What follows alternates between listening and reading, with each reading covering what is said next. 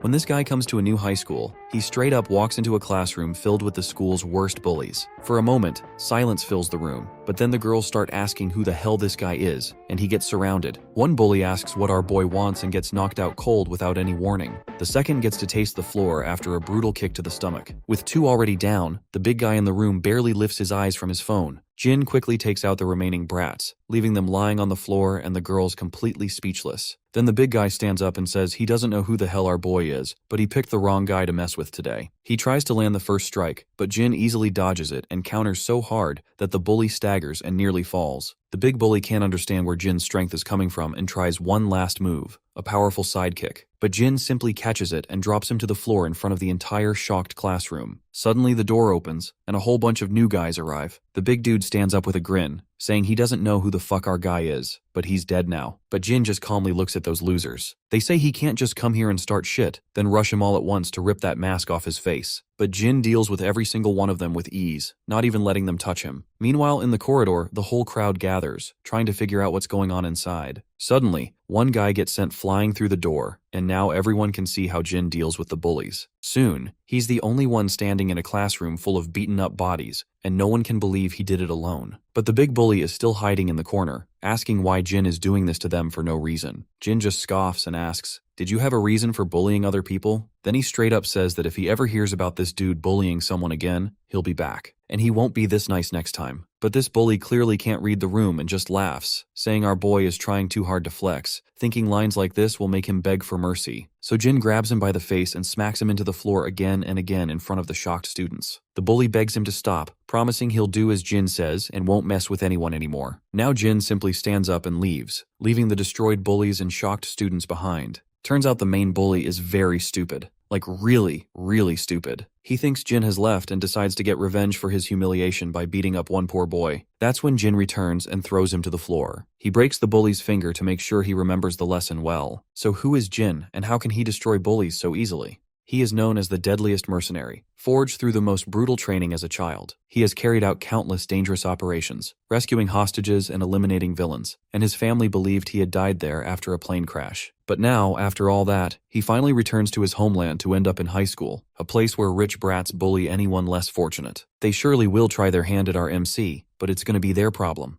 This story starts in a school, where the entire class is being introduced to this new handsome fella, who has just transferred into this school. The teacher mentions that he's been living overseas for a long time, and asks everyone to be friendly and help him settle in. All the girls in the class can't help but blush at how hot he is. Even the bullies in the room can't resist sneering, while the other students with average looks feel a pang of jealousy at the new guy's good looks. The teacher directs him to an empty seat at the back of the room, and he makes his way over, ready to get settled in his new spot. As the new guy walks to his seat, we spot a redhead guy named Jae-hyung, and we can tell that he is feeling absolutely annoyed. Let's face it, he's just jealous that this new guy is stealing the spotlight with his looks. The big guy seated behind Jae-hyung gives a subtle signal. Jae-hyung quickly catches on to what his friend is trying to say, and decides to take action. He extends his foot out, aiming to trip the new guy as he walks by. But Jae-hyung's plan doesn't go as smoothly as he'd hoped, because this new guy quickly halts, leaving Jae-hyung gritting his teeth in frustration. He had timed his foot extension perfectly, but it still didn't work at all. Meanwhile, the new guy, who goes by the name Jin by the way, just gives Jae-hyung a death glare for his pathetic attempt, though he does not say a word. The scene then flashes back to Jin's past, where we see a blonde guy advising Jin to avoid getting into fights once he returns to Korea. Jin lets out a sigh and responds that he's already aware of this much. The senior perks up to hear this, and curiously asks about how Jin knows. Jin then explains that he wouldn't enter any combat situation without having enough intel about his surroundings. Well, it looks like Jin's response isn't exactly what the senior was expecting to hear, because it sounds way too hardcore. But Jin continues, sharing his wisdom from years of experience. He explains that making a rash decision could cost him his life, and such a mistake would be a rookie move. This makes the senior even more uncomfortable, and our boy goes on to remind his senior that he has survived plenty of battlefields over the past 10 years, because he knows his stuff. Suddenly, Major Kang, the senior, tells Jin to stop and clarifies that he wasn't referring to all this strategic nonsense, but rather, he does not want our boy to engage in fights because he wants to prevent the poor offender from getting beaten up badly. In the present moment, Major's advice lingers in our boy's mind, so he does not say anything to the bully in order to avoid fighting. The teacher then notices Jin standing there idly and asks if everything's okay. Jin simply flashes a pleasant smile, saying he is good, and continues past Jae-hyung, ignoring him. Jaehyung snickers once again, thinking Jin is just a wimp afraid of getting picked on. Even the guy who tried to trip him earlier smiles, pleased with Jin's reaction. Once Jin reaches his seat, the teacher tells one of the students to help him get ready for the first class. With that, the teacher leaves after wishing Jin a good time studying. The student sitting next to Jin quickly introduces himself as Youngchan Park, and our boy returns the gesture, introducing himself as Ijin Yu. Youngchan then nervously glances over his shoulder to make sure no one's watching, and leans in to whisper to our boy that he saw what Jaehyung was trying to do. He explains that Jaehyung Lee is a troublemaker, but there's also another bully to watch out for, which is Hyokjin Ju, who's just as bad. Jin takes a closer look at both of the troublemakers, while Youngchan further reveals that the next class is math. Jin thanks his new friend for the heads up, and Youngchan is relieved to see that our boy isn't just another bully. He tells our boy to feel free to ask him anything, and he'll do his best to help out. The math teacher arrives and instructs everyone to open their textbooks. He starts solving math problems on the board. Some students are busy taking notes, while others look utterly bored. Jin takes in the scene, noticing that Youngchan is diligently paying attention, while some students are dozing off or messing around on their smartphones. He also glances out the window and sees a group of students playing in the playground. Jin's mind drifts back to his days as a mercenary. He remembers the heavy rain, feeling utterly exhausted and battered. The chaos of his past life, the constant roar of guns and explosions, seems to have left a permanent mark on his mind.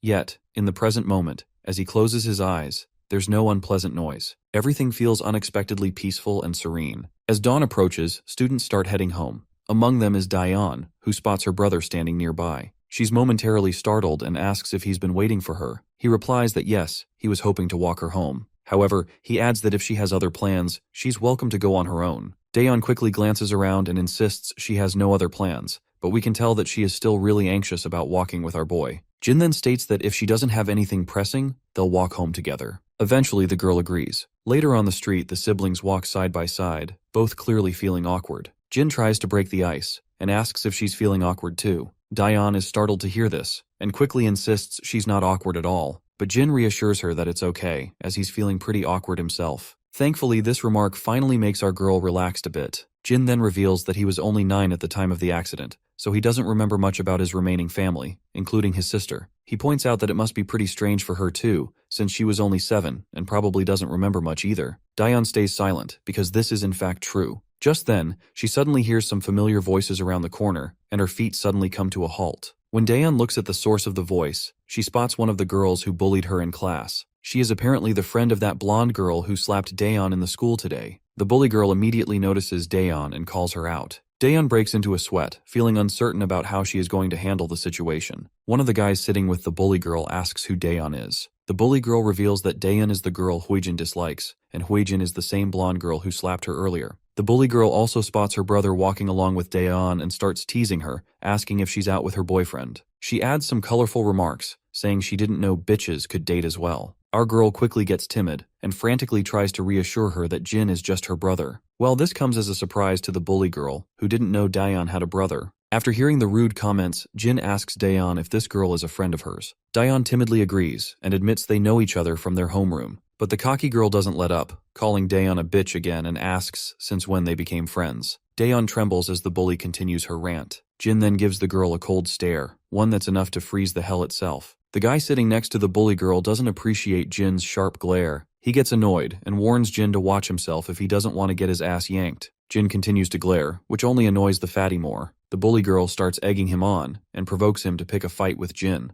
Eventually, the fatty's patience wears thin and he strides over to our boy, and Jin quickly shoves Dayan back and gets face to face with this stupid head. The fatty demands to know if Jin is trying to act tough in front of his sister. Jin notices how defenseless the fatty is, standing so close that all his vital points are wide open for attack. What's even more amusing is that the fatty isn't carrying any weapons. All he has is this giant ass of his. Jin can't help but feel that this guy is being rash and leaving himself wide open. But then, Major Kang's words echo in his mind once again, which reminds him to not pick fights with anyone.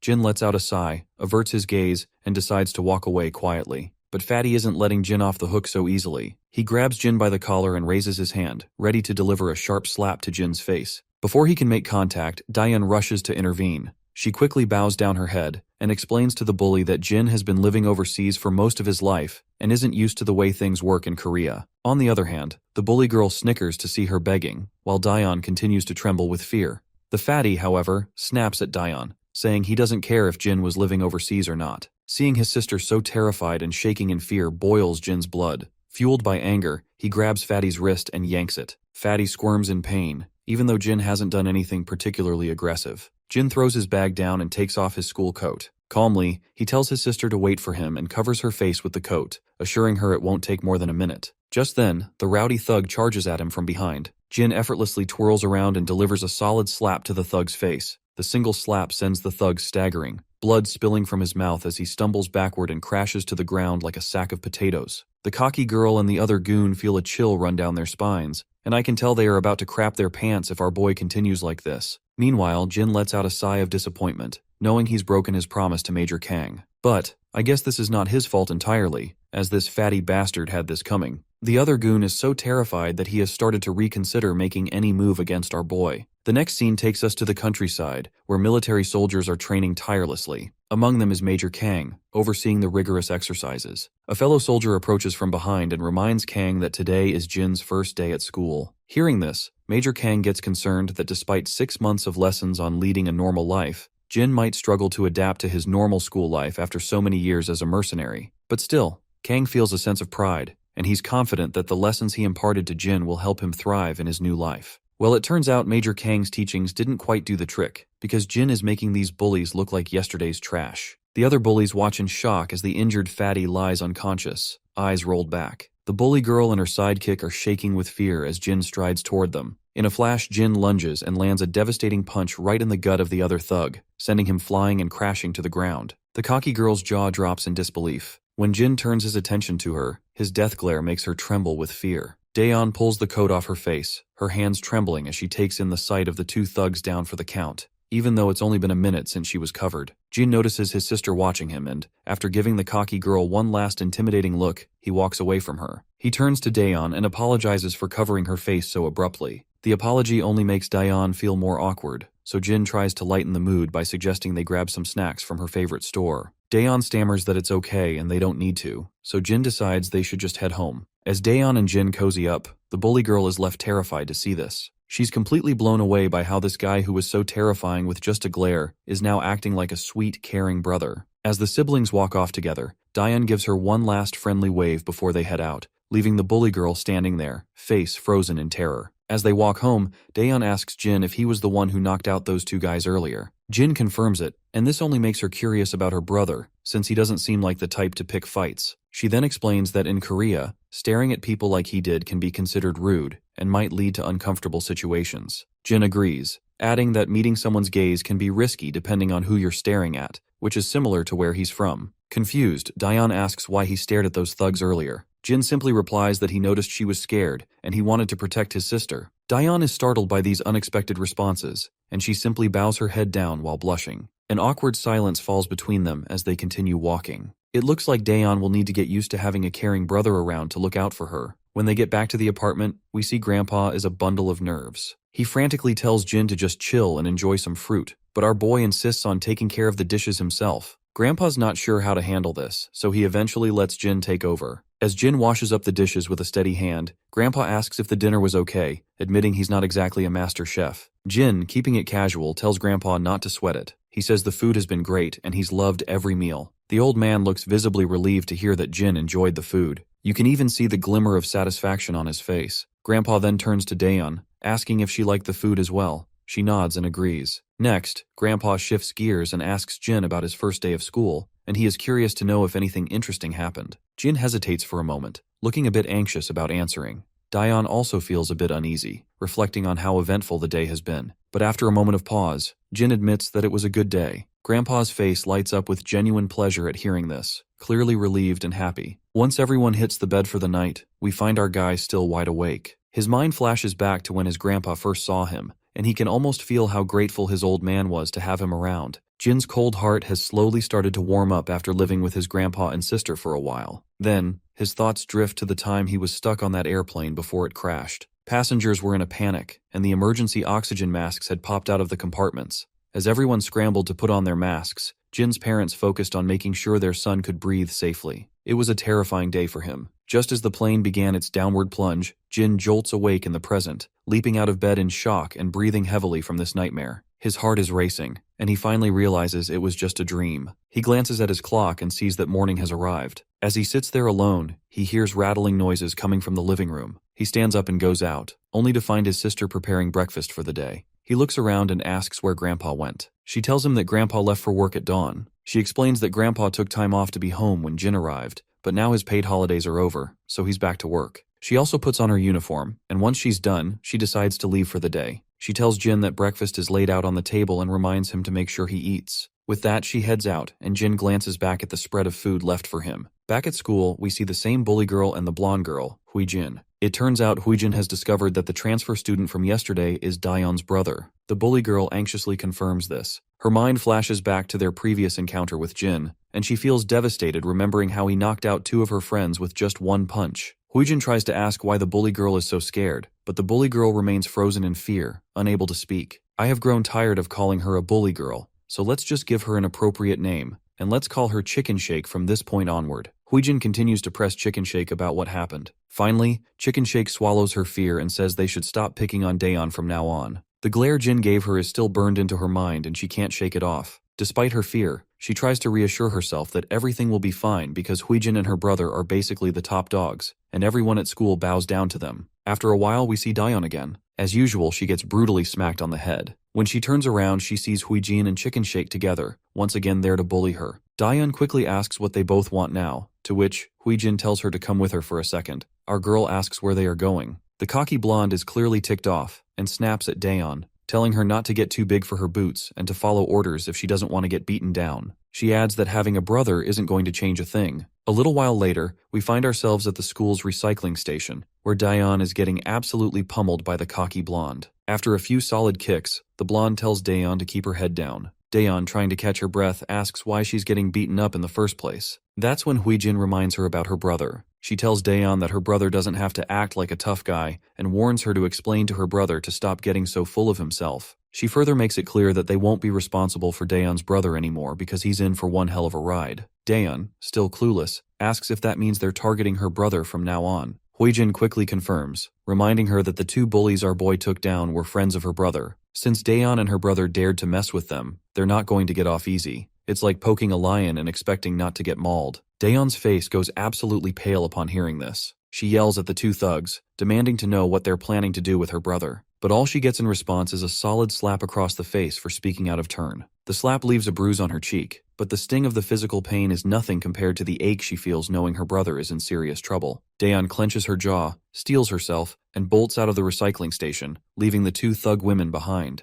The scene cuts back to third year class 2. The atmosphere is thick with anxiety. Even the two average bullies in the class are unusually quiet. Everyone's on edge because the school's biggest bully is strolling into the classroom with his entourage, and it looks like the drama with Jin is about to kick off big time. But Jin just sits there cool as a cucumber. The two bullies who got knocked down yesterday are also strolling down with their boss. Behind them, the biggest bully of all, the top dog, looms large. Right on cue, Daeyeon bursts into the room like a tornado. She's panting heavily, her face is bruised, and her uniform is smeared with dirt. Jin abruptly stands up from his seat, and his eyes widening in shock as he takes in the sight of his sister's battered face and filthy uniform. The bully boss starts up with some banter, teasing how Jin's sister is worried sick about her brother. He points out how his own sister, Huijin, all she does is whine and nag at him to do things for her. Huijin also strolls into the scene and reminds her brother that she will only feel sorry when her brother actually gets his ass handed to him by someone. Meanwhile, Jin is left visibly petrified seeing his sister so bruised up. But before we can see his reaction, the scene cuts back a little to the past, when students were just starting to gather in the classroom early in the morning. We see the terrified face of Youngchan taking hits to the head from two rowdy individuals who are using his face for target practice.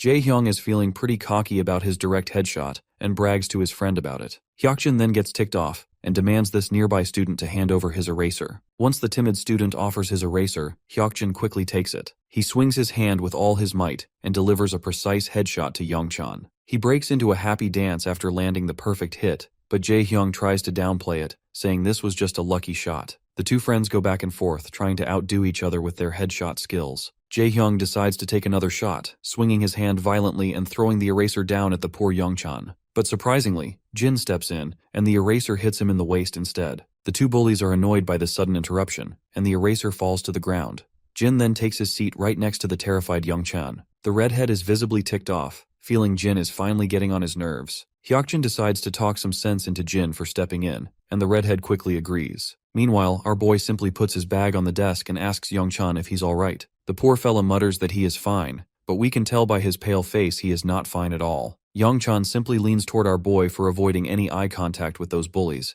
and asks our boy if they should hang out after school. Jin reveals that he has to walk home with his sister, so he can't hang out. The timid boy perks up at this, and asks if his sister transferred here with him. Jin shakes his head, saying she was already studying here before he arrived. When Youngchan asks her name, Jin tells him it's Daeon. Youngchan is startled to hear this, and Jin notices his sudden reaction, so he asks his friend if he knows her. At first, Youngchan feels reluctant to say anything, but admits that Daeon isn't having the best time at school lately. He explains that she was quite popular back in middle school for being smart and pretty, which attracted a lot of attention from the guys. But then a blonde girl named Huijin, who was jealous, started bullying her. Jin asks if no one stopped them from bullying Daeon. Youngchan reveals that the girl who used to bully her, Huijin, has a brother named Gisu Kim, who's one of the worst troublemakers at their school. What's even worse is that Daeon is stuck in the same homeroom as Huijin, and she gets bullied to the point where every student is amazed that she still has the courage to come to school. Jin puts two and two together and realizes that Huijin started bullying his sister just because someone liked Daeon,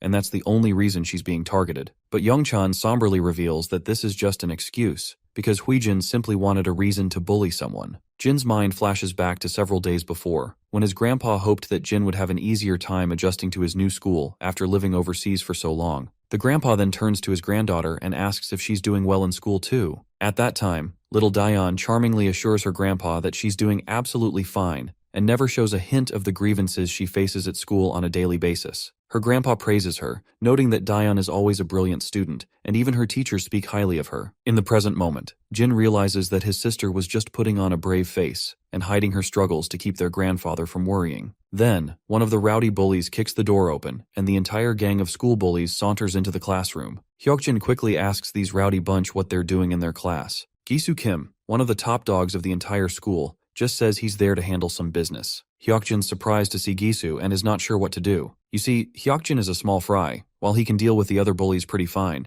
but he doesn't want to get tangled up with Gisu Kim. Meanwhile, Gisu's lackeys inform him about Jin. When Gisu sees Jin, he starts shouting at his lackeys, furious that they got their butts kicked by a scrawny little punk. He dismisses his lackeys and provocatively flicks his finger at Jin, telling him to come over. Jin stands up immediately, while the redhead and Hyokjin look totally confused about what Jin did to tick off Gisu, and they're pretty sure he is pretty much screwed now. Meanwhile, Jin stands his ground defiantly and asks if Gisu is actually the big shot here. Gisu sneers, and he finds it fascinating that our boy took his sweet time to figure out who is in charge here. He turns to his lackey and tells him not to just stand there like an idiot and to make a move. But we can clearly tell that the lackey is absolutely scared, but he eventually steps forward towards Jin. But before the showdown starts, Daeon also bursts into the classroom, breathing heavily. In the current time, this is how Jin finds himself looking at his bruised-up sister. Tears well up in Daeon's eyes as she starts apologizing to Jin for putting him into trouble. Meanwhile, Huijin scoffs after seeing those tears and calls her the biggest drama queen ever. Jin, however, tells his sister she has nothing to apologize for. Before she can say another word, he loses it and slaps this lackey across the face with such force that he hits the ground, knocked out cold. The other bullies, who already know how hard Jin can hit, start to tremble. With one lackey down,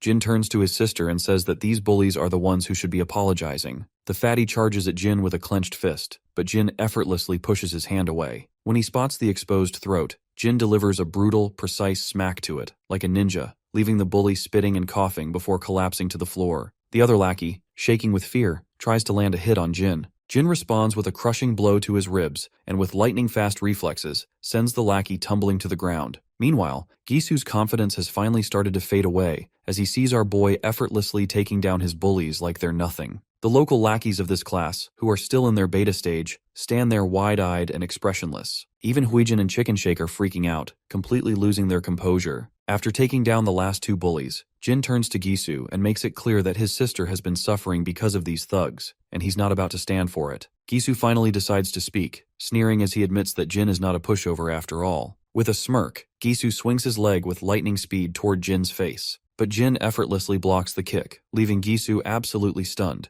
because he did not expect our boy to react so fast. Nonetheless, Gisu quickly swings his other leg, which is also blocked by Jin quite easily. Jin seizes Gisu's leg, pulls him closer, and delivers a brutal punch to his face. The punch sends blood spraying everywhere as Gisu crashes to the ground like a rag doll. His nose and mouth are bleeding, and he looks up in horror at Jin, who towers above him like a goddamn Death Reaper. Without hesitation, Jin swings his leg again, striking the bastard in the face with a powerful kick that sends more blood splattering. The guy, who was once cocky and full of himself, finally hits the ground, defeated and humiliated. The entire class falls silent, eyes wide in shock as they watch Jin take down one of the biggest bullies in one fell swoop. The two beta bullies are slack-jawed as well, unable to believe that our boy just took down a major player like Gisu so effortlessly. The girls are equally horrified, with the blonde especially stunned, unable to fathom if Jin is really this formidable. Jin starts walking towards Huijin, who is feeling terrified because she does not want to get slapped and face the same brutal treatment. But before anything else can happen, Diane rushes to stop her brother, pleading with him not to do anything anymore. Jin reminds her that Huijin and her crew have been bullying her for a long time, and he also knows that she was targeted by them yesterday as well. Diane's face falls as she realizes her brother has uncovered the truth, and she bows her head in silence. She then suddenly realizes that Jin is fighting for her sake, so she quickly forces a smile, telling her brother that she's fine and he should stop. Her brother hesitates at first, but eventually agrees, deciding to walk her to class. As they leave, the students in the room erupt into murmurs, unable to believe that Gisu, the top dog, was taken down by a single boy. Even the beta bullies admit that Jin is hardcore, and they are feeling a wave of relief that they didn't try to take him on earlier. As the chatter continues, the blonde girl trembles in a mix of fear and humiliation, unable to process her defeat. Meanwhile, as Jin and Diane walk together, she expresses her shock at how good her brother is at fighting, but then starts apologizing again. Confused, Jin asks what she's apologizing for. Daeon explains that it was her fault he got dragged into this mess. She feels responsible for the fights he had to endure, both yesterday and today. Jin gives Diane a reassuring smile, telling her she doesn't need to apologize for anything, because this is what families are for, to protect each other. He then begins to explain that back where he used to live, everyone only looked out for themselves. They didn't care what happened to others as long as they weren't the ones suffering. But even those people would act differently when their own families were involved. That is when the scene cuts down into the memory lane, to a chaotic battlefield, with smoke and explosions tearing through the area. Gunfire and bombardments echo from both sides. In the middle of the madness, we see a younger Jin, caught in the mayhem. Among the carnage, he spots one of the opposing soldiers desperately trying to save his little daughter, shielding her from a man who is holding his gun right over their faces. Even in the middle of the violence, the sight of that soldier risking everything for his child left a deep impression on Jin. It made him question what family truly meant and why it was so important. In the current moment, Diane points out that he barely remembers her, so why is he still going out of his way to help? The boy agrees, admitting it's true he doesn't remember her, but insists that doesn't change the fact that they're family. The girl just stands there in silence, but just as our boy's words sink inside her mind, she starts to feel a bit embarrassed. She quickly tells him she's fine and that he should head back to his class. She points out that they're already at her homeroom, so she waves a final goodbye and vanishes, leaving the boy with a faint smile on his face. Back in his room, Jin is still the hot topic of conversation, and he's feeling a bit awkward with all the attention he is getting. The beta bullies then flash him a thumbs up, cheerfully asking what kind of lessons he got overseas because he took those noobs down like they were yesterday's leftovers. They keep showering him with praise, but the boy just sinks into his seat, looking a bit overwhelmed. Even his friend Young Chun chimes in, saying he was actually pretty awesome, which brings a subtle smile to Jin's face. Meanwhile, we shift to the defeated goons, who are feeling pretty anxious after their embarrassing loss. Their boss, in particular, is still fuming, grumbling that there's something different about our boy, because he doesn't fight like your average third-rate thug. His sister tries to cheer him up, reminding him to stop sulking and pointing out that their loss was just a fluke, and Jin just caught them off guard, so she suggests they should try to catch him later. But the bullies stay silent, because they've learned the hard way that our boy is a powerhouse not to be messed with. Still, the blondie reminds her that he's just one guy, and they shouldn't let some dude take us down like this. Her brother finally shuts her up, telling her if she's itching for a fight, she can go take on the boy herself if she thinks it's so easy. Of course, Huijin doesn't like the way her brother's talking to her, so she snaps back that he shouldn't take his frustration out on her just because he got his butt handed to him by some random guy. Her brother is absolutely furious, and it's clear Huijin's words hit him hard. He is seething in anger because we all know that she is speaking some uncomfortable truth. Huijin glares at him one last time, her eyes welling up with tears from the frustration of seeing her brother act like this. Quietly, she turns around and slams the door behind her as she leaves. As she stomps down the corridor, Chicken Shake catches up with her from behind. Meanwhile, Blondie is absolutely fuming. It's incredibly frustrating for her that all those bullies couldn't handle just one guy. She slams the door open as she storms into the classroom, and when she sees Daeon sitting in the classroom, she asks our girl that she must be feeling pretty lucky to have a brother now. She reminds her how she now can go to school without a care in the world, and can just run to her big brother if she gets into trouble. Daeon doesn't say a word in response, which only makes Huijin more annoyed. She thinks Daeon is giving her the cold shoulder just because she has her brother around. She grits her teeth in frustration and makes it clear that she won't let Daeon do whatever she wants just because she has a brother. As dusk starts to settle, students begin heading home, and among the crowd is our girl, looking pretty dejected. She's lost in thought, recalling the scene where her brother stood up for her and fought those thugs. She remembers him saying they're a family, and wonders if this means she can finally go to school without worrying about getting bullied. Her mind drifts back to her miserable days under Huijin's rule, where she was constantly bossed around and obeyed every command like a faithful dog. Whenever she tried to speak up for herself, she'd get slapped down. Suddenly, her brother appears behind her and asks if something's bothering her. She is startled by this sudden call, but our boy reminds her that he'd called her a few times already, but she did not respond. The sister quickly says sorry, explaining she didn't hear him, and then asks if he was waiting for her again. The boy nods, saying he was because he still doesn't know his way back home. So, they start walking together, talking about how they should grab some groceries on the way, since Grandpa always gets super hungry when he's home late. As they walk side by side, that rowdy bitch stands behind them. She's looking utterly mad, and just can't handle seeing the smile on our girl's face. This bitch is biding her time, waiting for the perfect moment to make Daeon forget how to smile. In the next scene, we see our duo is shopping around the store. The girl seems to be having a tough time choosing what to get, while people around the store are looking at our duo. Girls in the store can't seem to take their eyes off our boy, and Daeon can't help but notice how much attention he's drawing from the ladies. She knew he was popular at school, but it seems he stands out even outside of it. Out of curiosity, Daeon finally asks her brother if he's ever had a girlfriend back when he was overseas. The sudden question takes him by surprise, and he looks like he's never even heard of the term girlfriend before. Seeing his confusion, Daeon clarifies, saying she means a girl he might be dating. He simply replies that he hasn't had any, which prompts his sister to suggest that he should consider having a girlfriend, especially since he's always attracting girls like a magnet wherever he goes. The boy stays silent for a moment before saying that he's always been too busy to have time for a girlfriend. Daeon understands where he's coming from, especially since he's been busy adjusting to a new country. That's when the boy turns the question back on her, asking if she's ever had a boyfriend. The question catches her off guard, and she quickly replies that she hasn't had one either. When he asks why not, she just says she's been busy as well. When they finally get home, we see our boy has been gifted a Samsung Galaxy phone by his grandpa. He's a bit disappointed because he wanted an iPhone instead. Grandpa quickly educates his grandson that iPhones have lousy battery life, so it's better to use a Samsung instead, especially since all the kids nowadays have iPhones. It's kind of a funny jab, suggesting that having a Samsung might actually make him stand out.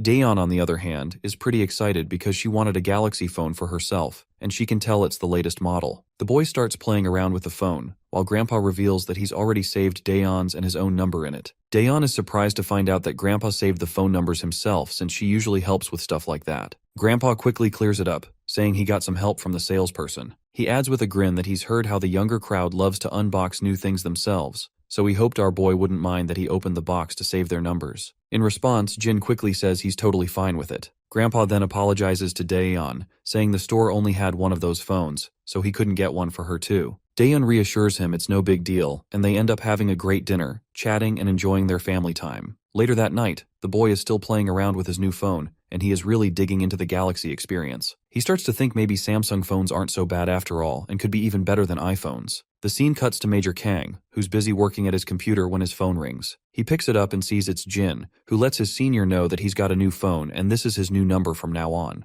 The senior is a bit surprised by this news, and even the junior standing behind him asks if Major Kang didn't already give Jin a phone. Major Kang confirms that he did. That's when the senior gets tomato red with anger, pointing out that he had given Jin the most expensive iPhone they had, so he is kind of furious that Jin has changed his phone already. The next morning arrives, and Jin comes out of a cozy shower and notices his sister rushing out in her uniform. Before she leaves, Jin asks why she's heading out so early. She tells him she's actually running late and bolts out without wasting any time. She also reminds him that dinner is already set up, so all he has to do is put the dishes in the sink. As she's rushing down the street, she glances at her phone and is relieved to see that she'll make it on time. She had gotten delayed because she wanted to make a delicious soup for Grandpa, and seeing him smile after eating it made it all worth it. She's just happy to do something nice for him. Her moment of happiness is abruptly cut short when she gets a solid kick to her ribs and crashes to the ground. Standing over her are three girls, all decked out in hoodies and masks to hide their identities. The one at the front tells Daeon to watch where she's running and accuses her of nearly breaking her ankle. It's clear these girls are just looking for trouble and making excuses to pick a fight. They demand that Daeon apologize for her so-called blunder. The poor girl quickly nods and says she's really sorry. But the rowdy leader isn't satisfied and slaps Daeon across the face and insists she apologize like a whimpering dog. That's when one of the girls with a ponytail suggests they all head to a karaoke spot to blow off some steam. Another girl quickly agrees, saying that they definitely need to relax and have some fun. The ponytail girl crouches down to meet Daeon at eye level. With a smug grin, she invites our girl to join them in their karaoke session, and she is sure that they are going to have a blast there. The second Daeon hears that voice, she instantly recognizes that this is Huijin Kim, and she is definitely here to make our girl's life miserable. Before she knows it, they're all at a dingy karaoke place. The manager, catching sight of these shady-looking girls, can't help but feel uneasy. A while later, we see the manager again, who is pacing nervously toward the room where those girls had their karaoke session. He mutters to himself about how rowdy kids have gotten these days, and wonders what kind of mess those ladies might have left behind, because in their entire karaoke session, all he heard was loud screaming noises. The manager turns the lever and opens the door, only to find Daeon sprawled on the floor, clearly beaten up. Thankfully, she's conscious, and starts to slowly get up. She fumbles with her things, her hands shaking as she gathers her stuff. The manager is utterly confused to see this unexpected sight and decides to call an ambulance, but Daeon flatly refuses and stumbles out the door. Meanwhile, back in the classroom, the teacher is taking attendance and notices that Daeon is still missing. When the students confirm she's not there, everyone is confused since Daeon wouldn't just skip school without letting anyone know. In the background, Huijin Kim is smirking, clearly pleased with herself. Chicken Shake turns to her friend and asks if she thinks Daeon will be okay. In response, Huijin simply tells her friend not to panic. She reminds her that Daeon missing school has nothing to do with them. Chicken Shake nervously agrees, playing along and affirming that it's indeed true and has nothing to do with them. Finally, the school bell rings, signaling the end of the day. As usual, the boy waits outside for his sister, but he can't seem to spot her in the crowd of students. The crowd begins to thin out, and soon there's hardly anyone around, but his sister is still nowhere in sight. He waits for a bit, then pulls out his phone and tries calling her, wondering if she might have gone home already. Meanwhile, she's already back home, and her phone rings endlessly as her brother keeps calling, but she doesn't bother to answer and lets it ring. Eventually, the boy heads back home. His eyes immediately spot the sneakers she wears sitting over the doorstep. He pulls off his bag from over his shoulder and goes to her door, giving it a gentle knock and asking if she's inside. The girl quickly responds, and the brother feels a wave of relief knowing she's indeed there. Daeon quickly asks if Jin waited outside the school today too. Jin no Diaz and mentions that he even tried calling her, but she didn't answer. The girl apologizes heartily, saying she must have been asleep. Jin picks up on the odd tone in her voice and asks if he can come in for a second. Daeon quickly comes up with an excuse, saying she's in bed because she's not feeling well. Worried, Jin asks if it's something serious. She reassures him that it's just a slight fever and that she'll be fine after some rest. Jin tells her to call him if she needs anything and decides to head out, planning to grab some medicine for her. But Jin suddenly stops at the door and notices that her sneakers are stained with blood. It doesn't take him long to realize something serious must have happened, since blood on her shoes isn't something you see every day. Once he pieces it together, he grabs the first aid kit and heads into her room to tend to her injuries. She winces as he applies bandages to her bruised face. It seems Jin still doesn't know the full story. Daeon tells him she fell down the stairs while trying to dodge a bicycle. However, Jin points out that her injuries seem quite severe for a simple accident, and asks if she doesn't want to see a doctor. She hesitates for a moment before insisting she's totally fine. I guess her hesitation to visit the doctor is understandable, because if she goes to the hospital, they'll discover the bruises aren't from a fall down the stairs. The scene then cuts to Daeon's past, where we find ourselves in the principal's office. Daeon is telling the principal that she was beaten up by Huijin. However, Huijin flatly denies the accusations. The police are also involved in the case, and Daeon insists that Huijin was the one who beat her up. She explains that Huijin was wearing a mask and hat, but she recognized her voice and is certain it was her. Besides, Huijin has a history of bullying her at school. But then Huijin, with a sly smirk, asks how Daeon can accuse her when she didn't even see her face. The principal questions Daeon if she saw the face of the person who assaulted her. Daeon responds once again that the assailant's face was covered, but she's sure it was Huijin. At this point, Huijin's mother bursts with anger. She angrily accuses Daeon of calling the police and treating her daughter like a criminal over a ridiculous accusation. The principal tries to calm the furious mother down, but she refuses to listen and makes it clear that she won't calm down. Meanwhile, Huijin's confidence crumbles as she realizes that no one seems to believe her, despite her certainty that Huijin was the culprit. Even the police officers are skeptical. The mother demands that Daeon apologize to her daughter immediately for the accusation, but our girl stands her ground and tells the woman that it was indeed her daughter who assaulted her. The arrogant mother is infuriated by this and decides she will take the matter up with Daeon's parents. She demands our girl to bring her parents to the school right away. This just breaks Daeon's heart. She feels tears streaming down her face involuntarily,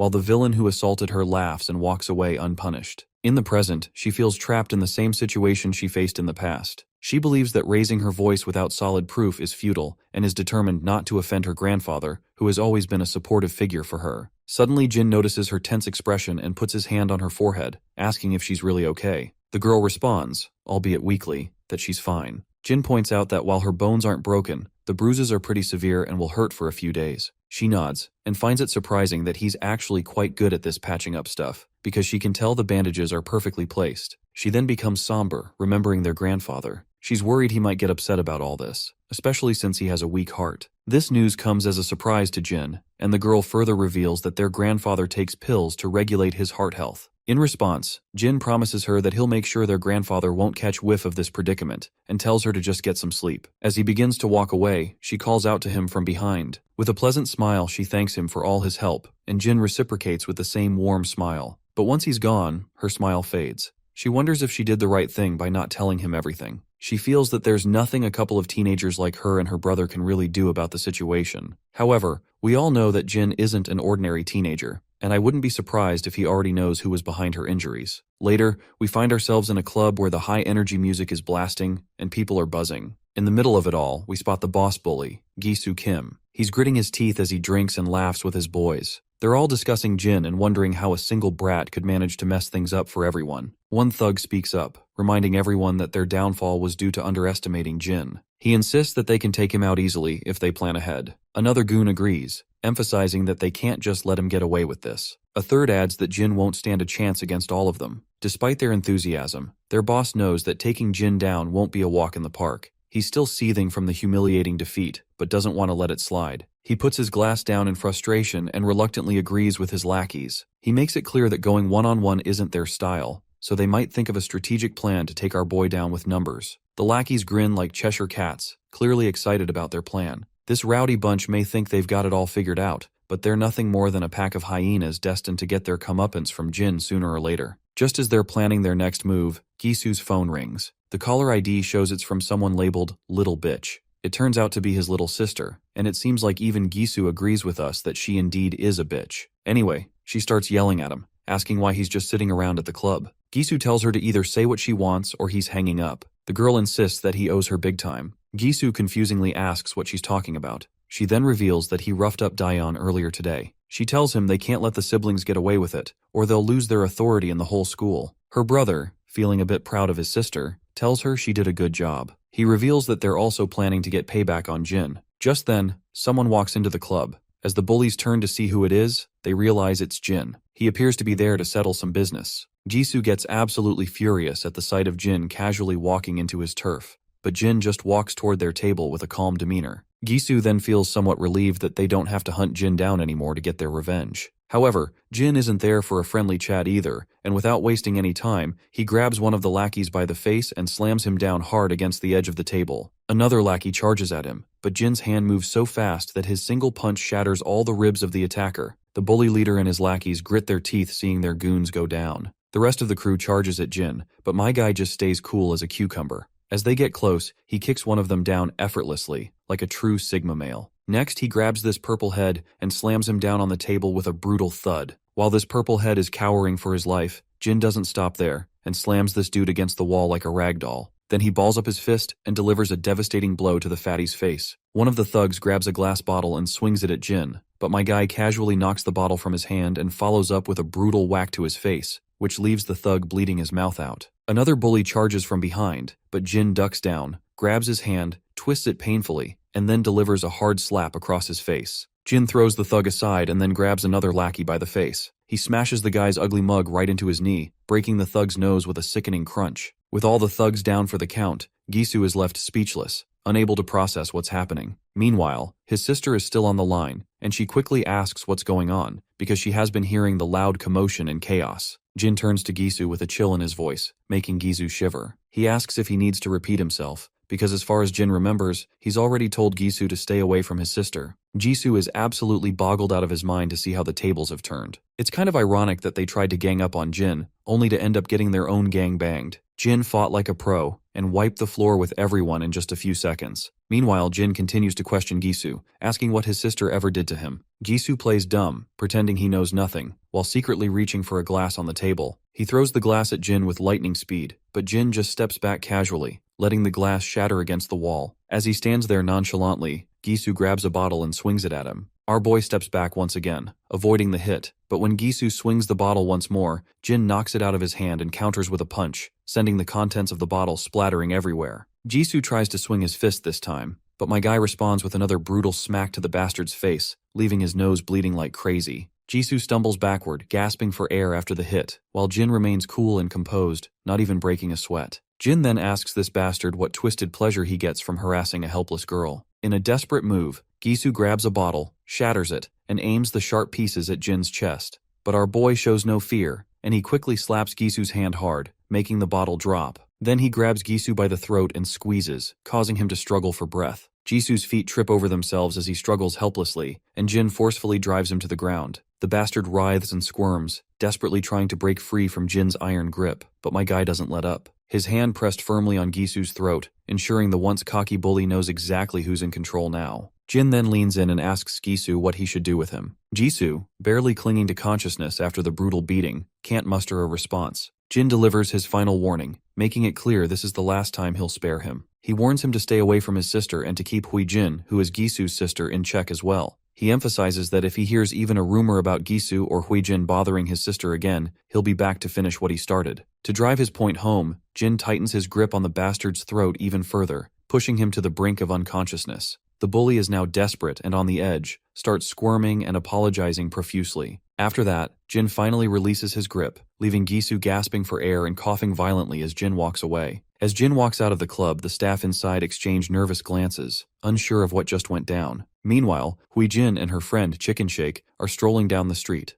Huijin has got a bad vibe and starts worrying that her brother might be in trouble. When they reach the club, they hear footsteps coming up the stairs, and it's Jin, casually making his exit. Huijin is caught off guard and isn't sure what to do. She shouts for Jin to stop, thinking she can still play it cool because no one can pin the blame of what she did to Daeon. But Jin doesn't even slow down. Huijin, now really nervous, starts backing away, trips, and falls hard on her butt. While she's rubbing her sore shoulder, Jin's phone rings. He checks it and sees it's his grandpa calling. After a quick chat, he simply turns around and just heads home quietly, leaving them curious about what he is even thinking. When Huijin enters the clubroom, the scene is a mess. Her brother and his lackeys are all battered and bruised. She immediately starts shouting at him, demanding to know how he got whooped by Jin again. But her brother, too exhausted to argue, cuts her off and tells her to stay the hell away from Daeon from now on. Huijin, not grasping the seriousness of the situation, keeps pushing back, asking what the hell he's talking about. Her brother, visibly frustrated, finally loses it. He grits his teeth and yells at her to leave our boy's sister the fuck alone. But Huijin doesn't back down and keeps shouting, questioning why he's so afraid of that bastard. That's the breaking point, and her brother snaps with his eyes blazing with anger. He makes it crystal clear that if she doesn't steer clear of Daeon, he'll make sure to mess her up himself. Yikes, these siblings have a seriously twisted way of dealing with each other. It's wild how casually they talk about screwing each other over. Huijin is shaken by her brother's outburst, and she begins to tear up. We're back with our boy, who spots the grandfather once again. They sit down on a bench in the park. First off, Grandpa apologizes for pulling our boy away while he was having fun with his friends, but our boy says it's all good. The old man then gets a bit sad, mentioning that Daeon got injured, and our boy was the one who treated his injuries. Our boy confirms it, and the old man explains that her injuries are pretty serious, but she refuses to go to the hospital. He shares how tough it's been raising Daeon on his own. He never really knew how to raise a young girl and was always working hard to put food on the table, and he is just grateful she's come this far on her own. Grandpa reflects on all those years and says that looking back, Daeon has given him so much more than he's ever been able to give her. He lost everything in that accident, and Daeon was the only thing that kept him going after the plane crash took everything away from him. It breaks his heart to see her so hurt, and not even tell him the real reason behind it. He wonders if she thinks he's too old to understand. He mentions a saying about how kids become distant from their parents as they grow older, so it must be even harder for her to reach out to an old grandpa. But our boy quickly reassures the old man that he's just overthinking. He points out that it's clear how much Grandpa loves Daeon, and he's sure Daeon loves him just as much. He tells Grandpa to stop worrying so much and promises that he'll look out for her at school. Hearing this, the old man is finally a bit relieved and genuinely happy that Daeon has a brother-like figure in her life. The next scene shifts to Omnia Medical Examination Center. Inside, we see Gisu with his injuries finally patched up. he's getting an earful from his father, who's clearly disappointed in him. His dad doesn't hold back, making it clear that Gisu deserves every one of those injuries because, as he puts it, if you're going to play stupid games, you're going to win stupid prizes. The arrogant mother starts yelling at her husband, clearly outraged. She reminds him that their son is in the hospital, and this is all he has to say? She tells him to go find the brute who did this and yell at him instead. She also points out that the same brute busted Huijin's arm too. Honestly, it's a real mess. Huijin is a bitch to the point that she even pinned the blame of her own mishap on our boy. We all know that she tripped and banged up her shoulder, but instead of taking responsibility, she's blaming him for everything. The angry father finally calms down and lets out a deep sigh. The concerned mother tells her son to just focus on resting and recovering. As they start to leave, the mother grumbles about making the kid who hurt their son pay if she ever gets her hands on him. Once they're gone,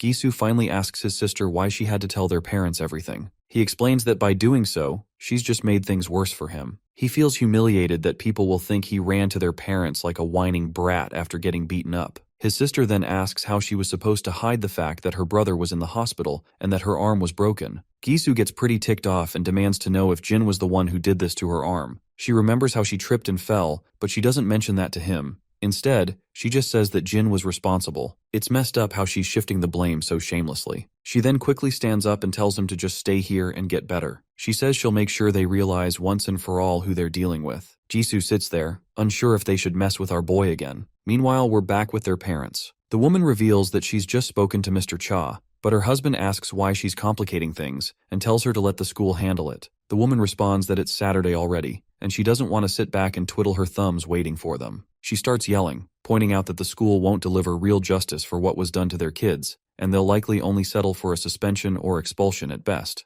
The husband continues to argue, saying she has no business going to Mr. Cha to handle this personally. The woman reveals that she already knows Mr. Cha and that he's been handling his dirty work for years. Meanwhile, Huijin is eavesdropping and feeling pretty smug about her mother contacting Mr. Cha. She knows that Mr. Cha is the scary gangster who works for her father, and she's sure this will put an end to those troublemakers once and for all. The scene shifts to a rundown place where a man is fidgeting with his lighter, clearly on edge. Two goons walk by, looking pretty disappointed. They grumble about being ordered by their boss to handle some teenage drama, and none of them are thrilled about it. Even the boss himself isn't thrilled about dealing with this kid's squabble. But hey, a job's a job, even if it means wading through a mess of teenage nonsense. The scene flashes back to a time where a luxury Mercedes is zooming down the road.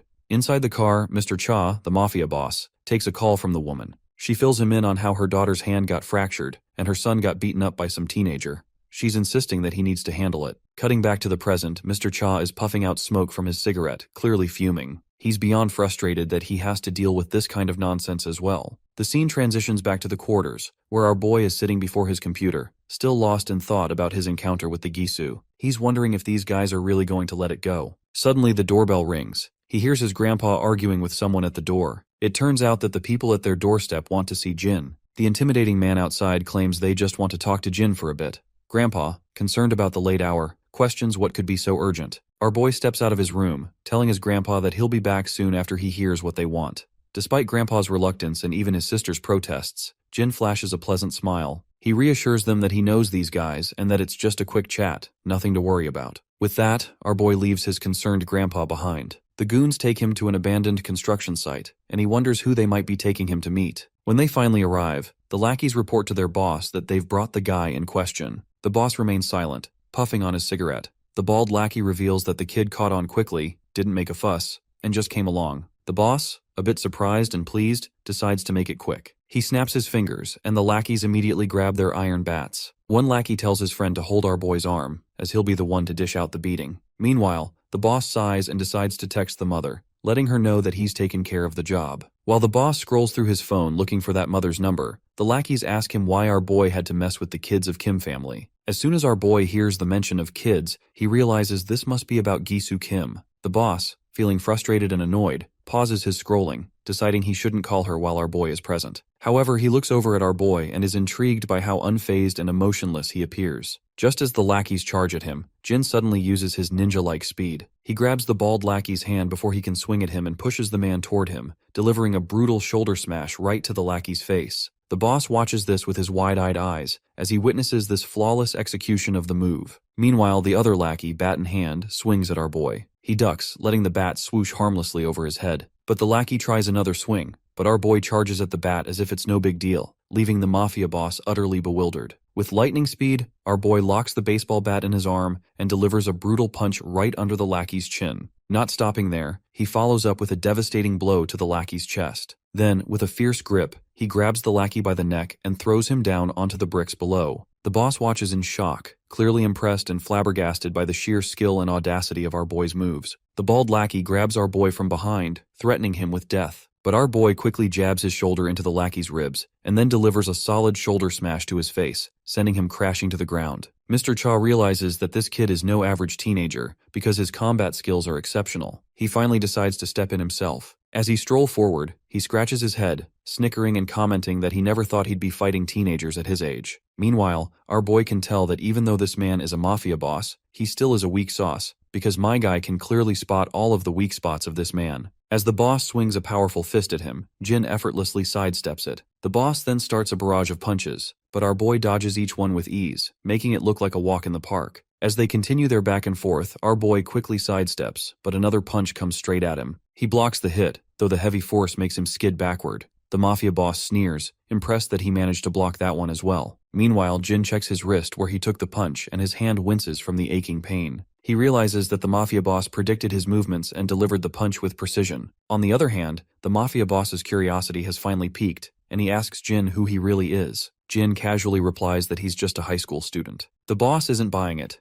In his mind, he figures this kid must have some serious skill and experience to fight like this. Jin takes his stance. With a grin, the boss says he's up for sparring further, and balls up his fist to deliver a blow to our boy. Our boy quickly deflects an incoming punch and tries to throw one of his own, but the mafia boss sidesteps it effortlessly. The boss then attempts to attack, but our boy grabs his hand and swings a punch towards his gut. The mafia boss reacts again, causing our boy to end up landing a hit right to his face instead. Mr. Cha is absolutely annoyed after taking that hit right over his face and tries to swing another punch at our boy. Once again, our boy deflects the attack and, locking eyes with his opponent, delivers a brutal blow to his face. He follows this up with a series of powerful punches, knocking Mr. Cha to the ground, leaving him feeling utterly humiliated by a teenager. It's surprising to see a mafia boss who relies more on his fists than on guns. Anyway, once Mr. Cha is defeated, he grins, noticing that our boy doesn't seem rattled at all by the fight. He doesn't know where this kid came from, but he's sure that the Kim family definitely messed with the wrong person. The scene transitions to this agency, known as National Assembly member In-bai Kim. Inside the building, 2 guards are stationed outside an office.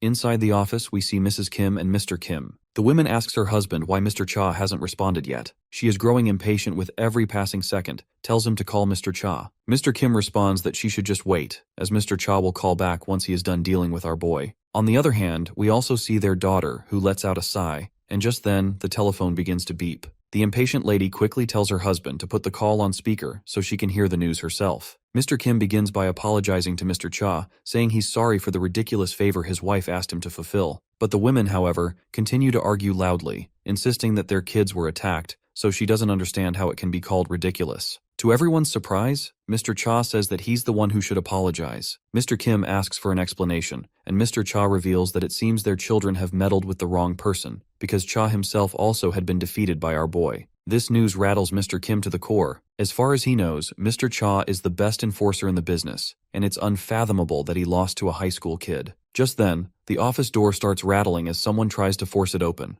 Both Mr. and Mrs. Kim look anxiously at the door. When it finally creaks open, they see soldiers sprawled on the ground, leaving the husband and wife utterly anxious and alarmed. Even their bratty daughter jumps out of her seat when they see Jin strolling into the room. The door behind him slams shut, leaving their unconscious bodyguards on the other side. Mr. Cha, still on the phone, quickly realizes that Jin has made it into their place. He leans back, letting out a defeated sigh. He's still trying to wrap his head around the fact that he got beaten by a single high school kid. He's now anxious about how to deal with this mess. Inside the room, Hui-jin jumps up from her seat as Mrs. Kim starts yelling at Jin, demanding to know if he's the kid who beat up her children. On the other side, the man at the desk demands to know how Jin managed to get into his office. That is when this stupid woman begins to grit her teeth in frustration, because she is pissed that her husband is not overreacting like her. The husband remains calm and composed, and asks again, more insistently, how Jin got past the security. Jin just shrugs and casually replies that he simply passed the guards blocking the entrance. Mr. Kim is even more shocked and confused, not understanding how Jin managed to beat Mr. Cha and all the security guards. What bothers him even more is how Jin even found out that he's living here. That shithead woman starts yelling again, telling Jin to stop giving them attitude. She quickly begins dialing the emergency hotline to report Jin for assaulting her kids and breaking into the office. Meanwhile, Huijin feels a sense of pride in her mother's actions. She believes that involving the police is a good move, thinking that even if Jin has impressive fighting skills, the law will take care of him. The arrogant mother tries to intimidate Jin with her threats, claiming she'll call the police or even the district attorney because she thinks Jin has no idea who he's dealing with. Jin, however, remains calm and responds that he has a pretty good idea. He points out that her husband is a second-term assembly member currently running for office.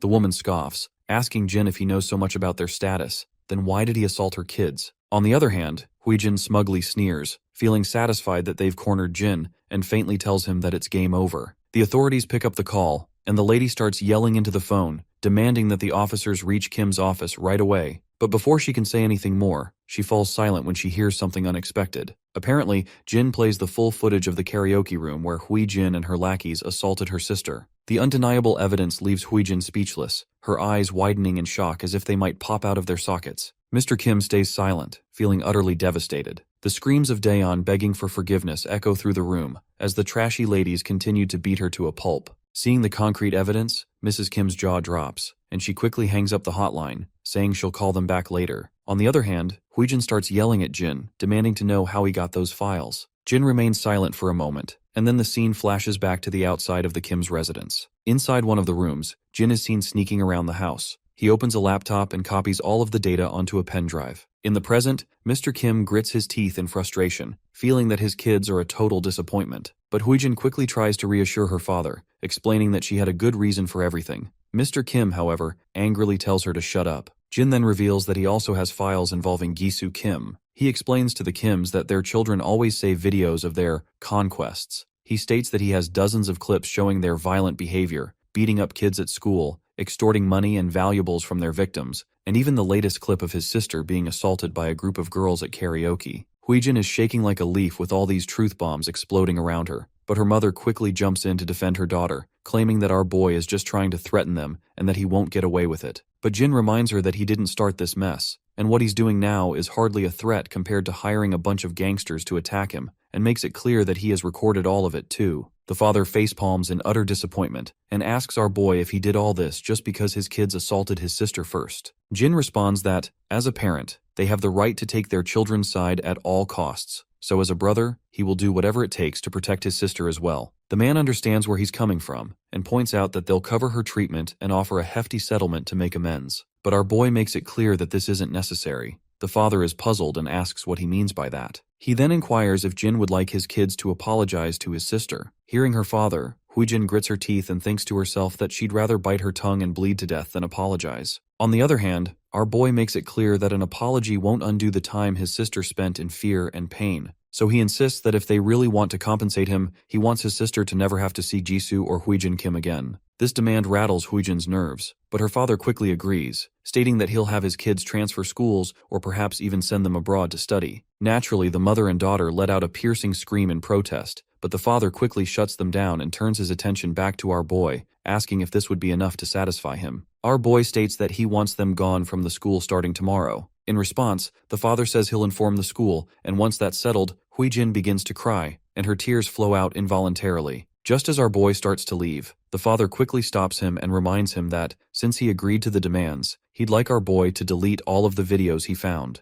Our boy shoots the old man a death glare, and the father can tell from the intensity of his eyes that this kind of deadly glare doesn't belong to a high schooler. Jin makes it clear that he's not a fool, and then begins to walk away, slamming the office door behind him with a resounding thud. Once outside, he finally heads home. His grandpa rushes to open the door and asks if he's okay, while Daeon is seen crying in the background. Jin is startled to see them so worried about him, but he smiles and reassures them that no one hurt him. As he begins to enter the house, the old man points out that the people they encountered seemed dangerous. Jin replies that they just stopped by to talk, nothing more. The sister then mentions that something about those people didn't feel right, and that she and Grandpa were very worried. Jin quickly tells her not to worry about anything other than getting better. Jin then hints to his sister that, from now on, she'll never have to walk down the stairs again because he's taken care of it. Of course, this doesn't make much sense to her at the moment, but she'll likely figure out what he meant soon enough. The next morning, they head to the school. Once inside, they part ways to go to their respective classes. As Daeon enters her classroom, she tries to avoid making eye contact with Huijin.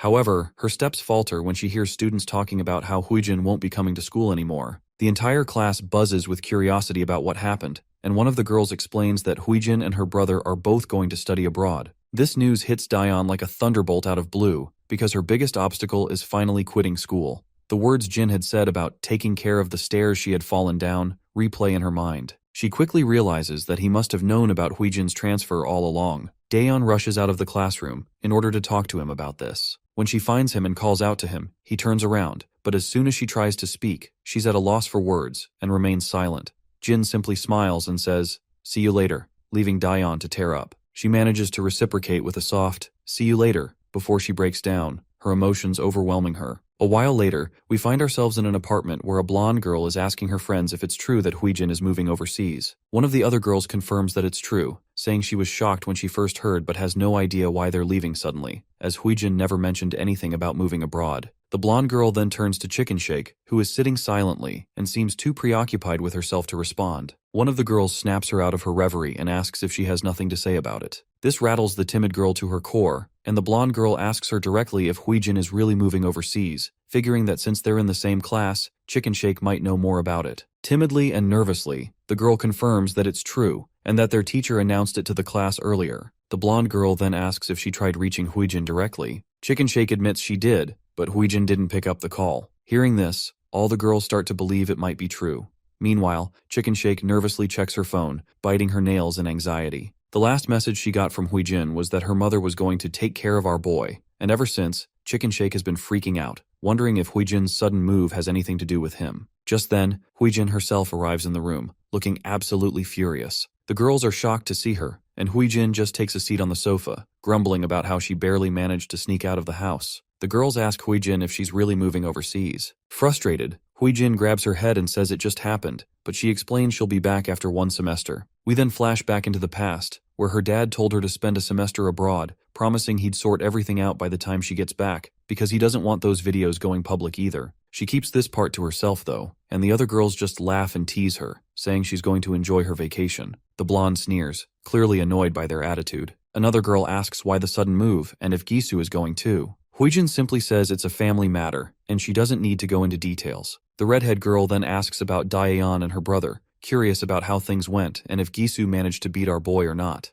Huijin tells them not to ask, insisting that Gisu probably has handled the situation already. However, we all know that she just doesn't want to admit that her brother and his lackeys got thoroughly defeated by our boy, as it would be too humiliating. She grows even more agitated thinking about how pleased Daeyeon will be to see her leaving the school. This irritation sparks an idea in her mind, and she decides to mess with Daeyeon one last time, asking her friends to help with her plan. Her friends question whether it's really necessary, and even Chicken Shake jumps in shock and expresses her reluctance. But Huijin insists they should consider how cocky Daeyeon will be without anyone to bully her. She plans to deal with Daeyeon before she leaves Korea, wanting to make sure she gets her revenge. Chicken Shake grows increasingly anxious and terrified as Huijin continues to reveal her twisted plan. Huijin gets cocky, boasting that Daeyeon's grandpa is a security guard somewhere, and she plans to have her mom get him fired. She believes this will teach Daeyeon a lesson not to mess with anyone from the Kim family. This is seriously messed up. Daeyeon is just an innocent girl, and Huijin's plotting is enough to make anyone sick. But before this trash woman can act on her disturbing thoughts, her face goes pale when she sees a figure standing before her, cloaked in a hoodie with a mask over their face. It doesn't take long for her to recognize that it must be Jin.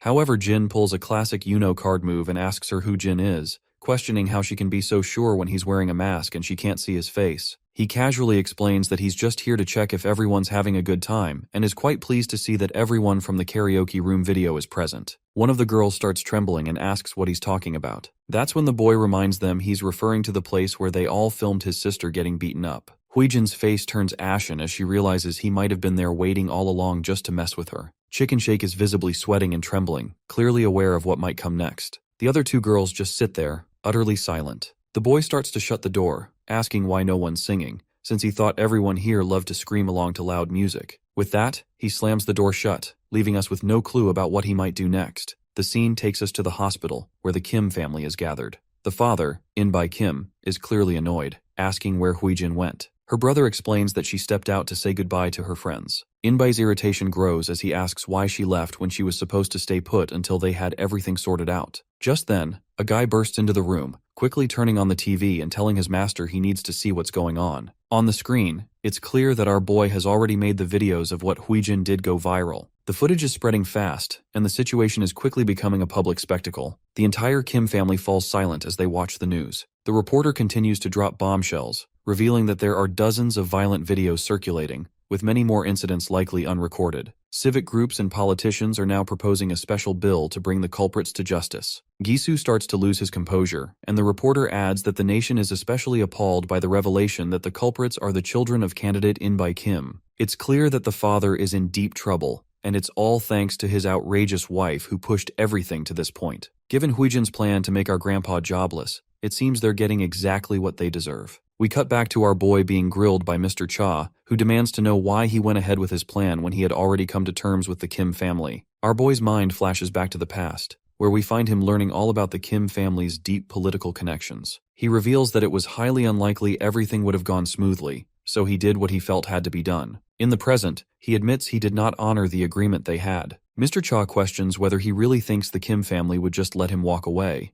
Our boy confidently asserts that he's probably the last thing on their minds right now. It seems our boy might be right. The reporter continues to drop more bombshells, revealing recent evidence of In-by Kim's involvement in money laundering, bribery, and election fraud. The evidence is so damning that even his fellow party members are calling for a strict investigation, with everyone trying to cut ties to avoid any damage to their party. As soon as Mr. Kim hears this, he slumps down on the bed like a lifeless doll. Back with Mr. Cha, he seems to suspect that our boy has dug up some data about his past as well, and Cha does not want to get exposed to the law just like the Kim family. So he quickly asks who our MC really is. Our boy responds simply, saying he's just an average teenager. Mr. Cha smirks at this ridiculous remark, noting that nothing about Jin is average. The scene shifts to the classroom, where the girls are feeling anxious and blushing as they see Jin. They whisper among themselves, trying to muster the courage to approach him and ask him something, but everyone remains too shy to make a move. As Jin sits lost in thought, his phone rings. It's Daeun, letting him know that she can walk home by herself today and telling him to take a break and hang out with his friends. Jin is puzzled by the concept of hanging out and wonders how to go about it. Just then, one of his friends, Young-chan, pops up and greets him.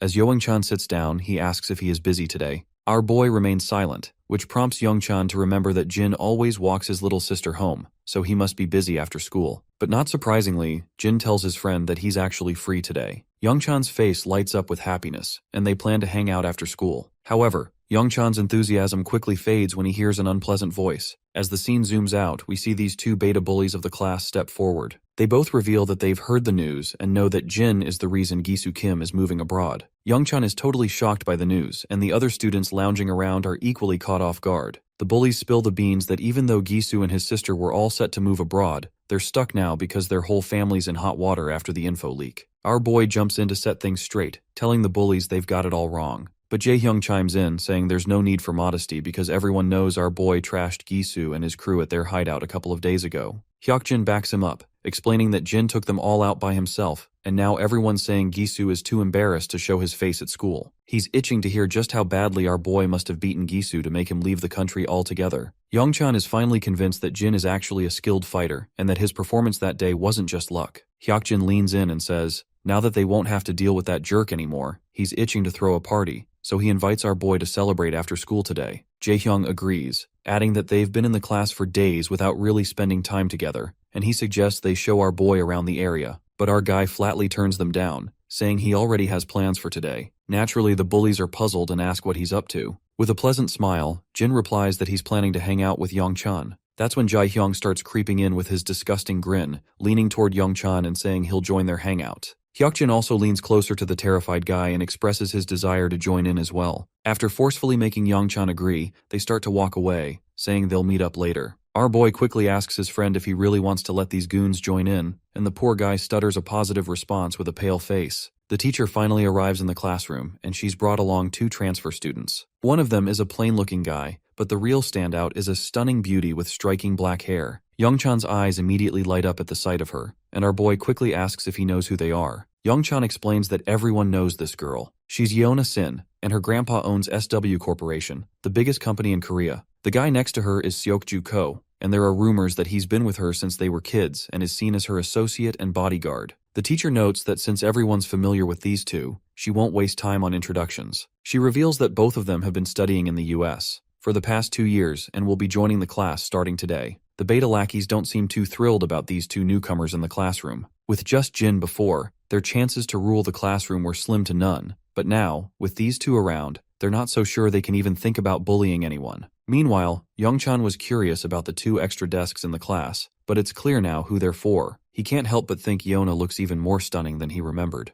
Even the students in the class can't keep their eyes off her. As Seokju behind the lady walks forward, he could not help but notice our boy, and their eyes lock for a moment. Yona too can't resist but glances at him while she is walking past him. Once both of the newcomers take their seats, Seokju tells Yona that our boy wasn't in the evaluation report he received a week ago, and he wants to double-check. Yona is intrigued and glances at our boy once more, and we can tell she is clearly curious about him. Our boy notices Yona glancing at him, and when he looks back, he finds her smiling. However, he just turns his gaze away again, which seems to irritate her since she didn't get a reciprocating smile. Meanwhile, Youngchan continues their conversation and asks if he has any particular place he wants to go. Jin says he's okay with anywhere, so Youngchan suggests hitting the game room. Well, it seems like the word gaming room triggers some memories for our boy, while his friends explain that it's nearby and just upgraded their PCs. That's when we flash back to the past, where we hear the authoritative tone of a senior telling a group of soldiers that they will begin today's portion of their practical life training program. He explains that there's one thing every Korean teenager must know, and that's the gaming room. This is the first time our boy has heard about the gaming room. The senior further explains that gaming rooms offer personal computers for a fee, and both students and adults can use them. Curious, our boy asks what people do there. The senior explains that while some users browse the internet or watch X-rated videos, most people are there to play games. For the average high school student, over 90% are playing some kind of computer game. The senior then introduces some of the most common games. First up is Legends of League, followed by Battle Royale. Back in the present, our boy reflects on how he can finally make use of the Major's intel. Meanwhile, Youngchan adds that they'll also grab some ramen at the game room and maybe check out Koinka afterward.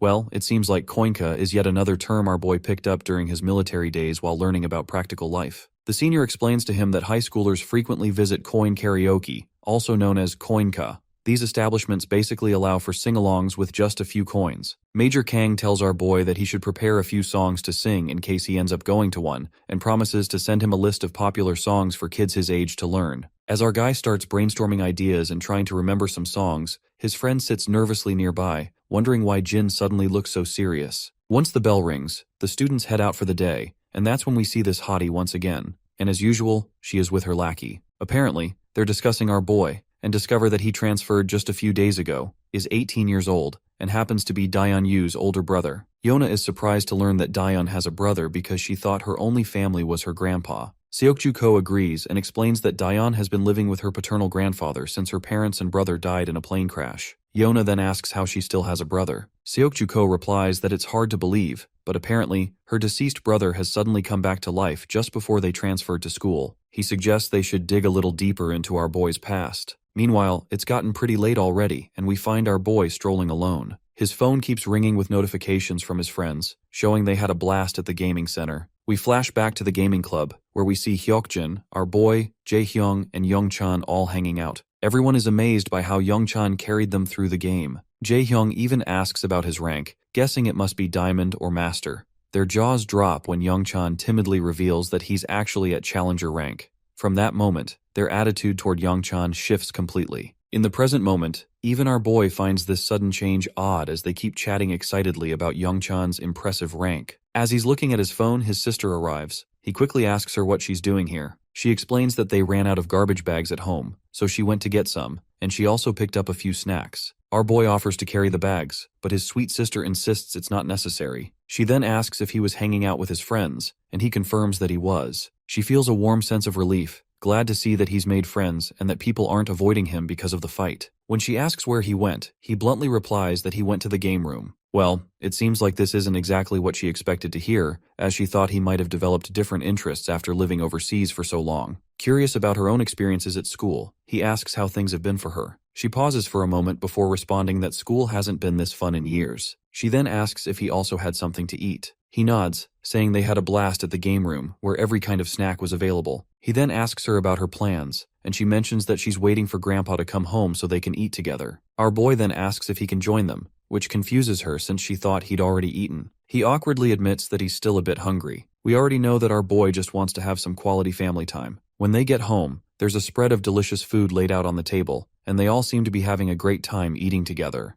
It does seem odd that Grandpa only works a security job, yet they have such a variety of food every day. It's a bit of a mystery how they manage that. As they're having a good time eating together, our boy's thoughts drift back to his mercenary days. After a moment, he shakes off the nostalgia and is back to smiling. Just then his phone rings. It's Major Kang calling. The Major reminds him that he should just call him bro instead of using his rank. The Major asks how things are going, and our boy says he's doing well. But when the Major probes about his school life, there's an awkward silence on the line in response. Getting a bit anxious, the Major quickly asks if our boy has killed someone. Jin quickly says no, but admits he did run into some trouble that was quickly sorted out. The senior lets out a sigh of relief, and our boy reassures him that everything is fine now, and there's nothing to worry about. Kang is relieved and reminds our boy that they're always there for him. In response, Jin promises he won't forget that. The next day at school, we see the trio in class, but our boy is noticeably missing, and Young-chan seems a bit awkward among the two bullies. Jae-hyung starts asking odd questions. Curiously, he asks who they think would win in a fight between Jin and Seokju-ko. Hyokjin points out that while Jin is good, he probably couldn't beat Seokju-ko, who's been training in combat since he was a kid.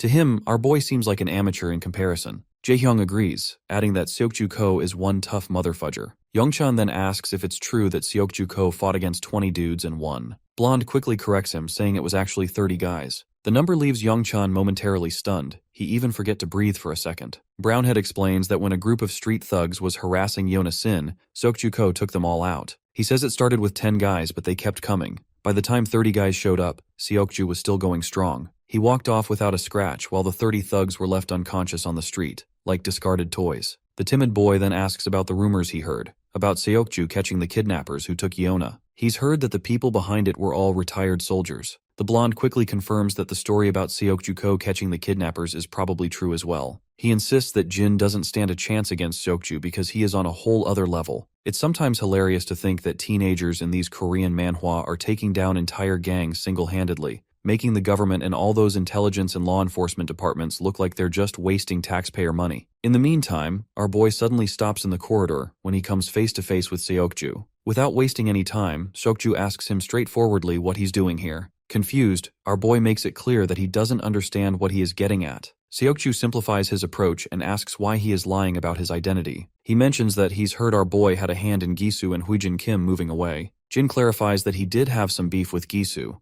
but he had nothing to do with their departure. That is when Seokju points out that he checked with the school our boy supposedly attended overseas, and they've never heard of him. Things seem to be heating up, but before we get our boy's response to Seokju, the scene shifts to Daeyeon. She's approached by Yeona, the stunning girl from earlier. After a while, the two ladies are catching up, and Daeyeon mentions she didn't know Yeona was back in Korea. Yeona explains that she just started school the day before and is actually in her brother's homeroom class. Daeyeon perks up in surprise. Yeona then points out that she doesn't remember Daeyeon mentioning having a brother before. Daeyeon explains that everyone thought her brother had died in the crash with her parents 10 years ago, but he survived. They only found out about his survival about 6 months ago. The scene flashes back to the past again. Daeyeon has just returned home and finds her grandfather frozen in place while holding the telephone receiver. Tears are streaming down his face as he reveals the shocking news that Jin is alive. This revelation leaves Daeyeon stunned, and it's how she learns about her brother's survival. Back in the present, Yeona asks why no one didn't know about her brother all these years if he was alive but didn't reach out. Daeyeon explains that Jin lost his memory in the crash, and it was only recently that he started to regain some of it,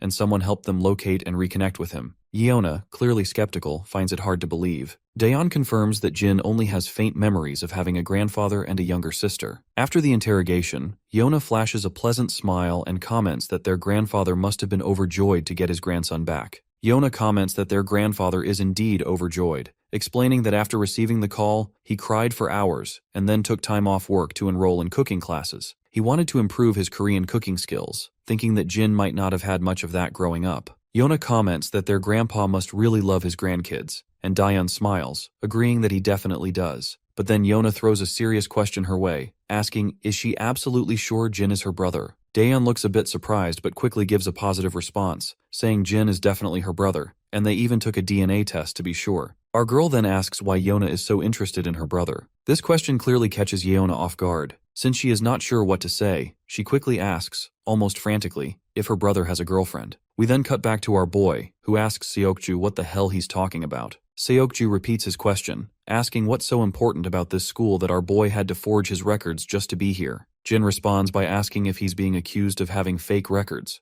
Seokju confirms this, saying they must be fake because, according to his research, Jin never lived in that city, and the school he claims to have attended doesn't even have a record of him. Our boy then asks about the proof, and reminds Seokju that if he's claiming the records are fake, there must be some evidence to back up the claim. Seokju is momentarily at a loss for how to counter this question. He discovered the discrepancy by digging around and talking to people connected to the school overseas, but he has no tangible proof. He's amazed at how Jin handles the situation without flinching or showing any sign of being startled. Then, our boy finally asks why Seokju is running a background check on him. In response, the blackhead explains that he can't just sit around and watch a suspicious kid who might pose a threat to his mistress. A silence falls between them for a moment, but then our boy finally answers, saying he came back home. Seokju is baffled by this vague response, so our boy clarifies that he was asked what he came here for, and his answer is simply that he returned from overseas for his family. With that, our boy starts to leave. Seokju stares after him with skeptical eyes, thinking that since he already suspects our boy has forged his records, it won't be long before he figures out his true identity. Once the class begins, we see Jaehyung quietly immersed in playing video games, while the blondie scrolls through his phone idly. Our boy Jin notices that both Seokju and Yeona are absent from class. He's intrigued by how quickly these two, having just transferred yesterday, managed to gather so much information about him in less than a day. When the bell rings, the beta bullies approach Youngchan, inviting him to play games and push ranks. They also invite Jin, but he declines, mentioning it's his grandpa's birthday today. The bullies decide to hang out themselves, and Youngchan is on board with that plan.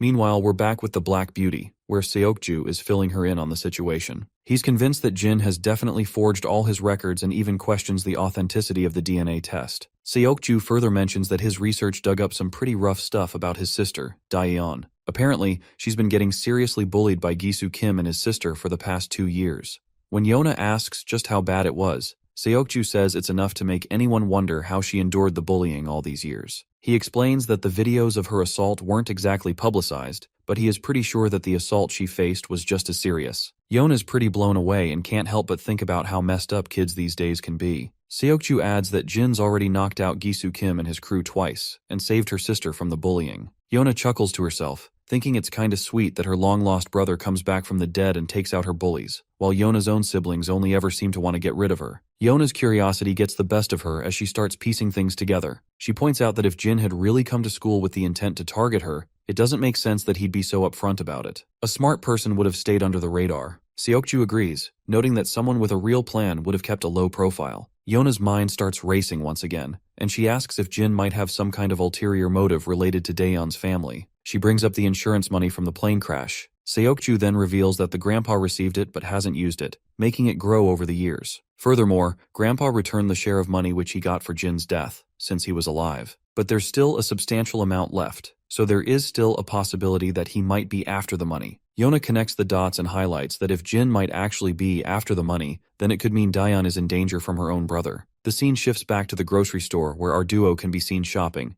and as usual, Jin is drawing a lot of attention from the girls around. While they browse for items, Daeyeon takes a deep breath and admits she hesitates to ask, but her curiosity is overwhelming, so she desperately wants to know what his life was like after the crash. Our boy remains quiet for a moment, and the girl starts apologizing frantically, saying he doesn't have to answer if it's uncomfortable. But he just smiles and reassures her that it's okay. He begins his story, explaining that he was deeply traumatized and could barely think straight. He did whatever he could to survive in a place where he didn't even speak the language, staying constantly busy just to get by. The girl falls silent, absorbing this heavy revelation. Then she starts to chuckle and asks if he was too busy to have a girlfriend during that time. He nods, agreeing with a laugh. She then reveals that she was surprised to learn he's in the same homeroom as Yeona, something Yeona herself had mentioned to her. Jin is surprised to hear this, and quickly asks her if she knows her. Daeyeon explains that Yeona was really nice to her before she moved to the US, and she had missed her a lot. So, when she saw her again today, it was a happy reunion. Then, with a playful grin, Daeyeon reveals that Yeona even asked her if he has a girlfriend. And of course, our boy just gives a somewhat typical reaction upon hearing this. Later, back at home, the birthday celebrations are in full swing. The siblings present their grandpa with a gift.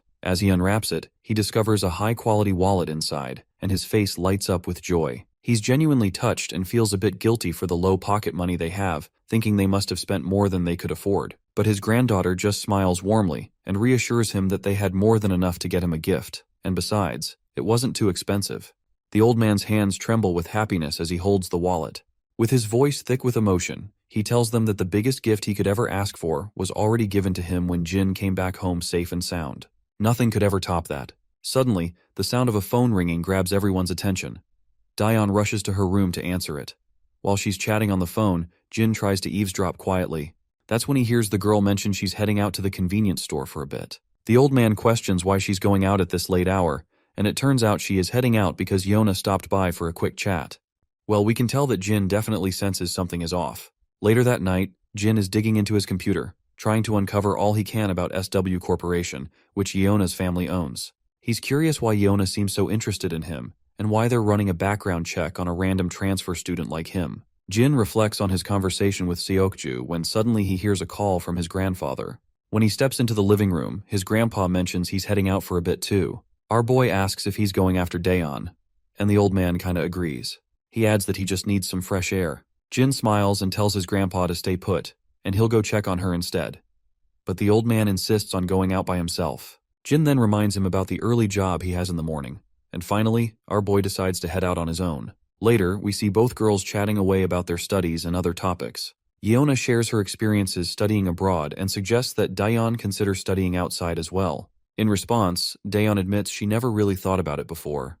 When Yona asks why, Daeon explains that it costs a lot, and she'd need to be away for several years, which means she wouldn't get to be with her grandpa for a while. Yona finds this a bit strange, so Daeon further elaborates, explaining that she doesn't want her grandpa to be alone, especially since he's not in the best of health these days. However, she's grateful that her brother is always around, as his presence really helps her feel better. Meanwhile, Yona's having a hard time bringing up the real reason she came over, since Daeon seems to really trust her brother. She's not sure how to bring it up without causing problems. We then flash back a bit, where Seokju tells Yona that someone from the supposed overseas school confirmed that Daeon's brother never attended there. They even looked at his photo and verified he was never a student. Plus, the current resident at his false address gave solid proof that he never lived there. Seokju's also checking out some other leads, so Yona decides she needs to meet with Daeon to discuss what they've found. But Seokju reminds her that while they have proof the records were forged, they can't yet prove that he isn't Daeon's real brother. Yona's concerned because the records from the decade he was missing are basically fake. Since she's now living with him, it's a big deal that can't be ignored. She thinks Daeon deserves to know the truth about the records and wants to at least fill her in on what they've found so far. In the present, Yona is struggling to bring up the main topic she came here to discuss, even though it's her primary reason for visiting. Just as Daeon expresses how happy she is to be chatting like this after a long time, we also see our boy making his way toward the both of the girls. However, Seokju steps in front of him, but Jin simply tries to walk past him, but the newcomer quickly tells him to stay put. In Seokju's mind, he's sure Jin must be here because he's worried they're going to share everything with Daeon. So he quickly blocks our boy's path and tells him that the both girls are just catching up and asks him to give them some time alone. Suddenly, a high-speed Volkswagen comes barreling toward them. Before anyone can react, the car slams into both of the boys, knocking them down like bowling pins. They hit the ground, as the Volkswagen screeches to a halt right where the two girls are sitting. Jin tries to stand up, but it's clear he's severely injured, especially around his head. As he struggles to focus, his groggy eyes catch sight of some shady people from the van trying to abduct both of the girls. Without wasting a second, Jin starts sprinting like a madman, but his efforts are in vain. The kidnappers have already taken the girls, and there's no way he can outrun a car, so they're left behind, helpless. The both of them quickly look at each other and, in their anger, grab each other by the collars. But after exchanging a few heated words, they realize neither of them is behind the abduction, so they let go. The black-haired guy immediately pulls out his phone and calls the security team at SW Corporation, urgently reporting that Yona has been kidnapped. He tells them to track her down using the security footage. Meanwhile, Jin starts walking off, and the black-haired guy quickly asks him where he's going and if he's actually not behind all this. Jin simply replies that he doesn't have time to argue with anyone. Seokju points out that SW Corporation's security is already on it and will find the girl soon. Until then, Jin will need to stick with him so they can confirm his identity. But our boy makes it clear that he's going to find his sister, and if Seokju wants to follow him, he can gladly do so. Seokju starts to get the sense that Jin might not be involved after all. But then our boy suddenly stops and humorously asks Seokju if he brought his car with him. The scene shifts to the bustling heart of the city's entertainment district. Inside one of the pubs, Mr. Cha is sitting back, puffing on a cigarette and enjoying his laid-back time. Just then, his lackey informs him that someone is here to see him. When Mr. Cha turns around, he sees Jin standing there. The scene then shifts to Saw Corporation, where we see a regal-looking lady sitting in her chair. I can tell she's definitely Yeona's sister because she looks just as gorgeous with her flowing black hair. Suddenly, an assistant bursts into the room. The woman looks a bit annoyed at this sudden intrusion and wants to know why he didn't bother to ask for permission before barging in. The assistant quickly reports that Yeona has been kidnapped. The news surprises the lady, but surprisingly, she doesn't seem too troubled by it. In fact, she starts to smile faintly and seems to think that the rumors must be true after all. Not entirely sure what she's referring to, but let's roll with it. She then asks if their grandfather is still planning to go after the company. The assistant states that he is not sure, so she leans back, hoping that if he continues to pursue them without backing down, Yuna will eventually die. It's definitely something she's looking forward to. The scene transitions back to the pub, where we pick up the story with our main character meeting with Cha, and Seokju is also tagging along with him. Seokju already seems to know about Cha as he recognizes him from their database, and is curious about how our boy knows this gangster. Cha starts by asking what our boy wants. In response, Jin simply says he needs some intel. Cha lights up another cigarette and scoffs, asking why he would bother to help him. Our boy cuts to the chase, revealing that the granddaughter of Saw Corporation has been kidnapped. Well, that is something Cha definitely was not expecting to hear. However, he quickly brushes it off, saying it's not their problem and that they don't deal with such issues because it would be incredibly risky to mess with Saw Corporation. Our boy asks if Cha has any leads to offer, but the mafia boss makes it clear that there's no reason for him to share anything, especially since he's already in a difficult situation thanks to our boy. That's when our boy reveals that his younger sister was also taken along with Saw's granddaughter. Cha finally realizes he's in a tough spot now, as messing with our boy's sister is like messing with John Wick's dog. Both are equally dangerous. So he then starts explaining, and mentions that some people speaking broken Korean were asking around for untraceable warehouses, as well as for burners, cars, and a few extra hands. The offer was tempting, but he turned them down because dealing with this kind of trouble isn't something you can easily wash off. He adds that he's heard another crew took the job, and all he knows is they're working out of Incheon. That's all the info he's got. It wouldn't be surprising if Seokju had already figured out who's behind this mess. Meanwhile, our boy starts to walk away after giving a final thanks. But then, the mafia boss tosses his phone to our boy and tells him to save his number. Jin cluelessly looks at him, puzzled about why he'd need his number. The mafia boss gets a bit agitated and clarifies that he'll need it to contact him once he digs into the warehouse for more info. With that, our boy starts entering his digits. He also asks if the bike outside the door belongs to him. Cha knows exactly what our boy is planning to do with it, so he feels hesitant to respond. But eventually, my guy takes the heavy bike, and before leaving, he tells Seokju figure his own way out to get there, because he's taking the bike. Seokju questions whether he is going to trust this shady half-baked info and going to chase those kidnappers based on that. Our boy explains that he doesn't have time to waste, because Yeona will probably be safe until the kidnappers get what they want, but there's no telling what they might do with Daeon. Seokju gets the logic behind Jin's reasoning and stays quiet, and he can tell that he is a quick and sharp thinker. Seokju then tells him that he's already passed the info to his security team and will follow him in his car. Jin just gives a cold response, saying Seokju can do whatever he wants. With that, he puts on his helmet, revs up the gas pedal, and speeds off through the streets. The scene then switches back to the girls, where we see Daeon waking up with a headache and, as she becomes aware of her surroundings, Yeona quickly apologizes, saying it's probably her fault that Daeon got dragged into this. Daeon's mind starts to recall the recent event, and she is shocked to remember that they have been kidnapped, and Yeona sadly confirms it, adding that she didn't expect this to happen so soon after returning to Korea. Just then, the kidnappers arrive, and Yeona coldly asks them why they had been abducted. One of the kidnappers snaps at her to shut up and stay quiet, and it'll be over soon enough. Of course, it does not take her long to realize that these filthy people must be planning to use her as leverage against her grandfather. One of the lackeys then asks the boss what they should do with Daeon, who was kidnapped simply because she was with Yeona. Unsurprisingly, the boss decides she is useless to them and orders his lackeys to get rid of her. But Yeona immediately speaks up, insisting she won't let them harm Daeon. The boss asks what she can possibly do, and Yeona threatens that she'll bite her tongue and bleed to death, making it impossible for them to use her as a bargaining chip. The mafia boss finds it hilarious that she's willing to risk her life for someone she barely knows. He further taunts her, urging her to go ahead and try biting her tongue. Well, the mafia boss should have been more careful with his words because Yeona doesn't hesitate and bites her tongue, leaving blood pouring from her mouth. The boss yells in surprise, while the other lackey watches in silence, clearly startled to see her steel-like guts. The boss quickly stands up and tells her that her guts have bought her some time. The lackeys ask what the next order is. The boss tells them to get rid of Daeon later and instructs them to stuff her mouth shut so she can't make any noise. The scene then flashes back to our boy and Seokju. It looks like they've arrived at the location Mr. Cha mentioned.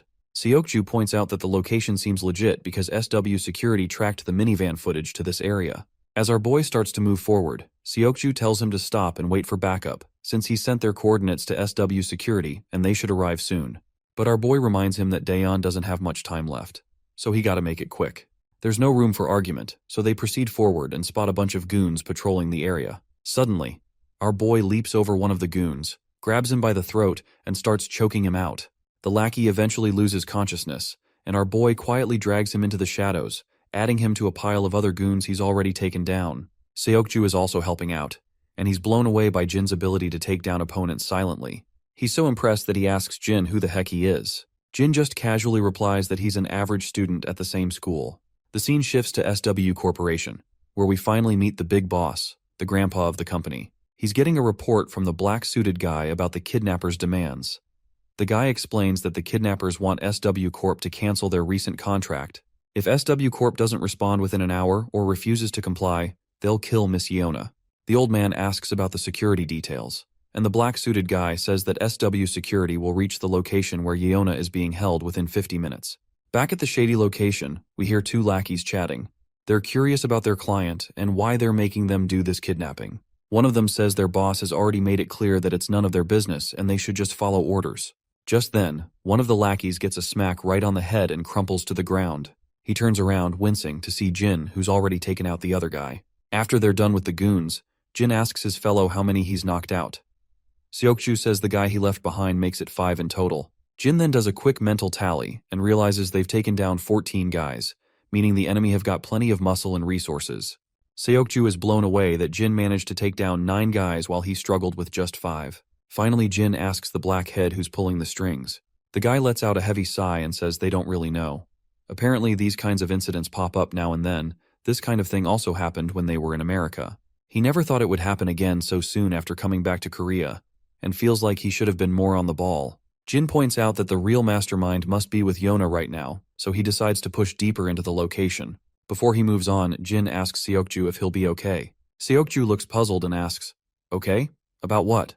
Jin explains that he was pretty banged up when that van ran over him. The blackhead just shrugs it off, saying our boy should focus on his own injured leg instead. Suddenly, someone starts shouting, asking where all the lookouts went. Another one jokes that maybe everyone went to take a dump. But then another questions why they'd all need to take a dump together. As they walk forward, they finally spot their guys lying unconscious. Before the confused goons can figure out what's happening, Jin delivers a brutal knee smash to one's face. Jin then turns to the thin mustached goon, grabs his hand, and delivers a savage kick to his leg, followed by a brutal smack to his head. With that, both goons are out cold. Jin decides to split up, but before they part ways, Seokju calls out to him. When our boy turns around, Seokju says that once they're out of this mess, he owes Jin an official apology. Back with the boss, he's hearing the commotion outside and tells his lackeys to check it out. We see our ladies with their faces covered in clothes to keep them from screaming. As Jin walks down, he runs into the lackeys. The guy in the mask points out that he has seen Seokju in pictures, so he can confirm that this brat definitely is not him. He then questions our boy how he came inside. Jin stays silent in response, and he quickly figures out these are the guys behind the kidnapping. Meanwhile, the masked guy orders his lackeys to just get rid of this brat. Just before we see Jin take out the goons, the scene cuts to Seokju, who's hiding in the storeroom, looking around cautiously. There, he finds both ladies tied up, and thankfully, no one else is around, so he figures they must all be out looking for Jin. He sneaks over to the girls, quickly pulls the mask off Yona's face, and she asks if the security team has arrived. Seokju tells her they're on their way. Yona is shocked to hear this and asks how he found them out here. That's when the mafia boss chimes in, and he is thoroughly pleased to hear that the security team won't be arriving anytime soon. The boss then says he must be Seokju from SW Corporation, and he's heard a lot about him. He adds that this brat has been quite the pain, always lurking around Yona and ruining their plans. The mafia boss makes it clear he has no clue how Seokju found their hideout, but he's certain it wasn't smart to come here alone without backup. One of the lackeys suddenly lunges at Seokju, but my guy sidesteps the attack and throws a punch of his own. However, this lackey isn't a pushover. He dodges the punch and quickly retaliates. Seokju realizes this guy is tougher than the goons they took down outside, and he's having a hard time keeping up. But then, Seokju lands a brutal whack and follows up with a devastating punch to the lackey's gut, leaving him doubled over in pain. To finish things off, Seokju delivers a powerful leg swing, and the lackey finally looks like he's down for the count. Just when we think it's over, the thug tries to swing back in retaliation, but Seokju meets him with a devastating knee smash to the back, and the guy quickly starts to crumble. The scar-faced boss notes that he knew Seokju had been trained from a young age, but he didn't realize he was this impressive. Even the two girls are shocked by what they're witnessing. But the mafia boss isn't here for a duel of pride. With those words, the lackey pulls out a blade and starts slashing at Seokju, landing several brutal cuts across his body.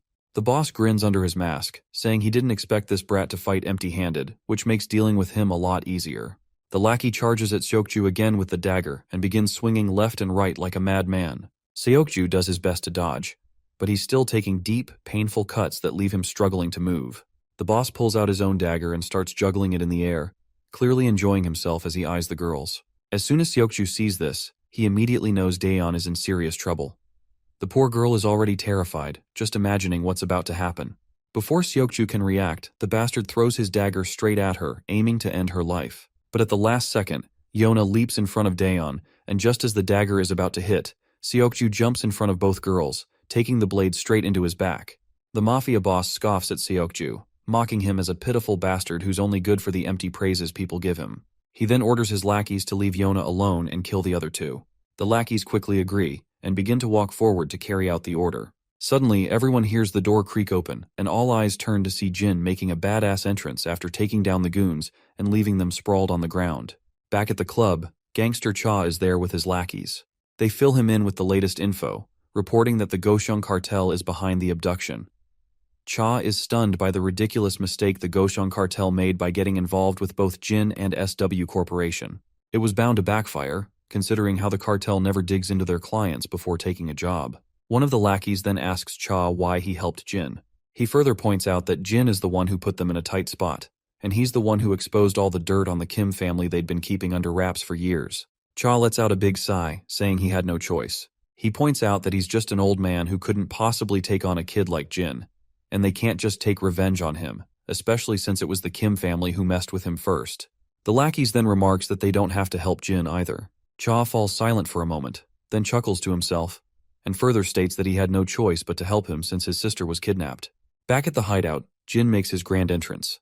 The lackey leader asks who this guy is, while Yona is stunned to see him. Daeon is also shocked to see her brother, and when she mentions this out loud, the mafia boss overhears and realizes Jin is her brother. The boss bursts into laughter, nearly losing his breath. He finds it hilarious that he kidnapped a girl, and now her adorable brother is here trying to save her. He finds the whole situation quite amusing. Meanwhile, Jin turns to his sister and asks if she's okay. Daeon starts to cry, her tears streaming down as she begs her brother to just get out of here. Meanwhile, Yona is heartbroken seeing these two siblings dragged into this mess because of her. She shouts at the lackey leader and offers to cooperate and tells them to let everyone else go in exchange for her cooperation. The mafia boss snaps back, asking why he should do her any favors. Yona falls silent, realizing she doesn't have much leverage. Seokju, battered and bruised on the ground, watches Jin with a mix of admiration and amazement. Despite the tense situation they are in, Jin doesn't seem to flinch. Finally, the lackey leader orders his goons to take Jin down. He says they've already given him enough time and it's time to finish this. The lackey steps forward, dagger in hand, ready to take down Jin. But before he can make a move, Jin quickly deflects the attack, grabs the lackey's wrist, and drives the dagger into the lackey's own chest. The mafia boss is utterly stunned by this turn of events, and Seokju watches in shock as well. Daeon is also blown away by the sight of her brother's skill, and her brother quickly tells her to close her eyes. The girls quickly comply, shutting their eyes tightly. Jin then slashes the lackey, leaving deep, bloody gashes across his body. Blood splatters everywhere as the lackey collapses to the ground, covered in his own blood. Yona is still trying to process what just happened, because it's all too overwhelming for her. Meanwhile, Seokju is left in absolute awe, realizing Jin isn't just swinging his knife around aimlessly. Instead, he has expertly severed the lackey's muscles and ligaments to neutralize him. The mafia boss is also quite amazed to see this, and comments that he doesn't seem like a brother at all, but more like a bodyguard.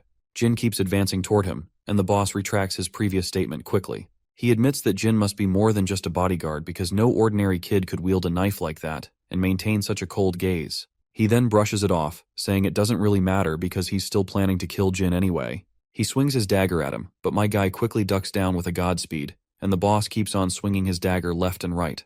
As the mafia boss lunges at Jin with his dagger, Jin easily blocks the attack with one hand and swings his own dagger at the boss. The boss, quick on his feet, steps back just in time to avoid the brutal hit. The two engage in a deadly dance of blades, each strike more vicious than the last. But this time, Jin's blade finds its mark, slicing through the boss's hand, leaving it temporarily useless. The mafia boss, now in pain and disbelief, demands to know who Jin really is. But my guy remains silent, his expression unreadable as he prepares for the next round. Without hesitation, the mafia boss charges at Jin again. This time, Jin effortlessly grabs his wrist, and with a quick motion, slashes through the boss's other hand. After delivering a few brutal cuts, Jin follows up with a crushing punch to the lackey's face, leaving him staggering backward with a bloodied nose. The mafia boss, now enraged and desperate, grabs a gun and aims it directly at Jin. But before he can pull the trigger, Jin throws his dagger with deadly accuracy. It embeds itself in the boss's shoulder, causing him to wince in pain. Seizing the moment, Jin launches himself at the boss with lightning speed.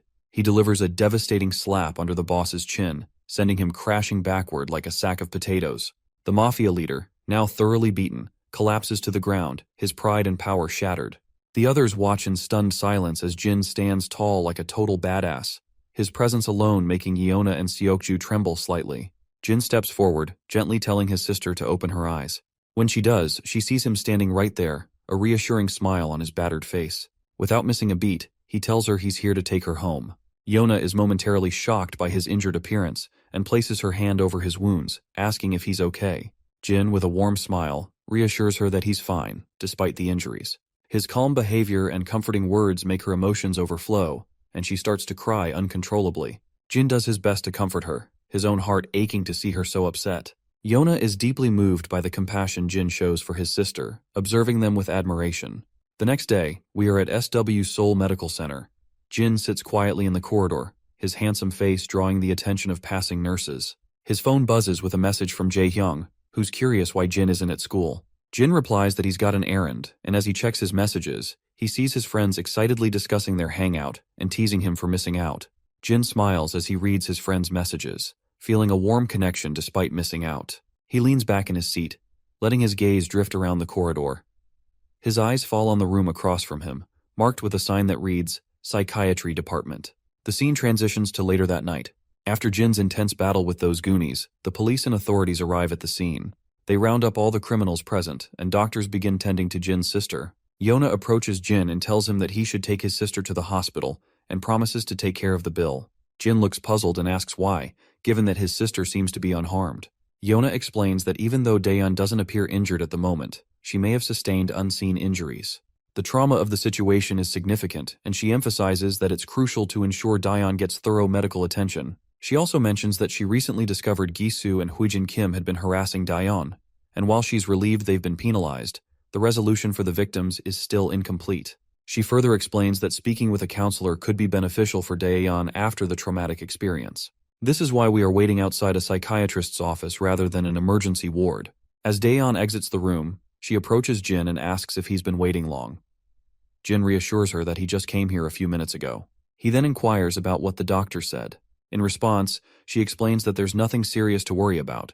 She will need to attend sessions once a week for a while, but overall, she's fine. Jin also shares that his own injuries are minor, just a few light bruises.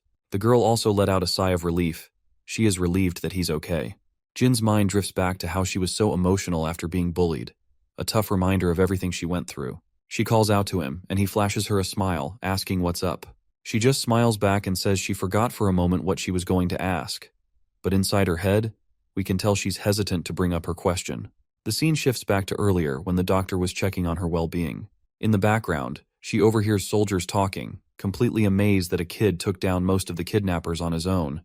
It just doesn't make sense to them. At that moment, Daeyeon is just as stunned by what the soldiers are saying. She's curious about how Jin can fight so well and what his life was like before coming back to Korea, but she can't make herself ask her any of these questions. As they walk down the corridor, they run into Yeona. The moment Daeyeon spots her, she lights up with happiness. Upon seeing each other, Yeona quickly asks her about how the therapy went. Daeyeon says it went well and mentions she heard Yeona covered the bill for her treatment, so she tells her she really didn't have to do that. Yeona waves it off, saying it's no big deal, and reminds her friend that she's the one who got her into this mess. She then apologizes to her sincerely. Daeon laughs it off, saying she's already apologized plenty. Besides, Yona herself was a victim too. That's when Jin notices a massive bodyguard standing behind Yona with a seriously intimidating look on his face. Despite the intense stare he is giving our boy, Jin remains totally unfazed. Yona then turns to Jin and asks if he's had his checkup. Our boy quickly says yes, and Daeon chimes in, saying she had to drag him there. He only agreed to go after she threatened not to go to the hospital herself if he didn't. Daeon then asks about Seokju, and Yona confirms he's in the same hospital. Daeon appears really eager to see him, and decides they should stop by before leaving. Even though she is excited about the visit, we can tell Jin's feelings are less clear. Still, they end up visiting Seokju, and Daeon makes sure to thank him for saving her from the blade. Seokju is a bit startled by her sudden gratitude and stutters, saying it's no big deal. She then asks Seokju if he's feeling better, and he replies that he's indeed feeling much better now. Meanwhile, Jin isn't too happy seeing his sister getting cozy with Seokju. He just stands there in silence, clearly uncomfortable. Even Yona and her bodyguard notice that Jin seems to be troubled. Daeon then hopes Seokju recovers quickly.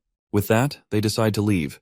Yona waves them goodbye, and they walk away through the main door. Once they're gone, the bodyguard is deep in thought, remarking how hard it is to believe that someone like this seemingly scrawny kid could take down a bunch of people at once.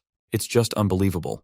Yona chuckles and admits she's pretty amazed herself, but she isn't sure if it's something that would even surprise a pro like the bodyguard. The bodyguard shrugs and says it's not just about the kid beating up a group of guys, because there appears to be something way deeper about our boy.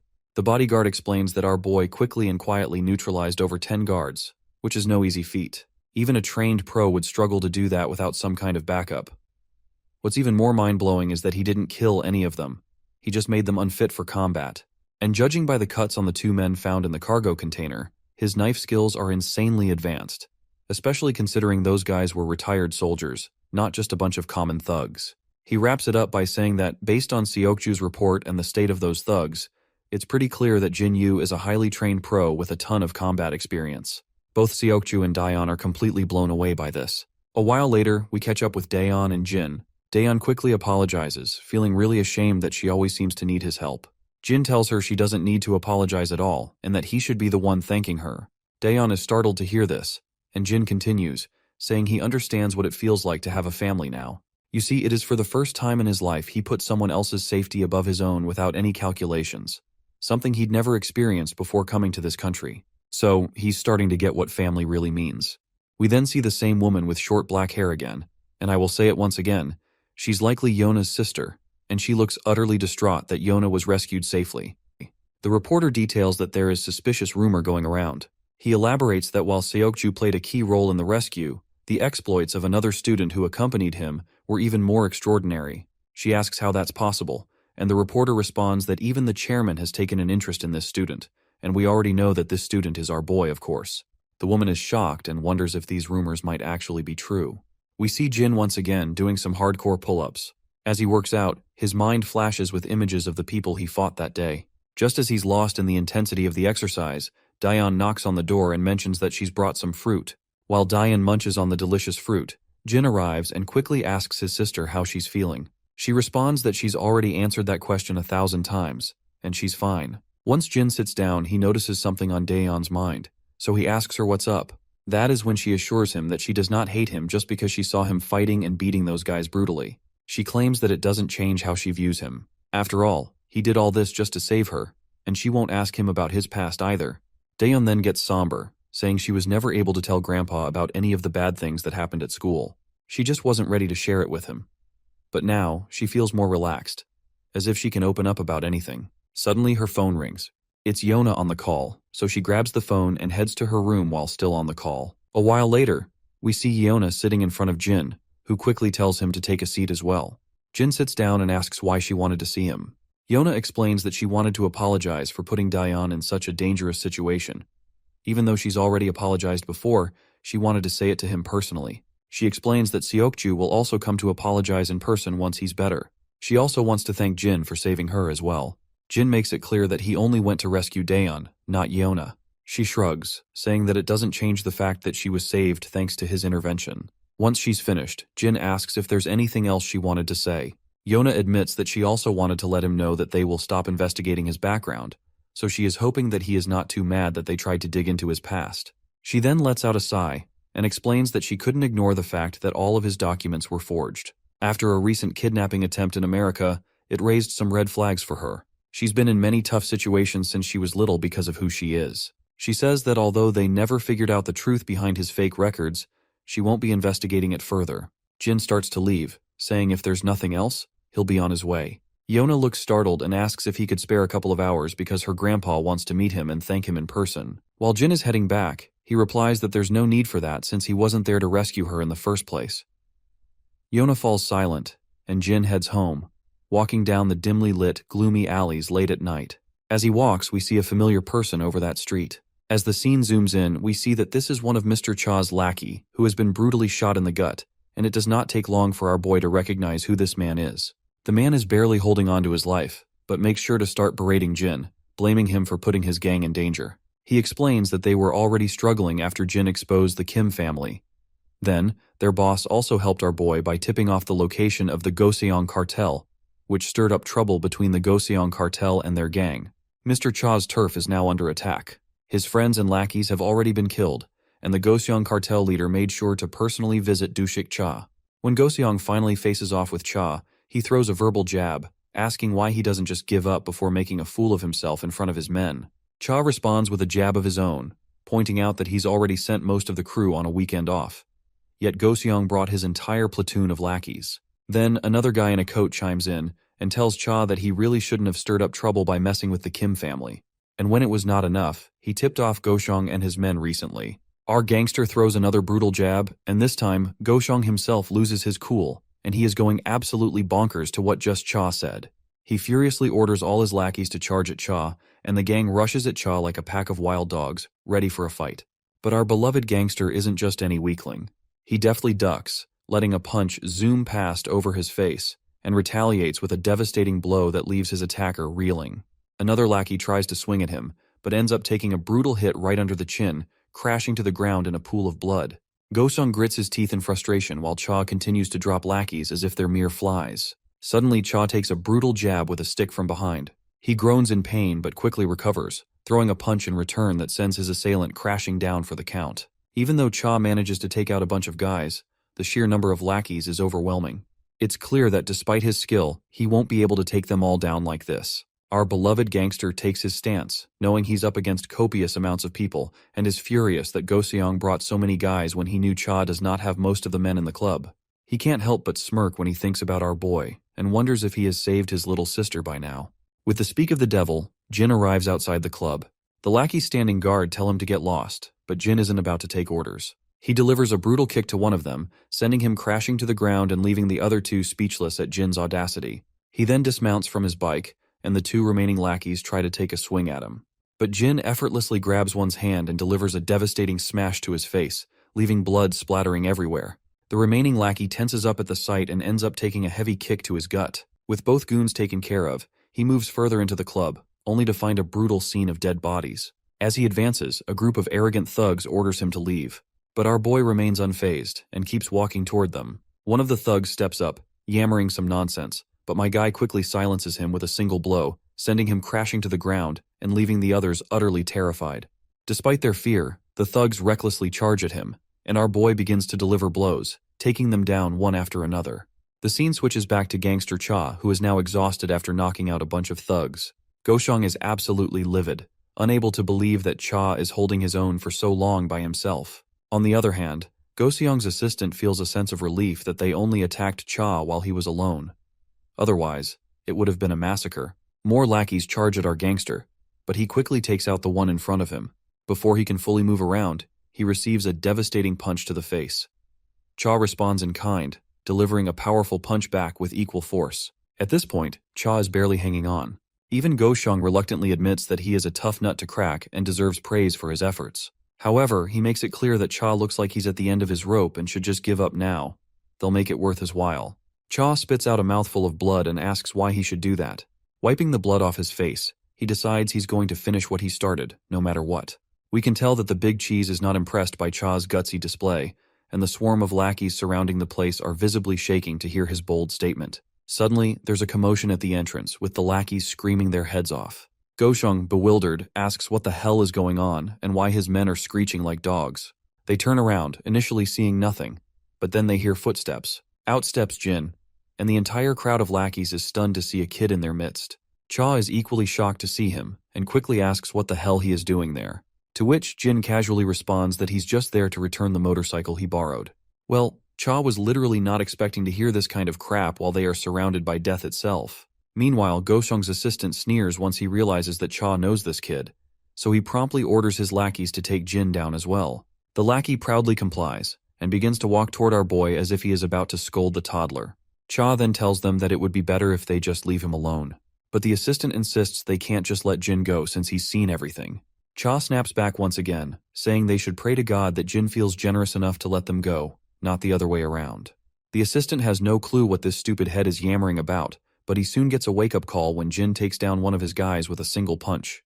Our boy then follows up with a kick that cracks another lackey's leg and a headbutt to another, sending him sprawling. One of the thugs tries to swing a bat at Jin from behind, but Jin quickly grabs his hand and delivers a brutal smash to his face, leaving him bloodied. The bat clatters to the ground.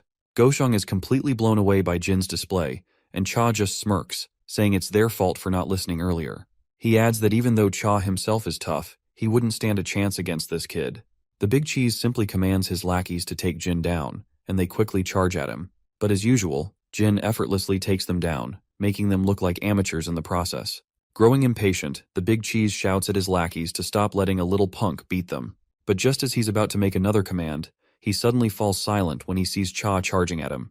At this point, Goshung is pretty sure things are about to get even messier for him. Shortly after, the Big Cheese and his lackeys are all on the ground, looking like they've kissed the dirt, while Cha slumps back, utterly exhausted. Jin strides over to him, and when Cha looks up, he sees the wreckage of the fight. People scattered around like discarded wrappers, with Jin standing triumphantly. Jin starts heading out, casually saying that Cha has now paid his dues. Cha is shocked and still trying to wrap his head around how this kid is so fixated on the same bullcrap after all this. He then asks if Jin saved his sister. Jin calmly replies that he did, and it's all thanks to Cha. The next scene shifts to a hospital room where one of Cha's lackeys suddenly jolts awake. As he looks around, he spots Cha on the other side of the room, all patched up, but clearly still in rough shape. The lackey is stunned to see his boss there, and Cha quickly tells him to stop calling him boss while they're in the hospital. Confused, the junior asks how his boss ended up here. Cha casually mentions he got roughed up and just took a cab to get treated. The lackey then inquires about Goseong and the rest of the lackeys. Cha, with a nonchalant shrug, says he took care of them all. The junior simply can't believe it and calls this BS, prompting the senior to get a bit annoyed and asks why his junior thinks he'd lie. The lackey suggests it's probably because he is too embarrassed to admit he got beaten by Goseong. Cha then asks if he happened to have met Jin yesterday. The junior perks up and confirms that he did indeed meet him. He further explains that he got ambushed by the enemy team while he was heading out of the club, and after getting brutally wounded, he found our boy and yelled at him. He charged at Jin out of anger, but after receiving the first hit, he fainted and doesn't remember anything else. The boss explains that Jin probably knocked him out to get him to the hospital. Cha then continues, saying that inside the club, he was overwhelmed by the sheer number of enemies. That's when Jin showed up, took them all out in seconds, and then told him he'd paid his dues before simply walking out. The lackey finds this absolutely admirable and thinks it's really badass, to say the least. The senior agrees, acknowledging that Jin is indeed quite impressive. The lackey then asks his boss if he has any clue who this kid really is. The senior points out that Jin claims to be just an average teenager, so he figures they'll have to take his word for it. In the next scene, we see a football heading straight toward Jin, and he catches it effortlessly. The referee immediately announces it as a handball, leaving everyone on the playground absolutely shocked. His friend, visibly annoyed, reminds him that he's not supposed to grab the ball because he's not a goalkeeper. Jin is confused about why he's getting an earful, apologizes anyway. Suddenly the bell rings, and Jin's friends call out to him, asking if he has time to hang out since today is the only day Youngchan doesn't have lessons after school, and they're planning to do some gaming together. Jin tells them to go ahead, and that he'll meet them at the location later, because he needs to walk his sister home first. His friends are a bit bewildered and ask if he's started to babysit his sister again. Jin explains that she's not feeling well lately. Blondie decides to save a spot for Jin, and meanwhile, Daeon is preparing to leave her class. She's thinking about making kimchi stew for Jin because he loved it the last time. However, she's unsure if he can handle spicy food, so she's considering making a milder soybean paste stew instead. Suddenly, she hears a buzz of excitement from the other girls in her class. They're all gathered by the window, swooning over Jin. Some find him hot, while others are hoping he'll become their boyfriend. The girls even turn to Daeon and ask if her brother is dating anyone. Daeon is caught off guard by their dripping enthusiasm about her brother, so she hesitates, and then reluctantly says that he mentioned he's not dating anyone. As the ladies dash back over the window, Daeon smiles faintly, clearly pleased that her brother is well known among the girls. Walking outside the school, she wonders why Jin doesn't have a girlfriend, and if he might not be interested in girls at all. Suddenly, she hears some voices nearby and discovers that it's Jin with his friends. Startled, she quickly tries to greet them as politely as possible. One of the more bashful lackeys blushes at her cuteness and just waves in response to her greeting. The boys decide to head off to the game room, hoping Jin will meet them there. Once they're gone, Daeon asks if Jin is hanging out with his friends. He confirms that he is, but adds that he'll stop at home first. When she asks if it's because of her, Jin explains that he just left something at home. But she still insists that she can walk home on her own since it's still bright outside. However, Jin claims that he really needs to pick up something he left at home. She then points out that he doesn't need to go out of his way for her, just like she told Yona when she offered to have security escort her. All she wants is to lead a normal life. Jin stays quiet but agrees to her request, saying he'll do as she says, though he suggests they still walk home together from time to time. Daeon pouts, saying he worries too much, but Jin explains he's not just worried, he actually enjoys their walks. In the end, she finally agrees to keep walking with him. As they're walking, Jin suddenly stops when he spots that same woman with black hair which we suspect to be Yona's sister. Anyway, she greets Jin, but he doesn't bother to respond to her greetings. Meanwhile, Daeon is just as clueless about the woman with the black hair. The woman then pretends to notice Daeon for the first time, puts on an exaggeratedly concerned look and says she must be the one who went through so much because of Yeona's abduction. Daeon is seriously confused by now and asks who she is. The woman introduces herself as Yeona's cousin and says she's here to thank Daeon for helping Yeona, and offers to treat her to dinner if she has some time. Jin flatly refuses, explaining that Yeona already thanked him personally, so there's no need for this stranger to go out of her way. The woman is bewildered by his bluntness but tries to continue the conversation, saying she also has a proposition that could benefit both of them. Once again, Jin firmly declines, saying he's not interested. He then just starts to walk away, leaving this arrogant woman absolutely fuming. But before he's completely out of sight, Daeon makes sure to bow her head and give her one last polite nod. Meanwhile, the lady is seething with rage, and her guard asks if he should bring him back forcefully, but the lady says no. It seems her ego's been bruised more than we thought, and she's practically boiling over with anger. Next up, we're in the gaming room where everyone's glued to their TV screens. While they're all deeply immersed in their game, Youngchan decides it's time to take a dump. As he's heading down the hall, he accidentally bumps into a cocky punk. This guy immediately starts threatening Youngchan, barking at him to watch where he's going. Youngchan, poor guy, is practically shaking and stumbles out an apology. But Mr. Cocky isn't done. He's about to slap Youngchan across the face. Just in the nick of time, Jae-hyung bursts onto the scene and saves his friend from getting slapped. Jae-hyung strides over cockily, telling the cocky punk to get over it, because there's no need to make a scene over a little shoulder bump. He quickly spits out the lollipop he was sucking and locks eyes with the punk, and tells him to not take them for a bunch of goddamn scaredy cats. The punk's nerves are clearly rattled by Jae-hyung's deadly glare, and my guy continues to stare him down and demands this crazy punk why the hell he is staring. Once the punk is thoroughly intimidated, he finally walks off with whatever pride he has left.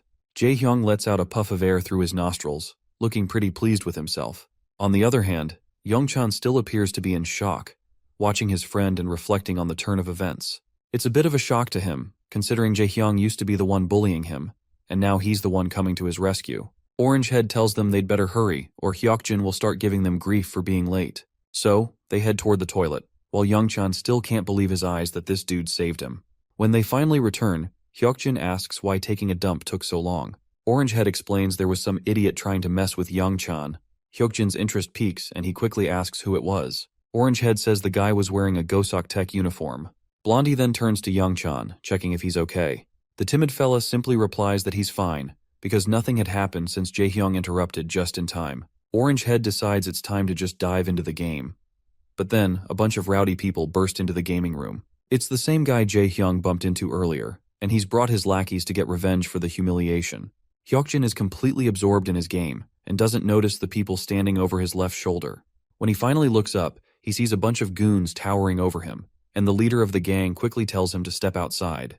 Both Hyokjin and Jae-hyung realize that shit is about to get real, and Youngchan is shaking, terrified just thinking about what's coming next. Once they head outside, Youngchan is trembling with fear, feeling utterly terrified because they've gotten into this mess because of him. The cocky guy from before starts bragging about how Orange Head was all talk and no action, claiming it'll be easy to take down him and his other friend. But our Orange Head doesn't back down. He mocks the cocky guy, pointing out how he was scared and walked off quietly earlier, only to come back with his lackeys. The cocky guy doesn't appreciate the jab and gets furious. He tries to land a punch on Orange Head, but Jae-hyung quickly ducks and delivers a brutal punch to the cocky guy's face, showing him who's boss. The cocky leader staggers backward, and Young Chan, on the other hand, is practically panicking, convinced it's all his fault they're caught up in this mess.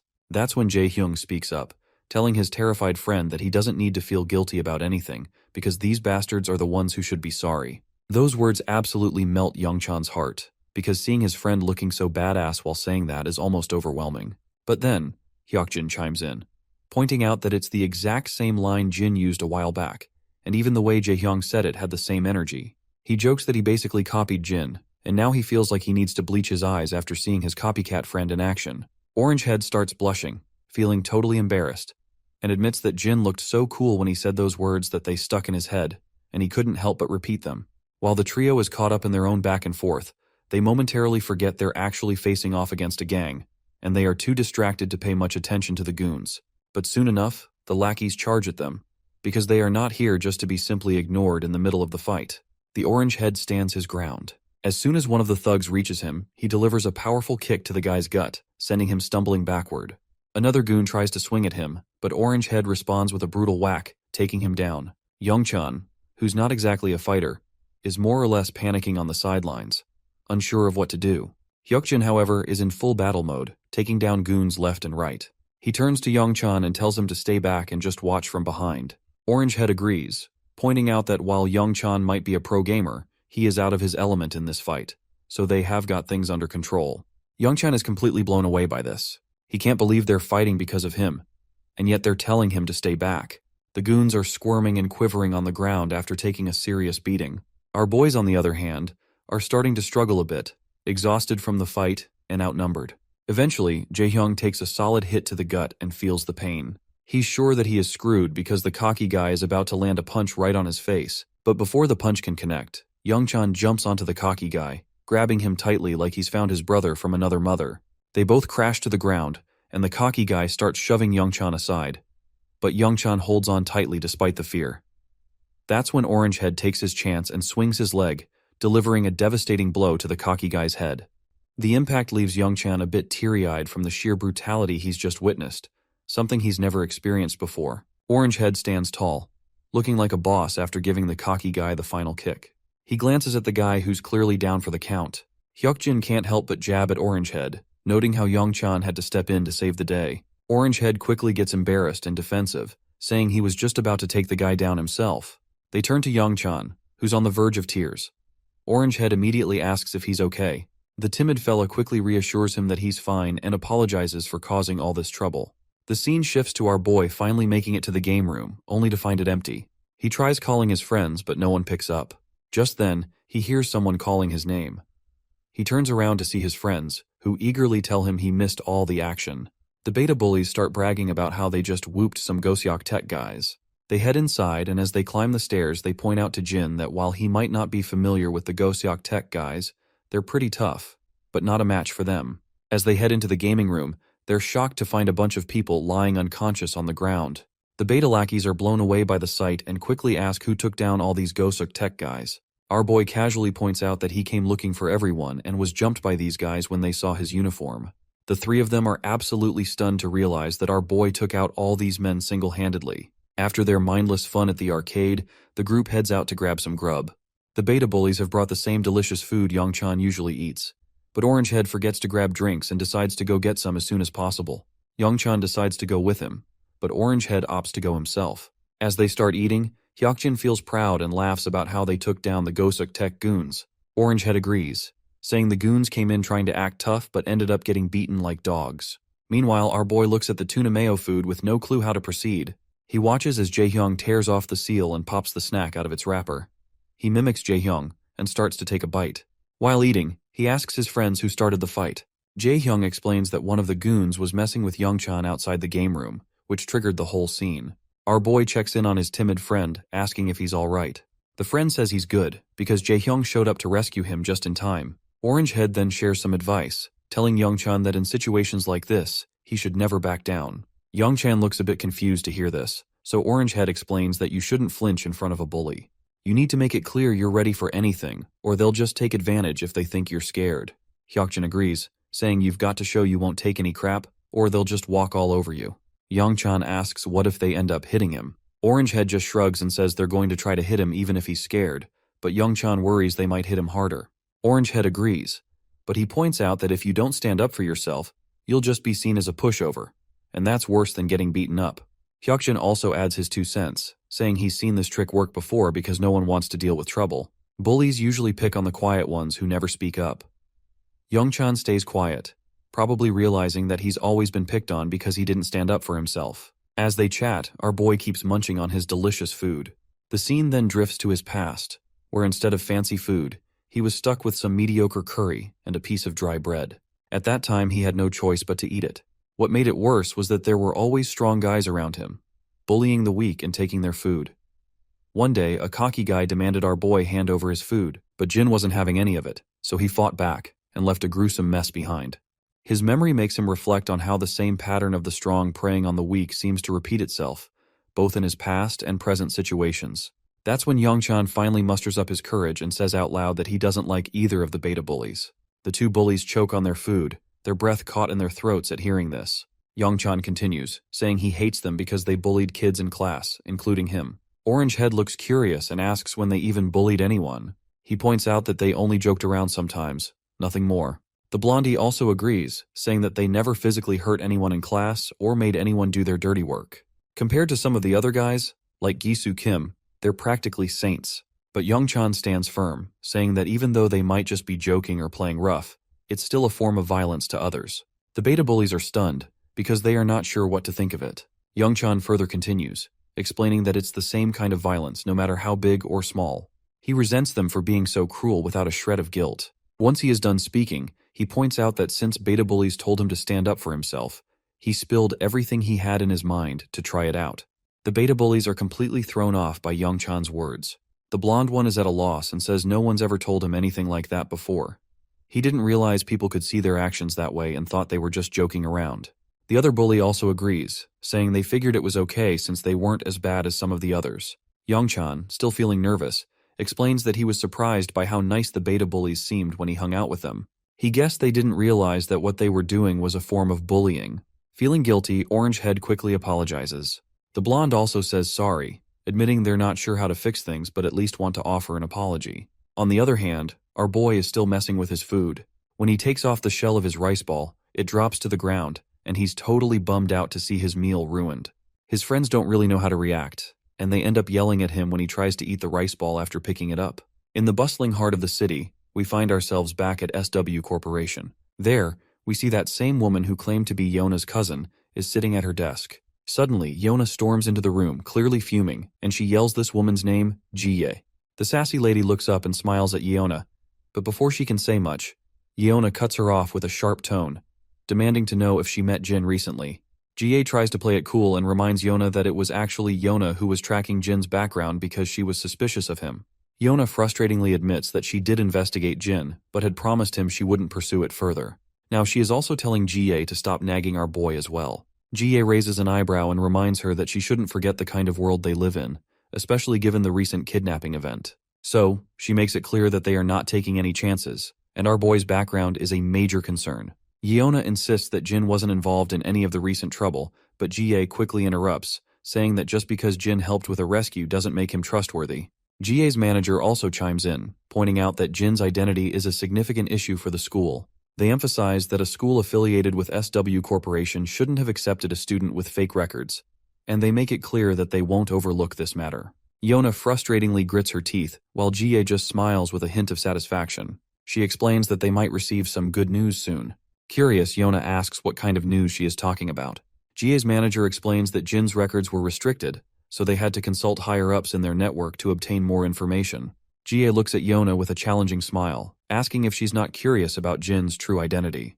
Yona firmly states that she doesn't care, emphasizing that Jin saved her, which is more than enough for her. Just then, the telephone rings, grabbing everyone's attention. Jie's smirk widens as she says it's time for them to hear the news together. She answers the call, and the caller announces that they have news to deliver. As Yeona waits anxiously, Jie expresses hope that the caller will reveal information about Jin's identity. The caller responds that the higher-ups have decided that SW Corporation should refrain from any further inquiries into Jin's background. The announcement leaves Jie visibly pale, and the guards stunned as well. Her frustration boils over, and she starts yelling at the caller, demanding to know how they can simply let the matter slide. The caller makes it clear that, given the enduring relationship between SW Corporation and the government, they have decided to overlook the matter. The caller explains that Jin is estranged from his family due to an unfortunate plane crash and is essentially a young man who has found his way back home. They emphasize that it would be best to let him live his life without further scrutiny. The next day at school, Yeona walks in with her escort, catching everyone's attention, including our boys who are curious to see them back after such a long time. Yeona suddenly starts looking at them with a direct gaze, which makes Youngchan feel uneasy. She approaches him and simply asks if Jin isn't in school today. Youngchan, looking around for Jin, explains that he was just here, but Jaehyung explains that he just got called to the office a few minutes ago. As Yeona and her escort, Seokju, settle into their seats, her escort reveals that the chairman is at the school right now. Yeona is surprised to hear that her grandfather is at the school and wonders why he didn't inform her of his visit and if Jin might have gone to meet him in the office. In the office, we finally meet the old man we've been hearing so much about. He's thrilled to finally meet our boy in person, especially since our boy had previously turned down a meeting, so he came by himself to thank him for saving Yeona. Our boy responds that there's no need for thanks. He was just trying to rescue his sister, and Yeona happened to be there too. The old man acknowledges that he knows, but he still wanted to express his gratitude for saving his granddaughter and apologize for involving his sister. Our boy clears things up again, letting the old man know that he doesn't need to worry about that since Yeona has already apologized.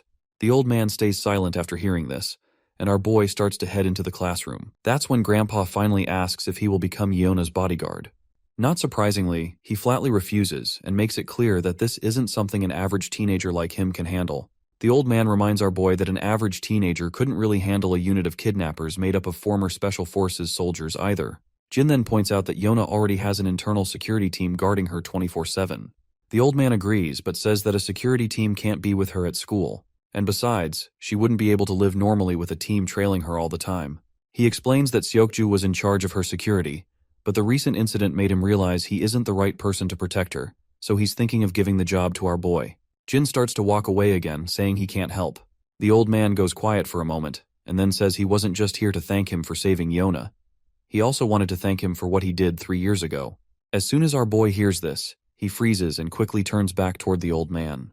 The old man keeps going with his thanks, saying he's wanted to express his gratitude for a long time, because without our boy's efforts, he wouldn't have had the chance to see his son before he passed away. It's clear that Jin remembers what the old man is talking about, but he stays nonchalant, saying it was just another job. The old man insists it was a dangerous job that no one else would take on. Thanks to our boy's success in the mission, he was able to see his son again, and his son spoke about Jin often. The old man reveals that his son was worried and asked him to find out why our boy had become a mercenary. So, the old man tried to track him down but couldn't find any leads. Now, as fate would have it, they're face to face, and he adds that Yeona is his daughter. Jin's mind quickly flashes back to the past, recalling the man mentioning that he had a daughter around his age. Still, Jin makes it clear that he can't be Yeona's bodyguard. However, he adds that he won't turn a blind eye if something happens to her. The old man is a bit taken aback but then smiles and says that would be more than enough. He then adds that there's one more thing he'd like to request. He points out that he would like to hear Jin's thoughts on the security team at SW. Jin asks what he means, and the old man explains that SW's security team is part of a long-standing and proud tradition, maybe too proud for their own good. They believe that Yeona's recent kidnapping would have been contained even without Jin's help. However, as SW continues to expand, the threats are growing, and their security division is lacking in innovation. The old man wants Jin's honest assessment of their skills, and it will be a paid assignment, of course. Jin lets out a sigh, feeling like all of this is just a drag. He then finally heads back into his classroom. As soon as he enters, Yeona greets him, but he clearly ignores her and walks to his seat as the teacher starts the class for the day. Jin sits quietly in his chair, thinking about the old man's words. He realizes that Yeona's father must have died since the old man mentioned he'd seen his son before he passed away. The scene then cuts back to the past. We see Jin as a mercenary, with all the site workers gathered around eating. Jin is munching on some kind of food bar when a voice calls out to him, asking how a kid like him ended up working as a mercenary. It's clear this man is Yeona's father, and after he sees our boy's face, He comments that he didn't realize Jin was so young. Jin quickly covers his face and starts to walk away, but the man offers him his platter full of delicious and appetizing food. He tells Jin to throw away his trash and eat this instead, saying that what he eats really matters at his age. Meanwhile, the other mercenaries chat about how their new client seems really wealthy and explain how they're building roads, a school, and a clinic in the town they're all stationed in. As they chat, Jin listens quietly. While he's on guard duty, the man walks up to him again, offering him a chocolate bar. Jin just looks away. Later that night, the man offers him food once more, but Jin turns away again. On a particularly rainy day, the man brings an umbrella and coat, but Jin refuses them as well. One day, as Jin is packing up his stuff to leave, the same man approaches him again. He says he'll miss having Jin around and invites him to stop by if he can, since they'll be there for at least another month. The man then tosses a bag to Jin, explaining that he's packed some snacks and basic medical supplies inside. Finally, Jin speaks up and asks why he's giving him all this. The question catches the man off guard, and he's surprised to hear Jin speak Korean. He adds that he tried speaking in Jin's native language and in English before, but didn't get a response. The man explains that he's giving these things because he has a daughter around Jin's age, and he reminds him of her, so he can't help but worry. Later, we found ourselves in a rundown place where conflict is ongoing. We then see Jin with his fellow mercenary. His fellow informs him that the town where Jin was stationed as a guard has been taken over by a resistance group. He explains that they were waiting for the foreigners to finish their construction so they could take over the buildings, and most of the people at the site had been killed. Jin is jolted out of his flashback by the sudden ringing of the bell, and he notices Yona calling out to him, asking if he's free right now. A while later, they're in the lounging area, where Seokju is bowing his head in respect and offering a late apology in person. Jin tells him there's no need for that, as he understands the reason behind his actions.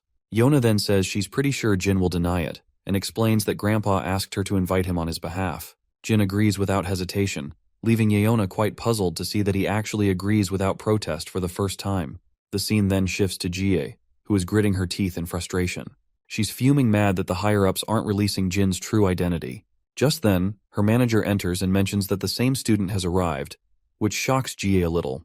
In the SW Corporation's men's locker room, Jin is getting suited up in the company's dress code. Seokju asks how Jin ended up landing a job with SW Corporation. The scene transitions to the past, where Jin is reviewing the records of all the security personnel working for SW Corporation. The old man had told him to spend a few days with the team and share his thoughts since arrangements had been made to accommodate him. It should be fairly easy for Jin to get a sense of the program. Back in the present, Jin tells Seokju that he simply wanted to experience what being in the security team is like, so ended up here with a job. Seokju wonders if that means Jin wants to be a bodyguard. Jin then asks if Seokju isn't joining the training. In response, Seokju explains that today's session is for Team 2, and he is part of Team 3. He adds that Team 3 escorts Yona exclusively, while Team 2 escorts Ms. Jie and her parents. The scene transitions to a training hall where all the personnel are sitting on the ground. One of the instructors introduces Jin to everyone, explaining that Jin will be joining them for the next few days. He's in the same class as Seokju, and the chairman has allowed him to participate in their program to learn about their field. One of the men raises his hand and asks if Jin is the one who handled the kidnapping situation with Seokju. The senior confirms that he is indeed the same person. Jin introduces himself and thanks everyone for letting him participate. As the students begin their training, we see Yeona standing above, observing our boy. Seokju reveals to her that our boy is here because he wanted to experience what it's like to be a bodyguard, or at least that is what Jin told him. Meanwhile, the guards are running down the halls, engaged in their training.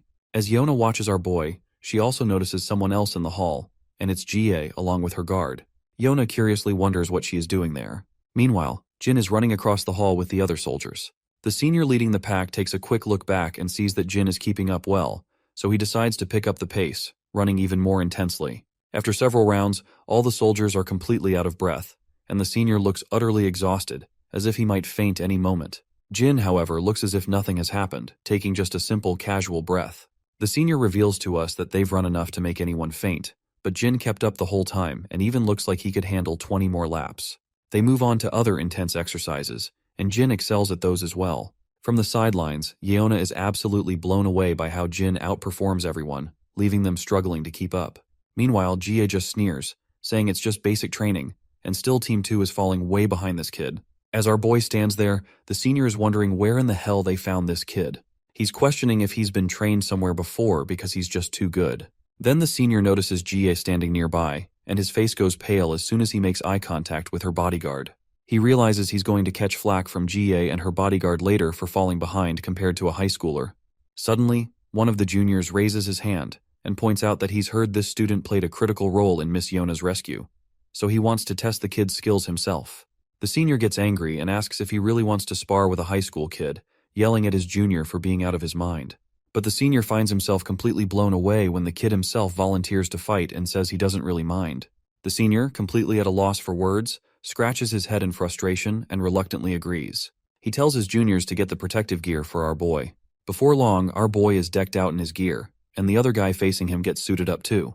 Yona wonders if this will be okay, and Seokju points out that it's hard to say, given how tough the other guys are. Even Jai thinks it would be pretty hilarious if this high school kid actually won. She mentions she's heard the kid has extraordinary fighting skills, but her bodyguard assures her that he's still no match for his men, because these guys have been highly trained in all sorts of combat, long before they started working at SW. The senior tells both of them to just take it easy, especially telling his junior to go a bit easy on the kid, and the junior agrees. The senior then tells them to get ready, so the junior takes his stance and reminds our boy that he's not against those chumps he has beaten before, so he better be careful. Our boy doesn't even flinch at the jab and simply takes his own stance. As soon as the senior signals the start of the fight, the junior lunges at our boy with an incredible burst of speed and swings a punch right at his face, but our boy quickly steps back. The junior swings again with full force, but Jin dodges effortlessly once more. Yona, growing anxious, points out that the soldier wasn't supposed to go that hard during a sparring match. But the soldier, however, keeps coming at Jin, swinging his fists left and right. Jin continues to dodge every attack effortlessly. Then, Jin quickly kicks the junior's leg, causing him to stagger. Seizing the moment, our boy balls up his fist and throws a brutal punch. But the soldier quickly raises his hands to block, avoiding a direct hit. The fatty mocks our boy for his futile attack and gets ready to hit him with a punch of his own. But Jin quickly deflects the incoming fist and counters with a brutal blow right to the bastard's face. That display of power leaves Yona breathless, and even her guard finds it pretty impressive that Jin struck precisely where the fatty's face was exposed. As the fatty writhes in pain, Jin grabs him by the head and delivers a vicious knee smash to his face, leaving him bloody and beginning to collapse to the ground. Jie is absolutely blown away by what just happened, while Jin stands there as the clear winner, with his opponent slumped unconscious on the ground. He removes the protective gear from his head, and both the senior and the other soldiers are stunned by the turn of events. Seokju notes that they were clearly instructed to take it easy, but this was just too intense. Jie speaks up again, questioning if this kid is really the 19-year-old they claimed he was. Meanwhile, her bodyguard is fuming at the top of his head, as Team 2 is part of his crew, and he is not at all happy to see one of his soldiers going down like flies after being beaten by a teenager. The other soldiers drag their incapacitated buddy off the ground, while Jin remains the center of attention. By now, the senior has no doubt about Jin's role in saving Yeona from the kidnappers. Meanwhile, Jie's bodyguard is giving his soldiers death glares. They're all panicking, especially the senior, who's sweating bullets because he's sure he's in big trouble. Then, another soldier, Beomseok Choi, raises his hand and volunteers to spar with Jin too. The senior reminds him that they've already lost to a kid once, and doesn't want to look foolish by losing again. But Beomseok, brimming with confidence, says he's really itching to fight Jin after seeing his impressive skills. The senior points out that they can't all just rush at Jin, but Jin says he's totally fine and not exhausted at all. He even adds that he hasn't moved around enough to be tired. This freaks everyone out a bit because after taking down one of their top soldiers, he's practically saying he hasn't even broken a sweat. Seokju lets out a sigh, clearly not surprised by our boy's antics. Beomseok finally steps into the ring, face to face with Jin. While stretching his muscles, he casually asks our boy where he learned to fight like that. Jin then asks if Beomseok isn't going to wear his headgear, to which the soldier confidently replies that he doesn't need it. He tells Jin to go ahead and use one if he wants to. But Jin was only asking for the guy's sake. He doesn't care about headgear either, so he just tosses it aside, surprising Beomseok and even Yeona. That's when Beomseok starts getting cocky, calling Jin a punk and saying he likes his spirit. Jie then curiously asks her bodyguard what he thinks will happen this time. In response, he admits they made the mistake of underestimating Jin earlier, but he's confident they can take him down now. He takes major pride in his men, who train tirelessly every single day. Not to mention, our boy is about to face the ace of the team this time. Jie cracks a smile, eagerly anticipating how Beomseok will handle Jin. Meanwhile, Yona's bodyguard is starting to think Jin might actually lose this round. In a weapon-free fight like this, it all boils down to physical strength, and Beomseok Choi is a jacked-up dude. There's no telling what kind of rigorous training Jin has had, but nothing can make up for the raw strength Beomseok is rocking. As the fight begins, Beomseok, full of bravado, takes his stance and swings at Jin, but our boy casually sidesteps the punch with ease. Jin tries to land a punch on Beomseok, but this dude isn't here to mess around. He dodges Jin's attack quickly and counters with a punch of his own. Jin also tilts to the side to save him and throws another punch, but Beomseok grabs Jin's fist and smirks. He acknowledges that Jin's punch is stronger than he expected based on his appearance. But Jin isn't interested in mid-fight chit-chat.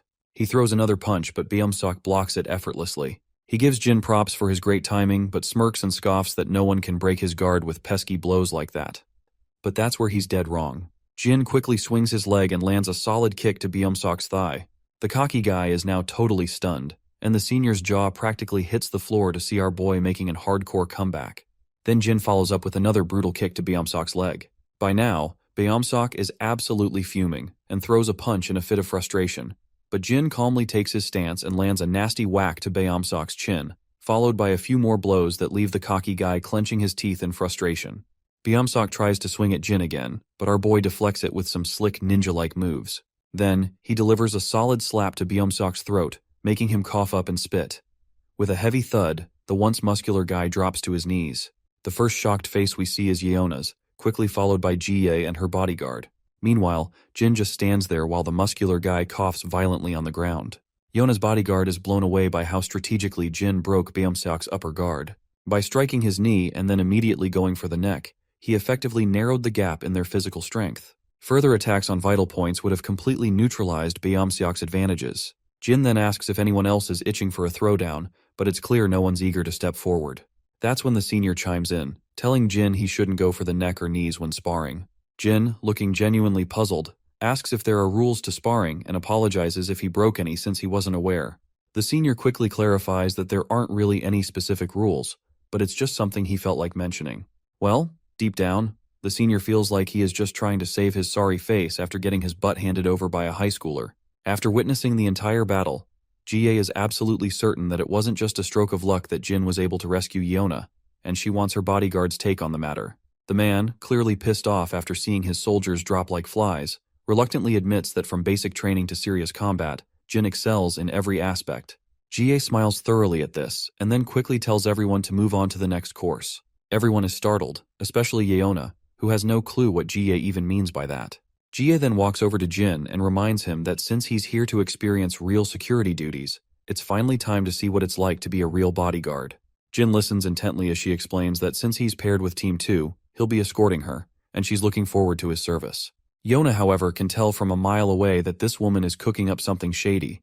The next scene takes us into one of the offices inside SW Corp, where we meet the grandpa, who's with a suited guy. This suited guy is amazed that Jin is in the same class as Yeona.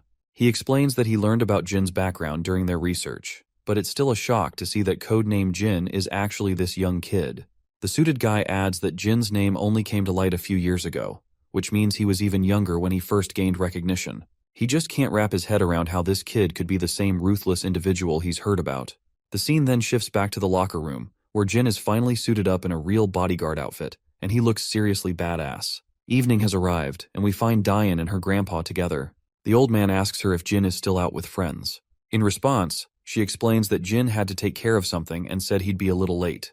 The grandpa is concerned, saying Jin shouldn't stay out too late. He's sure Jin will be fine, but if he runs into any trouble with hooligans late at night, it could be a problem. The next scene shows the two defeated soldiers who were getting pretty cocky before fighting Jin. They're now getting an earful from their superior, and everyone is feeling ashamed after getting their butts kicked by Jin. The senior is so livid his veins are practically bulging, and he makes it crystal clear that they're about to face training like they've never seen before. The soldiers' faces fall when they hear this, and the senior lets out a sigh of relief that they didn't get chewed out by their boss today. Meanwhile, Yeona is absolutely blown away when she sees Jin stepping out in his bodyguard uniform, looking like he's about to hit the town for a date. Even Jie is really pleased to see him, and those defeated soldiers can't help but feel a bit jealous of our boy. As we head outside the building, Jin and two other guards are escorting Jie. There are several other guards as well, making sure she gets into her luxurious Bentley without any issues. Once she's inside, the guards follow, while Jin stands outside until the senior bodyguard tells him to just get in the car. With that command, Jin takes a seat in the back alongside Yeona. Once inside, he notices how two guards are always at Jie's side. Out of the blue, Jie asks our boy if he's ever thought about singing or acting as a career. She explains that one of the SW subsidiaries she runs is an entertainment agency, which is where they're headed right now. Jin, however, simply states that he's not interested. She then asks him why he's interested in becoming a bodyguard. As soon as our guy hears this, he realizes these folks probably don't know the real reason behind his involvement, so he just goes with the flow and says he wanted to experience life as a bodyguard. She then gives him props, saying he's pretty good at this job.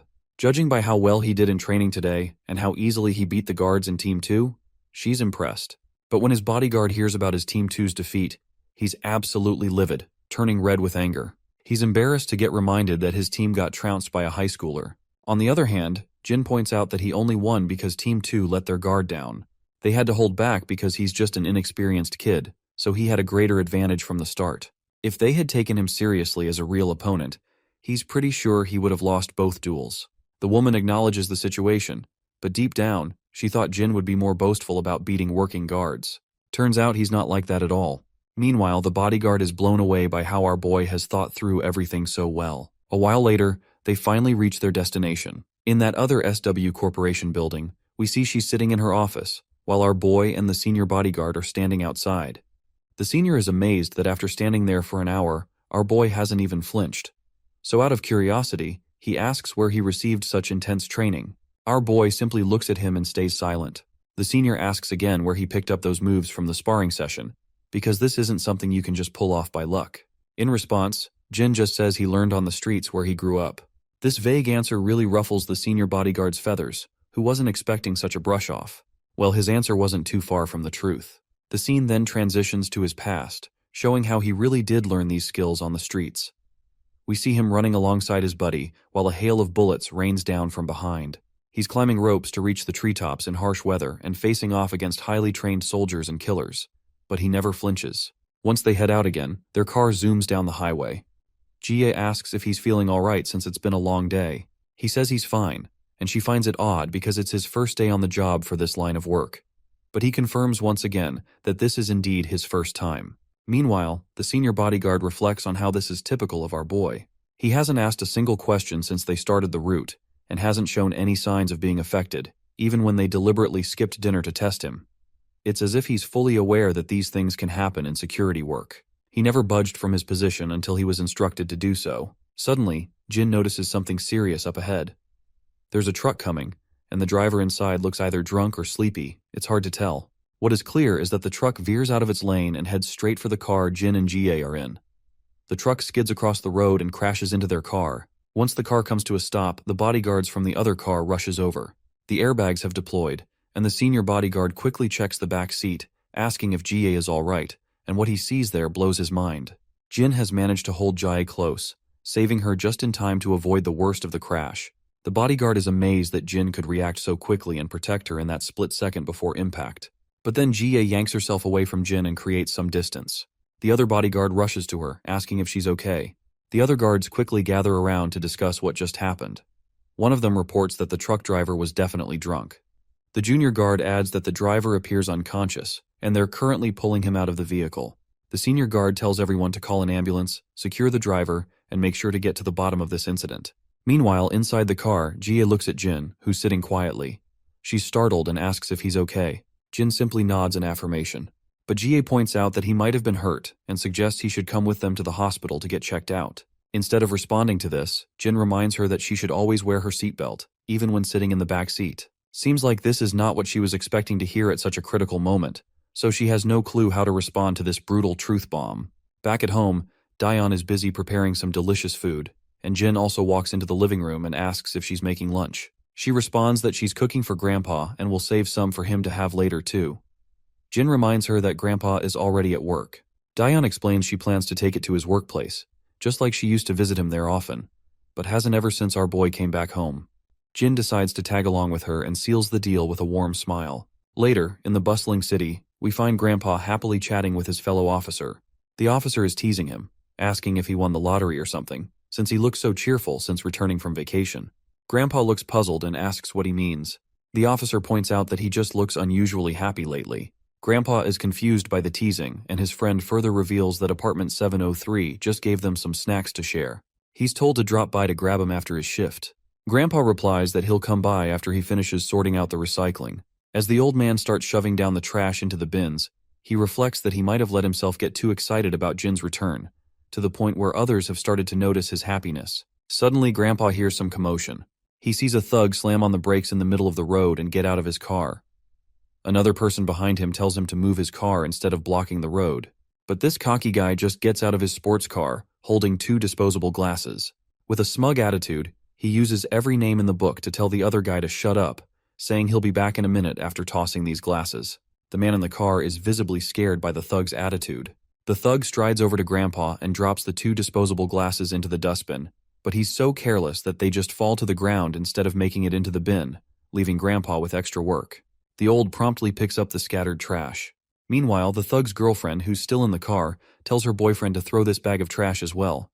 Reluctantly, he grabs the trash bag and throws it from a distance, not bothering to walk over to the bin. As expected, Grandpa ends up picking up the mess left behind by the inconsiderate duo. The thug zooms out of the place in his car, and just as Grandpa is busy putting the garbage to its rightful place, he hears a familiar voice and turns to find his children arriving to visit him. Although Grandpa is thrilled to see his children, he still asks what they're doing there. They reveal they brought lunch for him, but he insists they shouldn't have gone to the trouble. He can just buy something nearby. Daeon looks around and notices Grandpa is sorting out the recycling. He agrees, saying it's better to take care of it before it piles up and gets out of hand. The charming girl offers to help with the job, but Grandpa quickly tells her she doesn't need to get her clothes dirty. Daeon, however, has already made up her mind and brushes off his concern, saying she'll just wash them later. So they start sorting out the trash, with our hero quietly standing behind, beaming with happiness to be with the family. After a while, we see the girls blushing while looking in a certain direction. It wouldn't be surprising if they're admiring our boy's handsome face. In the background, we catch sight of Mr. Cha and his lackey, who have finally been discharged from the hospital and have been walking out from his apartment. Suddenly, Mr. Cha perks up when his eyes wanders at front and spots our boy sorting out some trash, and he has no clue what the hell he is doing there. Cha's lackey recognizes the old man and realizes he's the grandpa they saw when they went to get the kid. Hearing this, Cha quickly pieces it together and figures out that the girl must be our boy's sister. Seeing our boy smiling so warmly, Cha finds it fascinating that he knows how to smile after all, and he can finally see that he really does look like an average teenager. The lackey suggests they go over and say hello, but Cha decides against it, saying guys like them usually just end up ruining moments like that. Instead, he decides they should grab a bite to eat. We then see the sweet family having their lunch in the park. The 3 of them are enjoying themselves, eating and chatting away. Once they're done, Daeon waves goodbye, and they decide to head out. Once the evening strikes, the old grandpa is also done with his duty, and walks to his home while smiling pleasantly. Then, he notices that same Corvette he had seen in the noon when that thug came to throw that trash. The old man approaches the thug and reminds him that parking there isn't allowed because it blocks the entry and creates a hazard for children, so he suggests parking in the lot instead. The thug sneers and asks why he should listen to an old guy like him, making it clear he'll park his damn car wherever he wants. The old man tries to reason with him, but the blonde woman beside the thug threatens him, saying he's just a guard and wonders if he's trying to get fired. The old man keeps his smile and calmly explains that he knows he's paid by the residents, which is why he's asking them to park elsewhere to avoid causing trouble for others. The thug scoffs and says he won't park in the tiny parking lot because if another car scratches his, who's going to reimburse him for the damages? Grandpa is left without an answer, and the blonde woman sneers, doubting that Grandpa could cover the cost of the car. That's when Mr. Cha's lackey grabs the thug by the neck from behind. With a terrifying tone, he asks if this thug has no manners when speaking to his elders. The stupid head groans in pain and demands to know who's behind him. Cha's lackey leans in with a face that could scare ghosts and simply asks why he wants to know. The thug is absolutely terrified by the look Cha's lackey is giving him. The lackey yanks the thug away and tells him to shut up and move his car. He makes it clear that if he ever catches him giving this gentleman trouble again, he's going to make sure both of them get a serious beatdown. The disgusting couple quickly hops into their car and speeds away. Cha's lackey then smiles at the old man and asks if he's all right. Grandpa, unsure how to respond, simply says, "Thank you." The man then reminds Grandpa that Jin is his friend and that he saw Jin working with the old man earlier today. Grandpa's mind perks up and remembers that this man is the same guy who came to their home one day to meet Jin. The scene cuts to Mr. Cha's turf, where the lackey meets up with his boss. Cha's in good spirits despite his fractured hand, glad he can still enjoy a drink with his other hand. The lackey mentions that if he hadn't stepped in, Grandpa would have had even more trouble from that little punk. Cha chuckles and gives his friend a nod for his solid work, noting how disrespectful punks can be these days. Suddenly Jin barges in abruptly and he looks quite terrifying at first glance. Cha immediately starts sweating to see our guy this serious, because Jin is the last person he would want to mess with. He asks Jin why he's giving them this insane look. By the way, we've been referring to this man as Cha's lackey for a while now. Since we don't know his name yet, let's give him one and call him Muscle Man. Jin pulls out his phone and shows a selfie of Muscle Man with Grandpa. Grandpa also had told our boy that one of his friends lives in the apartment where he works. Muscle Man starts blushing, feeling pretty pleased as well as embarrassed with himself. Meanwhile, Jin looks absolutely furious and asks Muscle Man if this is some kind of threat. Cha and his lackey are terrified that Jin is taking this the wrong way, and they definitely don't want to get on the bad side of our MC. As our boy's anger boils over, Muscleman starts to stagger and quickly tries to explain that it's just a gesture of goodwill, begging Jin to listen before taking any action. The scene then shifts to SW Corporation, where GA is asking her guard how the kid is doing. The guard remains silent for a moment, but then points out that the kid should be finishing up his training session with Team 3. GA then asks if Jin was taken to the hospital to get checked out and what the doctor said. The bodyguard reports that Jin had a few bruises but nothing serious to worry about. GA reflects on how Jin saved her just in time, and we can tell that she has a soft spot in her heart for him. She tells her bodyguard to check in on Jin just in case, as you never know what symptoms might develop after a car accident. She's concerned that if the media finds out the crash was staged and Jin gets hurt, it could create a real problem. Well, I already had a hunch from the start that the accident was staged because they just wanted to assess Jin's caliber. We then see Jin again, donning his school uniform back. Seokju asks him what's going on, noting that Jin seemed to be holding back compared to his last session. Jin points out that he does not want to get on the bad side of everyone. He then asks Seokju why he's still hanging out with the security team, since he initially thought Seokju had already finished his security training and moved on. Seokju sighs and explains that, contrary to what Jin might have heard, he was never an official guard. He only started because of his family and because he grew up with Yeona. Since he was good at being a bodyguard, he stuck with it.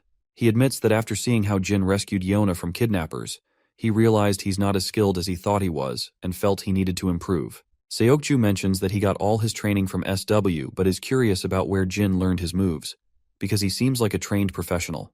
Jin simply responds that he learned it on the streets where he used to live. Seokju senses that Jin isn't telling the full truth, but decides not to press him further. After they finish preparing in the men's locker room and head out, they find Yeona standing outside, eavesdropping. Jin doesn't bother to engage with her and continues walking, but Yeona quickly speaks up, asking if he's not planning to try more field work today. Jin looks confused, and Yeona blushes as she explains that she thinks it would be a good opportunity to hang out, and it won't take too long. Jin remains silent, and both her guard and Seokju stay quiet as well after hearing her odd wish. Later, a bunch of guards are stationed outside while Yeona and Jin stop by a stall to grab some food. Yeona excitedly explains that she missed cup noodles and triangle kimbaps so much while she was in the US. As Jin looks at his triangle kimbaps, he has a flashback to an unpleasant memory where his food fell out of the wrapper and hit the ground. Seokju looks a bit bewildered by the rundown spot they've chosen for eating. Yeona notices and asks Jin if he's not going to eat anything. Our boy then replies that he doesn't think he should eat with her since he's supposed to be guarding her. Yeona is startled by this, and Seokju quickly explains that Team 3 is responsible for escorting Yeona right now, and their job is to blend in as her companions while guarding her from close by. Yeona charmingly agrees and tells everyone to just dig into the food. Meanwhile, Seokju reflects on how Yeona picked the convenience store near his home on purpose because she knew he would decline if she took him somewhere nicer. Yeona then brings up the accident that happened while Jin was escorting Jaye and asks if he's okay. Jin replies that he's fine, all while staring at his triangle kimbaps inside the packaging. Yeona then asks if Jie gave him a hard time, noting that Jie is known for being super demanding and harsh. In response, Jin simply says everything went smoothly. Yeona finds this hard to believe, as it doesn't sound like Jie at all. She comments that Jie only smiles when she's insulting others. As they chat, Jin looks at Yeona's pleasant personality and finds himself drifting back into his memories. He remembers her father, utterly exhausted and injured, with Jin himself panting heavily, gun in hand, scanning for enemies. Her father tells him to leave him behind, saying that at least one of them should survive. He adds that he doesn't have much time left, and even if he's saved today, he won't live much longer. He reassures Jin not to feel bad about abandoning an injured man because he's just glad that Jin stayed to help when everyone else refused. The father's only regret is not being able to see his daughter's face one last time before he dies. Jin tells him to stop being sad about it and insists that since he is still alive, he should just stand up and go see his daughter. The father's face lights up at Jin's words, feeling a glimmer of hope even in this despairing situation. And as the flashback fades, Jin turns to Yona and asks if they can talk alone for a moment. The girl is startled to hear this and repeats his question, asking if he means just the two of them. Jin responds positively, so Seokju decides to step away, saying he'll give them some space. Once Seokju is out of earshot, Yona asks what's going on and why Jin suddenly wants to talk privately. In response, Jin drops this name, Inguk-sin. Yona quickly catches on that Inguk-sin is her father's name, and she is now even more confused why Jin is bringing this up out of the blue. Jin then asks Yona what her father was like. Yona looks puzzled because she is not quite sure where Jin is going with this. She eventually sighs and explains that her father was a busy man who spent a lot of time working overseas. They weren't very close because they barely saw each other. She goes on to tell him that her father fell ill, and the doctors told him he didn't have much time left. Despite the bad news, he kept working and ended up falling sick while abroad. She still doesn't understand why someone would choose to spend their last days working instead of being with loved ones. She was on her way to see him because he couldn't manage the flight back home, but he passed away before she arrived. She further continues, explaining that her father worked himself to death without ever having one last moment with his daughter. And if she's being honest, she admits that she still resents him for that. She is still not sure why Jin is asking about her father, but she claims that she would not have opened up if our boy had not saved her from the kidnappers back then. Once again, Jin's mind flashes back to a construction site. There, her father is talking to him again. He says he's doing all this because he wants to help, and as a parent himself, he felt compelled to do something for these children because it was the only way he could face his daughter. He admits he hadn't been a good father, and if he had known sooner, he would have spent more time with her. To him, family is more important than anything else in the world. Back in the present, Jin reveals to Yona that she was the reason her father worked until the very end. This news shocks the girl, and she asks him what on earth he's talking about. Jin then explains that he's here to deliver the final request of his client. He reveals that her father wanted to tell her that he wanted to see her one last time before he died, and that he's sorry he couldn't make it happen. These are the words her father wanted Jin to deliver to her. We flash back once again into the past, where her father tells Jin that this is an official job, and he must carry it out no matter what. He further says that whether he lives or dies, Jin will be the one to deliver this message to her. Yona is stunned to hear that Jin met her father before he passed away. After dropping this bombshell, Jin simply grabs his bag and begins to walk away, leaving Yona wide-eyed. Tears start to well up in her eyes as she wonders if her father really did say those words. It seems like Jin is also going through his own development arc and has finally begun to understand something he didn't realize back then. He's starting to see the meaning behind the request he is signed to fulfill. You see, whenever Yona's father tried to offer anything to Jin, it wasn't about making himself feel better, but rather, it was simply because he wanted to protect Jin.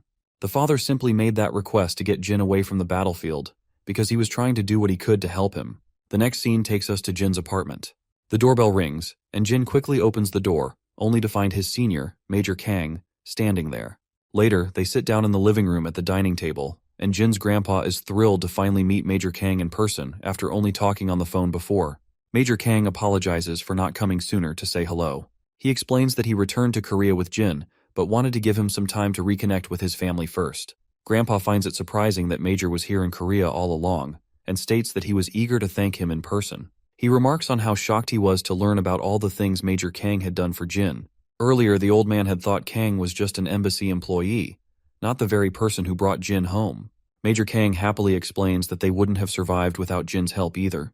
Well, it's actually true, and Kang reflects on how Jin essentially brought them back from hell, and he couldn't be more grateful about it. On the other hand, Grandpa nods in respect and says that Jin might never have made it back home if it weren't for Major Kang. He admits it's a bit late, but he thanks Kang again for everything he's done.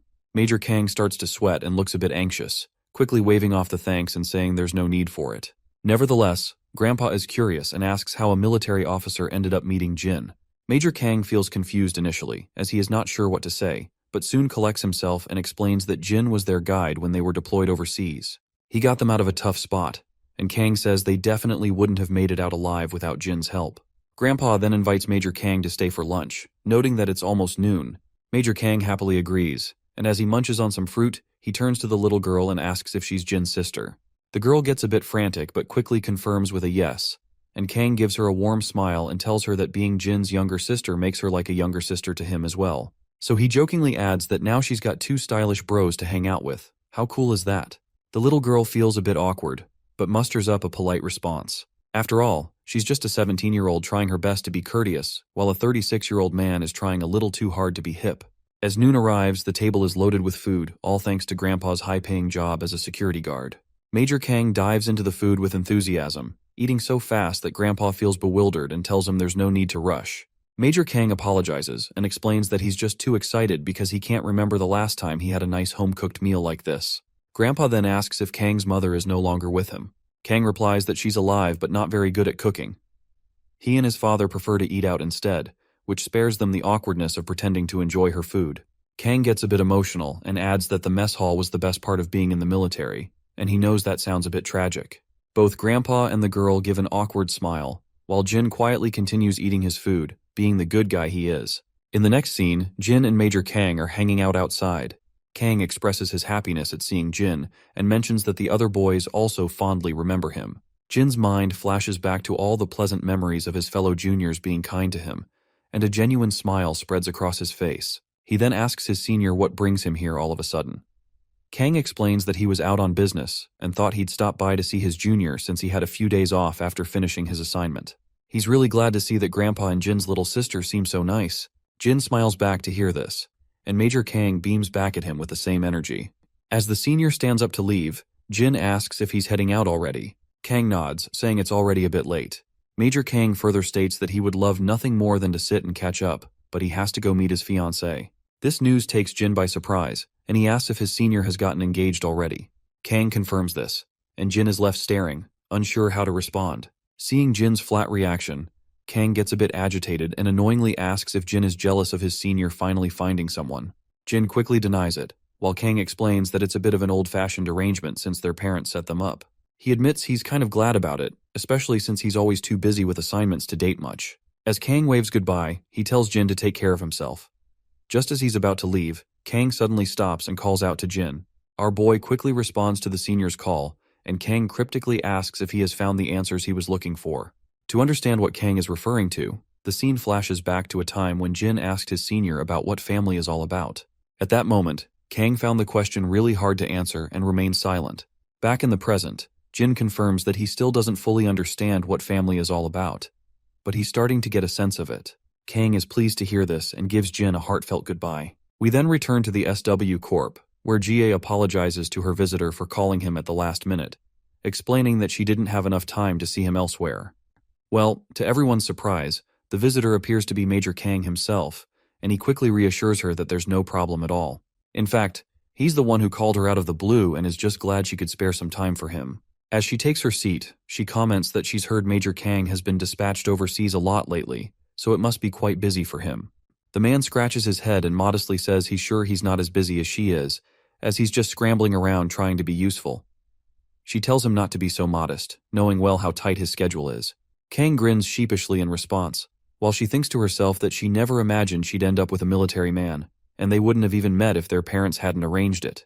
She then wonders how many times they've seen each other, and Kang responds that it's exactly 14 times. She then points out that this much time is just far too little given the fact that they had been engaged for over a year. She then remembers another think, and she states that she has a favor to ask. The man quickly perks up and tells her to just say the words. That is when she slides across the profile of our boy, and when he looks at the document, she points out that it's about this boy in the picture, and she wants him to look into his records. Of course, Kang doesn't need to look into anything since he already knows everything about Jin, but he remains silent about it. She then mentions that this boy is Yona's class fellow, and that they've discovered Jin's records are fake. She's been trying to investigate it herself, but the authorities won't let her, so she thought it might be better to leave it in Kang's hands. Kang, however, apologizes and makes it clear that he won't beat around the bush, and he can't help her with this. GA's eyes widen in surprise, and she remains silent for a moment. Then, she turns her head away, a bit annoyed, and tells him that if he doesn't want to tell her anything, he doesn't need to get all dramatic about it. The poor guy trembles with anxiety and nervousness, as he surely doesn't want to upset her. A few days later, Jin receives a phone call informing him that Major Kang and his men, who were on a mission, have now gone missing. The scene flashes to Major Kang and his soldiers, carefully treading their way with guns pointed. But then, we also see the enemy soldiers in the woods somewhere. One of the enemy soldiers reports that Kang and his team have been driven into the target zone. The boss flashes a big grin to hear this pleasant news, and he is looking forward to hunting them down. Back with Jin, he asks the caller if Major Kang is in danger. The caller confirms that Kang is indeed in danger. And by the way, the one who called our boy is Yeona's grandfather and SW Corporation's director. According to their sources, Major Kang and his men were ambushed by armed forces during their mission. They're being chased by the enemy and are forced to engage in combat. Meanwhile, the military is preparing to extricate Major Kang and his troops. The director further explains that he's sharing this information because he knows Jin has a close relationship with Major Kang. Jin quickly catches on and realizes that if the director felt the need to inform him, it likely means the chances of Kang's survival aren't very promising. The old man sadly agrees, saying he called Jin to prepare him for the worst. Jin remains silent, and the caller advises him not to jump to any rash conclusions and to leave the matter in the hands of the military. He reminds Jin to keep in mind that he has a family to think about now. At the end, our boy agrees and ends the call. As he stands there, his mind flashes back to memories with Major Kang. In the infirmary, Kang, with a big grin, reminds his fellow soldiers that he had already told them that Jin was Korean, and indeed, he is. The other injured soldiers happily chime in, and they all find it really hard to believe, and they wonder if Jin has actually gotten his memories back. Once Jin was sitting alone, Major Kang approached him and told him to take his time and not force himself to remember anything. He then asked Jin if Jin Yu was his real name, which Jin confirmed right away. In another memory, Jin and his colleagues are in the game room, struggling to win a single game. The atmosphere is lighthearted and filled with despair as they continue to lose one game after another. In one particularly vivid memory, Major Kang comes rushing in with excitement and hastily reveals to Jin that they have found his family. He explains that they discovered Jin has a grandfather and a younger sister. Our boy remains quiet and seemingly unshocked, but his other friends are overjoyed. They smile and congratulate him warmly, and they are happy for him that he will be now able to lead a normal life once again. In the present moment, Jin feels a pang of sadness from the news about Major Kang. He's lost in his thoughts when Daeon calls him for dinner, and Grandpa reminds him to hurry before the food gets cold. Jin finally exits his room and stands silently. The others are puzzled to see his unusual behavior, and ask if he's not going to take his seat. Jin snaps out of his contemplation and eagerly sits down next to his sister. As they settle in, Grandpa shares that the other guards are envious that his grandkids come to eat with him. Daeon finds it odd that anyone would be jealous about that and assumes all kids visit their grandparents. But sadly, the old man shares that's not the case, and none of the other grandkids visit as often as she does. Daeon is pleasantly surprised and excitedly declares that she'll visit again soon with lunchboxes. Meanwhile, Jin isn't quite in sync with the current mood. He suddenly calls out to Grandpa, who asks what's on his mind. Jin asks how Grandpa feels about helping someone who once helped him. The old man thinks for a moment and replies that there's no simple answer. It depends on the nature of the help he received and how he can offer assistance in return. What is clear is that the person who helped you had a lot more to lose and didn't expect anything in return while helping. He further explains that the true value of a kind deed is not measurable, and eventually Jin will find that there will come a time when he needs to repay someone for their kindness. All in all, if you can't help someone entirely, you should at least try his best to return the favor. Grandpa starts feeling a bit embarrassed after his heartfelt words, and apologizes if he rambled too much, because he's not the best at putting perspectives into words. Jin simply responds that he understands everything very well, and is genuinely glad to have met someone like Grandpa. The old man looks unsure from where all this flattery is coming from, but he thanks his grandson, and states that hearing Jin's words means a lot to him. Suddenly Daeon notices her brother looking at her, and Jin also tells her that he's also glad to have a sister like her. Daeon goes silent for a moment, then blushes deeply, because she is not the type to handle this much flattery all at once. Later, once Jin gets into the room, he talks to his senior, and lets him know that he is going to help Major Kang, and he appeals to his senior to please make any arrangements if he can.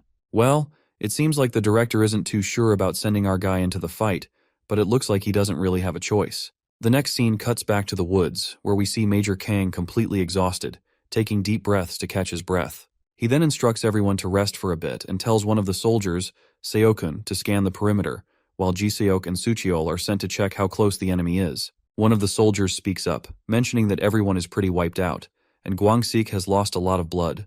But the senior responds that they've got to reach the next checkpoint to wait for rescue. The soldier asks if they can even make it since they're almost out of rations. The senior feels agitated and begins gritting his teeth. The scene then cuts to the enemy base, where one of their soldiers reports to the boss Kang's party is close to giving up. The boss says he's impressed they've lasted this long, and he admits that he would have suffered greater losses if Kang's party would not be burdened with protecting civilians. Plus, Major Kang in his time is also unfamiliar to this land as well, which gives this eye patch bastard an edge in this fight. Suddenly the man's eye begins to throb under his eye patch, and he can't help but feel agitated as the image of our boy flashes through his mind. Looks like our guy is the one who took this bastard's eye. Later, we see a plane zooming through the skies, and inside, our boy sits in his soldier uniform, gun in hand. It's clear he's familiar with the land he's headed to. You see, this region is known as Grian, one of the places where Jin had operated as a mercenary before. Before he boarded the plane, the director's assistant explained that Major Kang and his men were deployed to extricate a group of researchers gathering data on the region's minerals. The rescue mission was successfully underway, but then the troops were ambushed by an unidentified armed force. The assistant also mentioned that they've prepared the list of items our boy requested, and the military forces of both nations have agreed to assist in securing his passage to the region. Lastly, the director himself asks our boy one final question, inquiring if he's absolutely sure about his decision, and Jin quickly replies that he is. With that, we're back in the plane, and the sirens start blaring as they reach the checkpoint. It's finally time for our boy to jump into action. The scene cuts to the school where the lecture is going as usual. Our beta bullies are slacking off, and not surprisingly, Young Chan is busy taking notes. Yona, on the other hand, is puzzled and wondering why Jin isn't in class and hasn't responded to her messages. We're back in the woods again. As our guy moves cautiously, he spots bullet cartridges scattered around. Scanning the area, he realizes that Major Kang hasn't made it to the second foothold. But after seeing the remnant of the battles here, he figures that the Major might have moved on to the third foothold from the second foothold already. Meanwhile, in the dense woods, soldiers are exchanging heavy fire. Major Kang is reloading his magazine while the enemy keeps up a relentless barrage. One of the enemy soldiers is even armed with an RPG. Seeing this, Kang is momentarily shocked, but he does not waste any time and quickly takes aim at the soldier with the RPG and fires, hitting him right in the head. The RPG also detonates for some reason after the soldier is shot in the head, creating a massive explosion and sending debris flying everywhere. Many enemy soldiers are down, and Major Kang and his squad continue their relentless barrage of bullets. Once all the current soldiers are dealt with, those hiding behind hesitate to advance and eventually retreat. Kang quickly calls for a status report. The soldier reports that no one else has been injured, but their ammunition is running low. It's hard to say for sure, but they might not have enough for another skirmish. Kang then asks how far the next foothold is. The soldier replies it's about 8 kilometers southwest, with an estimated travel time of 3 hours and 20 minutes. Kang isn't thrilled to hear this, because covering that distance on foot with civilians and wounded men, especially in such a dense jungle, is far from easy. The soldier also notes that the enemy seems to be using a pattern of ambush and retreat instead of launching a full-on attack. Kang grits his teeth after realizing that the enemy is deliberately trying to wear him down from the start, and they are even ready to sacrifice as many men as it takes to achieve their objective. He reflects that these men aren't fighting like trained soldiers, but are being strategically deployed by someone skilled in tactics. The attack seemed random at first, but after a few skirmishes, Kang noticed a pattern. The enemy's pursuit forced him to retreat from the first foothold to the second, and now they're driving him back from the second foothold as well. Also, the enemy is chasing him down as if they are already familiar with the path. His best option now is to defend the third foothold and hope that the rescue party arrives in time. No matter what it takes, Kang is determined to get his men back home safely. Back at the enemy base camp, a soldier reports to his leader that the enemy is following the predicted course, and he has already positioned the troops to block their way. The man with the eye patch grins, not surprised by this development.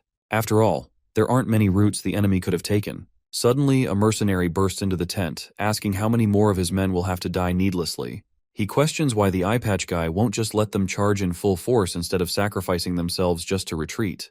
The eye patch then shoots this mercenary a deathly glare, causing him to tremble and fall silent immediately. The eye patch's aura becomes even more intimidating as he explains that they are up against a highly experienced special forces unit, and charging at them without a strategic maneuver would have already decimated all their troops, leaving them with no men to fight and no territory to call their own.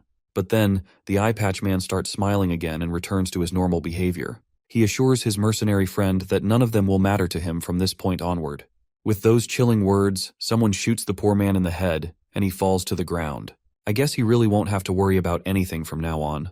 The leader exits his tent, and we see that other members of the mercenary group have also been captured.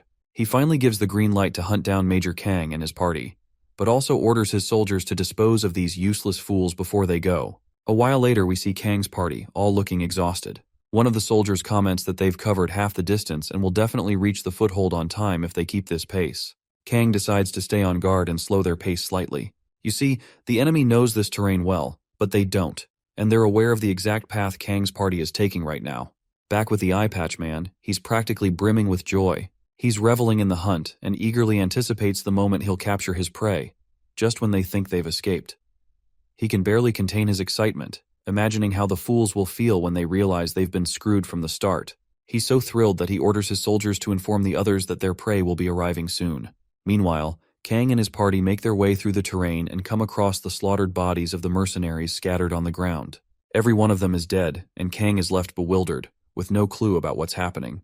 It seems like our boy is the one who took all those soldiers down. Back at the enemy base, a soldier delivers some bad news to the leader. Apparently the Alpha unit was waiting for the ambush, but they've lost contact with them.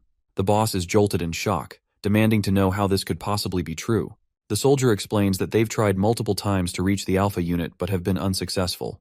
The eye patch man grits his teeth in frustration and angrily asks about the Delta unit, demanding to know if they are right behind the Alpha unit.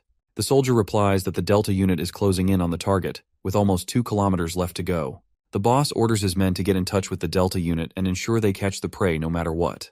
But then, he decides to contact them himself. Once the transmission is set up, he tells the Delta unit to report back. The man from the Delta unit reports back promptly, saying they're under heavy fire. The big boss is absolutely stunned to hear this, and demands to know what the hell he's talking about. In response, the man explains that they were ambushed while en route to the target.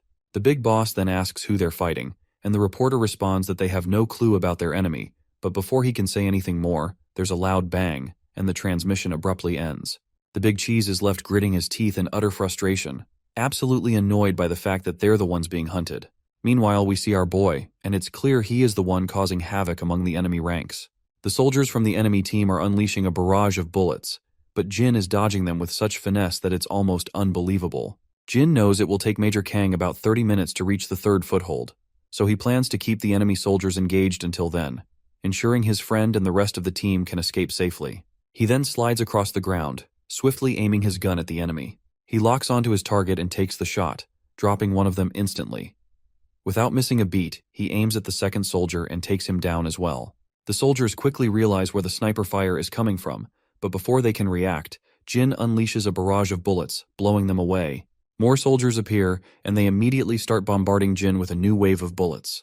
He ducks down to shield himself, with the bullets flying everywhere except hitting him. Jin begins running, confident that the enemy won't be able to track his route in this terrain. He plans to take advantage of this and strike from another direction. Meanwhile, Kang and his soldiers hear the heavy firing from a distance.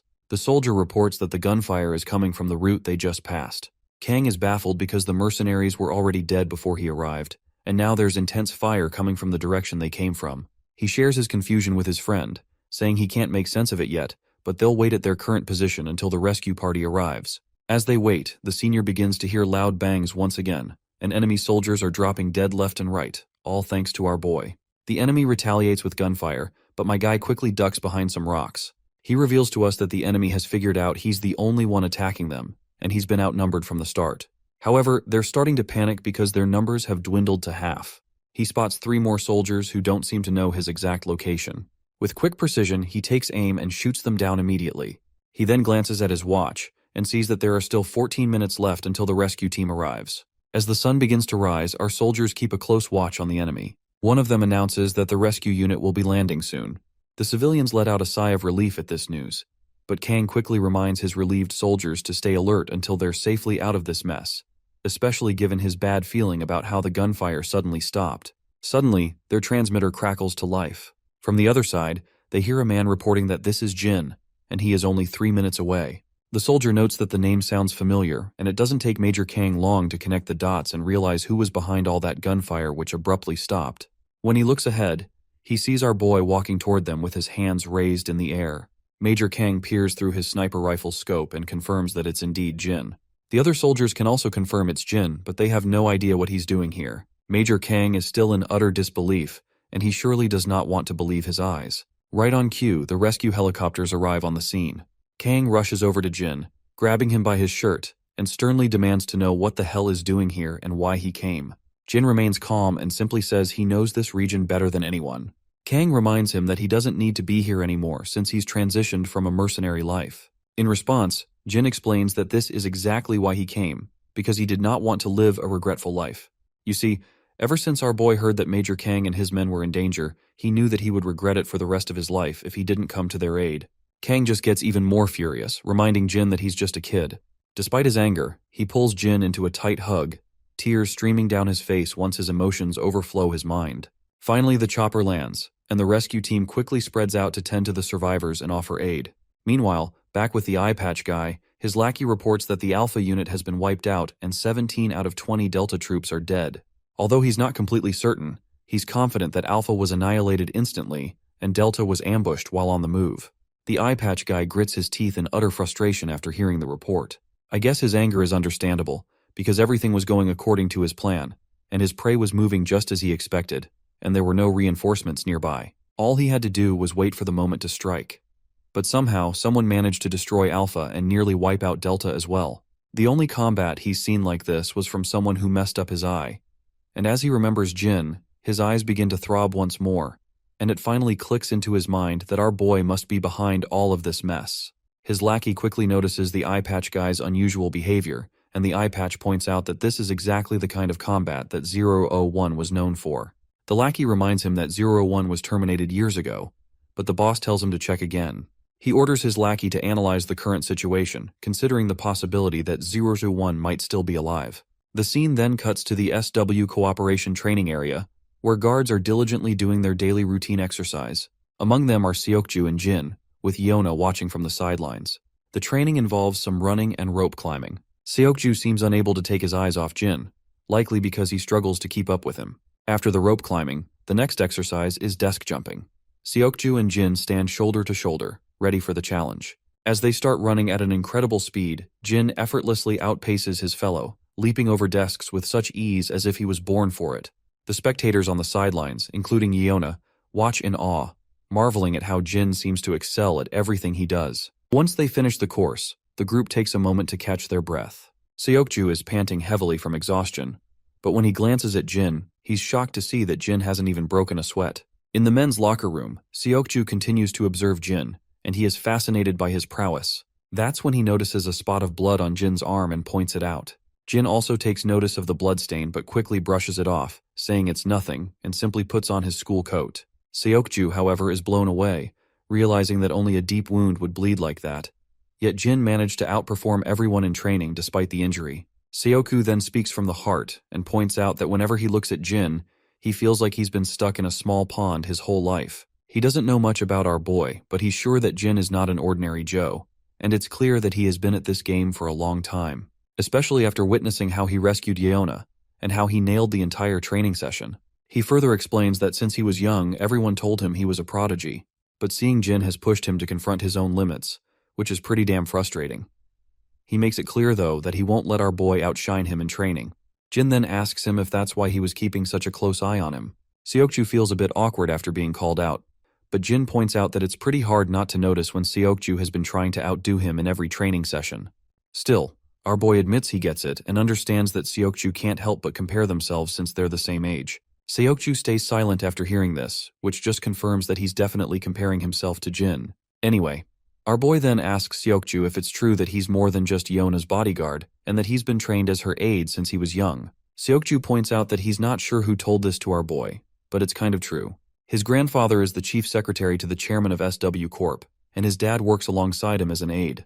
It was decided early on that Seokju would join SW Corp one day, and since he and Yona grew up together, he was trained as her aide to assist her when the time came for her to take on a role at SW Corp. That's when our boy admits that he has no idea how to be an aide and wouldn't even know where to start. With that in mind, he states that they each have their own roles to play. Just as our boy is walking away, Seokju quickly catches up and says he's not going to let Jin beat him in training or sparring. Jin looks at his friend and just smiles. After all, a bit of healthy competition and rivalry never hurt anyone.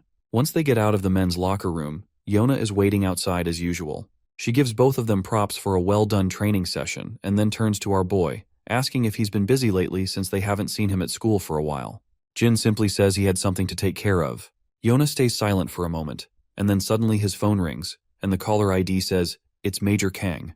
Our boy answers the phone, and Major tells him that the doctors just reported that Gwangsik's operation went smoothly, and there's nothing to worry about. Jin is quite pleased to hear this, and Major further goes on to say that if they hadn't gotten back in time, Gwangsik might not have made it. So, he's alive thanks to our boy. Kang thanks him twice, saying that if Jin hadn't been there to save them, the whole unit would have been in danger, and the other guys in the group are just as grateful. The other guys in the background start showering our boy with gratitude. But then Major Kang gets serious and tells him that he doesn't want to see him out in the field again. He kinda admits that it's a funny thing to say after Jin just saved everyone's asses, but it doesn't sit right with him, and points out that Jin has a family now and a new life ahead of him. But our boy gently reminds the Major that it was because of him that he found that family in the first place, so he's pretty sure he made the right call by stepping onto the battlefield. Major Kang can't help but crack a smile, and he thanks Jin once again for making the right decision.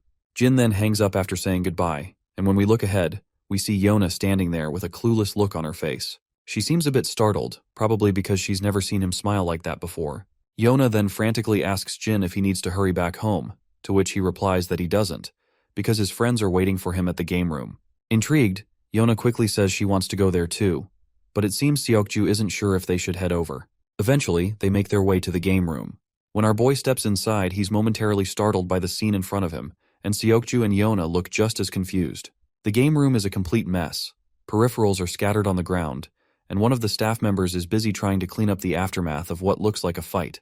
Seokju asks the manager what happened, and the annoyed manager explains that a group of kids in uniforms, like theirs, were gaming quietly until a bunch of kids from another school came in and started a full-blown brawl. It ended up in a huge mess, and now they're trying to clean up the chaos. Well, it looks like our two beta bullies and Youngchan might have gotten themselves into some serious trouble, and Jin seems to have a pretty good idea of what just went down. We finally catch up with Youngchan, who's running at full throttle. Even though he's out of breath, he dashes down the streets and quickly slips into one of the dark alleys. While hiding in the corner, he's absolutely terrified as the thugs who were chasing him continue their search. To understand how Youngchan ended up in this mess, let's rewind a bit. We see the entire gang of thugs surrounding the beta bullies. The bullies are trying their best to fight back, but they're hopelessly outnumbered. The orange head tells Youngchan to just run, and the blonde one even tells him he shouldn't tell Jin about this. So it looks like this pussy has abandoned his friends in the middle of the fight and is now trembling at the thought of how those beta bullies are going to handle an entire gang of kids from Gosok Tech. His phone rings abruptly, which scares the hell out of him, and it's our boy Jin calling. Back with the beta bullies, Jaehyung knocks out a thug with a single punch, but then gets hit by another guy. He quickly retaliates with a kick to the gut, sending the thug tumbling backward. Meanwhile, the blondie is also taking down thugs left and right. After taking down a lot of these guys, the duo looks completely exhausted. However, the number of thugs they're facing is overwhelming. One thug stands behind his lackeys and mocks our duo, saying their effort wasn't half bad, and that he finally sees some truth to the reports of his boys getting beaten. Apparently this man is infamous Inchin Gu, and he is the top dog of Gosok Tech, and even our beta bullies had never thought in their imaginations that they would have to go against the infamous Inchin Gu and his goons one day. Jaehyung throws a jab of his own, telling Inchin Gu to stop yapping and face them. Inchan is clearly annoyed to hear this, and responds with a furious glare, while Orange Head continues to taunt him, asking if he's afraid of embarrassing himself in front of his boys. Inchan takes the bait and charges at them like a raging bull. As soon as he swings his fist with incredible speed, Orange Head sidesteps it effortlessly. He then balls up his own fist and delivers a devastating blow, but Inchan quickly blocks it. Orange Head then swings again, which only frustrates Inchan further. Inchan Gu swings back at Jaehyung, but he delivers a crushing whack to the thug's face. It looks like Jaehyung is too exhausted to land a solid hit anymore. Just then, he finds himself in shock as Inchan Gu grabs his leg mid-air, grinning ear to ear while taunting him that he's as good as dead now. With that, Inchan Gu delivers a brutal punch that leaves Jaehyung's face a bloody mess. But this bastard doesn't stop there. He follows up with a knee smash that sends Jaehyung sliding across the ground. Meanwhile, the blondie is also in trouble. He gets a skull-crushing blow from a thug behind him while he's distracted and worried about his friend. Once he's down, the thugs begin pounding on him relentlessly. Inchan Gu also continues to beat the hell out of Jaehyung, his shoes now covered in blood and grime.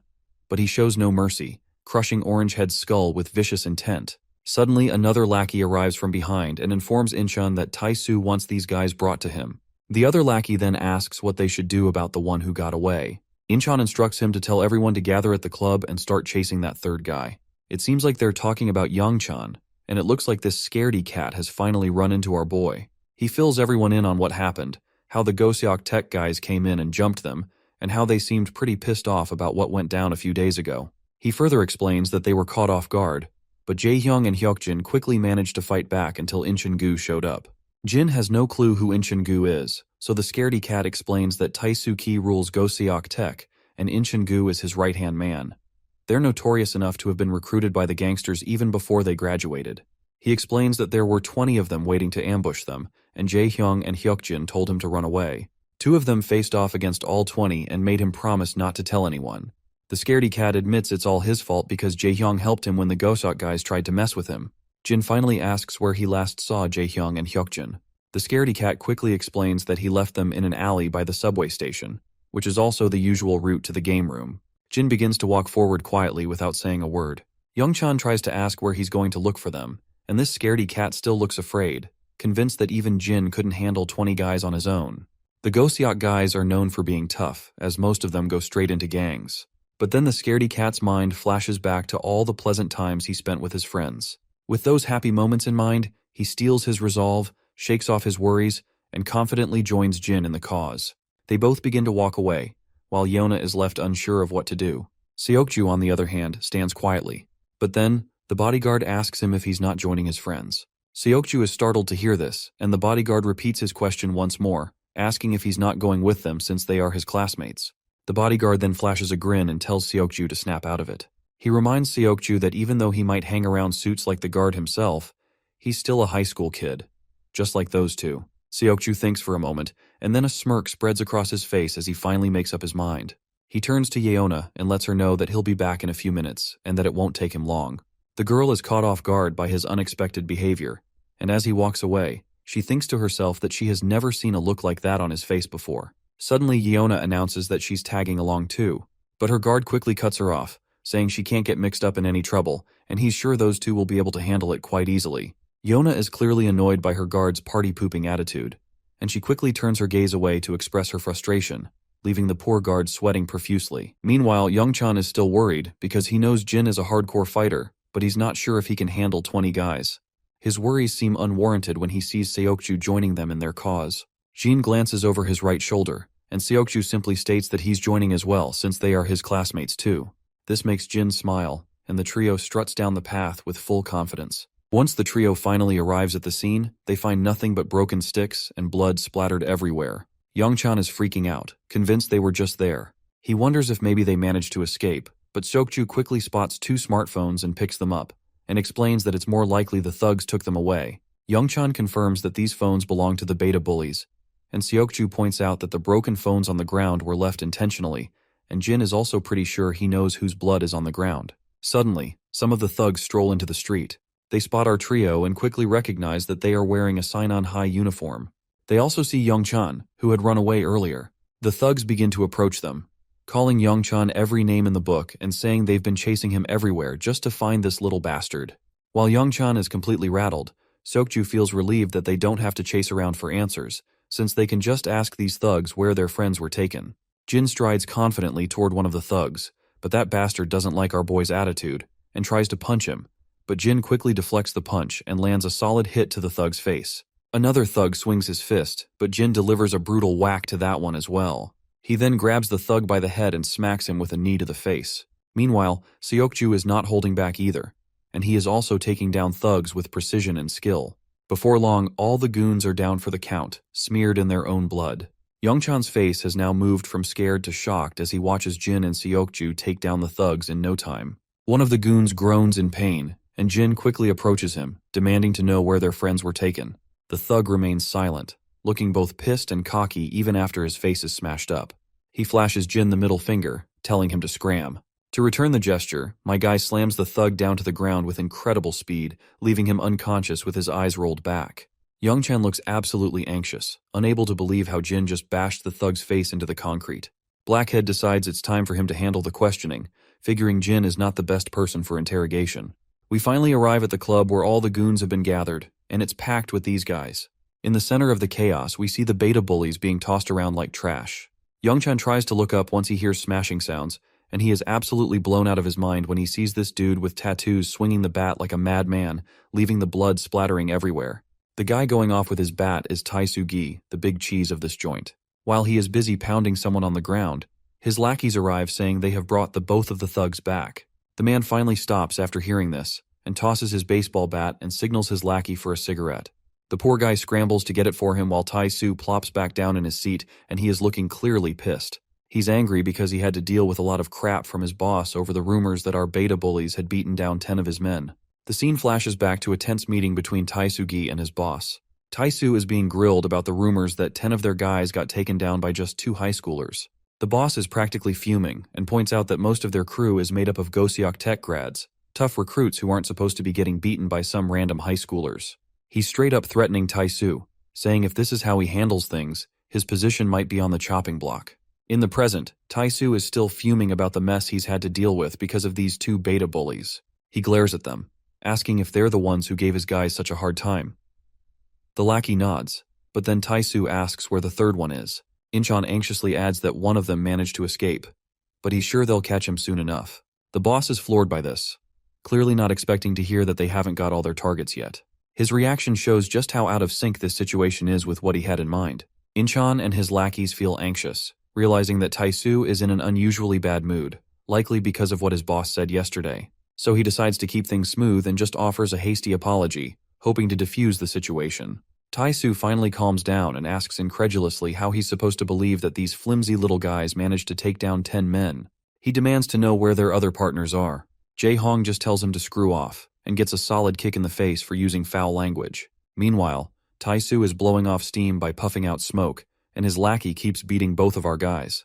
Taisu then puts out his cigarette and makes an arrangement, stating that the first one to spill all the information gets to walk free, but the other will have to stick around as their pawn for a while. He also gives them a chance to run, but makes it clear that his men will drag them out of their school, and he's willing to make their lives miserable. That is when our blonde bully snickers, and both of the beta bullies can't help but laugh so hard that it looks like they are about to lose their lungs. Well, that does it. Taisu is about to blow his lid, and his lackeys know things are about to get real. As expected, the cocky leader quickly starts charging at our boys with a bat in hand, swinging it down so hard that blood splatters everywhere on impact.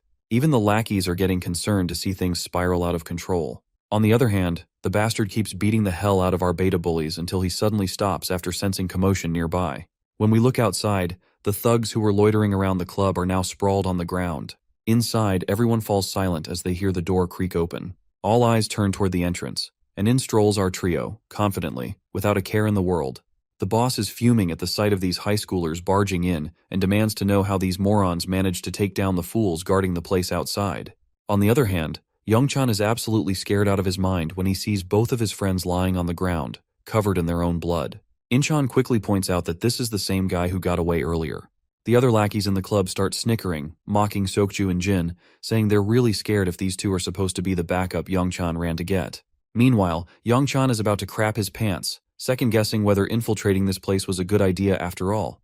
The boss drops his bat with a thud and says he's been in this business way too long, but he never thought he'd see the day when a bunch of scrawny-ass punks would come marching into his club looking for trouble. He then turns to his underling and asks what he plans to do with these fools. In response, Inchan quickly rallies his thugs, ordering them to bring our crew down to their knees.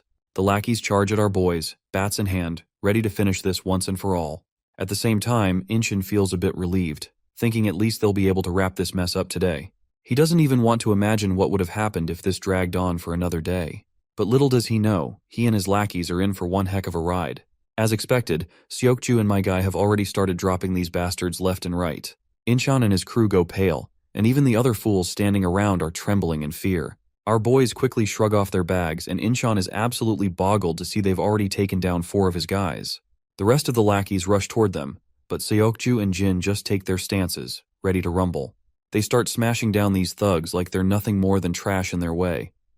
My guy leaps into the air like a ninja and delivers a devastating blow right to one thug's face. Seokju isn't holding back either, taking down the filthy thugs with single punches, sending them flying. Youngchan can do nothing but watch in amazement as his friends absolutely wreck the place.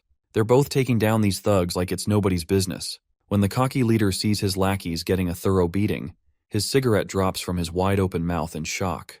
The beatdown continues, and eventually all the thugs are down for the count. The big boss is in complete disbelief, wondering if this is even possible. He looks at our guys, and it's clear they've barely broken a sweat. Yet, they've just taken down 30 of his goons single-handedly. Our boy then starts to walk, and Inchan standing besides begins trembling. As Jin quietly walks past him, it seems like he's going to let this one dude slide, or at least that's what I thought, until Seokju steps in and delivers a brutal punch, knocking Inchan down for good.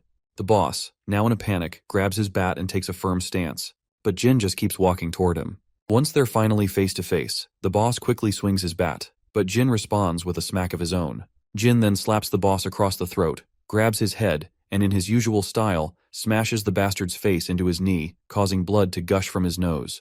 But this cocky guy isn't ready to go down just yet. He knows if his boss finds out about this, he's getting kicked out of the clan for good. So he decides to play dirty and pulls out a dagger, swinging it at Jin. But Jin just grabs his hand and snaps it, leaving the guy whimpering in pain. To seal the deal, Jin slams the guy into the ground, finally putting the cocky boss down for the count, this time for good. Suddenly the beta bullies start to wake up. Youngchan quickly runs over, asking his friends if they are okay, but Blondie just points if they actually look good, given how their faces were smashed with that baseball bat. Orangehead looks up and notices our boy. Once he catches Jin's attention, Jae-hong flashes a thumbs up and says that in the game of life, he's truly at the challenger rank, even though he's still just a bronze rank in the game. It's a good jab, though Seokju has no clue what the heck he's talking about in this situation. In the next scene, we see both Tae-soo and his underling Incheon getting pummeled by the assistant of their boss, who's absolutely fuming. He reminds them that he told them to clean up their mess, but instead, they just made things worse. The two poor guys keep their heads down, and Tae-soo tries to slide out of it with a simple apology. Tae-soo takes a brutal smack to the face from the assistant, who continues to pummel him like a crazy bastard. He then reminds Tae-soo that there's no room for apologies, because they're supposed to be expanding the business while the Goshong and Seongsu boys are out of action, but instead, they're dealing with this mess Tae-soo dragged into their family. By the way, Goshong and Seongsu are the same guys whom our boy had defeated when they had attacked Mr. Cha's turf. The lackey watches in horror as his boss gets pummeled like a sack of potatoes. Just then, the big cheese arrives and tells his assistant to stop. Standing before Tae-soo, he reminds him that he made the mistake of thinking he actually had potential. Tae-soo clenches his teeth while lying on the ground. Meanwhile, the boss pulls out a cigarette while asking his assistant if he sent some men over. The assistant confirms that he has, and they've just set out, so it won't be long before they're back with those suckers who plummeted their men. The man makes it clear that they can't just sit around, especially not when these fools are already part of the family, and he can't stand someone messing with his family. So he tells his lackey to ensure that none of those bastards leave here in one piece. The assistant quickly assures his boss that he'll take care of it. Back on Cha's turf, we see Muscleman bursting into the club. He reports to Cha that he's figured out why the Hakwon Kim boys have been stirring up trouble. Cha asks for more details, and Muscleman anxiously reveals that it seems one of their new members got into some trouble with that kid. Looks like Cha already knows who that kid is, and wonders to himself why they had to pick on that guy. By the way, I just figured out that this Muscleman's name is Yongsu, so we will be calling him that. Yongsu then reveals that the kid decimated them, and now the rest of the family is out for blood.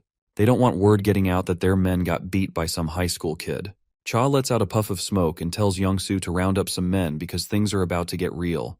It wouldn't be surprising if he wants to step in and aid our boy.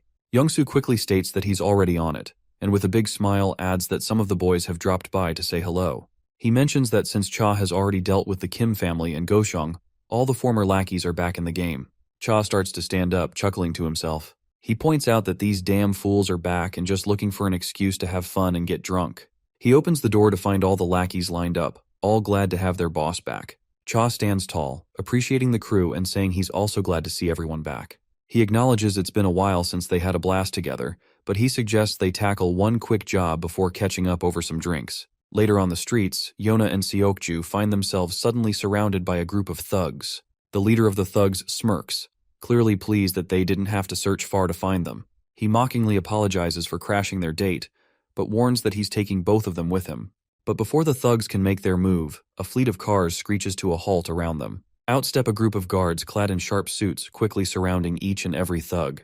It's clear SW Corp has sent in reinforcements, and Yeona's personal bodyguard looks absolutely furious at the sight of these lowlifes, and without a second thought, he grabs one of the thugs by the head. We all know that these thugs are as good as dead. Even Yeona can't help but feel a bit sorry for these fools, and they have no idea what they've just walked into. Later, we see a bunch of Cha's lackeys with bats, demolishing everyone around in the area. We also see Cha strolling into the familiar club, the same place where our boy and Seoku had taken down those 30 men.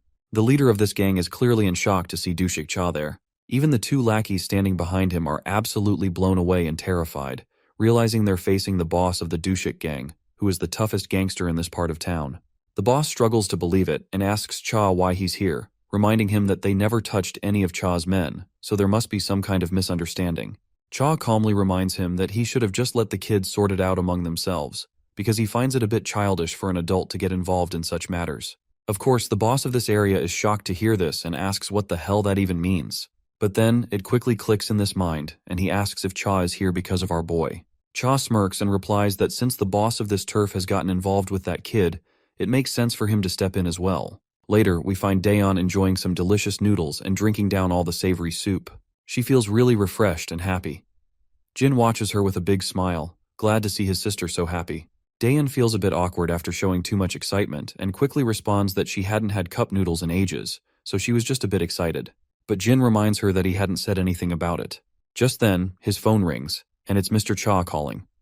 Jin picks up, and Cha immediately asks what he's up to. Jin explains that he's having some ramen outside a convenience store. Cha then highlights that ramen isn't exactly a grown-up meal and offers to treat him to dinner sometime, suggesting they go for some real nice barbecue. Jin replies that he doesn't think that's necessary. Cha teases him, asking if he's hesitant to have dinner with a gangster like him. Jin responds that he prefers ramen at a convenience store, especially since he doesn't like being treated to anything too expensive. I guess Cha has no room for any argument anymore, so he gives up and decides it's ramen then. Once he ends the call, we see that all of the Goseok tech has been dominated by Cha alone. The next day, as the school bell rings, the beta bullies quickly stand up from their seats and turn to Young-chan, eager to play some games.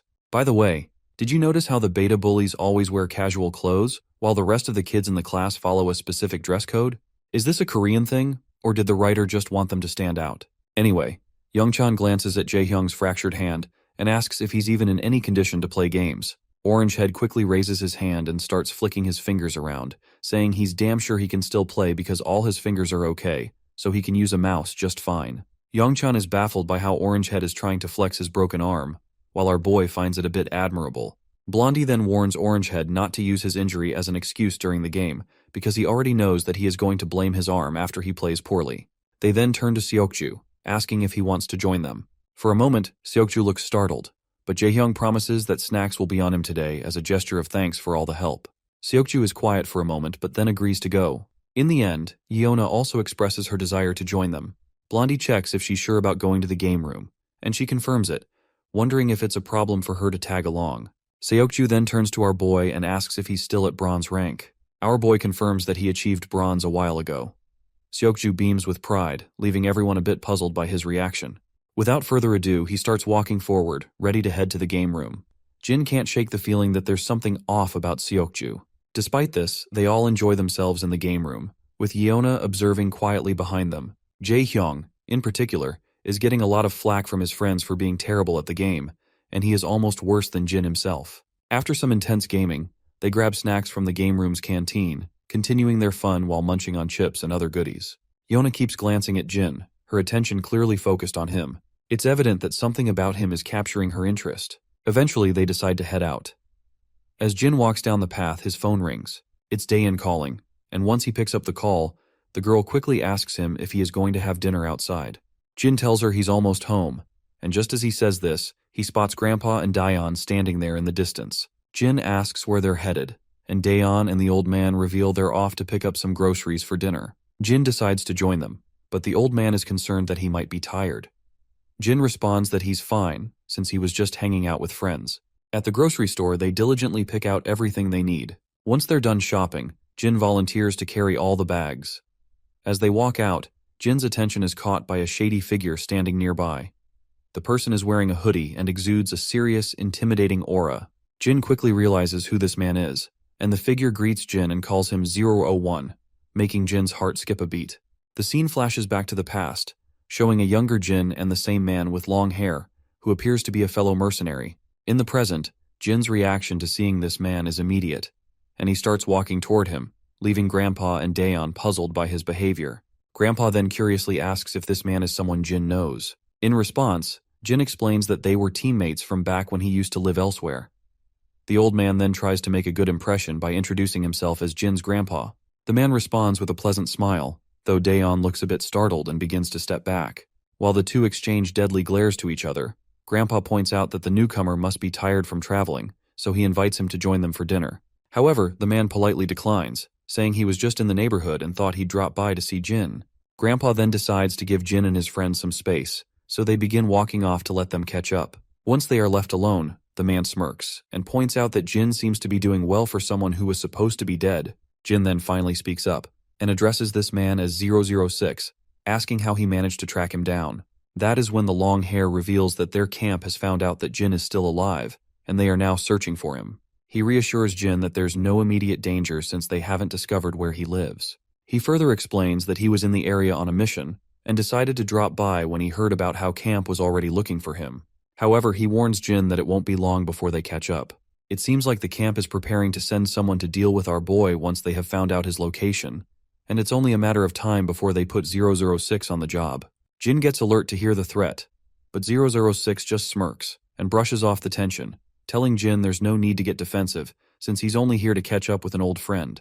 Jin stays quiet, with a mix of wariness and curiosity flickering across his face. 006, meanwhile, suggests taking a bite to eat, because he was so caught up in tracking Jin down that he nearly forgot to eat. After a while, we see the long-haired dude chowing down that bowl of ramen like it's no big deal, which even leaves our boy Jin a bit uncomfortable watching this guy eat like he hasn't seen food in days. After that hearty meal, the long hair lets out a satisfying burp and can't help but comment on how good it was.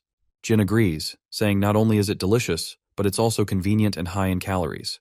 The long hair then points out how Jin still seems to pay so much attention to efficiency even after quitting as a mercenary. Nevertheless, Jin gets serious and asks his friend how he found him if the camp hasn't tracked him down yet.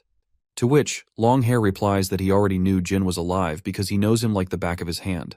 He then asks Jin if he's gotten his memories back, and our boy quickly says yes. 006 then mentions that even 032 probably knows Jin is alive too, though he can't predict how he would react since the news of our boy's death hit him pretty hard. Our boy then asks him why he has not informed 032 about this. The blondie replies that the fewer people who know the better, even if it's someone close. Jin then points out that he figured he would eventually realize he was alive, but didn't expect him to keep it secret from the camp. The blonde just snickers and says he didn't expect this much from himself as well. That's when the scene flashes back to the past, where everything is on fire and soldiers are advancing. The explosions are massive, and we see Jin lying low on the ground with his gun in hand.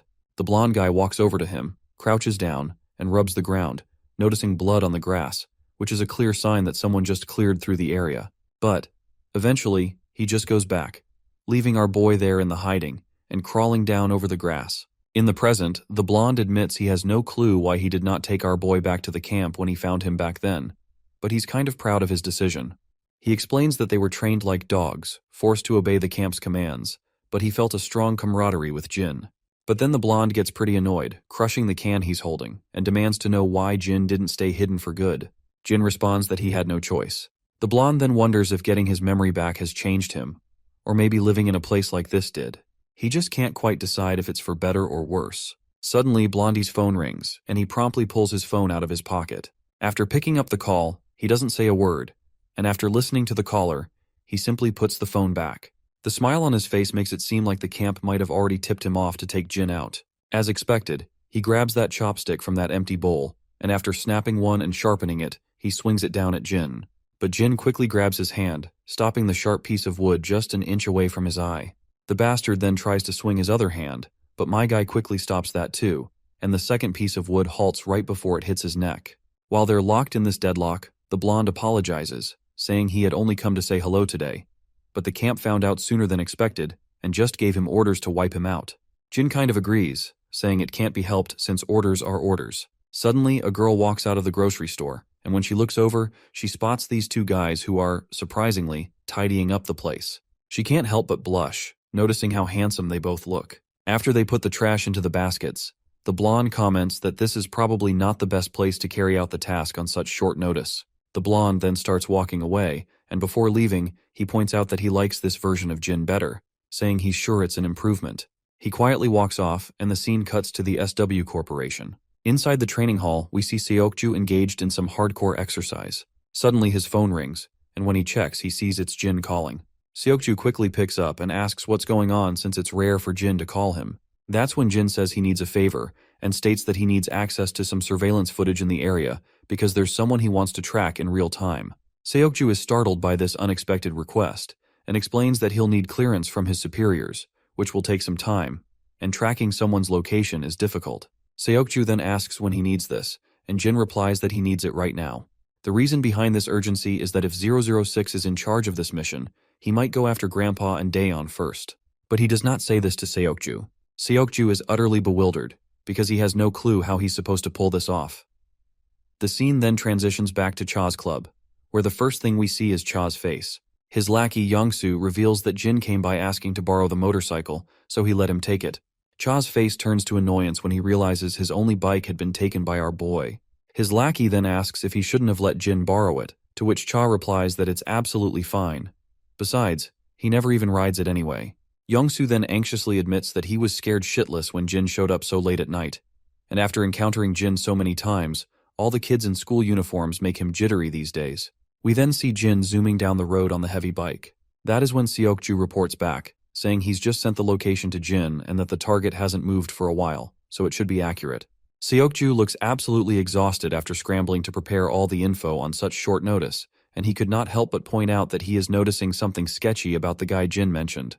He seemed too aware of the surveillance cameras and kept changing directions, which can only mean one thing: he's trying to cover his tracks. He then further asks Jin who this man is and why they're tracking him down. Jin replies that it's something personal. Well, Seokju isn't surprised by this response, because he had already figured as much. Once he hangs up, he thinks to himself that Jin is definitely up to something and needs to be on the move quickly to save time, as Jin asked for the halfway point of the man's route. Seokju also reveals that he tried to gather more info on this newcomer, but couldn't find anything more about the foreigner on his own. Once Jin reaches the location, he stops and looks around, thinking that 006 must have arrived just recently, because if he had more time, he would have already attacked his family. And just as he thinks about this, the images of Daeon and his grandfather flash through his mind, and he's determined not to drag this out since he has people he needs to protect. Meanwhile, we finally see 006 preparing his guns and loading his magazine. Suddenly, his phone rings with an unknown caller. He picks up, and the caller reveals that they've just found out 001 is alive and in Korea. Before the caller can say more, 006 quickly cuts him off, saying he has been with Jin since their early training years and knows everything about him. He further explains that he just finished a job in the region and came to check if the news about Jin's survival was true. He makes it clear that he can't sit back knowing a traitor is alive and doing well. The caller then tells him he'll have to do whatever it takes to take Jin out, pointing out that there's no one better for the job than him. It turns out the caller is the same eye patch guy we've seen before. He warned 006 to be extremely careful, as Jin was called 001 for a reason. Blondie then mentions that a long time has passed since their early days, and the eye patch guy agrees, saying Jin is bound to be rusty after hiding in the shadows for so long. With that, he ends the call, saying he'll wait for good news. As soon as the call ends, Blondie glances at his phone screen, and his eyes widen as he notices Jin approaching him from behind.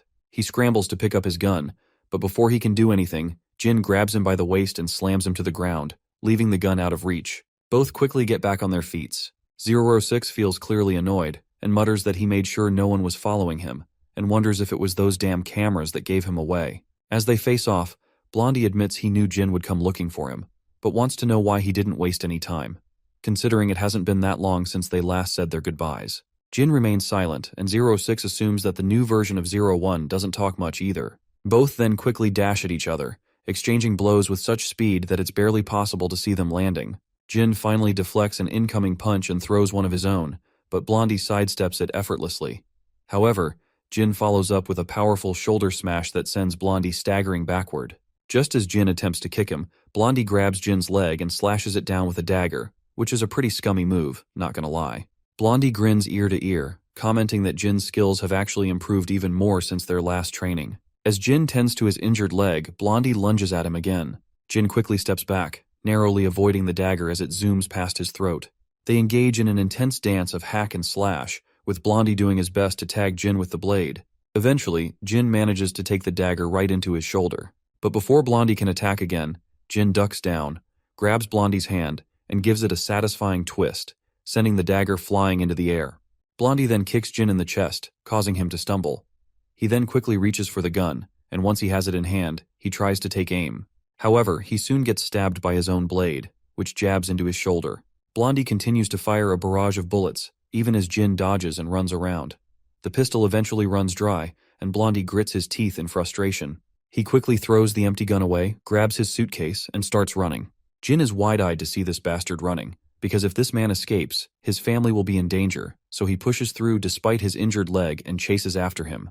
As he dashes out of the shelter, he sees Blondie trying to flee on Jin's own bike. Jin feels hopeless when he sees his enemy getting away on his Hayabusa. His mind then flashes to the image of his beloved sister and grandpa, who are smeared in blood. However, it looks like his worries are just unwarranted, because just as Blondie seems to be getting away, someone slams the bike with their car, sending Blondie rolling over the car's roof and crashing onto the asphalt road. The car quickly comes to a stop, and Seokju steps out, asking if he should have not intervened. Jin, however, replies that he did a fantastic job. Seokju gets back into his car, and as he drives away, he can't shake the feeling that something big is going on. We then flash back to the moment Seokju crashed into the bike. Once he steps out of the car, he checks on Jin, asking if he's all right. Jin assures him he's fine, despite the injuries to his shoulder and neck. Seokju, however, is concerned, noting that Jin definitely doesn't look okay. Seokju then looks at Blondie, who's sprawled out on the ground, bloodied and seemingly down for the count. Poor Seokju begins to worry that he might have hit him too hard. Jin then tells his friend to just go away. Seokju is initially bewildered by this request, but the serious look in Jin's eyes convinces him to comply. As he drives away, he can't shake the feeling that the man Jin is chasing seems like a typical tourist in SW Corp's database, but he doubts that's the whole story. He then suddenly remembers the wrecked car and starts to worry about how he's going to explain the damage. We return to the shelter, where 006 is tied to a chair, bloodied and looking disheveled. Jin stands over him, calm and collected, and tells him that he can look up now, because he knows he is awake. 006 starts to laugh, saying he never expected our boy to be working with a partner and should have known when he tracked him down so quickly. He admits he made a mistake in assuming he would never work with someone else. Our boy stays silent, and 006 then asks what he wants to know. Jin responds by asking who else received the order to execute him. In response, 006 says he can't be sure, but he probably is the only one because he was the closest to the region, and the timing was right. 006 further explains that the camp can't accept the reality of Jin being alive. They don't want anyone to know his death was faked, so they'll try to eliminate him as quietly as possible. He adds that they will never give up because Jin has caused a lot of damage to the camp, especially to the Mad Dog, who is going to make his best efforts to kill our boy. Blondie then ends the conversation, saying that's all he has to say, and is only giving Jin this information because they were once comrades. He then finally tells Jin to just kill him now.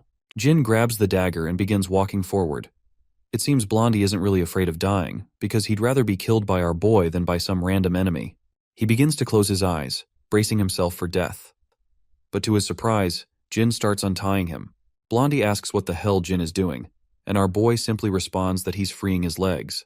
Blondie then rephrases his question, asking why he isn't killing him. Jin then responds by asking why he should. He then goes on to remind Blondie of the reason he should stay alive, which is the same reason he can't escape the camp. Jin explains that he understands what that means because he has lived with a family and knows how it feels, so he suggests Blondie do the same. He also points out that since Blondie has failed his mission, he's as good as dead now, so he better lay low somewhere the camp can't find him. As 006 begins to walk off, he reveals to Jin that his family will be in constant danger, and the camp will ensure any attempts to terminate him. Jin responds that he's already aware of this. He adds that things would have ended differently today if he had targeted his family first, but he plans to guard this life as best as he can. Blondie smiles and says he'll try to throw the camp off his tail as much as he can before disappearing. He then asks one final question, which is the real name of our boy. Jin remains silent for a moment before finally revealing his name. Blondie smirks and also gives out his own name, which is Liam. He then jokes how it took them 10 years to learn each other's names. With this heartfelt exchange, 006 begins walking away, and the next scene takes us to our boy's apartment. Once he arrives home, he quietly opens the door and slips inside, trying not to make a sound. But before he can reach his room, he hears the creak of another door opening.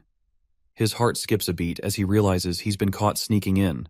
It's his grandpa, standing there with a surprised look on his face, seeing Jin return at such a late hour. Jin gives a warm smile, while carefully hiding the wound on his shoulder, and asks why Grandpa is still awake. The old man explains that he had trouble falling asleep, which is probably because of the coffee he had earlier.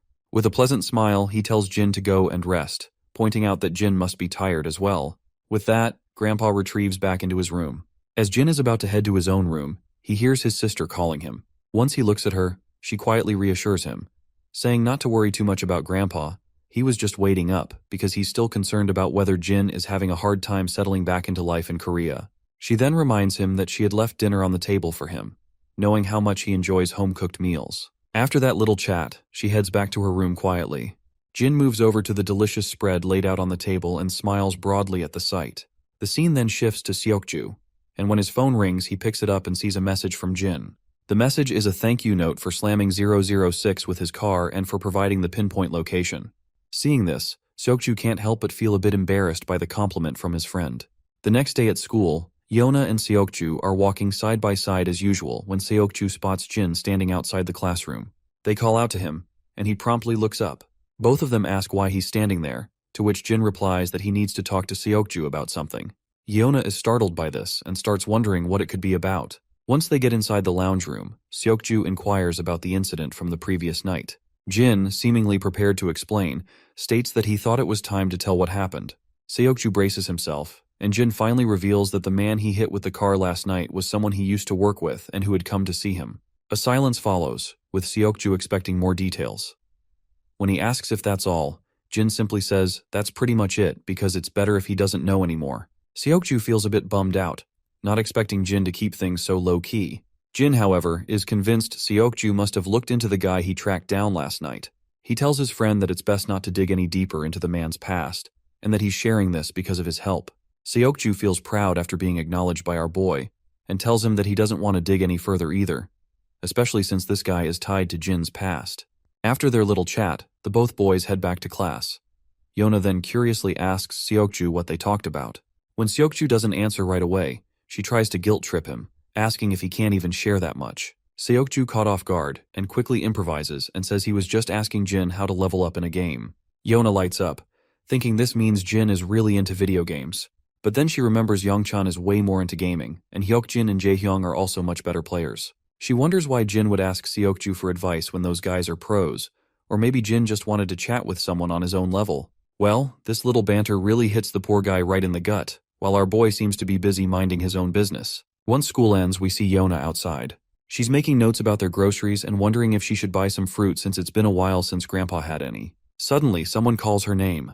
When she looks up, she notices a boy standing in front of her who doesn't look like anyone from their school. Once he has her attention, he asks if she goes to Sinan High School. Yona quickly confirms that she does, and the boy then says he was kind of wondering if he could get her number. Not surprisingly, this startles Yona, who has no clue how to react. She starts to panic, while the boy reassures her not to be scared or feel pressured, saying he just wanted to get to know her. Eventually, Yona turns him down as politely as she can, and it seems like the boy takes it in stride, though he does look a bit disappointed.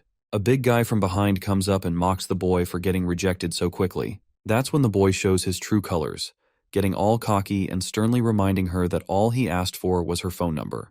Before he can harass Yona any further, he gets a brutal slap across the face. The one who delivered that stinging slap is none other than Jaehyung, who is accompanied by two other friends. The boy turns around, demanding to know who slapped him, but he just gets another slap from Jaehyung for acting so tough. After feeling the sting of the slaps, this lowlife realizes that dealing with these guys is a terrible idea. Meanwhile, Hyokjin is giving the other goon chills with just his glares, and the two bullies decide to leave, trying to salvage whatever dignity they have left. Orangehead lets out a sigh of disappointment seeing these bullies, then happily turns to Daeyeon, asking if she's all right. The girl says yes and starts bowing her head frantically, but Jaehyung feels embarrassed and quickly tells her that there's no need to say thank you. At the other block of this street, we see people freaking out as they spot a group of thugs strolling down the streets. And surprise, surprise, it's Tae-soo-gi, along with his underling Incheon and the rest of his lackeys.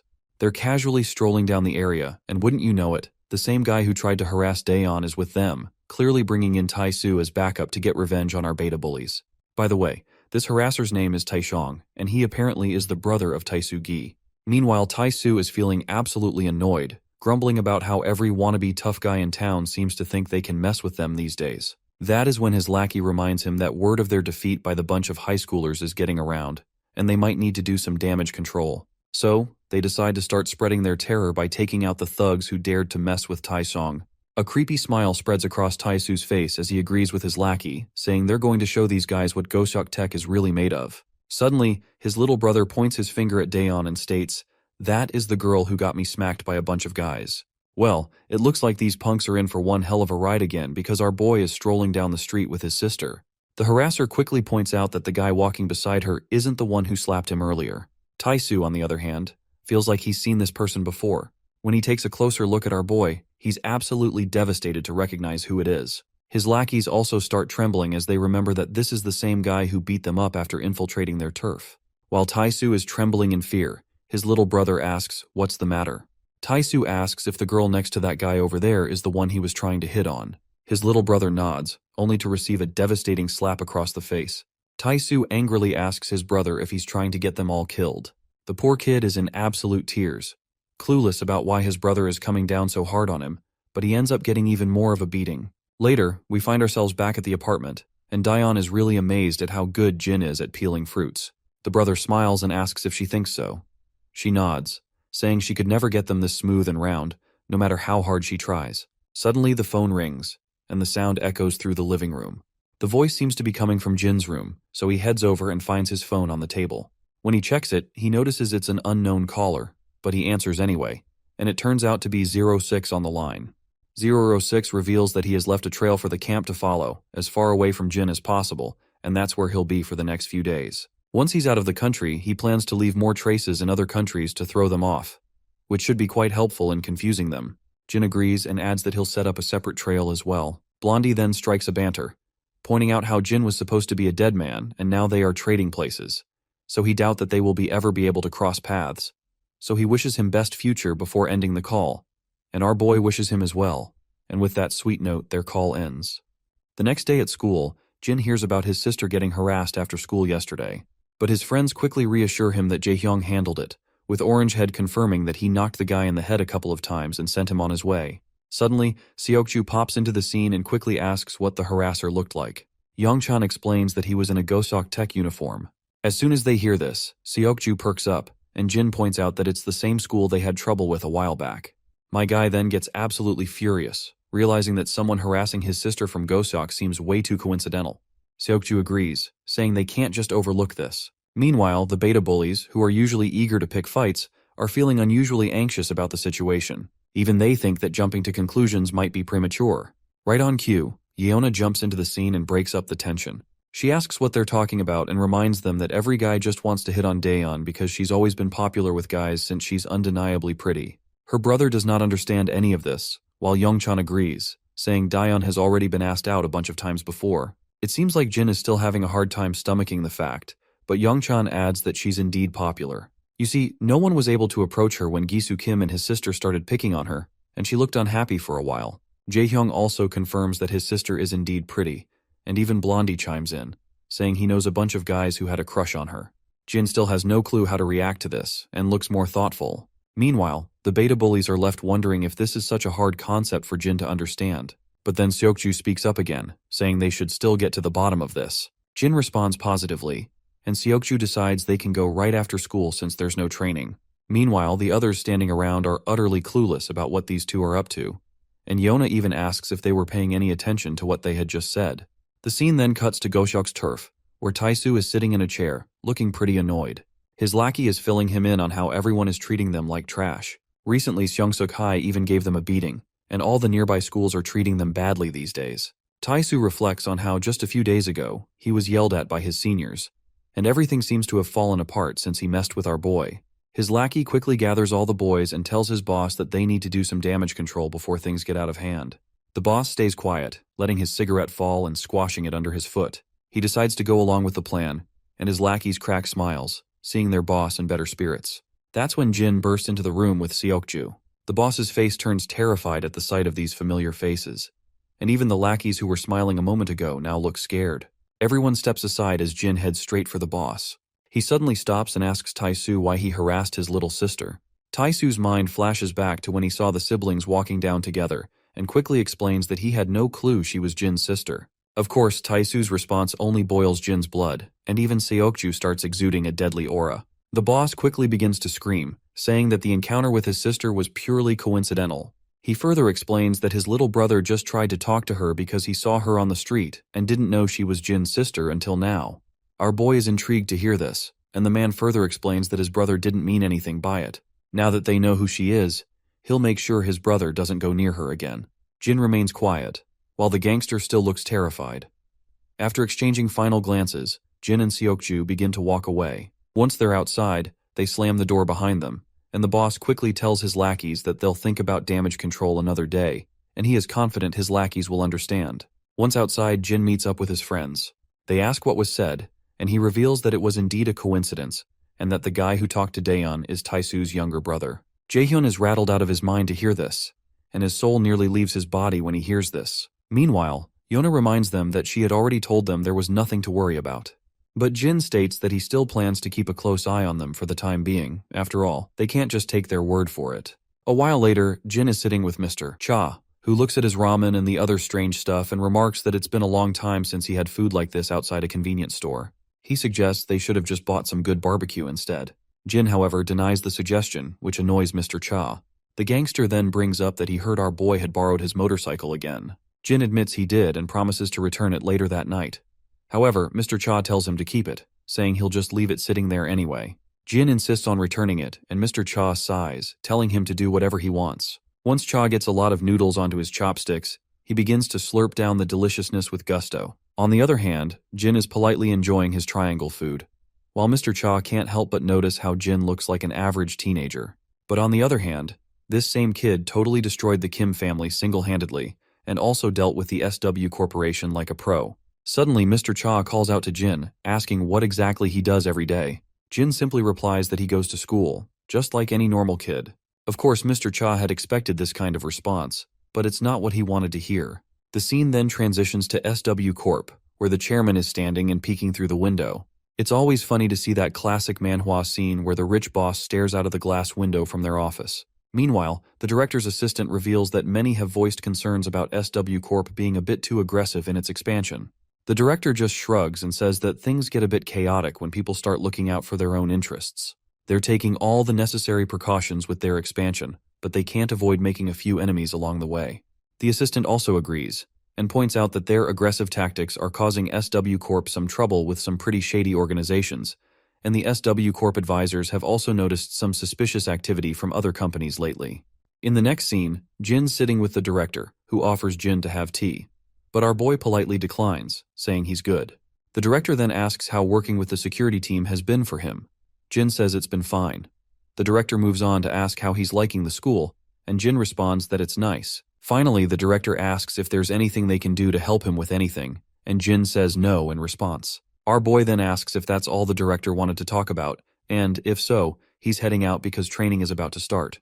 The old man happily tells him he can go, so Jin gets up from his seat, bows his head respectfully, and the director returns the gesture, leaving his assistant a bit bewildered because he finds it weird that the director is paying respects to a kid. Nevertheless, Jin starts to walk out. Later, we see all the guards diligently training in the hall. Amid their exercises, we catch up with Jie and her bodyguard after a long time. Her guard notes that Jin doesn't stand out like he used to. Jie gets curious and asks more about Jin.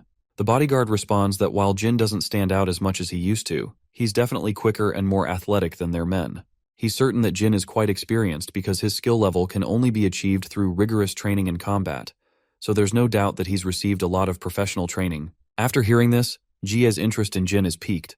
She explains that although he's young, he's quietly endured harsh training, and the men have all warmed up to him as well. The scene then flashes back to the past, where we see Major Kang meeting with Jie once again. As they're chatting, she advises him to try not to overwork himself and get hurt, and Kang responds that he won't. Then he asks her if she's still looking into that student she asked about. At first, she has no idea what he's talking about, but then a bell rings in her mind. She pretends to be uninterested and asks if he means that kid named Jin. But in her thoughts, she is blown away to see how Kang still remembers Jin's name from that day, and she also can't shake off how he looks so anxious after asking about Jin. Eventually, Jie smiles and says she's no longer interested in Jin, which visibly brightens Major Kang's mood. Jie notices this shift in his mood, and she can definitely see there's more to the story. In the present moment, when she looks at our boy, she wonders if Jin might actually know her fiancé. After a while, we see her car zooming down the road, and Jin is also sitting beside her. She casually brings up the idea of Jin joining their talent agency, and suggests that he could benefit from their top-notch training programs in acting or singing. Jin, however, promptly declines, saying he's simply not interested. Jie can't help but be intrigued by his immediate and firm response. She wonders if he could at least pretend to consider it, finding his lack of hesitation a bit puzzling. She then finally asks him if he happens to know Major Kang, and then further reveals that he's her fiancé. Of course, this news surprises Jin, and his mind flashes back to the past when Kang mentioned he had to meet his fiancée. Jin has absolutely no doubts that she definitely knows Major Kang. When she looks at him, she finds herself bewildered, as Jin just sits there, looking clearly untroubled by this unexpected bombshell. Well, my guy just looks way too untroubled to the point that he looks weird, because this is definitely not his style. Even she senses something different about him, and she can't quite put her finger on it. A while later, once they reach their destination, Jie heads into the corporate building. On the other hand, Jin and his senior get inside the staff-only room to freshen themselves up. Meanwhile, Jin's mind is still stuck on the fact that Jie is Major Kang's fiancée. He can't quite believe it. While the guards wait outside the ladies' restroom, we see Jie inside, doing some makeover to her face. We then noticed someone else also entering the restroom, and not gonna lie, this woman who just entered looks kinda shady at first glance. The woman then also begins using one of the sinks, located over Jie's right shoulder. Just as Jie is standing quietly there, that shady woman quickly puts a chloroform rag right over Jie's face. After Jie finally slumps down after losing her consciousness, we see that the guards outside have also been taken down. The woman with black hair then quickly instructs her lackeys to hurry and transport the goods. Suddenly, the senior bodyguard gets a shocking report. Mr. Sin has vanished, and Jinsu and Kaeyoungwoo, who were supposed to be escorting him, have been found unconscious on the ground. Wasting no time, the senior orders his soldiers to seal all exits and secure the surveillance footage immediately. Our guy bursts out of the restroom the moment he hears the news and races through the corridor, thinking that the intruders have disarmed security and secured their target, so it's only a matter of time before they make their getaway via car. After rushing down the stairs, he finally reaches the parking lot. He spots a man getting into a car and quickly moves to block its path, only to realize it's just some clueless guy inside. Meanwhile, the real criminals are speeding off in their getaway car from the other side. Jin takes off after them, sprinting at full speed. Without hesitation, he jumps in front of their car, but those bastards don't even slow down, and they try to run him over instead. As those bastards make their getaway, our boy quickly radios in that he's spotted the suspect's vehicle, which is a black minivan. Jin does not waste any time and leaps over those parked cars and tries to grab the minivan. Meanwhile, the other guards swarm the exit and they're ready with puncturing tools to stop the van. But it's too late, because the driver floors the gas pedal, running over the guards and everything in front of the car, and they zoom out without a hitch, while our boy is still hanging onto that van. The minivan swerves wildly, and Jin is struggling to hold on as the vehicle juggles around. Just as he's fighting to keep his grip, his mind flashes back to a conversation with Major Kang. In the memory, Jin is sitting with Kang, who's explaining what family means. Kang says that while family is different for everyone, it's something truly precious. Jin's still not quite getting it, so Kang gives him an example. His dedication to serving his country might be so strong because it's also where his family lives. Innocently, Jin asks if someone would give their lives for their family as well. Kang is caught off guard and doesn't know how to respond at first. Then he smiles and says that if it came to that, he'd gladly do it. Back in the present, as Jin clings to the minivan, he grits his teeth and tightens his grip. He slams the minivan so hard that the glass begins to shatter. The driver, distracted by the commotion, doesn't notice an oncoming car in the intersection.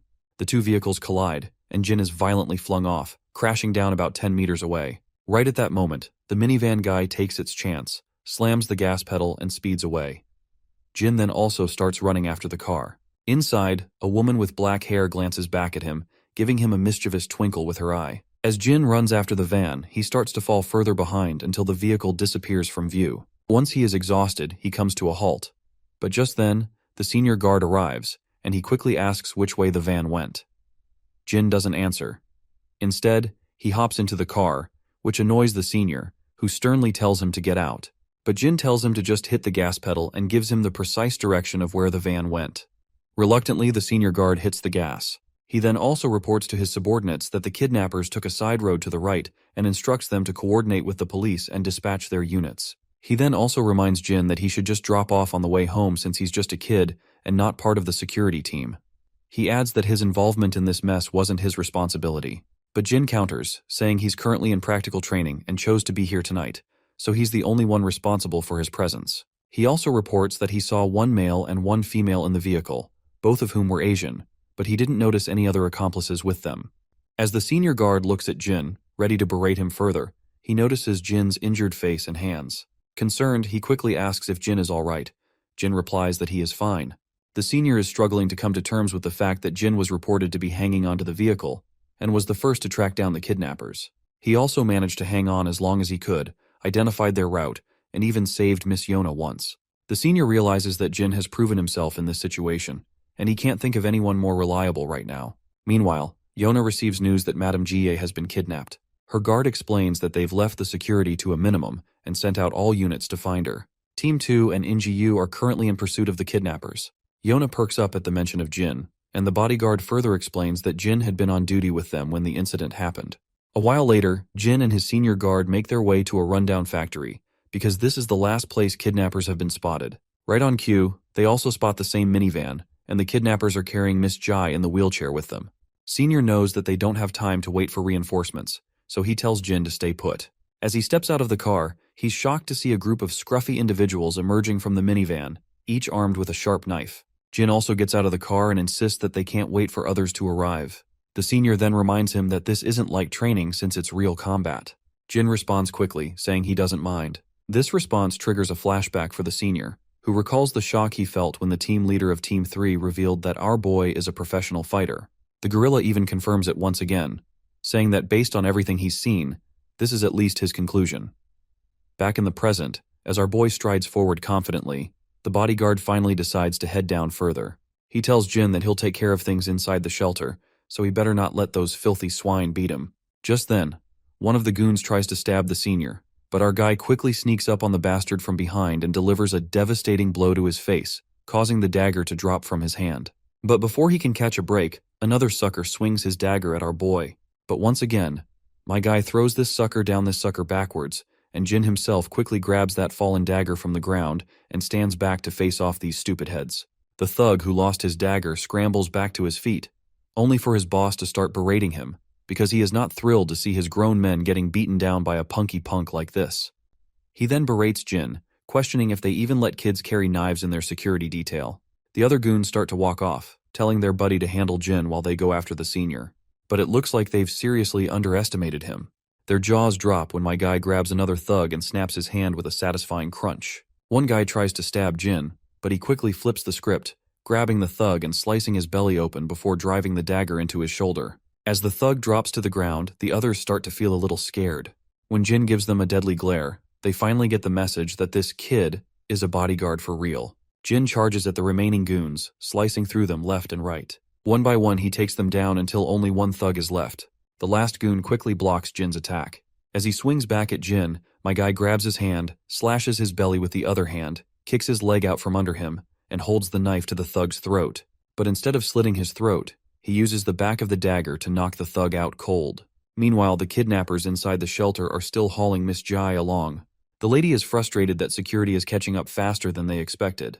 Her accomplice reports that they've alerted the client that they've secured the target. She explains that it's a bit early, but they'll have to move to the next location soon since the security team will be closing in. With the speak of the devil, the leader of Team 2 bursts in. The male kidnapper quickly tells his associate that he's the head of the security detail for their target.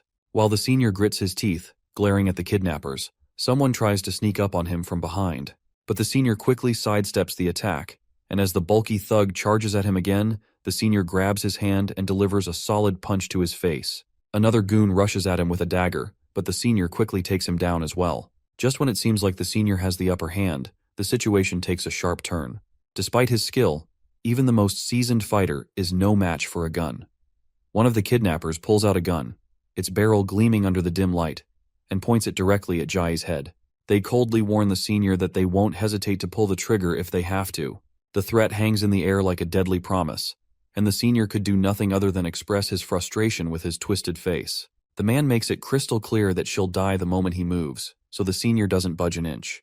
Then, these scummy kidnappers drill a hole into the senior's shoulder with a single bullet, making his face go as pale as a ghost from the pain. Meanwhile, the jerk who just pulls the trigger is oddly fascinated that the senior barely flinches. The woman beside him tells him to just finish the job, insisting they don't have time to waste. So, the man decides to pull the trigger again, while the senior takes one last look at Jie, preparing for his final moments. Just as the monster is about to pull the trigger, the senior asks Jie for forgiveness. But before he can die in this dramatic scene, two daggers come flying out of nowhere, piercing the man right in the hand. On the other hand, the woman in black is dodging left and right, while Jin rushes toward Jie, grabs her wheelchair, and starts dashing down with full throttle. The goon is completely bewildered by this, and the other senior's face also goes pale. Meanwhile, the goon starts shooting bullets again as Jin tries to get as far away as possible. At that moment, the senior takes the trigger-happy soldier down with him, and they both crash to the ground. Jin glances at his senior, who quickly tells him not to look back and just run. Without wasting any time, Jin speeds up with the wheelchair and keeps moving forward. A while later, Jie begins to groggily open her eyes. But before she can react, someone covers her mouth from behind. Thankfully, it's just Jin. He tells her to stay quiet, and once she nods in agreement, he moves his hand away. The woman then asks where she is here since she was just in the bathroom. Jin points out that she'll feel dizzy for a while because of the sedative. That's when her mind flashes back, and she remembers she'd been kidnapped. Jin confirms it, saying that he and the team leader arrived first and that security is on its way with the police. Jin looks around to make sure no one is nearby, and he is kinda relieved that she's awake, which will make it easier to move her. But he knows they won't have long before someone finds them in this dead-end corner, and the worst part is that the enemy is armed. Meanwhile, Jie wonders if her kidnapping has something to do with the new acquisitions in the SW Corporation expansion, though she had nothing to do with those deals. She looks at Jin and yells that he's hurt, but Jin brushes it off, saying he's totally fine, but Jie isn't buying this crap because she can see that his shoulder is banged up, his fingers are injured, and, to top it off, he's not even her bodyguard. She's confused about why he'd go out of his way to help her, and is surprised at how dependable he's turned out to be. Just then, they hear that familiar voice of that woman, which is the same one who is behind this kidnapping. She's walking toward them, gun in hand, and tells Jin to come out right now. She threatens that if this drags on too long, they won't hesitate to kill the hostage. She further insists they better wrap this up peacefully and save the hostage before things get worse. Jie feels terrified to hear this threat, and quickly stands up from the wheelchair, thinking she can't let this boy get dragged into this any further. Despite his skills, he's just a teenager, and she feels she needs to step up and protect him. Before she can do anything reckless, Jin signals her to stop and cryptically gestures something with his fingers, which just goes way over my head. But it seems like Jie can understand what he is trying to say, so she stands there in silence, and Jin eventually steps out from his hiding spot and raises his hand quietly. The kidnapper woman is sure Jie must be behind that container. She reflects on how she couldn't believe it when she saw our boy hanging from the van even though he is just a kid. She then mocks him, saying he's probably seen too many action movies because, in reality, even a hero can get killed. I guess she's right, because no matter how brave you are, you're no match for a gun barrel pointed straight at you. But Jin remains calm even with the gun trained on him. Jie eventually comes out, yelling for her to wait. As soon as the kidnapper woman looks in Jie's direction, Jin takes his chance. He throws the blade over at her hand, injuring it badly. Before she can catch her breath, another dagger zips past her, and right at that time, Jin jumps over her, and they both fall off to the ground, and her gun also slips from her hands. She quickly grabs one of the daggers tucked near her thigh and tries to swing it at Jin, but he backs away just in time, and they both put some distance between each other. The woman then launches herself at Jin, and their deadly dance of hack and slash begins. After a fierce exchange, she takes a brutal hit to her gut and goes tumbling backward, her gun falling to the ground. She quickly spots her gun, grabs it, and aims it at Jin with a smirk, thinking she finally has the upper hand. But Jin moves fast and grabs the gun, twists it out of her grip, and now the gun is pointed right back at her. The woman is sweating and utterly confused about how this just happened. Meanwhile, Jie is blown away by Jin's moves, while our boy just stands there, cool as a cucumber. The woman smirks again, saying he must have watched a lot of movies. She then pokes fun at him, pointing out that while he might be able to fight, she questions whether he really has the guts to fire a gun. She admits that bodyguards might practice target shooting, but shooting a living person is a whole different ballgame. But well, she's dead wrong about that, and Jin doesn't hesitate for a second before putting a bullet right into her thigh, causing blood to spatter out. The woman is absolutely stunned, unable to believe he didn't think twice before pulling the trigger. What baffles her even more is that his eyes remain dead still after firing the gun, as if he's grown used to it. She has yet to figure out how could a boy from such a peaceful country know how to fight like this. But when she looks at him closely, she recognizes those eyes and feels a chill run down her spine as she realizes that he's code 001. Before she can say anything further, Jin slaps her across the face with the gun, knocking her out cold and letting her fall to the ground. Jie is completely blown away by how effortlessly Jin takes her down, as if it's no big deal. Meanwhile, back with the senior, he seems to have finished dealing with his adversary as well, though he looks severely injured, with blood dripping from his shoulder. Sadly, the senior finds himself surrounded by a bunch of goons.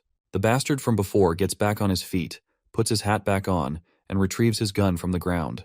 A bulky guy swings a punch at the senior, but the senior quickly deflects it and lands a punch of his own. Suddenly, the bastard aims his gun at the senior and admits that he underestimated the head of security for the SW Association. He acknowledges that they wouldn't have been able to kidnap her if they hadn't waited until the end of his shift. On the other hand, it looks like the senior is on the brink of giving up. He fought here solely to buy Jie and Jin time to escape, but he can't be sure if they got away since that woman went after Jin. For some reason, though, the senior has a gut feeling that Jin will handle it, and he feels surprisingly confident about that. He's so confident that even the dude standing over there can't help but notice the smile spreading across the senior's face. He finally asks the reason behind the senior's smile, but the bodyguard doesn't say a word, just keeps that smile on his face. The cap guy warns that if the senior thinks Jin is safe just because a woman went after him, then he is underestimating that woman gravely. He claims that no man here can defeat that woman, and now that she's angry, Jin will soon be begging for her to put him out of his misery. The senior's smile finally fades, and he grits his teeth out of frustration. The kidnappers also states that he did not send any men after Jin because she'll be done with him before they even get there. The cap guy then starts to squeeze the trigger of his gun, telling the senior to focus on saving himself because he's about to die. Suddenly, a bullet drills a hole into the cap guy's hand, and blood splatters everywhere. He staggers backward and his gun falls to the ground.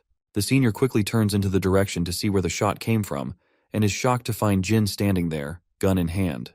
The cap guy is sweating profusely, his blood pouring out, and he's furious, trying to figure out what the hell Jin is doing here. He's also panicked, wondering what might have happened to his friend Priscilla, who went after Jin earlier. I guess he was just way too confident about her. On the other hand, Jin shoots another bullet and puts it into the cap guy's thigh, then turns and aims the gun at the senior. For a moment, the senior's heart skips a beat, but before he can react, Jin starts firing. But to the senior's surprise, the bullets whiz past him, taking out the lackeys surrounding him from all directions. Once Jin's gun runs dry, the senior looks around, only to find every man down on the ground, groaning in pain. What fascinates the senior the most is that Jin didn't even hesitate while drilling holes into those bastards, and he disarmed them with just a bullet for each man. In the background, Jie stands with her ears covered, and once the shooting stops, she looks up. Meanwhile, the senior bodyguard's mind flashes back to what the leader of Team 3 said, which is Jin is definitely a professional. Right on cue, reinforcements arrive and cover the entire area. The police quickly start their work, handcuffing all the goons. Meanwhile, a few soldiers walk over to Jie, asking if she is all right. In response, the lady quickly assures them that she's absolutely fine. She then notices our boy talking to the officers. Once Jin confirms he's with the security team leader, the soldiers quickly start tending to his injuries. Jie walks over to him, asking if he's all right. He replies that he is fine, but Jie questions how he can call himself fine in his condition. Our boy simply says that he has no problem with mobility so far, so he's mostly okay. He further adds that a few bruises for saving a VIP from kidnapping is a favorable outcome. Then Jin says he has a favor to ask. Jie looks startled and quickly asks what it is. Jin reveals that he doesn't want to worry his family until his injuries are treated, so he needs to tell them that he'll be attending a security team workshop. Jie is a bit confused, wondering if this is all he wanted to talk about. She then simply walks away, telling him to go get those wounds treated. But before leaving, she doesn't forget to thank Jin for his help. Shortly after, the senior also arrives and places a hand on Jin's shoulder. He flashes a warm smile and tells Jin that they'll see each other next time. With that, Jie and her bodyguard walk off.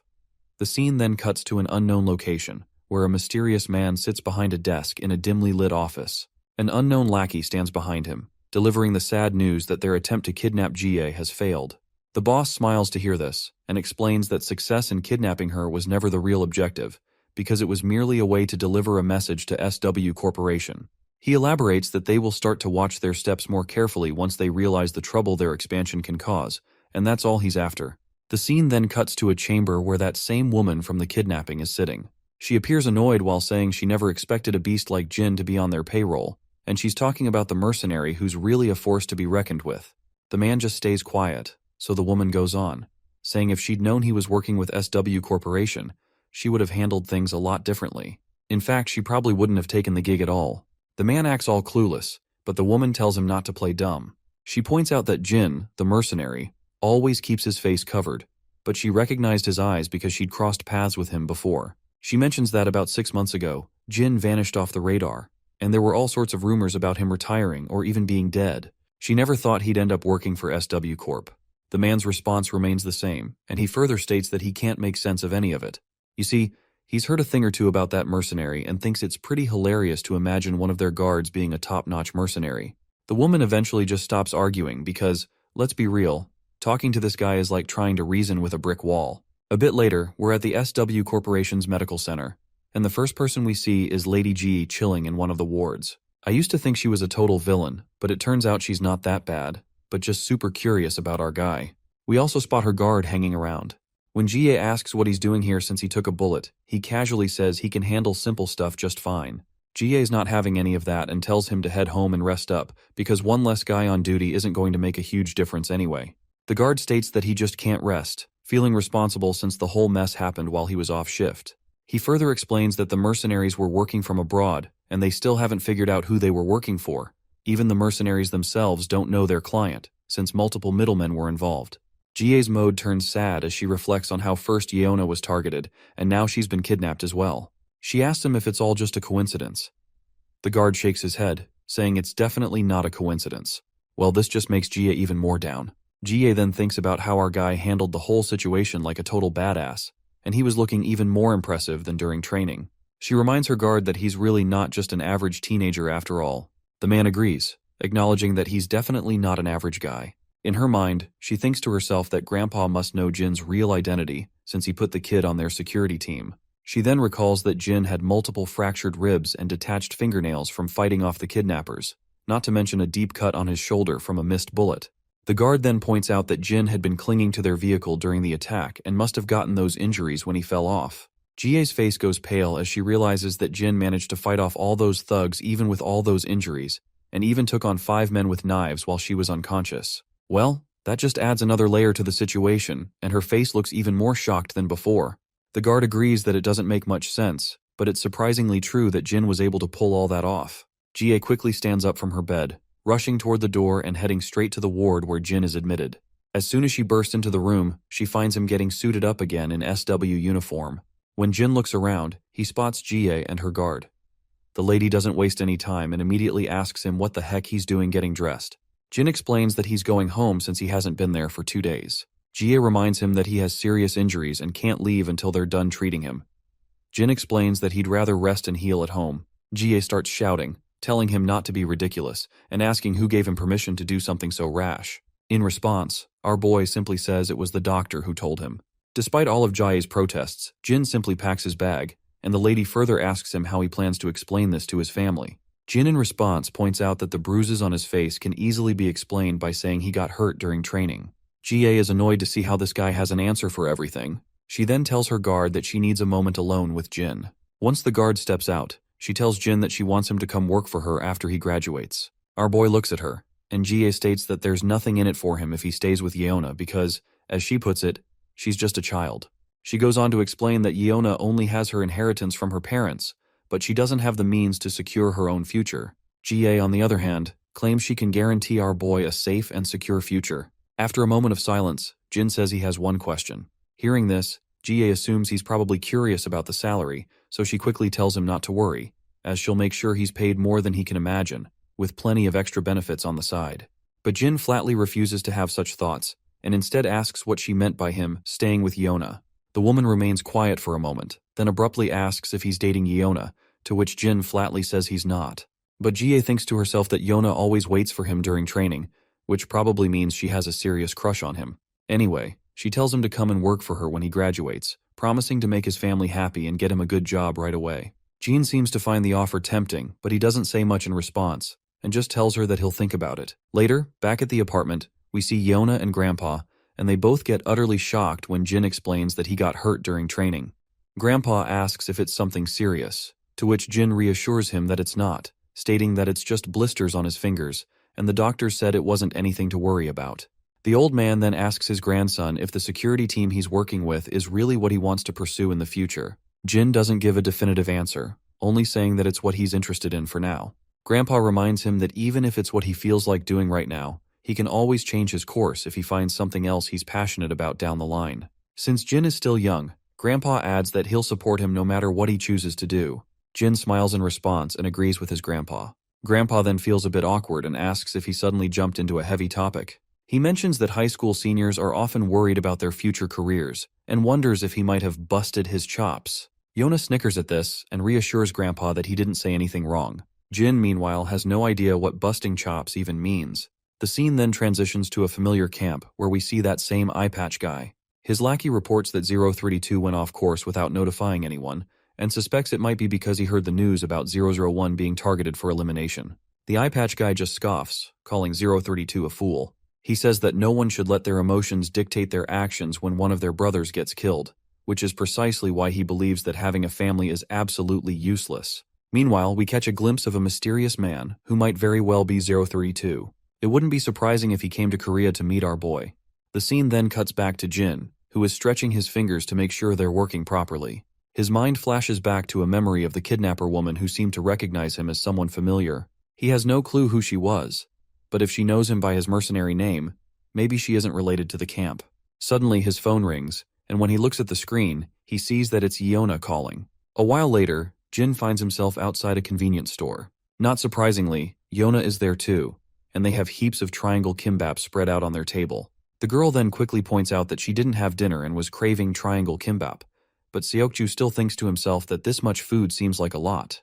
Nonetheless, she also invites him to dig into the meal, since she is sure that he also did not have dinner either. She quickly opens one of the kimbaps, while mentioning that she heard he got hurt pretty badly, and asks if he's okay now. He replies that he is. She then explains that she went to see him at the hospital, but they said he couldn't have visitors and wouldn't let her in, and Jie also told her not to visit him right now. She admits she was really worried since he was absent from school yesterday. Jin explains that Grandpa told him to take the day off. Yona finds it touching how he really listens to his grandpa, but then she gets a bit dejected while mentioning how he had to rescue Jie single-handedly from the life-threatening danger. In response, Jin says that's not entirely true, and clarifies that the leader of Security Team 2 was the one who did everything. Team 2's leader tracked them down, acted as a liaison with the police and SW security team, and even created a diversion when he was shot so that Jin could escape. The leader stayed behind until the very end to ensure Jin could get to safety. Without his support, our boy admits he wouldn't have been able to do anything for Jie. Yona looks a bit awkward hearing the truth, probably because she wasn't expecting our boy to explain everything thoroughly. Seokju agrees that if what Jin says is true, then the team leader was indeed the one who carried out the rescue. Jin quickly agrees with his friend, but Seokju points out that the team leader wouldn't have been able to pull this rescue mission alone as well, and the report clearly shows how much Jin contributed to rescuing Jie. Our boy then highlights that they're essentially a team, and the goal is to ensure the VIP's safety, not to figure out who made the greatest contribution. Seokju nods, saying that's absolutely right. Yona feels a bit out of place, probably because this isn't the kind of talk she's used to. Just then, Jin's phone rings, and when he checks it, Yona asks what's up and if something's wrong. Jin sheepishly admits that they need him at the game room, because Jaehyun just texted him that they need an extra person and that he should hurry over. But Yona reminds him that he's still injured and questions how he's going to play with his hand like that. Jin clarifies that it doesn't really matter because he's pretty awful anyway. Yona is once again a bit unsettled by his bluntness. The scene then transitions to Daeyeon walking down the footpath, thinking about getting something to eat for Jin. Her thoughts drift back to a past memory where a bunch of girls surrounded Yona, asking why Jin hadn't been in school for the past few days. Yona explained that he was away on a trip and had injured his hands a bit. The girls were startled and asked if it was anything serious. Yona reassured them that it wasn't. The girls quickly become cheerful, saying they're glad it's nothing serious, and that it wasn't his face that got injured because they can't let a face like his get scarred. Yona quietly agrees while thinking about how it seems like Jin has become more and more popular lately. Suddenly, Daeyeon hears some voices nearby. When she looks in the direction of the commotion, she sees a group of thugs. She begins to panic when she realizes there's no one around to ask for help. But when she takes a closer look, she recognizes one of the thugs as the same guy who tried to ask her for her number earlier. Her mind flashes back to that encounter, and she remembers that he didn't seem like a mean person, so he might listen to her. So, she musters up the courage, approaches the group, and nervously stutters out an excuse to grab their attention. At first, the harasser responds sharply and cockily, asking who the hell it is. However, his face goes pale with anxiety when he realizes it's the same girl he tried to harass. He then frantically starts explaining to her that this isn't what it looks like, and claims that this dude had a run-in with them first while they were just passing by, and this dude just started demanding for some food. Daeyeon apologizes on this dude's behalf and asks if they can let him go. The harasser clearly isn't thrilled about doing what she's demanding, but eventually they start to walk away. She then turns to the hoodie guy, asking if he's alright. The hoodie guy is startled at first, but then quickly asks if she could buy him some food. Shortly after, they're sitting outside, and it's clear the man has devoured a lot of triangle kimbap like a hungry hound, and he still can be seen chomping down over the last remaining he has left. After that, he gulps down a bottle of water, and once his belly is full, he feels as if he is swimming over the clouds. Daeun watches him with curiosity, while the guy quickly apologizes, explaining that he didn't mean to bother her, but he was just so hungry that he couldn't resist asking for some food. Daeun reassures him it's no big deal, and the guy explains that he lost his wallet as soon as he got into the country, so he hasn't eaten for a few days. She then reminds him that he should have asked the embassy for help, and the boy feels kind of an idiot for simply not doing that. The girl then checks her phone and realizes it's gotten late, and Jin must be waiting for her to get home. So she quickly offers this boy some money, saying it's just a little something in case he gets hungry again. With that, she starts running off in a hurry, leaving the guy curious about her. We can clearly see this dude is 032 we've been hearing about, and by the way, he looks quite feminine, so don't be surprised if he turns out to be a girl later in the story.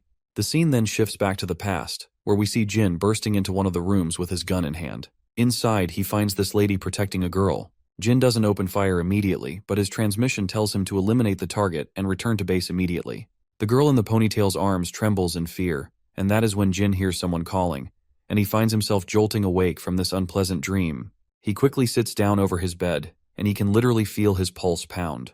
He then starts hearing the clattering of dishes from the living room. He heads outside and finds Yeona and Grandpa there. The old man looks at him and asks why he's up when he should still be resting. Jin replies that it's time for him to get back to school. Grandpa insists that resting and getting better is more important right now than worrying about his studies. Yeona then also gestures to him quietly from behind to just do as the grandpa is saying. And without a doubt, Jin agrees with his old man with a pleasant smile.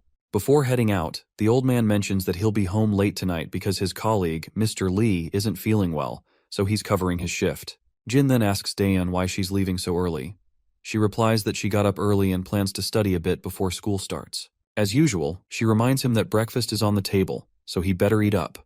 Jin gives her a quick smile, and she quietly heads out, leaving behind a delicious spread of food for him. Later, we find ourselves outside, and as Jin strolls down the street, his phone rings with a notification, and it's Jae-hyung texting, urging him to make his comeback to the team as soon as possible. Just then, Yeona also joins the chat and tells Jae-hyung to count her in as well. But Jae-hyung brutally turns her down, saying she should start practicing with bots first. Just as Jin smiles at the lively banter between his friends, we see 032 walking down the other side of the road. Our boy's smile fades when he spots him, and he is sure that something about the figure seems familiar. He quickly dashes toward the guy, but 032 slips into a back alley. Jin picks up his pace and dives into the alley after him. Once inside, he can't spot the guy in his sight.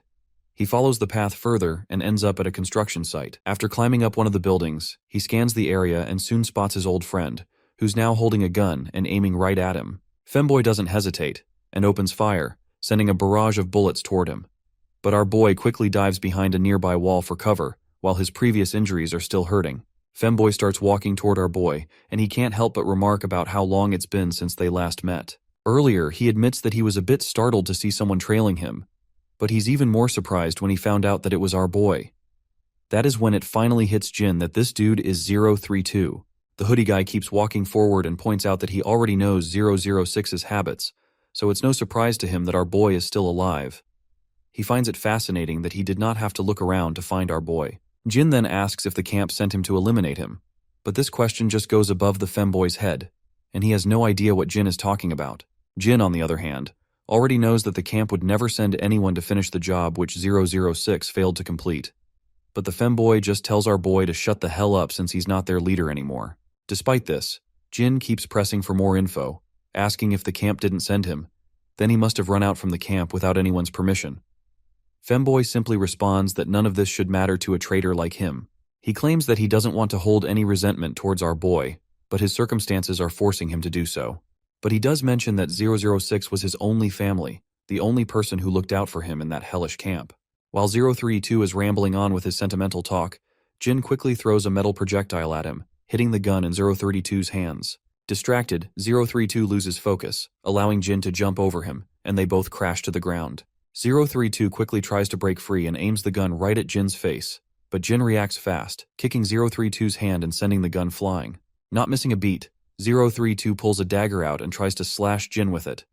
Their back and forth is so quick that it's hard to follow, but eventually Jin grabs 032's hand, balls up his fist, and lands a punch on his face. But 032 blocks the punch with hands and retaliates with a kick, hitting Jin right where he's already injured. Our boy asks if 032 has reported everything to the camp, but 032 dodges the question, asking since when Jin became so talkative. He reminds Jin that he's no longer their leader, so he doesn't have to answer him. Right now, Jin is just a target. After those words, he pushes Jin back and swings his dagger at him. When they both take a step back, it's clear that Jin has been cut across his belly. Meanwhile, back at school, the teacher is giving the lecture as usual, but Daeon is lost in thought, hoping Jin isn't skipping breakfast. She worries that he needs to eat well to recover quickly. Back in the fight, Jin and his old friend continue their squabble. As the dagger comes at Jin again, he quickly grabs 032's arm and delivers a brutal punch right to his face.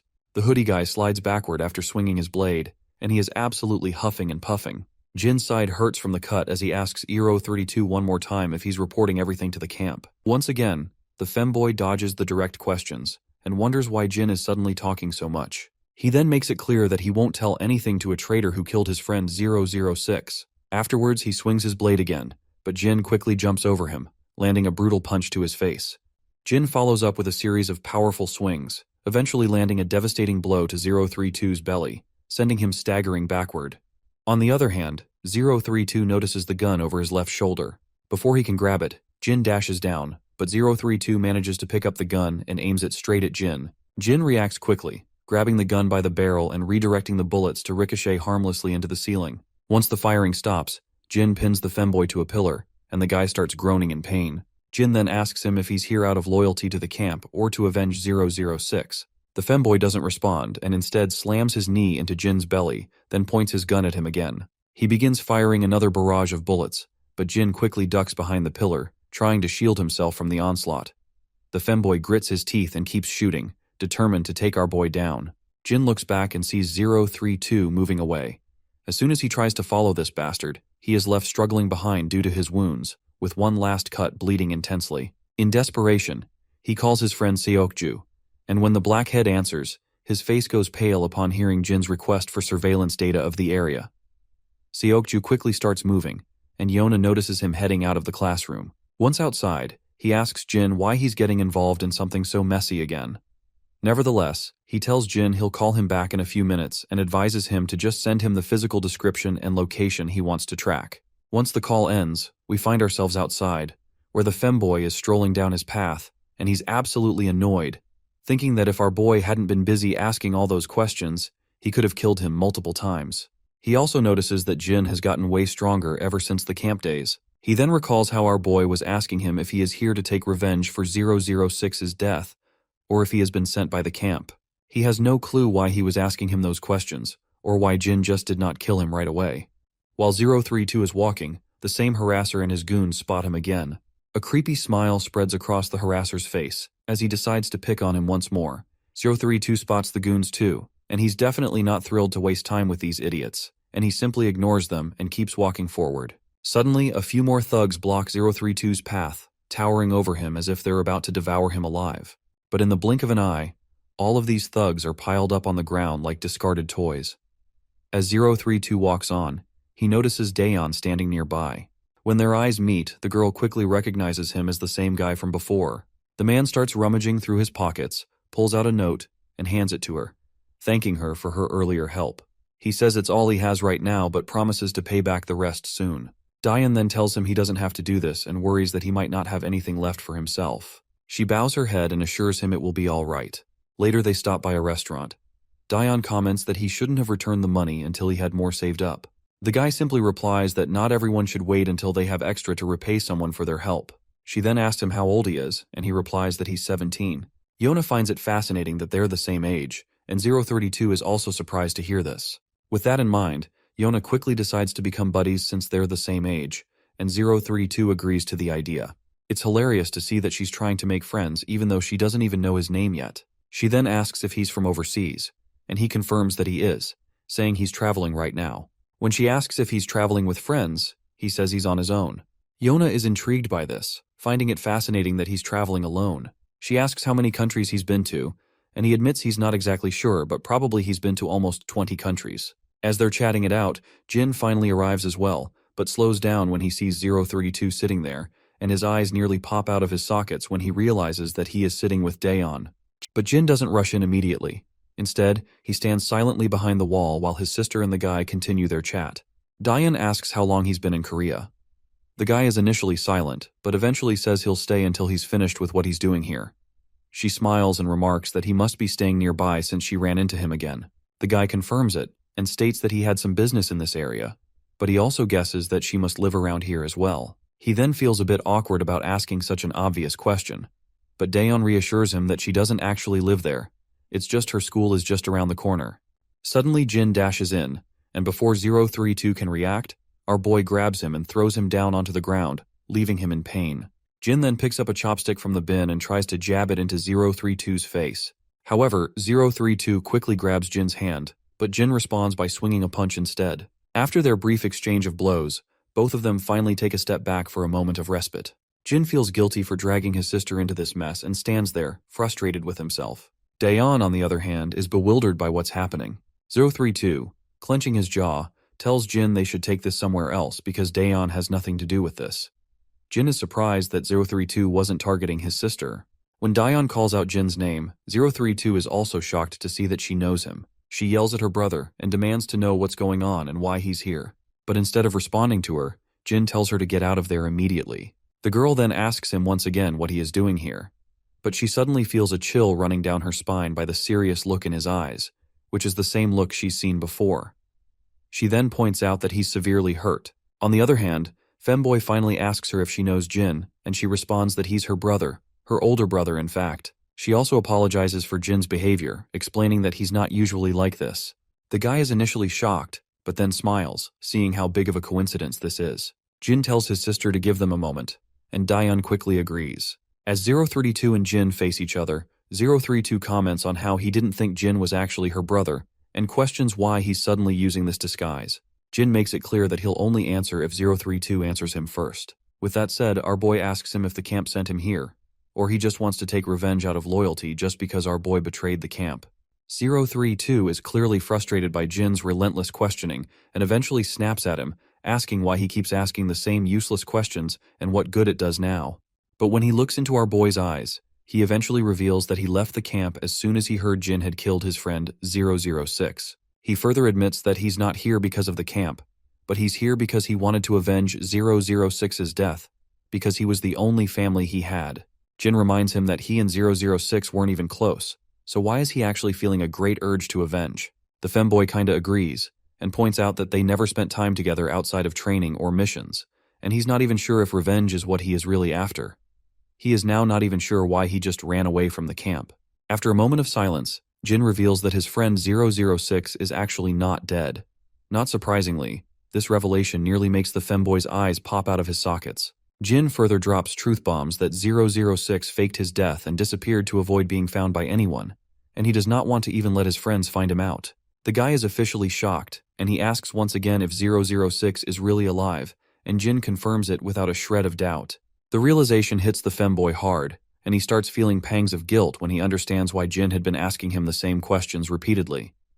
Jin explains that he needed to know his true intentions before revealing anything. If femboy had been working with the camp, he would have immediately reported everything back to camp, so Jin just did not want to reveal anything without confirming if femboy is working with the camp or not. After getting overwhelmed by the news, the hoodie guy slumps into a chair and starts to snicker. He then asks Jin why the hell he's here. Jin, unsure how to respond, simply says he just came back home. The guy is shocked and asks if he is saying that the girl is really his sister, because as far as he knows, our boy had lost all of his memories. Jin replies that his memories have come back recently, though they're still a bit hazy. 032 asks if he betrayed the camp just because he got his memories back. Jin shakes his head and says it was because he couldn't follow their orders anymore. Then Jin remembers Dayan and gives 032 a serious look, demanding to know how he met her. 032, clearly freaked out by Jin's intense stare, is pretty sure that if he doesn't spill the beans, Jin might actually kill him. He nervously admits that Dayan helped him out a while back. Jin expects more details, but 032 just turns away and says that's all there is to it.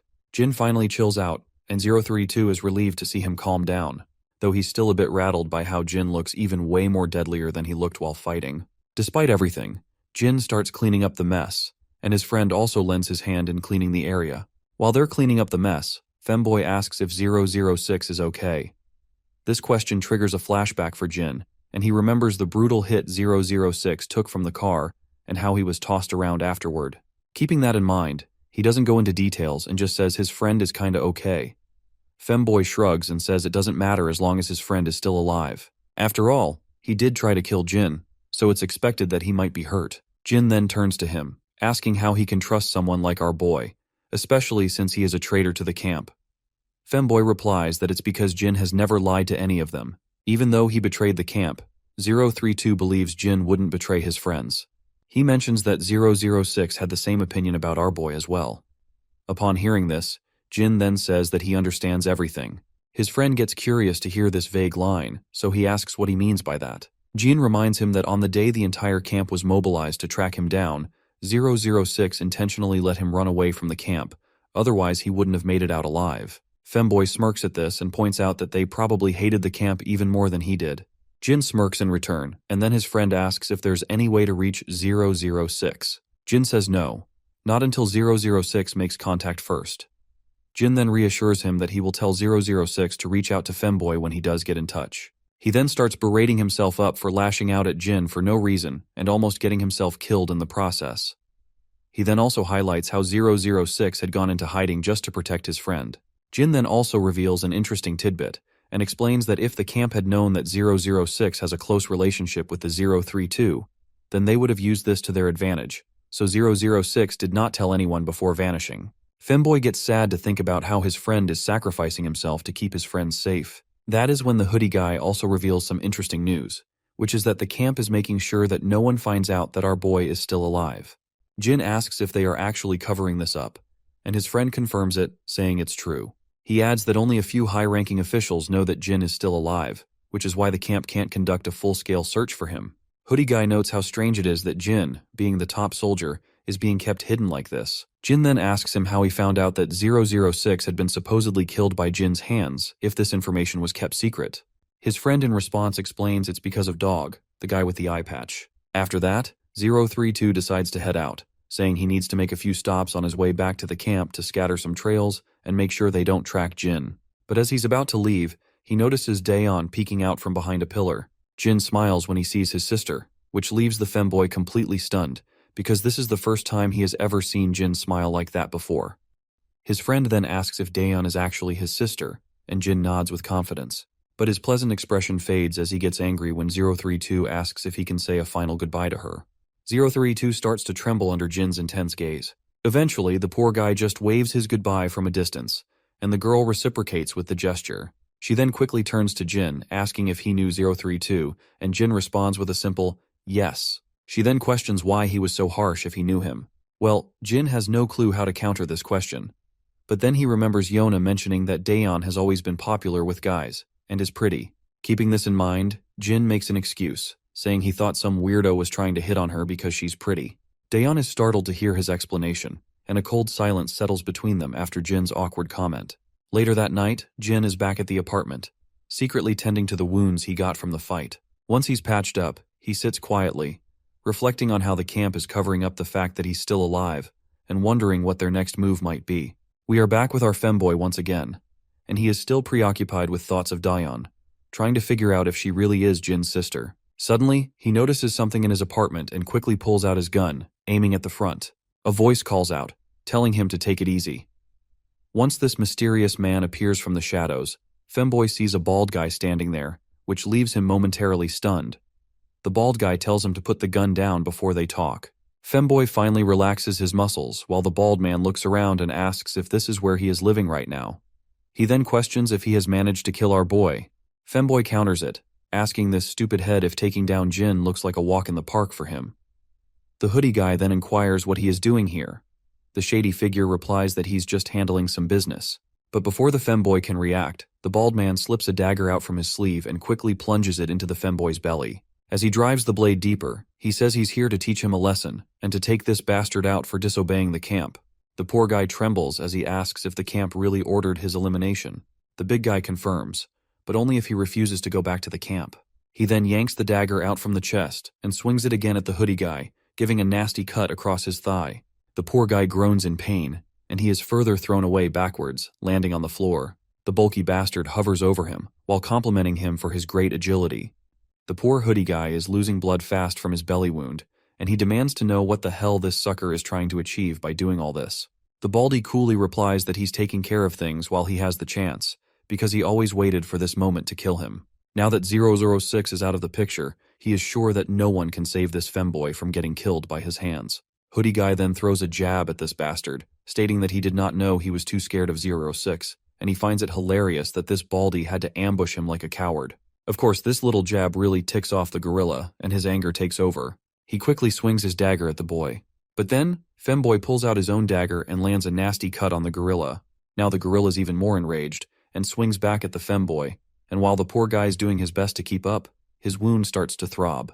The gorilla then lands a punch to his face, sending him crashing to the ground. As the femboy quakes in pain, the gorilla strides over to grab the gun from the ground. He aims it at the boy and reminds him how much effort the camp put into training him, and how it's all about to go to waste as soon as he pulls the trigger. But the boy just mocks him, telling him to stop being jealous and get better instead. With that, the gorilla pulls the trigger, and the gun drills a hole into the boy's thigh, leaving him collapsing to the ground like a rag doll. Seeing him in shambles, a creepy smile spreads across the gorilla's face. It's clear he thinks no matter how many jabs are thrown, he's the one who's going to come out on top tonight. But surprisingly, despite all the cuts and bruises, the femboy retaliates. He's back in action and throws his dagger at the gorilla's face. While the gorilla is momentarily distracted, the boy makes a run for it, and he quickly dashes out of the room. The gorilla starts shooting a barrage of bullets, but the boy finally makes it outside. His legs are trembling as the bullets make his wounds bleed even more. The gorilla chases after him, but all he finds is a trail of blood, because our femboy has long disappeared into the shadows. He continues to follow the blood trail, and as he's about to turn right in the corridor, femboy suddenly grabs his hand and lands a crushing blow to his face.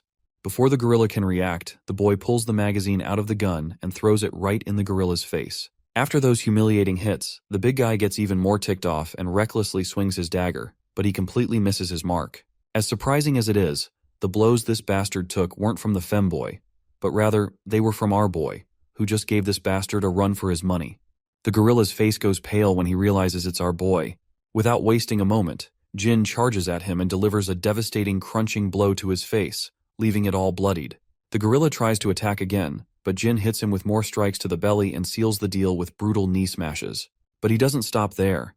He slams the gorilla's face into the concrete wall, and with his face all bloody, the wall is smeared with blood as well. Finally, the cocky gorilla drops to the ground. Once the fight is over, we see the femboy sitting on the ground with his injuries, asking Jin why in the hell he is even here. Hearing the voice, our boy turns around, looks at his friend, and then starts to walk away. He grabs this bag full of goodies from the ground and offers them to a femboy, saying that his sister told him he was broke, so he brought this to him.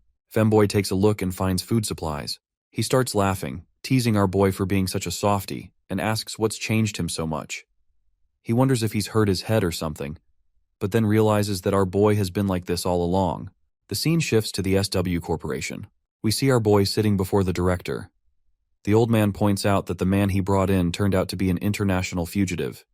He mentions that arranging what was requested will be straightforward since many countries want to claim him. He wraps it up by saying they'll make sure he spends his days imprisoned, isolated from society. It sounds like they're talking about the gorilla who attacked them, and I guess that bastard really deserves for all the mess he has caused. The old man mentions he presumes the gorilla is connected to our boy's past. For a moment, Jin stays silent and admits he wasn't directly involved. But yes, the connection is there. The old man says he won't dig any deeper, but assures Jin to come to him if he ever needs help. Jin simply nods, stands up, and leaves without saying much more. The assistant chimes in, saying he was startled when our boy called for help, especially when it involved such a serious criminal and gunshots on the scene. As Jin walks out of the corporation building, his mind drifts back to his injured friend, who is barely hanging on. Jin quickly pulls out his phone, saying he knows someone who can get the femboy treated somewhere safer. But the femboy insists he can handle it himself, because he just needs to stop the bleeding and disinfect the wound. Jin, however, points out that he needs proper treatment. The femboy mentions it'll take too long, and the camp might get suspicious. Jin is shocked to hear this, and asks if his friend is returning to the camp. The femboy confirms he is, but Jin reminds him that the camp gave orders to eliminate him. In response, femboy explains that the gorilla did mention that he was tasked to bring femboy back, but since this gorilla doesn't like 006 or any of the numbered guys, he just went ahead and tried to assassinate. Jin quickly points out that going back to camp is still risky. The femboy just snickers, saying since the camp believes 006 is dead, it doesn't make sense for them to kill him just because he went off looking for Jin. Besides, the femboy says he sees no other way either, because they will come after him if he go into hidings, and that could risk exposing 006 as well. Femboy further adds that if his plan works, he'll make sure they can't track Jin down. It's the least he can do after Jin saved his life. With all the traces 006 left behind, it should keep the camp busy for a long time. He tells Jin he hopes he'll make it and manage to protect his real life. Suddenly Jin is jolted awake from his flashback when Lady Jai calls out to him. She asks what brings him here, and he responds that he was just running an errand. She then asks if it's really okay for him to be out like this, since he still has not recovered from his injuries. As soon as she mentions his injuries, Jin's mind flashes back to the past, where he remembers getting kicked and beaten by Femboy, which only made his previous injuries worse. But instead of admitting that, he smiles and says he's doing great. The girl smiles back and asks if he's free now, suggesting they grab something to eat. It seems like she's taken a liking to him, and even though she has a meeting to attend, she'd rather have dinner with Jin. But unfortunately for her, Jin turns her down, saying he has to head straight home since he already has dinner plans with his family. It seems like she wasn't ready to be turned down by a kid, and she's clearly feeling the heat of the situation. To save her face, she quickly comes up with an excuse, saying she remembers she has some work to do as well. Meanwhile, the guard behind her looks completely pale after hearing her blunt lies. After all, the meeting was the only reason they were here. Suddenly, the girl asks if he'd be interested in taking a part-time job, guaranteeing that the money will be worth it. Once again, Jin turns her down, saying he's not interested. She sighs and finally asks if he wants a ride home. Jin replies with a simple no. As Jin starts to head out, Lady Jai's guard tells him to get well soon so they can train together again, mentioning that the other boys have been asking about him. On the other hand, Lady Jie secretly smirks, thinking Jin is fitting in better with the guys than she expected, and even her picky bodyguard seems to like him. Once our boy is out of the picture, the guard asks if Lady Jai plans to put him in Seoha-cha's security detail. She says yes, pointing out the recent stalker incident happened with Seoha-cha, and noting that it wouldn't be too dangerous since he'd just be escorting her. She asks what he thinks about it, and he replies it should be fine. While Jin's heading down the street, he notices his grandpa standing nearby. He calls out to him, asking what he's doing there, and Grandpa just says he's out for some fresh air. The old man then reveals that Dion's birthday is coming up in a few days, and Jin looks quite surprised. The old man admits that he doesn't know much about Gen Z preferences these days since he's a boomer himself. He asks Jin if he can suggest what kids his age might like as a gift and what her hobbies might be. It turns out, Jin is just as clueless as his boomer grandpa, and there's an awkward silence as they both realize they've fallen into the boomer category. Suddenly, Jie's phone rings while she is sitting in her office. When she checks it, a creepy smile spreads across her face. She picks up the call, clearly surprised that it's Jin himself returning her call, which is quite a big deal in itself. Our boy then asks her about the offer she had made earlier, and wonders if that is still valid. The girl smiles, thinking Jin must be calling about the dinner offer, so she acts all nonchalant, saying she's pretty busy but will check her calendar. However, her pleasant smile fades when Jin tells her he's actually calling about the part-time job she offered him. She looks annoyed when she hears Jin is actually calling about the part-time job, not the dinner. Our boy then asks again if the offer is still valid, and the girl asks if he's interested. Jin confirms he is, so she tells him to come to her studio tomorrow at 4 p.m. The scene cuts to the game room, where Jin and the other boys are lounging around, having fun while gaming and chatting. Jae-hyung, who's been reading an article on Seoha-cha, tells his other friends about it. The other boys perk up and start staring at his monitor. Jae-hyung explains that she's starring in a new TV series based on a webtoon, and will be the lead in the Mercenary teenager series. The blondie then adds that he's seen her in person, and she looks smoking hot. His orange head friend nearly chokes on his drink hearing this, while Blondie continues, saying he saw her while working part-time at his cousin's ad company, where they were shooting a commercial with her. Jae-hyung is blown away by this news, as he's been a hardcore fan of Seoha-cha ever since her first show, which has been almost 8 years of following and loving her work. Youngchan asks Blondie how she was in real life. Blondie responds that she's pretty in person and admits he's never seen someone so beautiful.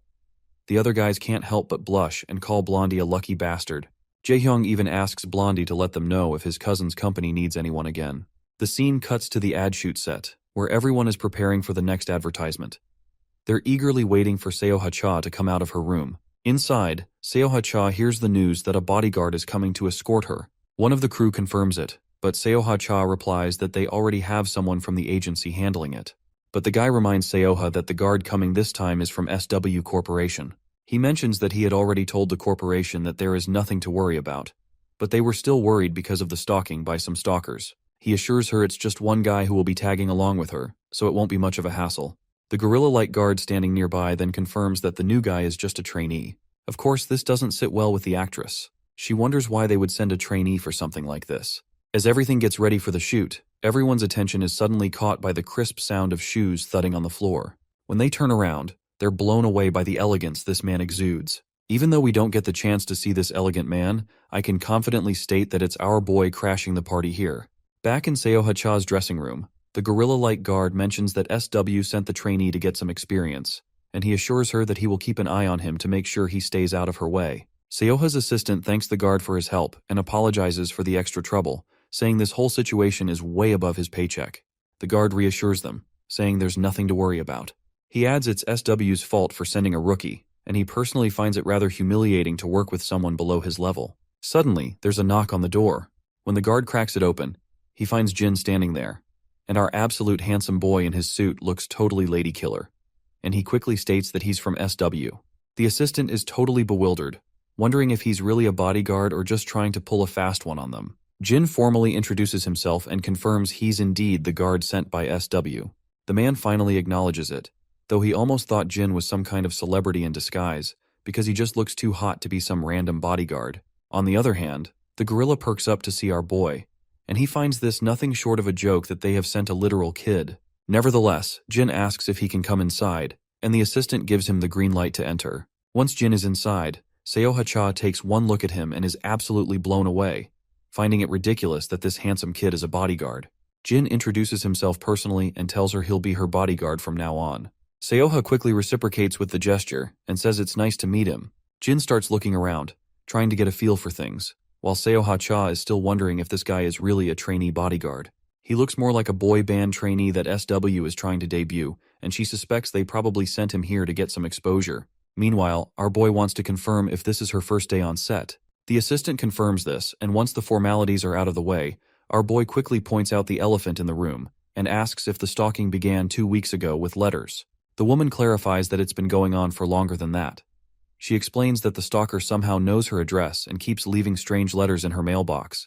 It's gotten worse recently, but it's been happening for a while now. She adds that this is common in this line of work, so SW shouldn't worry too much about it. After that, the actress begins to ask how old he is, and that is when our boy's mind flashes back to a time when his senior told him that revealing his age would only make people doubt his abilities. So, in the present moment, he simply replies that it's a secret. At that moment, the gorilla from before calls our boy from behind and says he wants to have a quick chat outside. Once they're out, the gorilla starts by asking if he is a security trainee from SW. Once Jin hears this, he realizes that this is what these guys must have been told, so he just rolls with it, confirming that it's exactly right. The gorilla tells Jin to simply stand aside and watch how it's done. He's confident that he already has things under control. He then starts berating our boy, saying he has no idea why SW would send a runt like him because security is no joke, and practice drills won't cut it in real-life situations, so he tells him he better stay out of the way until his shift is over, and then go home. Jin finally speaks up, asking if the gorilla is Cheol-young Kim from the Security Brothers agency. The man grabs Jin by the neck, telling him not to dodge the question. He warns Jin that if he thinks they're messing around, he'd better listen up if he wants to get out of here in one piece. With that, he flings Jin against the wall and walks off, clearly annoyed. Just then, the actress steps out of the room, asking if Jin's okay. He says he's fine, and she apologizes for this goofball gorilla, saying he's from her agency and can be a bit rough around the edges. She even mentions that she told them she didn't need a bodyguard. Jin doesn't say anything, and the actress enthusiastically starts to ask if he's still in school. Jin responds that it's confidential. Suddenly, her assistant calls out, telling her it's time to head to the set. Before heading out, the lady reassures Jin to just take it easy, saying that nothing's going to happen. With that, she leaves him standing there as she walks out of the scene. The next scene cuts to Jie, who's wondering if he made it to the studio okay. The guard asks if she's talking about Jin, and she confirms. The guard then explains that he received word that Jin has actually made into the studio without any hitch. Jie then asks if sending him there was a good decision since he hasn't fully recovered. The guard says it's all right, pointing out that threats and stalkers are pretty common for celebrities. With Seo Ha-cha's level of fame, she's had her fair share of them. Her agency recently assigned a personal bodyguard for her, so Jin won't be too busy. Jie agrees, explaining that this is precisely why she sent him there, to let him take it easy while he recovers. And who knows, he might even complain about how boring it is. The guard then smiles at Jie and says he doesn't think Jin is the type to let himself get bored. Jia finds this good news and uses the term cakewalk to emphasize how easy this job is going to be for Jin. The guard reluctantly agrees, saying she's precisely right. Jia, on the other hand, feels proud of herself for using Gen Z slang, which makes the guard awkward as he watches her bask in her own sense of accomplishment. As people are gathering in for the shoot, we also see the gorilla making another appearance.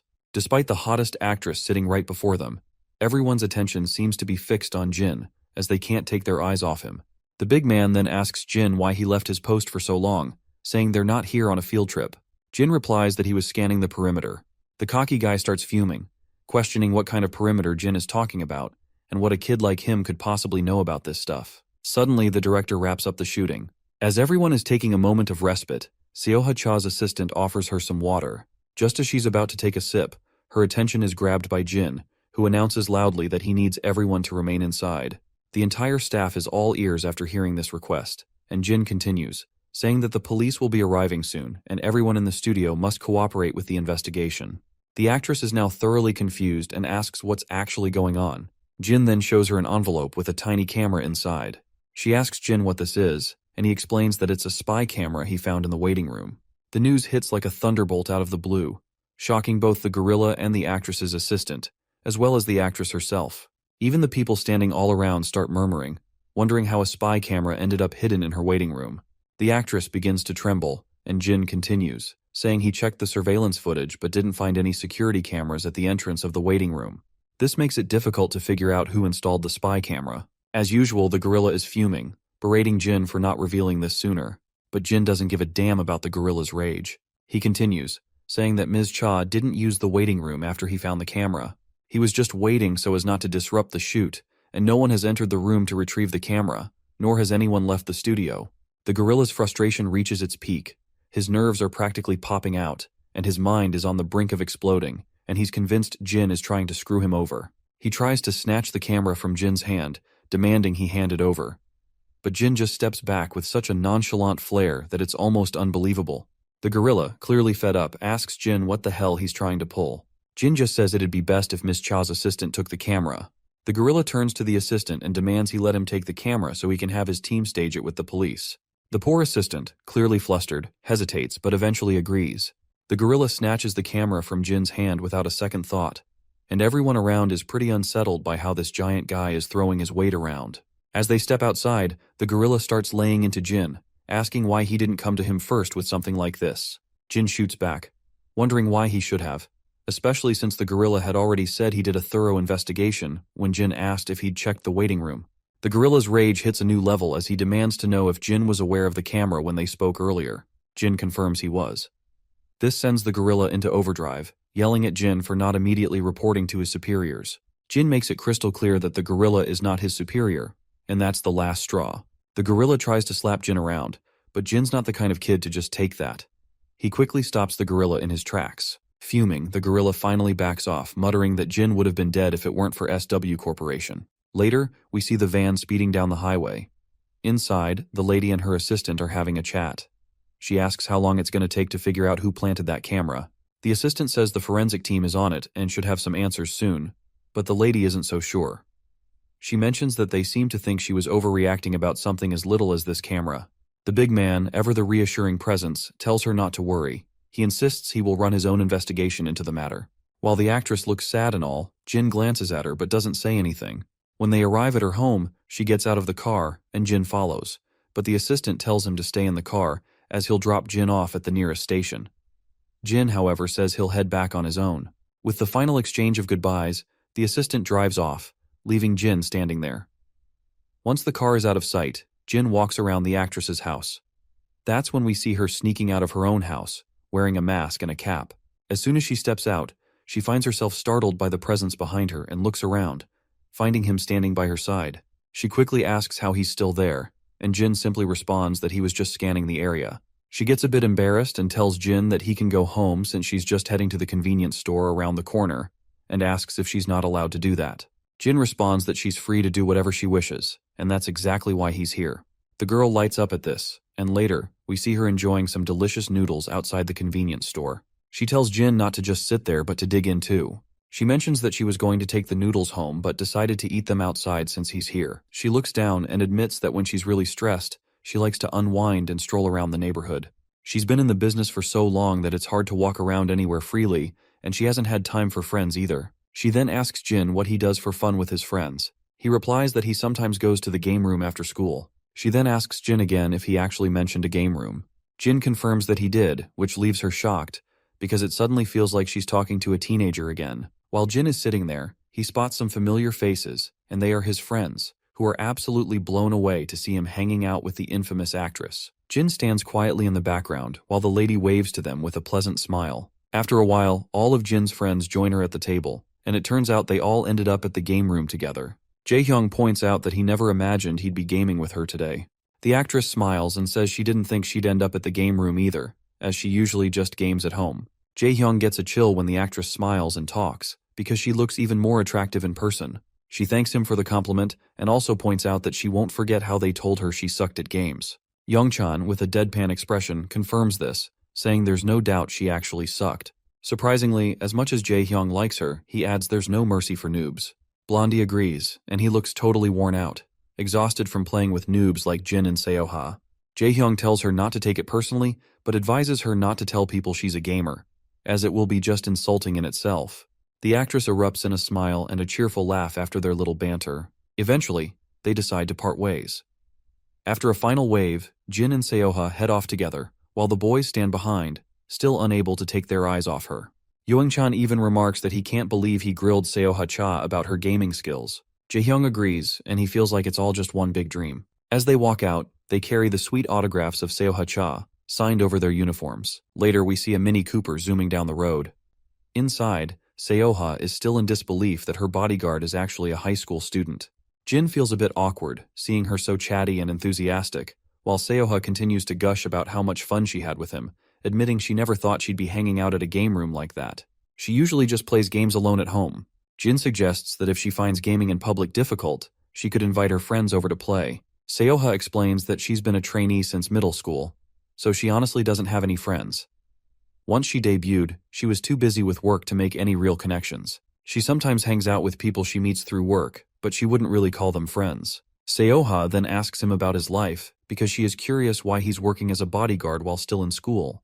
Jin explains that he's doing it to buy his little sister a birthday present. Seo-ha is startled and touched by his reason, finding him to be a really sweet brother. She comments that he must be pretty close to his sister, but she can't really relate, to be honest, since she is the only child of her parents. She then offers to drop him off, but Jin states that it's unnecessary and that he'll get home himself after he's escorted her. By the way, throughout their conversation, Jin has kept a formal tone, addressing her as Miss Cha, but she tells him to just call her Seo-ha. When they finally reach their destination, Jin gets out of the car. As he turns around, he spots another figure approaching. This man looks furious, and Seo-ha quickly reassures Jin that it's okay since she knows him. The man cryptically hints to her that the particular person she knows would like to see her, who is sitting in the car right now, but Seo-ha stays silent. As the man moves toward them, Seo-ha also walks forward as well, but Jin quickly steps in front of this new guy. The dude in glasses, however, immediately tells our boy to simply step aside. Seo-ha then tells Jin he can go home and that she'll be home after this. But Jin insists on waiting, and Seo-ha is momentarily silent as she looks at his calm face. Eventually, she smiles and tells him to go home and get some rest. As she walks away, she looks a bit sad, thinking to herself that she can't drag him into this. Once Seo-ha is inside the car, the man starts berating her, asking why she didn't pick up his calls. He scolds her for not calling back even if she was busy. Seo-ha responds bluntly, questioning why she should even take his calls. The guy in the shadows seems baffled by her response and then smirks, warning her not to push him too far or she might regret it. He reminds her that he has his limits as well, and tries to justify his behavior by saying that the dates he went with other girls were all for business and should not be held against him. Seo-ha tells him she doesn't care about who he meets, since they broke up a month ago, which means he needs to stop contacting her and showing up like this. She firmly says she would prefer if he didn't call or drop by anymore. She starts to open the car door, but this jerk lunges at her, grabbing her hand and saying he's going to teach her a lesson about her place. He makes it clear that just because she's got a little fame doesn't mean she's some hotshot starlet now. Then he goes on about ruining a little actress like her and threatens to expose who her parents are. He then questions if she's really getting a reality check in the state she's in, but before he can say any more crap, my guy smashes his luxury car window. Glass shatters everywhere as our boy grabs the rich dude by the collar, yanks him out of his comfy seat, and throws him onto the asphalt, leaving him getting scraped up pretty badly. The girl is completely stunned by the scene, and our guy quickly tells her she can get out now. Once she's out of the car, he checks if she's okay. She says she's fine, but she seems more worried about the rich guy he just threw out. Meanwhile, the rich man is shouting at the top of his lungs, demanding to know who the hell he is. With a cool demeanor, Jin just says he's her bodyguard. The rich man is absolutely losing it, struggling to come to terms with the fact that he was tossed aside by some lowly bodyguard. He suddenly looks at his own bodyguard, who's groaning in pain on the ground. As his bodyguard tries to get up and apologize, the rich man tears into him with every insult imaginable. He then turns back to Seoha, reminding her that this isn't over yet. With that little threat made, he and his bodyguard scramble to their car and speed off. Seoha, still in shock, asks our guy what on earth he did that for, and if he even knows who that man was. It turns out he has no clue who the rich guy was. She then asks him what he was thinking, and he just says he was doing his job. He tells her it's time to go, and he will head out once he has safely escorted her to her home. Seeing his calm demeanor, starts to smile again and thanks him for his help before agreeing to go with him. The next day we're back at the ad agency, and once again this gorilla of a guard is glaring at our guy. He's fuming, saying he's heard about the little fiasco from yesterday. Jin stays silent as the guard rants, asking if he even knows who he's just messed with. With his usual cool swagger, Jin responds that he does not care whoever it was, as he was just doing his job. The guard has absolutely no idea how to deal with this lunatic, and he is struggling to find a way to argue with this puny punk. He then jabs his finger at our guy, and explains that the man he attacked last night is the third son of the head of KP Group, and he's the head of marketing of Seoha Cha's agency. You see, KP Group recently became a major investor in Seoha Cha's agency, so not only did he screw over Seoha, but now her entire agency is at risk because of him, so he demands to know if he can see the consequences of his actions. He then further tells Jin to forget about whatever fantasy he has about being a big shot and advises him to quit before he ruins someone else's life. The gorilla and his two lackeys walk off. Later, we see the same bespectacled guy standing outside, while the rich dude who got taken down last night by Jin is sitting inside. It looks like the head of the agency is telling Seoha to apologize to Mr. Kai for speaking out of turn. Seoha is visibly irritated by this, and reminds the fat man that she has a shoot today and has been dragged in early for this nonsense. Besides, she insists she's not the one who should be apologizing. The agency director nearly chokes on his breath at her bold stance in front of Mr. Kai. The fat man looks pale and asks Seoha what's gotten into her. She remains silent while the director apologizes to Mr. Kai, saying he's terribly sorry, and that Seoha has been under a lot of stress with the stalker situation.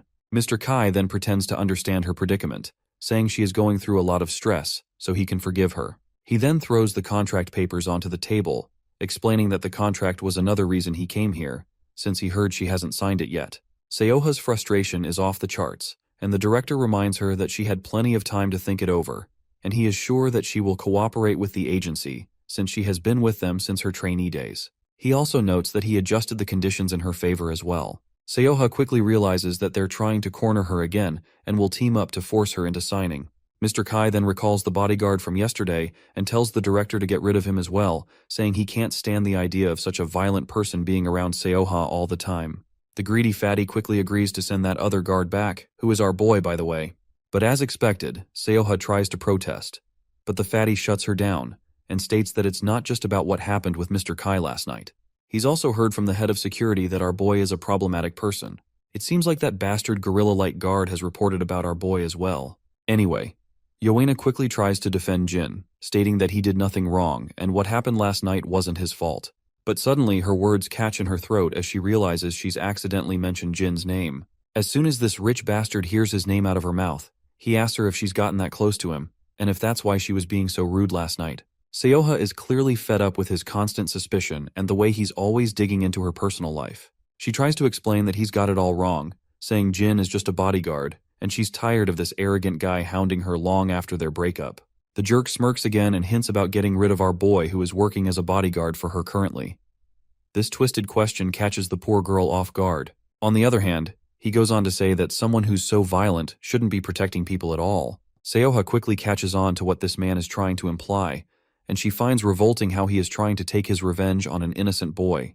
Her mind quickly flashes back to Jin's image, who's as harmless as they come, and asks if he really needs to take things this far. She wonders if he's just upset about the contract renewal and is taking it out on an innocent bystander. The jerk just sneers and says he's not upset about that since he knows she'll sign the contract. He's just worried about our boy endangering others. Seoha can clearly see that he's lying, so she tells him that he can feel happy as she is about to fire our boy off. But then the rich guy says he's not letting Jin off the hook just by firing him from his job. Seoha starts trembling as she worries about what worse things this man might do to him. Despite her fears, the rich guy tells her to just sign the damn contract so they can go out and celebrate. He then also orders his lackey to bring Jin in. Seoha knows that this guy just wants revenge for the humiliation Jin caused him last night. And when this rich guy flashes his smirk, he only gets on her nerves more. And all she can think about is getting the hell out of there as fast as possible. When Jin finally walks into the room, he just stands there while the cocky guy sneers at him, saying he's just a kid, and he now finally understands why he was so violent. The agency director then informs Jin that he won't be on Seoha's security detail anymore, and he'll be sending word to SW Corp as well, so he should just leave. After that, the cocky guy smirks and says Jin's life is about to get a lot harder. But Jin doesn't even bother with the threats and just stays silent. He looks at the lady and can tell she's not too thrilled to be here, so Jin calls out to her, reminding her they should get going before she's late for her next engagement. She quickly turns to look at him, and he asks if they should head out. That's when the rich man bursts into maniacal laughter and asks Jin if he really thinks he can take her with him. Jin just stands there silently, ignoring the mockery, while the rich bastard tells him to go ahead and try to take her with him. At that moment, the gorilla barges into the office with his lackeys. Once inside, he apologizes to his boss and says he'll handle Jin from now on. The woman looks completely shocked to see them, and the big guy just tells Jin not to make a scene and to step outside. But our boy just stands there, and Seoha quickly yells at him to go home, saying she doesn't need him as her bodyguard anymore and that he's fired. Well, even though he has already been fired from the job, my guy doesn't budge from his place, and just stands there firmly. That's when one of the guards lunges at him, calling him a little shithead. Jin quickly kicks the guard away like he's just a stray dog, which leaves Seoha absolutely shocked. The guard, on the other hand, goes down hard, bleeding everywhere. Everyone in the room is stunned by the scene, with the rich guy and the fatty's jaws dropping in shock. Meanwhile, the big guy looks even more frustrated. Jin then breaks the ice by pointing out that there's a misunderstanding because Miss Seoha Cha isn't his employer, and this unexpected news completely shocks Seoha. Everyone takes a moment to process the news, while the rich, cocky guy just grits his teeth, convinced that Jin has no idea what he's getting into. But our boy makes it clear that he's already assessed the situation. He reveals that this greedy rich bastard fabricated the stalker story to force Seoha into signing the contract. He even assigned a bodyguard to keep constant surveillance on her. Jin explains that Sterling Entertainment was nearly ruined due to bad management before KP Group's investment. Since Ms. Cha is the agency's biggest asset, both companies would face huge losses if she leaves. He also points out that she's received countless threats ever since she showed reluctance to renew her contract. The girl wonders how even Jin knows all of this. Just then, the scene cuts back into the past, into the game room, where everyone is angry at Jin for using his phone in the middle of everything. It turns out he's actually read all the messages on her phone. Back in the present, the cocky guy demands to know what Jin plans to do about it, even if he knows everything. Jin then turns to Miss Cha and asks what she wants to do. She remains silent for a moment, her eyes wide, struggling to find her voice. Tears start to fall as she says she doesn't want to be there anymore. The cocky guy, on the other hand, jumps out of his seat shouting. Just as he lunges at her, Jin delivers a brutal kick to his belly, sending him flying several meters away. The other guys in the room are absolutely wide-eyed at what they've just seen. The guard with glasses rushes to his boss, asking if he's all right. Meanwhile, the big guy charges at Jin, but Jin delivers a brutal punch right under his chin, making him gush blood and shattering his glasses, and leaving him staggered backward. Another guy tries to charge at Jin, but our boy quickly delivers a powerful punch right under his ribs. The big guy looks furious, but before he can react, Jin smashes him right under the throat, hitting his face with his knee and leaving him sprawled on the ground. The girl stands there, her mouth wide open, but quickly yells at Jin to watch out. A man on the other side tries to stab Jin with a stick, swinging it wildly left and right. In the end, Jin flicks the stick out of the man's hand, and it falls to the ground. With a swift move, Jin pulls his hand back and delivers a brutal smash right under the guy's chin. He then also makes sure to give a devastating kick, and the impact sends the man flying backward, crashing into the wall, and he lands sprawled on the floor. Jin then turns his attention to the last man standing, the agency director, who is already trembling like a leaf. Meanwhile, the rich guy, still shaking from the hit he took, asks Jin again if he has any idea who he's dealing with. He glares at our boy with a deadly look, making it clear that he'll make sure to wipe him out along with the lady. He vows to do whatever it takes to ruin him, but his words get stuck in his throat when Jae walks into the room with her escort. As she surveys the mess scattered around, she can't help but point out that she sent our boy here because it was supposed to be a cakewalk. When Miss Cha takes a look at Jie, it does not take her long to realize that she is the brilliant granddaughter of SW chairman, who took over their entertainment division and all their news ventures. As Jie walks into the room, she tells our boy that she'll clean things up here, and he can get on with his day. Our boy acknowledges this and tells Miss Cha it's time to go. The rich bastard is shocked to see Jie and asks what the hell she's doing here, but Jie doesn't respond. She simply sits down gracefully and mentions that she's heard he has some unfinished business with her dear friend. Both the director and the rich dude are completely baffled because they've clearly messed with the wrong person. Jie jokes with them, saying they can settle that unfinished business with her if they want, and she's totally down to reach some kind of understanding. Both the director and the rich guy are left utterly terrified. Meanwhile, outside, Jin walks forward with Jie following him from behind. As they walk, Jie wonders who this kid even is. Our boy then turns to her and asks where her next engagement is. The lady stays quiet for a moment, then starts to snicker under her breath before bursting into laughter. She can barely hold back her tears of laughter. Next scene, we're at Miss Cha's house. She's still lying in bed, looking like a complete mess. She somehow managed to sleep for 10 hours straight, which is wild since she usually only gets like 3 hours max because of her sleep disorder. She wonders if maybe all that sleep was because everything she was stressed about is finally gone. The scene then flashes back to the past, where we see Jie and Miss Cha sitting together. Jie explains that she's taken care of the legal mess with her old agency, and now she's free to choose whoever she wants to work with. Miss Cha points out that the dispute with the agency was only half the problem. Jie then reassures her that if she's talking about that filthy rich guy, Dongjin Ki, she has nothing to worry about. Jie figured out that he'd been threatening her parents, so she took the necessary steps already. Plus, KP Group has already confirmed that Mr. Kai was acting alone and promised no harm would come to her family. Seoha finds it fascinating how Jie just handled everything so smoothly, but she's curious and asks why Jie is going out of her way to help her. Jie admits that their affiliate has been interested in working with her for a while, but mainly, it's because Jin wanted to fulfill his duties as a bodyguard. In the present moment, that last line about our boy is still echoing in Seoha's mind. She quickly hops out of bed, and later, we see a van parked outside her house. When she steps outside, a bodyguard immediately greets her, introducing himself as Suhun Kang from SW Corp, saying he'll be on her security detail for the time being. She's both shocked and surprised to see a new man coming instead of Jin, so she asks this guy why our boy did not come. And sadly for her, the man explains that Jin has quit. Hearing this, she feels a wave of sadness, but she quickly puts on an awkward smile and greets her new bodyguard, and the guard could not help but to blush a bit. Later, we find ourselves back at the agency, where Seoha is recording a podcast with another lady. Although she's smiling and answering all the host's questions, inside, her mind is stuck on why Jin suddenly quit, and she's pretty sad that he didn't even tell her before leaving. The scene cuts back to our boy, who's now in Jie's office. She tells him that Seoha Cha will be signing with SW's entertainment division and that her old agency and Donggun Ki have been dealt with. She explains that they've been playing fast and loose with the law for a while, and they've got plenty of dirt on them to keep them quiet. Our boy thanks her, but she reminds him that he's the one who asked her to handle it since protecting Seoha is SW Corp's duty. After that short visit, Jin heads out to leave, and as he walks down the empty corridors, his phone suddenly rings. He checks it and sees it's Daeon texting him. Apparently, she is asking if he was a bodyguard for Seoha because Jaehyung and Youngchan mentioned this morning that he even went to the game room with her. Jin responds positively in his text message and explains it was part of a field assignment for the security training program. Daeon quickly gets excited and points out that if she had known this sooner, she would have requested him to get an autograph or something from her.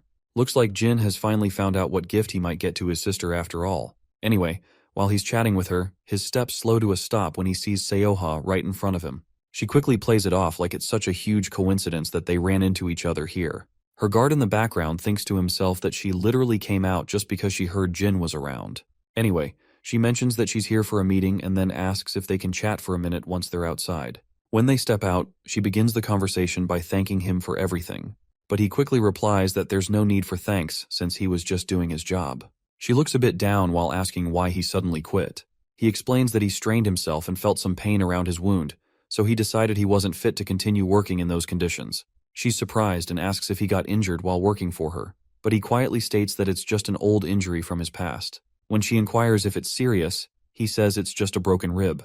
Then she extends her hand and asks for his phone. Jin looks confused by her sudden request, but she insists until he hands it over. Once she has the phone, she starts saving her personal number, which is something only her parents have, so she tells him he better consider himself lucky. After saving her number, she hands the phone back and asks if there's anything he wants. At first, Jin doesn't get what she's saying, but she quickly clarifies that she'd be happy to fulfill any request as a gesture of goodwill since he helped her so much. Jin stays quiet for a moment and then asks if she's sure he can ask for anything. She confidently assures him that he can. The next scene then picks up at the school. Inside the classroom, everyone's jaws hit the floor at the unexpected sight before them. Meanwhile, Dayan is packing up her bag, planning to swing by the store later to grab some beef for dinner. Out of nowhere, a bouquet of flowers appears in front of her face. When she looks up, she sees Seoha standing there with a bunch of beautiful blooms, looking just as stunning as the flowers. Dayan is totally stunned, having no idea why Seoha is there. The woman lights up with a smile, excitedly says she must be Dayan, and wishes her a happy birthday while handing over the bouquet. After that, the lady decides to snap a selfie with our girl, and once again, the whole class is in shock when Seoha invites Dayan out for dinner later that day. The scene then cuts to our boys' class, where everyone is blown away to find out that Seoha is currently in the school. We then also see our three idiots making a beeline to catch up with her. Meanwhile, our boy starts packing up his bag, thinking about how he only asked for an autograph, but she's doing so much more. For those who want to see the magic, here's the cute selfie of the two of them in one frame. Later that night, our boy is running down the empty streets carrying a bag. Shortly after, he spots his grandpa standing there with what looks like a birthday cake. After that, we find Dayan blowing out the candles on her birthday cake with a single breath. Grandpa quickly cheers, shouting happy birthday to her. Grandpa then slides a Samsung Galaxy phone box toward Dayan. She's absolutely amazed by the new phone. The old man reminds her that he'd promised to get her a new one. Dayan feels a bit guilty, saying her old phone still works fine and there was no need for a new one. Anyway, it's finally Jin's turn to present his gift, and he promptly pulls out a big box. When Dayan takes a look at it, she discovers it's a Samsung notebook, which leaves her completely blown away because this shit costs a fortune to acquire. She starts to panic a little, saying it's all too much. Even Grandpa is baffled by how Jin could afford such an expensive notebook. But our boy casually explains he took on a part-time job to cover it. Grandpa keeps insisting that laptops are expensive, especially this new model that just came out this year. But Jin reassures him not to worry about it, saying he knows how inconvenient it can be without a computer in the room. Dayan quickly says thank you and promises her brother she'll put it to good use. After the pleasantries, Grandpa starts cutting the cake. Jin smiles at Dayan, but then his phone rings. It's Seoha Cha. He heads to his room to answer the call. Seoha explains that she's on a break and just wanted to check in. She asks if Dayan had a nice birthday celebration. In response, Jin states that they are celebrating it currently, and he thanks her for everything she did. But Seoha brushes it off, saying all she did was just stop by, have a chat, and she is actually really glad to meet such a lovely girl. She then asks him if he's busy tomorrow. Jin replies that he plans on going to security training since it's been a while, but she reminds him he's injured and questions if he'll be okay. He assures her he'll keep it light so he doesn't aggravate his wounds. With that, she asks if he's free the day after tomorrow. Jin says he'll be training that day as well. The lady gets frustrated by his constant excuses and, in irritation, asks if he's going to have fun during his training. He replies that he wouldn't call it fun, which only annoys her more. There's a persistent knock on her door, so she tells him she's heading back on set and will call him again another time. Suddenly, Jin's phone rings, and it's an unknown caller. He quickly answers, and it turns out to be his friend 006, who says he's just entered the city today and wants to meet up. Under the dim moonlight, the two friends meet for a reunion. The blondie wastes no time and tells Jin that he wasn't planning to contact him, but there's something he needs to confirm. He says he heard that 032 came to eliminate our boy. Jin confirms it quickly, adding that Femboy has already returned to the camp once he learned Blondie is still alive. But the blondie sighs deeply and facepalms in frustration while explaining that the Femboy never showed up at the camp. This news catches Jin off guard, who then explains that the Femboy had said going back to camp would be the only way to keep them off the trail. But Blonde highlights that according to his sources, he hasn't returned to the camp since he first disappeared. Jin then points out that 032 was also ambushed by a camp mercenary after he came to Korea to see him. This revelation makes Blondie even more frustrated, while Jin continues explaining, saying the camp probably sent the mercenary to bring 032 back, but the mercenary attacked him without proper authorization from the camp. Blondie then points out that the camp has always had a mix of mercenaries, those with numbers and those without. The numbered mercenaries were despised by the unnumbered ones, and shit only got worse after Jin left, especially with the camp bringing in more recruits. Jin asks his friend if he's sure they've taken 032. As much as he hates to admit it, Blondie says yes. Just then, the scene cuts to 032, who's tied to a chair and smeared with his own blood. A group of goons hovers over him, demanding he stop playing hard to get and start dishing out the details. They grill him about why he bolted without authorization, what Aiden's orders were, and where Aiden is now. By the way, this Aiden guy is probably the same gorilla who has been handed over to SW Corp already. Anyway, the femboy just smirks and throws back a sarcastic comment, asking if they're treating him like a cheating spouse or something. Of course, the cocky goon isn't happy with femboy's response. He quickly slaps him across the face, causing blood to drip down. The goon warns him to watch his tongue if he knows what's good for him, promising that if he answers the questions, he'll be allowed to live. But 032, despite taking copious amounts of beating, makes it clear he'll stay tight-lipped. He further throws a jab at them, asking if they really think he's afraid of dying. The scene then cuts to Grandpa and Daeyeon watching Seoha's latest show on TV. Meanwhile, Jin is alone in his room, probably thinking about his next move after his recent meeting with Blondie. The scene cuts back a little earlier to when he was talking with his friend. There, Blondie mentions he tried to track down 032, and he actually has a hunch about where he might be. Jin warns him that the camp will soon realize he's still alive, but Blondie states that he has no choice but to risk it, because 032 is the only family he has left. The next day at school, Seokju and Yona walk into the classroom after being away for a long time. Jae-hyung and the others are delighted to see their friends again after the extended break they took. But Yona quickly reminds them that it wasn't a vacation, it was a business trip. She then asks about Jin's whereabouts, so Youngchan reveals that Jin has been gone since yesterday due to something urgent. Hearing this, Seokju immediately senses that something isn't right. The scene shifts to the dead of night. Deep in the woods, Jin and 006 sprint through the darkness, fully equipped. They are heading toward the hideout where the mercenaries from the camp are supposedly keeping 032. As they run, 032 curiously questions Jin why he's tagging along. Jin simply replies that 032 is his teammate, and he's not about to leave his friends behind like that. 032 can tell Jin has changed a lot. He's become more considerate. Never in his life did he think Jin would say something like that. Let's move ahead to the hideout before our duo can. Inside, a group of mercenaries chat among themselves. The topic is Aiden. According to the camp, Aiden is still off the grid, and they know for a fact that he wouldn't go dark for this long unless something happened. The real problem is that they have no idea what orders he was given.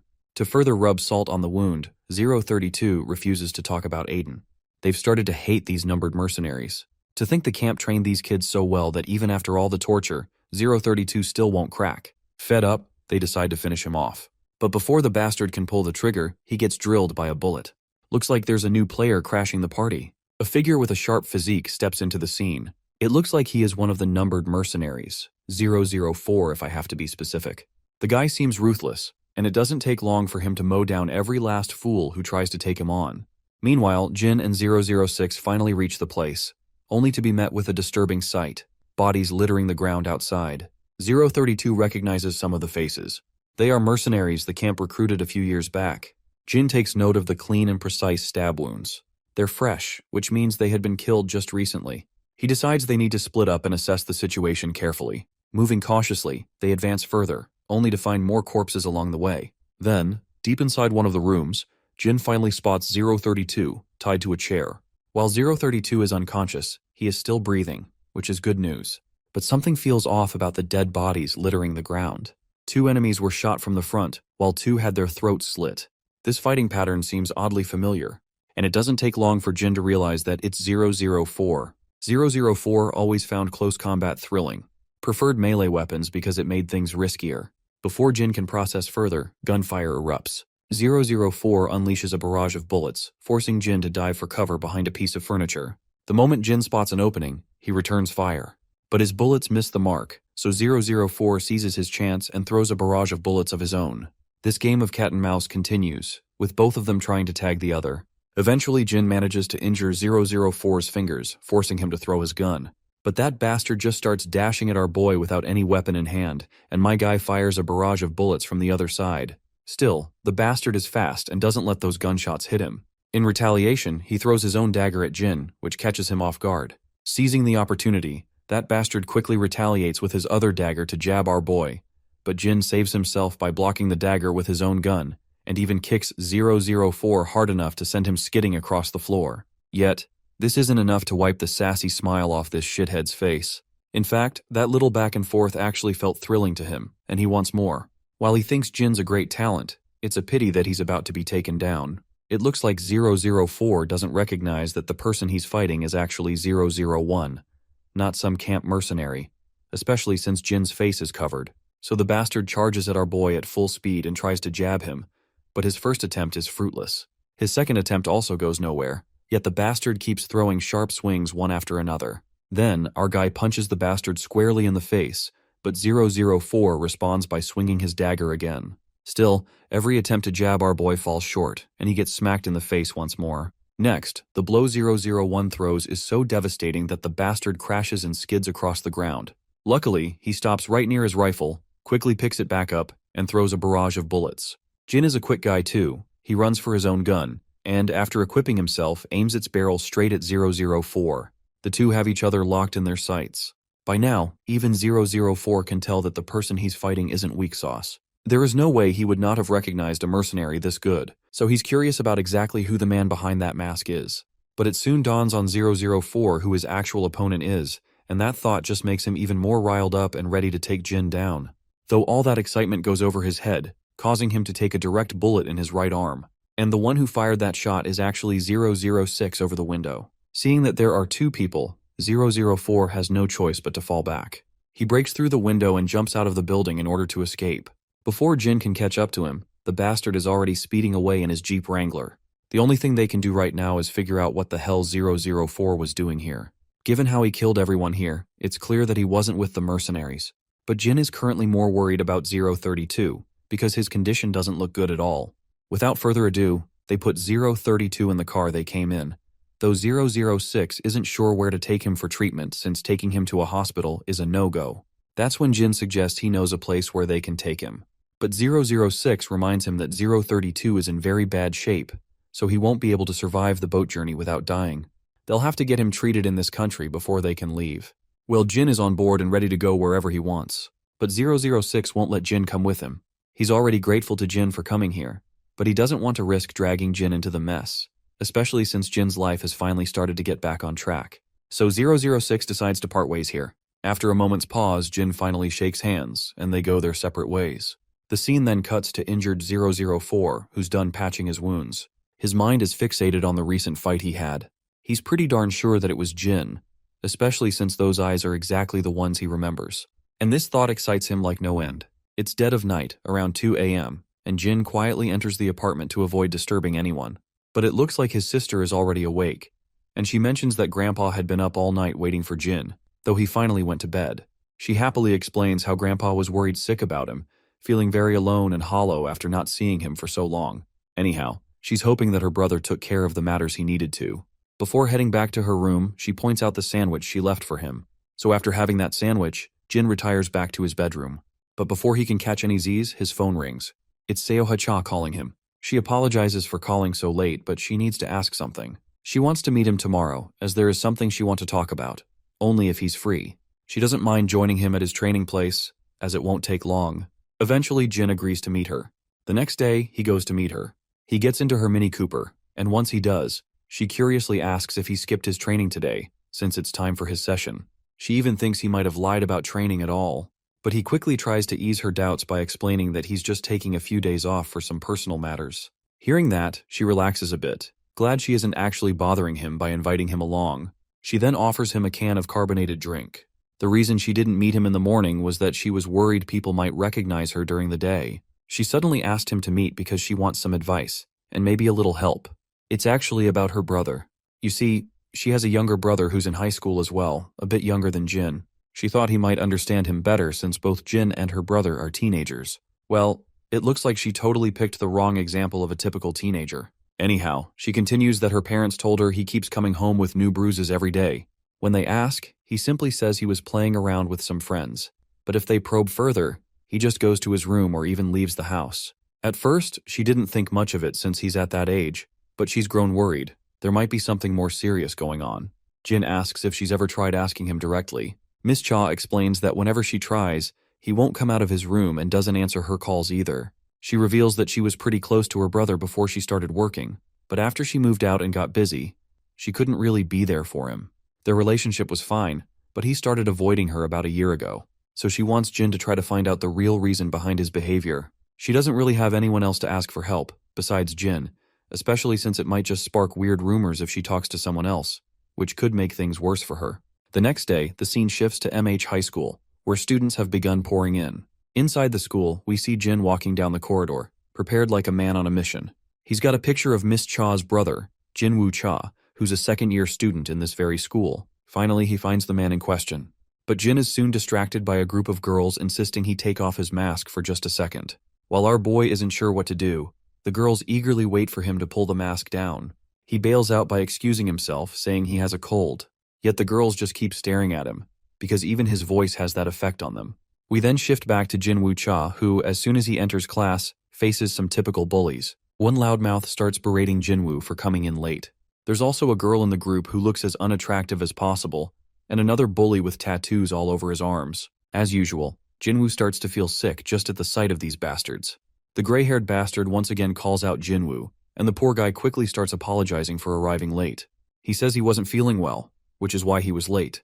But these excuses aren't going to cut it with this shithead, who's even angrier than ever. He finds it laughable that Jinwoo allegedly fell ill just because he punched him. Meanwhile, the other students do nothing but watch these assholes bully an innocent kid.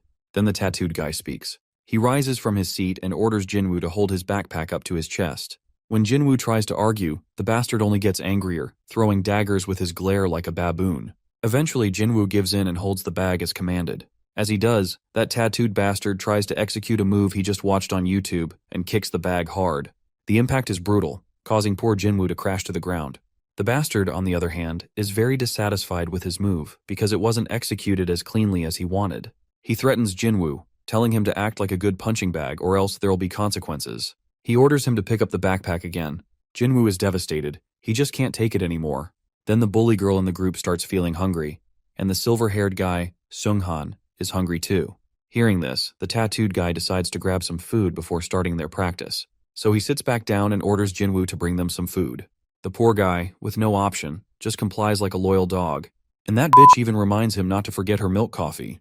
As the poor guy rushes out of the classroom to get the goods, Jin stands outside. Seeing this boy in misery, a sad expression of Miss Cha flashes through his eyes. At that very moment, his phone suddenly rings. It's his sister texting him a thank you note for the gift he gave her. She's very grateful for it.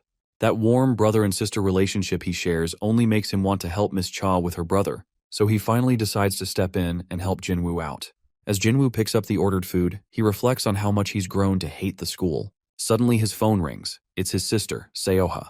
She actually wants to meet him on Saturday, and is looking forward to having dinner with him. Remembering his sister, his mind flashes back to the times when he was in junior school.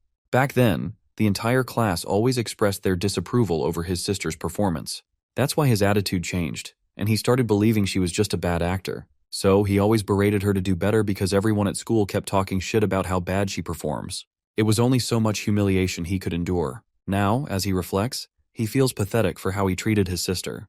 Meanwhile, our boy keeps a close eye on him from a distance. His phone rings once more, and again, it's his sister, who's come to learn that he skipped school. He quickly replies, but his excuses aren't cutting it. She was worried that something even worse might have happened to him. Suddenly, Jinwoo notices Jin standing right outside the convenience store, and he has no clue who this guy is. Although Jinwoo can't see his face clearly, he can tell that the guy is very handsome. As Jinwoo walks, distracted, he trips and falls, causing more embarrassment. But to his surprise, Jin helps him pick up his stuff from the ground. As he hands it back, Jinwoo offers him one of the snacks, and Jin gladly takes it. As he eats with his mask down, Jinwoo's eyes widen in shock after seeing how handsome this dude is. Well, my guy is just so handsome that even the boys are starting to feel something for him. Anyway, they sit together and start catching up. When asked, Jin shares that he's a third-year student. In this case, Jinwoo assumes Jin is his sunbai, but Jin immediately corrects him, saying he's not his sunbai since they don't go to the same school. Well, this bewilders Jinwoo because, as far as he can see, Jin is clearly wearing his school uniform. Jin finally clears up the confusion by revealing that he's just visiting the school briefly. But we all know the truth. He only wore this uniform so he could infiltrate the school. Suddenly, Jinwoo gets a text from those bastards, and it terrifies him. He quickly picks up his stuff and leaves after exchanging goodbyes. Later, he dumps all the stuff in front of those bullies, who, while eating, look annoyed that he took so long. Insult after insult, Jinwoo can only endure so much.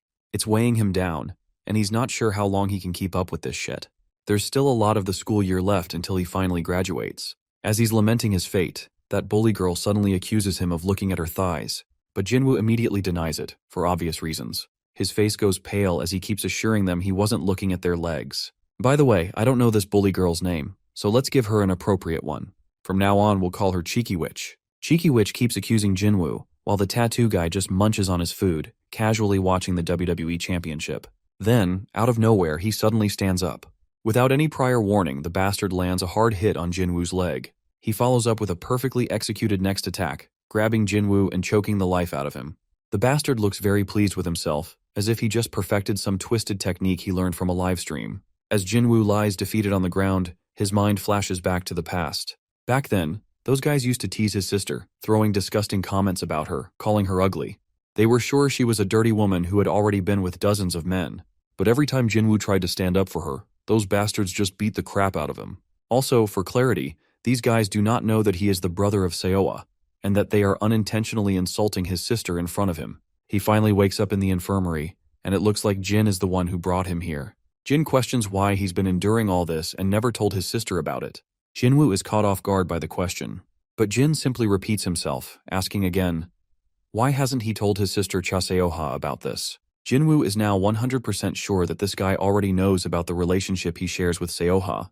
In this case, he finally speaks. He fears that if people find out that Chaseoha's brother is a runt, it'll cause her a lot of trouble.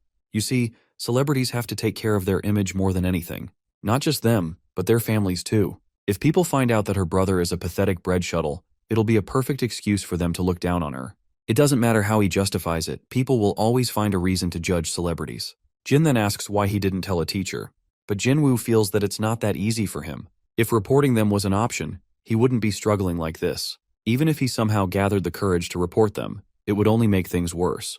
They'd bully him even more, and if it became a big issue, everyone would find out that Chaseoha's brother is pathetic. The point is, nothing would get resolved, and it would only bring his sister more trouble. The only thing he can currently do is stay silent and don't let people know that he is Seoha's brother. Jin asks him what his plan is from now on. The room falls silent, but suddenly Jinwoo's phone rings. It's the bullies again, demanding more food. Now that he's seen their message, they assume that he must have woken up, so they start mocking him all over again, telling him to have fun in the infirmary and all that shit. He feels hopeless. The only thought in his mind is to graduate as soon as possible. Later, Jin leaves the infirmary, and it turns out he had been recording everything. He already sent it to Seoha. She's devastated to learn what her brother has been going through. At first, she thought he was just going through puberty, distancing himself because he didn't like her. But she never imagined he was living such a miserable life. She even starts blaming herself. But Jin believes it's not her fault. And it's not Jinwoo's fault either. With those words, he hangs up the call.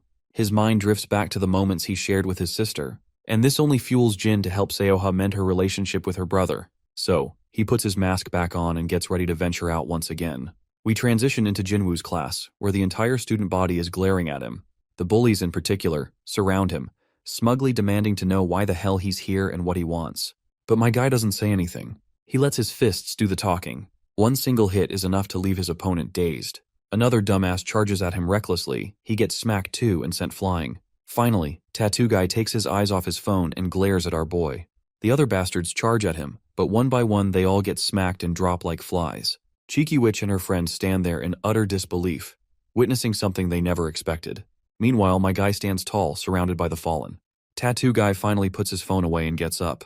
He has no idea who this bastard is, but now he's itching to fight, especially since he wants to test out the new techniques he just learned from a live stream.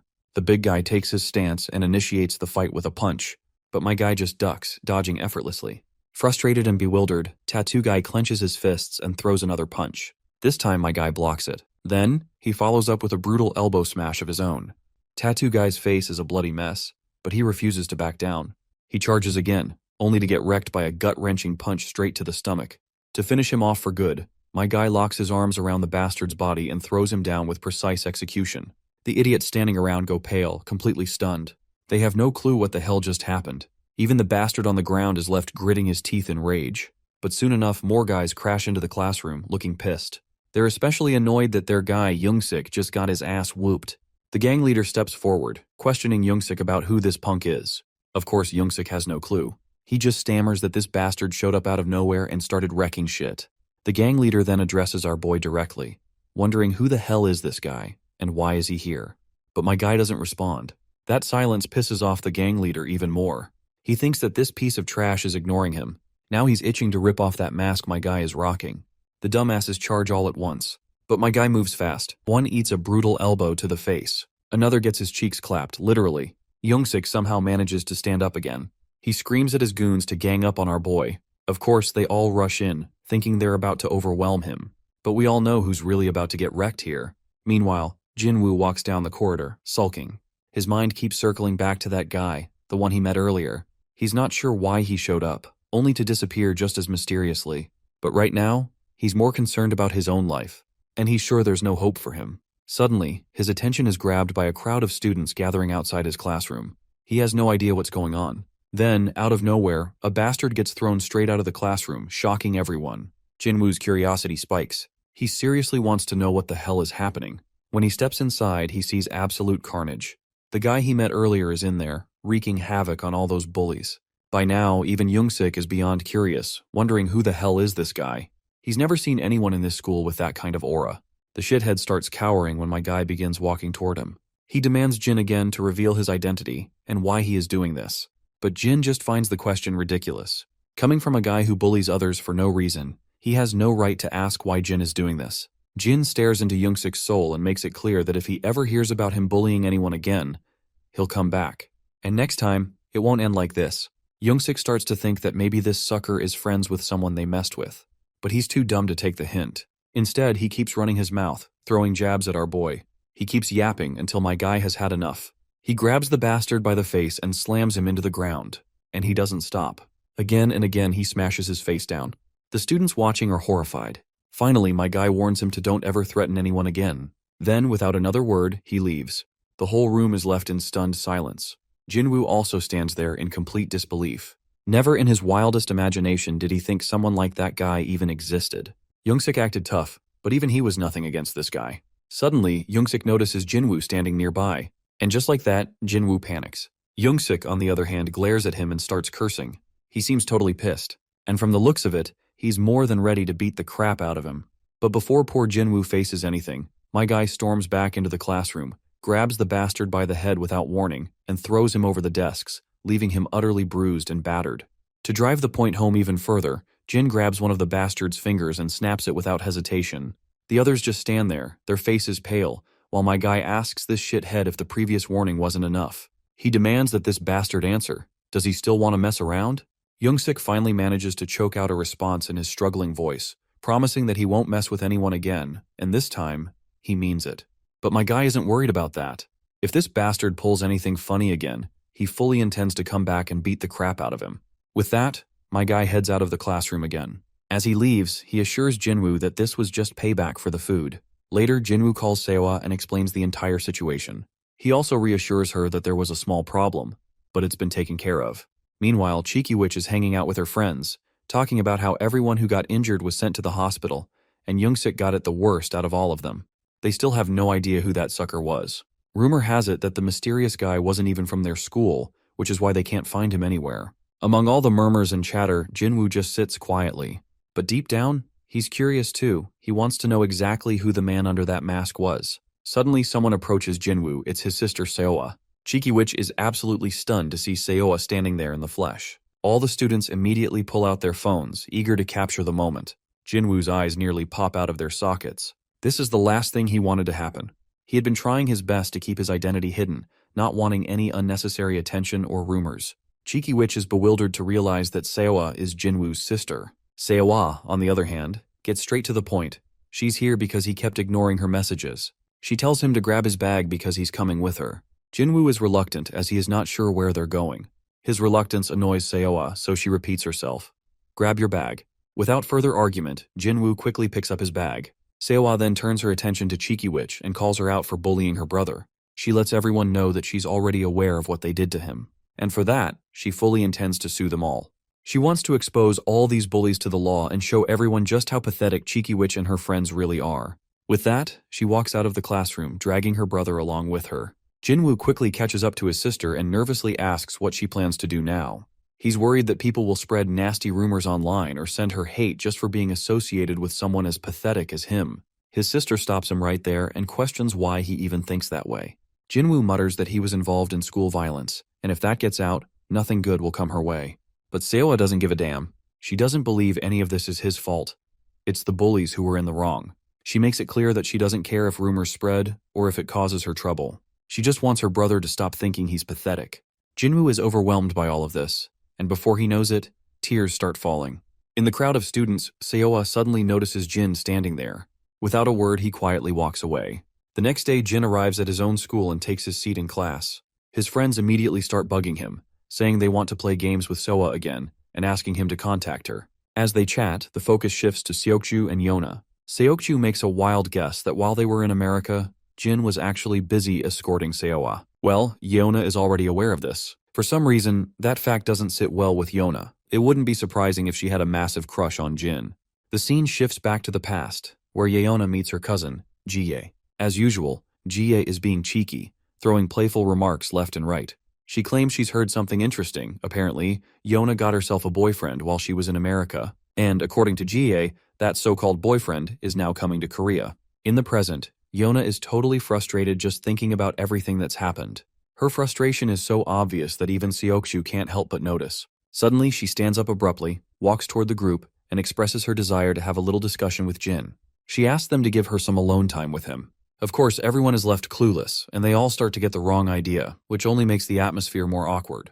Eventually, they leave. She asks Jin if he has some free time, but he flatly responds with a no. He doesn't catch the hint and says that he promised his sister Daeon that he'd go grocery shopping with her. Feeling a little embarrassed but still determined, Yona asks if she can tag along. She'll make sure to ask Daeon for permission first, and if she agrees, she'll go. Later, we see both Daeon and Yona grocery shopping, with Seokju tagging along. Seokju is quite intrigued to learn that Jin has been busy lately, despite being severely injured. Not only that, but he even escorted Cha Seoa. Seokju follows up with another question. Maybe Jin saw other celebrities. But Jin denies it, especially since he had only spent a little time with Seoa. As the guys continue chatting, the girls are engaged in their own conversation, but Yona still isn't able to get any alone time with Jin. Just then, Daeon invites her to dinner at their place that night. Yona is more than happy to accept, eager to spend time with them. Daeon adds that her brother is surprisingly good at cooking, so they can ask him to make dinner. A little while later, we cut to the apartments where the food is already ready. The spread looks lavish and appetizing, and even Yeona and Seokju are mesmerized by the food in front of them. Daeon stretches a proud smile across her face as she revels in her brother's cooking skills. By now, Yona is genuinely curious. She wants to know who taught Jin to cook like this. Jin simply shrugs and says he just copied how they did it on YouTube. Though it's a bit awkward, everyone spends some quality time eating and chatting together. Once they finish eating, Yona can barely sit because of how much she's eaten. She notices Jin carrying the dishes and quickly volunteers to wash them. Daeon tries to stop her, but Yona has already made up her mind, for obvious reasons. She wants some alone time to talk with Jin, and this is her only chance. She struggles to tie her apron, and Jin unexpectedly helps her. This catches her off guard. She thanks him, her cheeks turning pink. Jin proceeds to help her wash the dishes. As they do, Seokju is finally happy for Yona. She's finally getting the time she wanted to spend with Jin. The scene then shifts to SW Corporation. Inside one of the meeting rooms, we see all of SW Corp's bodyguards. Their boss introduces the VIP guest who is supposed to visit today, Lewin's Bailey. As the third in line of the Bailey Group, he's here to establish contact between SW and the Bailey Group. Yeona will be at the forefront, so the escort duties will be led by everyone present. He specifically mentions Seokju and Jin, telling them they need to pay close attention since they'll be working alongside Miss Yeona. Later, as all the bodyguards follow Yeona, she finally meets that loud bastard coming from the other side. He hugs her tightly without warning. This leaves Yeona embarrassed, and she quickly distances herself. She doesn't want him getting too close, especially because she doesn't want Jin to get the wrong idea. Lewins asks why she's so embarrassed, but he quickly assumes it's because they're in a public place. He then questions why she should be mindful of what bodyguards and escorts think. After all, it's their job to pretend they don't see anything their masters do and keep quiet. Not wanting to deal with him any longer, Yeona decides to cut the conversation short and tells him they should move on. Later, both Yeona and Lewins sit in a lounge facing each other. As they have lunch, Lewins questions her if she's considered his proposal of engagement. He's sure it wouldn't be a bad offer for her. Yeona, however, decides to talk about it later. Lewins presses her, reminding her that he came all this way to hear her answer directly from her. He's not happy that she's avoiding the topic. Yeona reminds him that she already gave him her answer, so she doesn't understand why he's being so persistent. Lewins glares at her coldly and tells her to acknowledge her decision. He then throws some jabs, reminding her that she has no real position or power within SW. She may have a good reputation within SW because of her father, but compared to her relatives, she hasn't done anything noteworthy. And so, SW doesn't like it when she tries to do anything on her own. His brutal words devastate Yona. He keeps pushing, forcing her to reconsider. She's barely holding it together. Even Seokju can sense her distress. While Seokju doesn't step in to help, Jin finally steps up. He raises his voice to tell them that it's time to move to the next location. At first, this catches everyone off guard, but Yona quickly understands what Jin is trying to do. She smiles warmly, ready to move ahead. Luins, however, glares menacingly, clearly annoyed that he interrupted their conversation. He confronts Yona, asking if this is how SW Corp produces their bodyguards. Yona quickly takes the blame, saying she gave Jin permission to interrupt. They can't afford any delays in the schedule for such an important process. Luins continues to glare at her but eventually brushes off his aggressive expression. He asks her to send her guard outside so they can talk privately. Eventually, Yona gestures for both boys to wait outside for a moment. Since they seem reluctant to leave, she assures them she'll be fine and that it's okay if they give her some space. With that, both Jin and Seokju head outside. Luins tells his own guards to leave as well. The lounge is now empty, except for the two of them. Luins has clearly caught on that Yona rejected his proposal because of Jin. Yona reacts strongly to his accusation. Seeing how worked up she is only confirms Luins' suspicions. He lets her know he's not a fool who overlooks things like this. He assures her he doesn't mind if she's in a relationship with her guard. He's willing to grant her permission to do as she pleases, but all he wants is a formal engagement. That's it. He understands she's still a student, and in the corporate world, people often marry for political reasons. He doesn't want to take away her teenage life. She can date anyone she wants. With that, he decides to leave. He's tired from jet lag, so he reschedules their meeting for tomorrow. He tells her to think it over and give her reply before he leaves for America. As Luins leaves the room, he glares at Jin and pats him on the shoulder, smugly threatening him to mind his business. Later we see Jie and Yona together. Jie seems to be grilling the poor girl for blowing it up with Luins. She reminds Yona that Luins is an important figure working alongside them on this project, so she's not sure how they're supposed to manage if Yona can't even handle things properly with someone that important. She also reminds Yona that she dislikes her. While they don't have a reason to get along, Jie makes it clear that her dislike is personal. The reason is that Jie worked hard to reach her position in SW Corp. She had to compete with her father, who wanted as much control over SW as possible. She also had to shake off attacks from her brother and other relatives. She has been struggling ever since she was Yona's age, but she finally climbed to where she wanted to be. Yona, on the other hand, had it easy. She simply inherited everything from her father without lifting a finger. Their grandfather took special care of her since she was alone early on, protecting her from other family members. Their grandfather personally watched over everything, making sure his granddaughters grew into strong, respected executives who could withstand attacks from competitors. Yona is expected to use what she inherited to gain tremendous influence and even establish her own business within SW. But if she fails, the employees under her will suffer, and Jie wants her to take responsibility. We then cut to Luins, who questions his guard about our boy. The guard explains that his name is Yu Jin, 19 years old, in the same class as Yona, and currently training as an SW bodyguard. Of course, this doesn't sit well with Luins. For a moment, he even thinks his bodyguard's facts might be incorrect. But the guard confirms it without hesitation, stating that he couldn't conduct a more detailed investigation due to lack of time. But the information is valid. Luins is really on edge here. He can't stomach the fact that she kept him around at a meetup with him. The scene transitions to SW Corp, and in one of the VIP lounges, we see Yona and Luins, along with other big shots. Not just them, guards are also present in the meeting room, and our boy is standing among the crowd. The meeting finally concludes. Luins turns to Yona, telling her there's a place he wants to visit now that the official business is over. Curious, she asks him which place he is talking about. But before we hear his response, we cut to Jie, who is mumbling to herself. Apparently Luins has summoned her to meet him, because he wants to demonstrate just how incompetent SW Corp's bodyguards are, and he wants her to witness it. Once she arrives at the meeting place, she sees Yona and Luins locked in a stare-down, like a rap battle is about to go down. It looks like there's some serious tension between them. Luins called SW Crop guards incompetent, and Yona wants him to take back what he said. But that bastard believes he wasn't wrong. As far as he knows, the two bodyguards Yona always has around her are students, and one of them is an understudy. But Yona insists that Jin is not an understudy. Luins keeps throwing jabs at her about SW Corp's security team.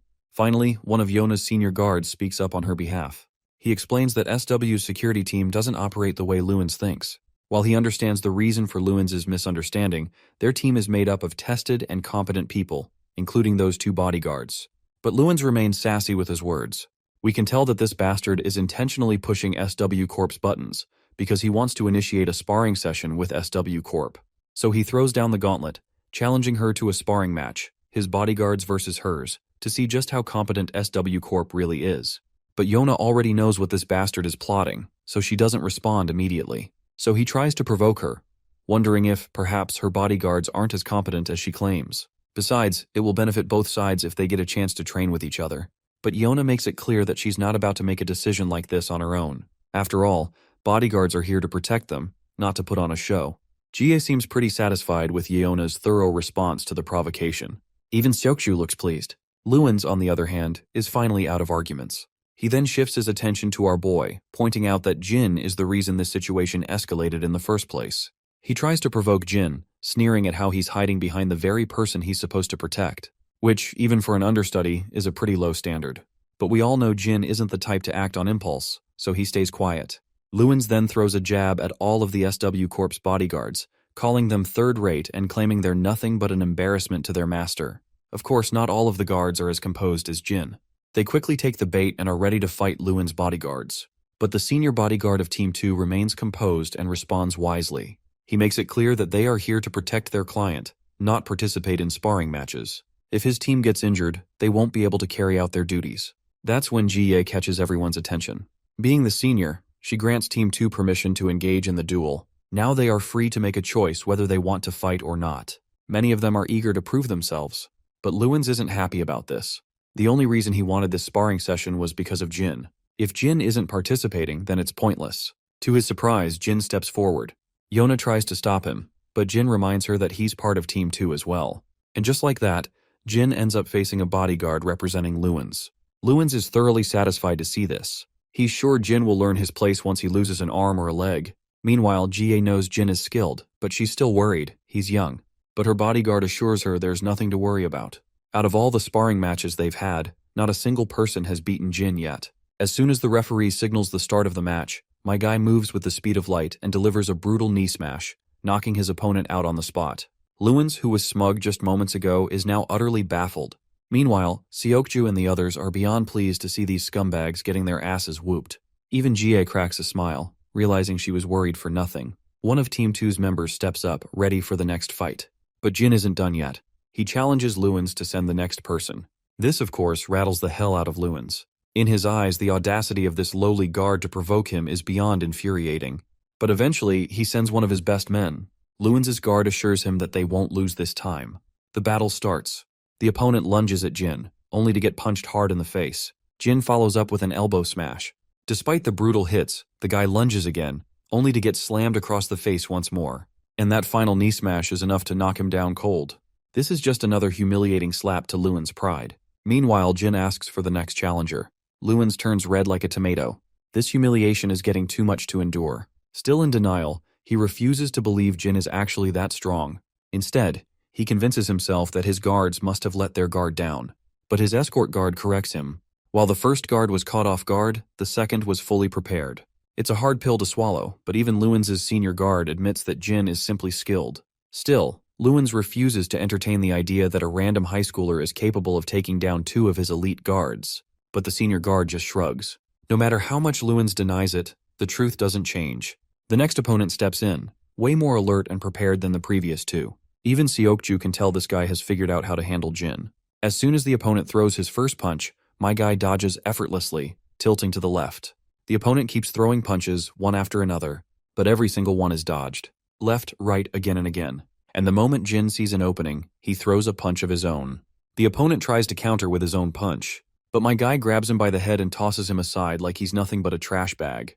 Then, locking his arms around the guy's neck, Jin starts suffocating him. Eventually, the opponent completely loses his will to fight. Luins' men can't help but be fascinated, no matter how many times they see it.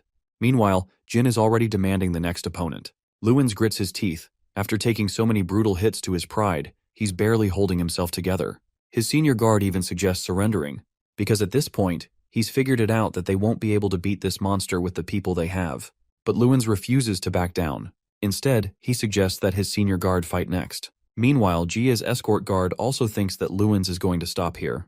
But Jie believes they'll be rushing into fight since their fragile egos have already been bruised. She can tell that this is the only thing going through Luins' mind right now. However, her escort guard thinks it would be difficult to beat Jin, even with more people. And even if Luins won, it wouldn't mean much. No one would praise them for finally beating someone who had already taken down 3 of their men. Besides, the whole reason they provoked SW Corp was to embarrass Jin. But since the opposite happened, they have no choice but to surrender. Eventually the enemy concedes, and the sparring session comes to an end. SW Corp's bodyguards burst into cheers and laughter, celebrating their victory. Everyone starts surrounding Jin in admiration. Even GA can't help but chuckle at the sight. While he doesn't talk much and always wears a blank expression, he's surprisingly popular. Her escort agrees, feeling proud of how Jin lets his fists speak for him, something far more important than words. Jin then turns to Yona and asks how she's doing. This makes her smile, suddenly feeling much better. Jin is also glad to hear that. Once again, he's surrounded by the other guards who want to celebrate with him. Meanwhile, Lewins and his goons can't help but feel the sting of defeat. Later, Yona meets her grandfather, whose name escapes me, so we'll just call him the director of SW Corp. The director seems to have caught wind of the sparring session. His left-hand man reveals that, from what he's heard, Lewins' group was the one who provoked SW Corp. SW Corp didn't want to engage in the spar, but those guys insisted. So instead of Team 3, Team 2 decided to take them on. The director then asks about the results, and Yona gladly reveals that Jin beat them all by himself. That gets a smile out of the old man. Later, we see Lewins trying to recruit our boy into his group. He's ready to hire Jin officially, not just as a trainee or intern. He promises to treat him much better than SW Corp does. But my guy refuses without a shred of hesitation. Lewins assures him again that he'll be treated well. He doesn't know how much SW Corp is paying him, but he's willing to double it, triple it if necessary. But Jin refuses again. Lewins tries to guilt-trip him, reminding him that opportunities like this don't come often. But since Jin is rejecting him so adamantly, Lewins decides not to press further. On a different note, he warns Jin to stay away from Yona. She's not someone a guy like him should be hanging around with. Jin, however, sees it differently. He's simply doing his job as a bodyguard. Lewins is willing to pay him if that's all it is, just so he can stay away from Yona. But Jin isn't in the mood to talk. If Lewins has nothing else to say, he's leaving. And so, my guy just walks away, leaving that shithead gritting his teeth, frustrated that Jin won't listen even to the end. Lewins then shifts the blame onto his incompetent bodyguards for leading him into this humiliation. But his senior guard reminds him that Jin was just too strong. Even he doesn't think he could beat him in hand-to-hand combat. The guard further argues that the bodyguards they brought here are ranked among the top in the Bailey group. Even if the first guy got caught off guard, that doesn't explain how the next ones went down so easily. Jin might be young, but he's strong. The escort guard further points out that hand-to-hand combat isn't everything for a bodyguard. If fighting was all that mattered, martial artists would make the best bodyguards. But a bodyguard's job goes beyond just fighting. Lewins acknowledges this. Anyway, he asks his guard if the business is proceeding as planned. The guard affirms with a positive response, saying nothing has changed and that their guests should arrive tomorrow as scheduled. Lewins is looking forward to it. He's certain Hyung's weakness will soon be in his hands. We don't know who Hyung is, but it looks like Lewins has beef with this person, and he wants to expose him badly. Later, we see Yona and Lewins together again. After some small talk about daily responsibilities, he finally gets to the real reason they're here. He wants to know if she's made up her mind. She was supposed to give him her answer today. But Yona reminds him that he originally wanted her response before he left for America. Since he's staying until tomorrow, she wants to postpone her answer until tomorrow. This crazy sucker has no issue with that. Internally, Yona just wants to get rid of him, and she's relieved that she only has to endure him until tomorrow. Lewins then brings up Jin, remarking that the guy has some serious riz and aura. He says he can understand why Yona would be interested in him. Of course, Yona's face instantly turns tomato red at the embarrassing remark. She's annoyed. She wasn't expecting him to say something so unprofessional. While Lewins acknowledges what she's saying, he clearly sees how flustered she is, which just proves his point. Yona keeps pretending like she has no feelings for Jin. But Lewins doesn't beat around the bush. He outright tells her that even after they marry, she'll be free to see Jin. Yona questions why he even wants to marry her in the first place. The answer should have been obvious from the start. This is just a deal. That being said, there won't be any restrictions if they want to see other people. With that, he leaves, reminding her that she has until tomorrow. Later, as Yona gets into her car, her mind is still stuck on what that shithead said about their marriage being just a deal. As she sits quietly, even Jin notices the distress on her face. She suddenly realizes that Jin is sitting right beside her. She takes a moment to express her gratitude for everything he's done for her up until now, but she's sure it'll all be over after today. Jin, however, reminds her that it's not over until tomorrow. Suddenly, he spots a guy with a spider tattoo on his face walking along the sidewalk. The sight absolutely shocks him, and he immediately goes on high alert. He turns his head, looking at the guy more closely. Then he asks Seokju to drop him off here, he's got business to take care of. Seokju agrees, since there's nothing urgent left on the schedule. With that, Jin leaves the car and begins dashing through the footpath, his mind racing as he thinks about that spider-tattooed guy. He wonders why the man is even here. The spider-tattooed guy is staring at the JS hotel in front of him, the place where Lewins is staying. Meanwhile, Lewins' guest arrives. He's a nerdy-looking guy carrying some sort of top-secret data. Lewins is confident that as long as he gets this data, he can easily take down Hyung. The nerdy guy, however, feels anxious around these shady people. He quickly requests his money so he can leave, as he has already completed his job. Lewins is willing to pay him, but only after checking the data inside the flash drive. Suddenly, the front gate creaks open, and in bursts a masked man, none other than the spider-tattooed guy. Without hesitation, he opens fire. Lewin's guard reacts quickly, managing to get his boss out of the line of fire. Frustrated, Lewins clenches his teeth. He has no doubt in his mind that Hyung sent this hitman. Lewin's escort guard gets severely injured while protecting him. The assassin, however, doesn't relent, continuing his ruthless barrage of bullets. The escort guard attempts to use a taser, but the wires fail to connect. This gives the tattoo guy an opportunity to fire again. Feeling cornered, the escort guard curses his luck. If only he had a gun, he could turn the tide in his favor. But unfortunately, he doesn't. That's when Jin crashes the party and swiftly takes down the shooter. The escort guard watches Jin's charge, finding it reckless. After all, the enemy has a gun. But we all know Jin isn't weak sauce. He quickly yanks the gun out of the assassin's hands and aims the barrel straight at him. The assassin, unfazed, pulls out a dagger and charges at Jin despite being at gunpoint. Jin doesn't hesitate. He shoots the assassin in the leg, causing him to collapse in pain and agony. The way Jin turned the tide of the situation is nothing short of breathtaking. Even Lewins and his escort guard are left completely boggled by his performance. Later, the director of SW Corp hears all the juicy details of the recent event. Jin claims he followed the masked man because he recognized him as an assassin from his mercenary days. And the assassin's target was Lewins. But what makes this situation truly messy is that Lewins had been trying to stain the name of the second son of the Bailey family. One of Lewins' employees had brought important documents to his location, documents Lewins planned to use against the Bailey family's second son. Since there's bad blood between the two, it's obvious who's behind this assassination attempt.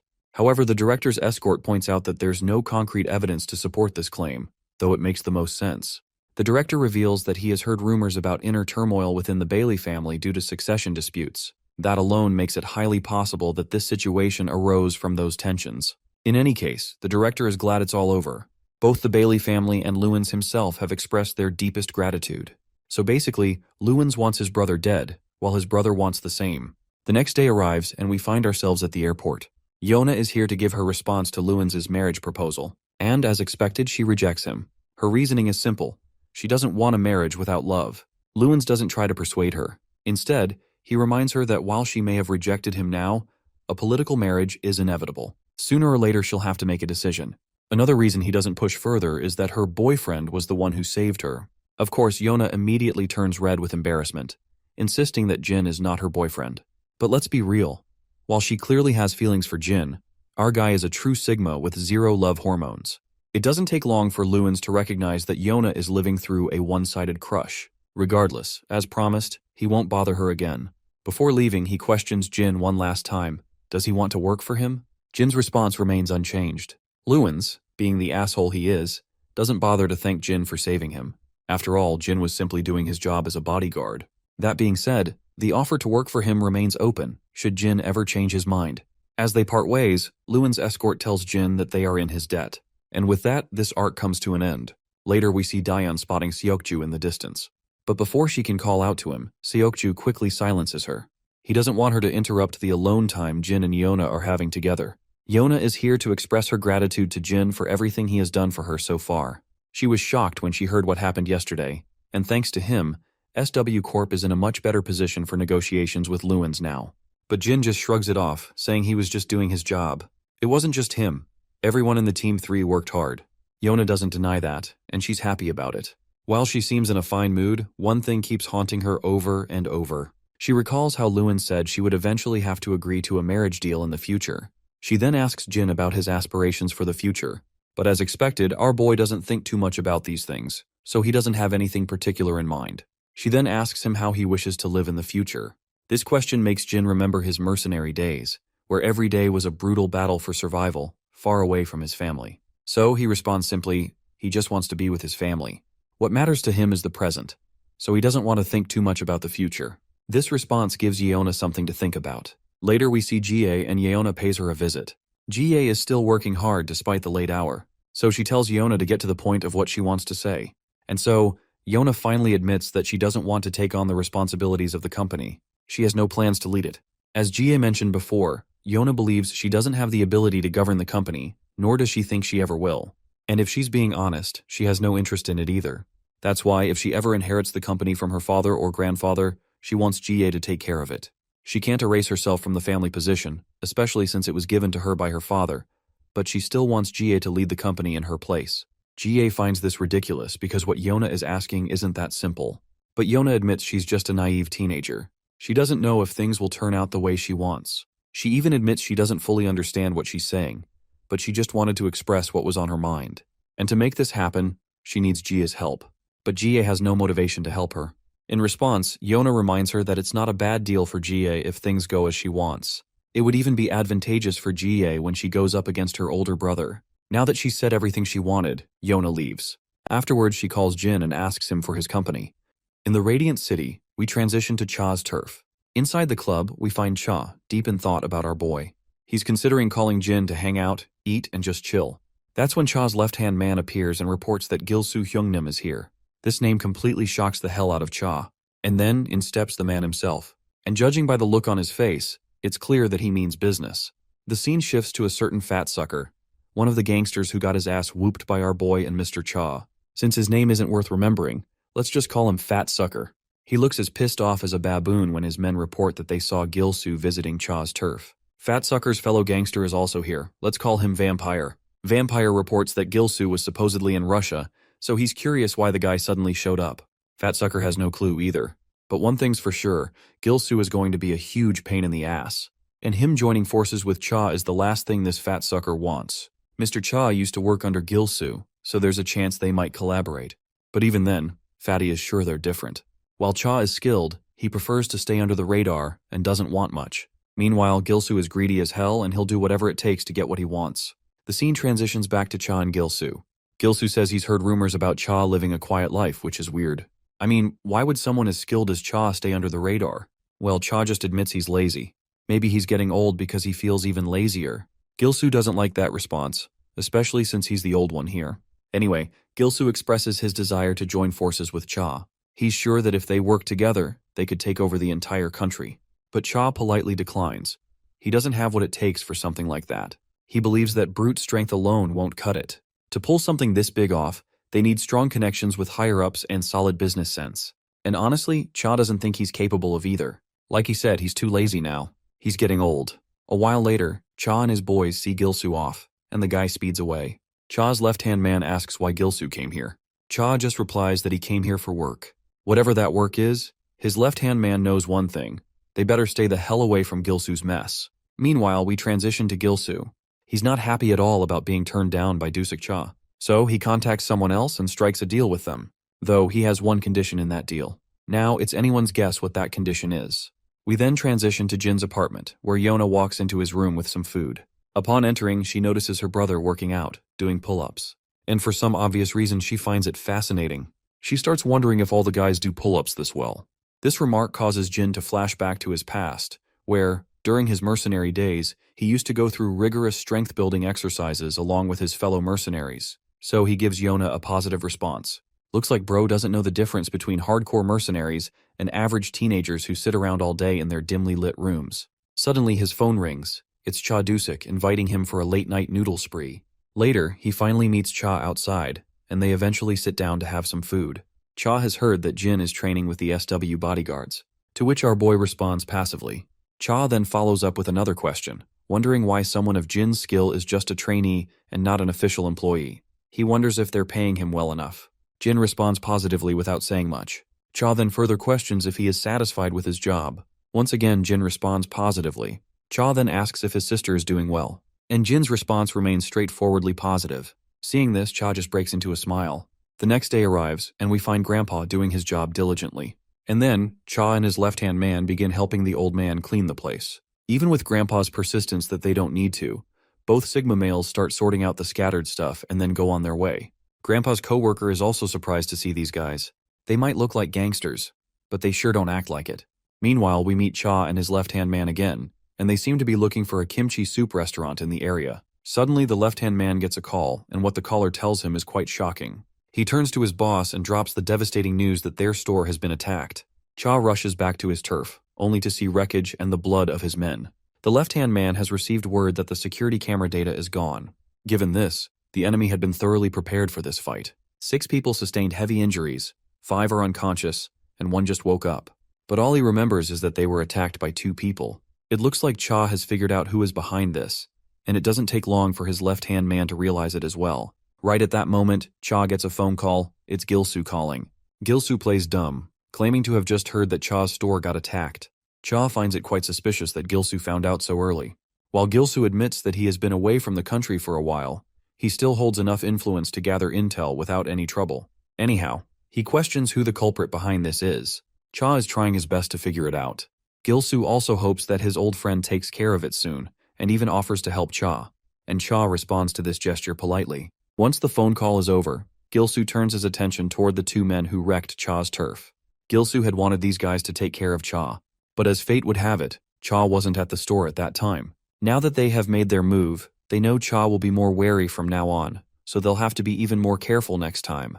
The scene then cuts to Fatsucker, who is now under Cha's scrutiny. The bastard insists that he wasn't the one who caused the damage to his turf. He is so freaked out that he tries his best to convince Cha. Afterward, Cha looks for the other gangster, but they also deny launching the attack on Cha's turf. Not only them, but Cha also questions a bunch of gangsters he suspected, but they all deny any involvement. By now, they have no clue who might have done this. Cha then decides to visit the hospital to meet the injured men before returning and instructing his left-hand man to continue the investigation. Cha finds this whole situation very suspicious. If the attack was launched by some opposing gang, he would have already figured out which one, given all the investigation they've done so far. But everything is too quiet, as if no one knows anything. We then switch to Jin's apartment, where he is checking his phone. It's his friend Jae-hyung who is throwing jabs at him for performing poorly at the gaming center. And it looks like Yeona is also there, and she tries to back Jin up, claiming that he wasn't that bad. Suddenly, Jin's sister calls him, asking if he's planning to meet Dusik Cha.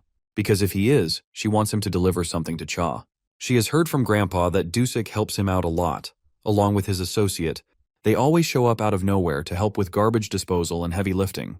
They also give Grandpa leftover drinks and other supplies. So, she wanted to make something for them and give it to them as soon as possible. Seeing how much effort Daeon has put in, Jin takes the responsibility of delivering the food. Later that night, he arrives at Cha's apartment and offers him the food, telling him that his sister asked him to deliver it. Cha takes the bag and takes note of the food inside.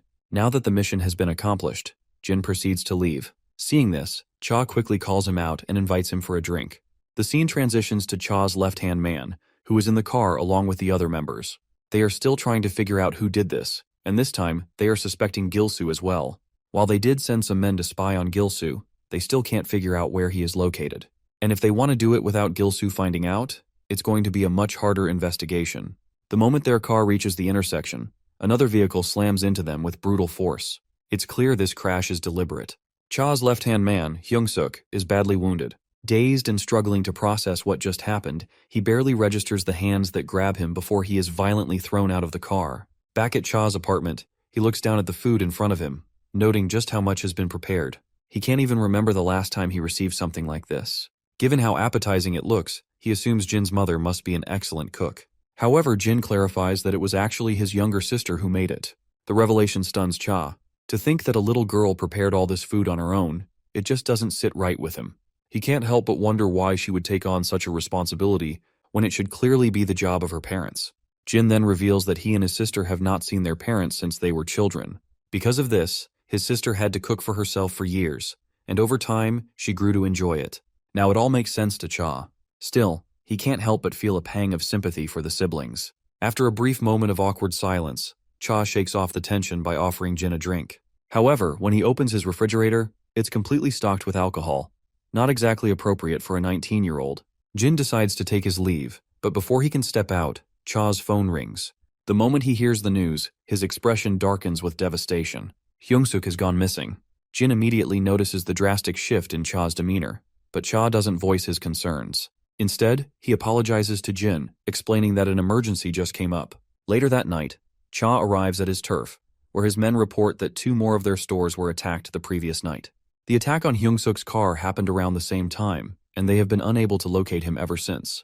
The others who were with him are currently in the hospital, but Hyung-suk is missing, and he hasn't been admitted to any medical facility in the area. Cha quickly orders his men to prioritize finding Hyung-suk over figuring out who orchestrated the attack. His phone rings again, and this time, it's Gil-soo on the other end. As before, Gil-soo pretends to have just heard about the incident, feigning sympathy over Cha's misfortune. But Cha is done playing games. He directly demands to know why this shithead is attacking them so suddenly. Gil-soo sounds amused, seemingly surprised that Cha has finally put the pieces together. Cha had suspected him from the start. There's no way opposing gangs would remain completely silent while his group was being targeted so systematically. Now that his suspicions are confirmed, he wants Gil-soo to cut the act. Cha knows exactly why Gil-soo is doing this. This is all happening simply because Cha refused to shake hands with him back then. Gil-soo doesn't deny it. Instead, he reminds Cha of the time he exposed the dirty secrets of politicians he had worked for in the past. To Gil-soo, this was one of the most foolish things Cha could have done. By going against powerful figures, Cha painted a target on his back. Now those same people want him dead, and they will keep coming until they succeed. If they don't make an example out of him, others will start barking at their masters. Gil-soo then lets Cha hear Hyung-suk's agonized screams in the background. The bastards are electrocuting him, torturing him mercilessly. They captured him because he planted spies to follow Gil-soo, and they want to remind him of his place by making him suffer. Gil-soo further reveals that the higher-ups are pleased. They're even offering extra money if he wipes out every single person affiliated with Cha. That only confirms just how much they want him erased. Before hanging up, Gil-soo lets Hyung-suk hear Cha one last time. But Cha remains silent, unable to bring himself to speak. Through strained breaths, Hyung-suk apologizes for disappointing him. After this brief exchange, Gil-soo takes the phone away from Hyung-suk. That's when Cha issues his own threat. He warns Gil-soo that if Hyung-suk dies, then Gil-soo's death will be inevitable as well. But Gil-soo merely chuckles, dismissing the threat as an empty promise. Cha then roars at the top of his lungs, making it crystal clear that they won't rest until this bastard is dead. Before Gil-soo can respond, something slams against the front door with such force that it flies off its hinges. Shock spreads across the room, and standing at the entrance, the one responsible for the destruction, is none other than Jin. The one who helped Jin locate this hideout is Seokju. It does not take Hyung-suk long to recognize this guy. The mask covering Jin's face does nothing to hide his identity. There is no doubt in Hyung-suk's mind Jin is here to save him. Gil-soo, on the other hand, assumes Cha must have sent him. But what truly baffles him is the fact that Cha sent a kid to fight. He then orders his men to take the kid down and bring Cha to him. Then he steps aside to light a cigarette, while commenting on the absurdity of the situation. One of Gil-soo's goons charges at Jin, but Jin retaliates with a devastating punch, sending the man flying. He swiftly takes down the next opponent as well. A third thug tries to stab him with a dagger, but Jin dodges and counters, dropping him instantly. One by one, he massacres these so-called gangsters, treating them like mere dummies left for him to practice on. In a matter of seconds, every single one of Gil-soo's men is sprawled on the ground. Gil-soo stands frozen, cigarette hanging loosely from his lips in utter disbelief. Meanwhile, Hyung-suk isn't surprised in the slightest. After all, this is Jin we're talking about. It looks like there is still one man remains standing, ready to engage Jin in combat. He throws the first punch, but Jin blocks it with precision and counters with a brutal kick to the man's leg, followed by another aimed at his face. However, the opponent manages to guard himself at the last moment and retaliates with an attack on Jin's legs. Jin swiftly delivers a solid strike to the bastard's head, forcing him to stagger back. The sneaky bastard also makes sure to draw his dagger and inflict an unexpected cut over Jin's thigh. Meanwhile, Gil-soo is losing his composure. Seeing one of his best men, Anatol, struggling against Jin is infuriating.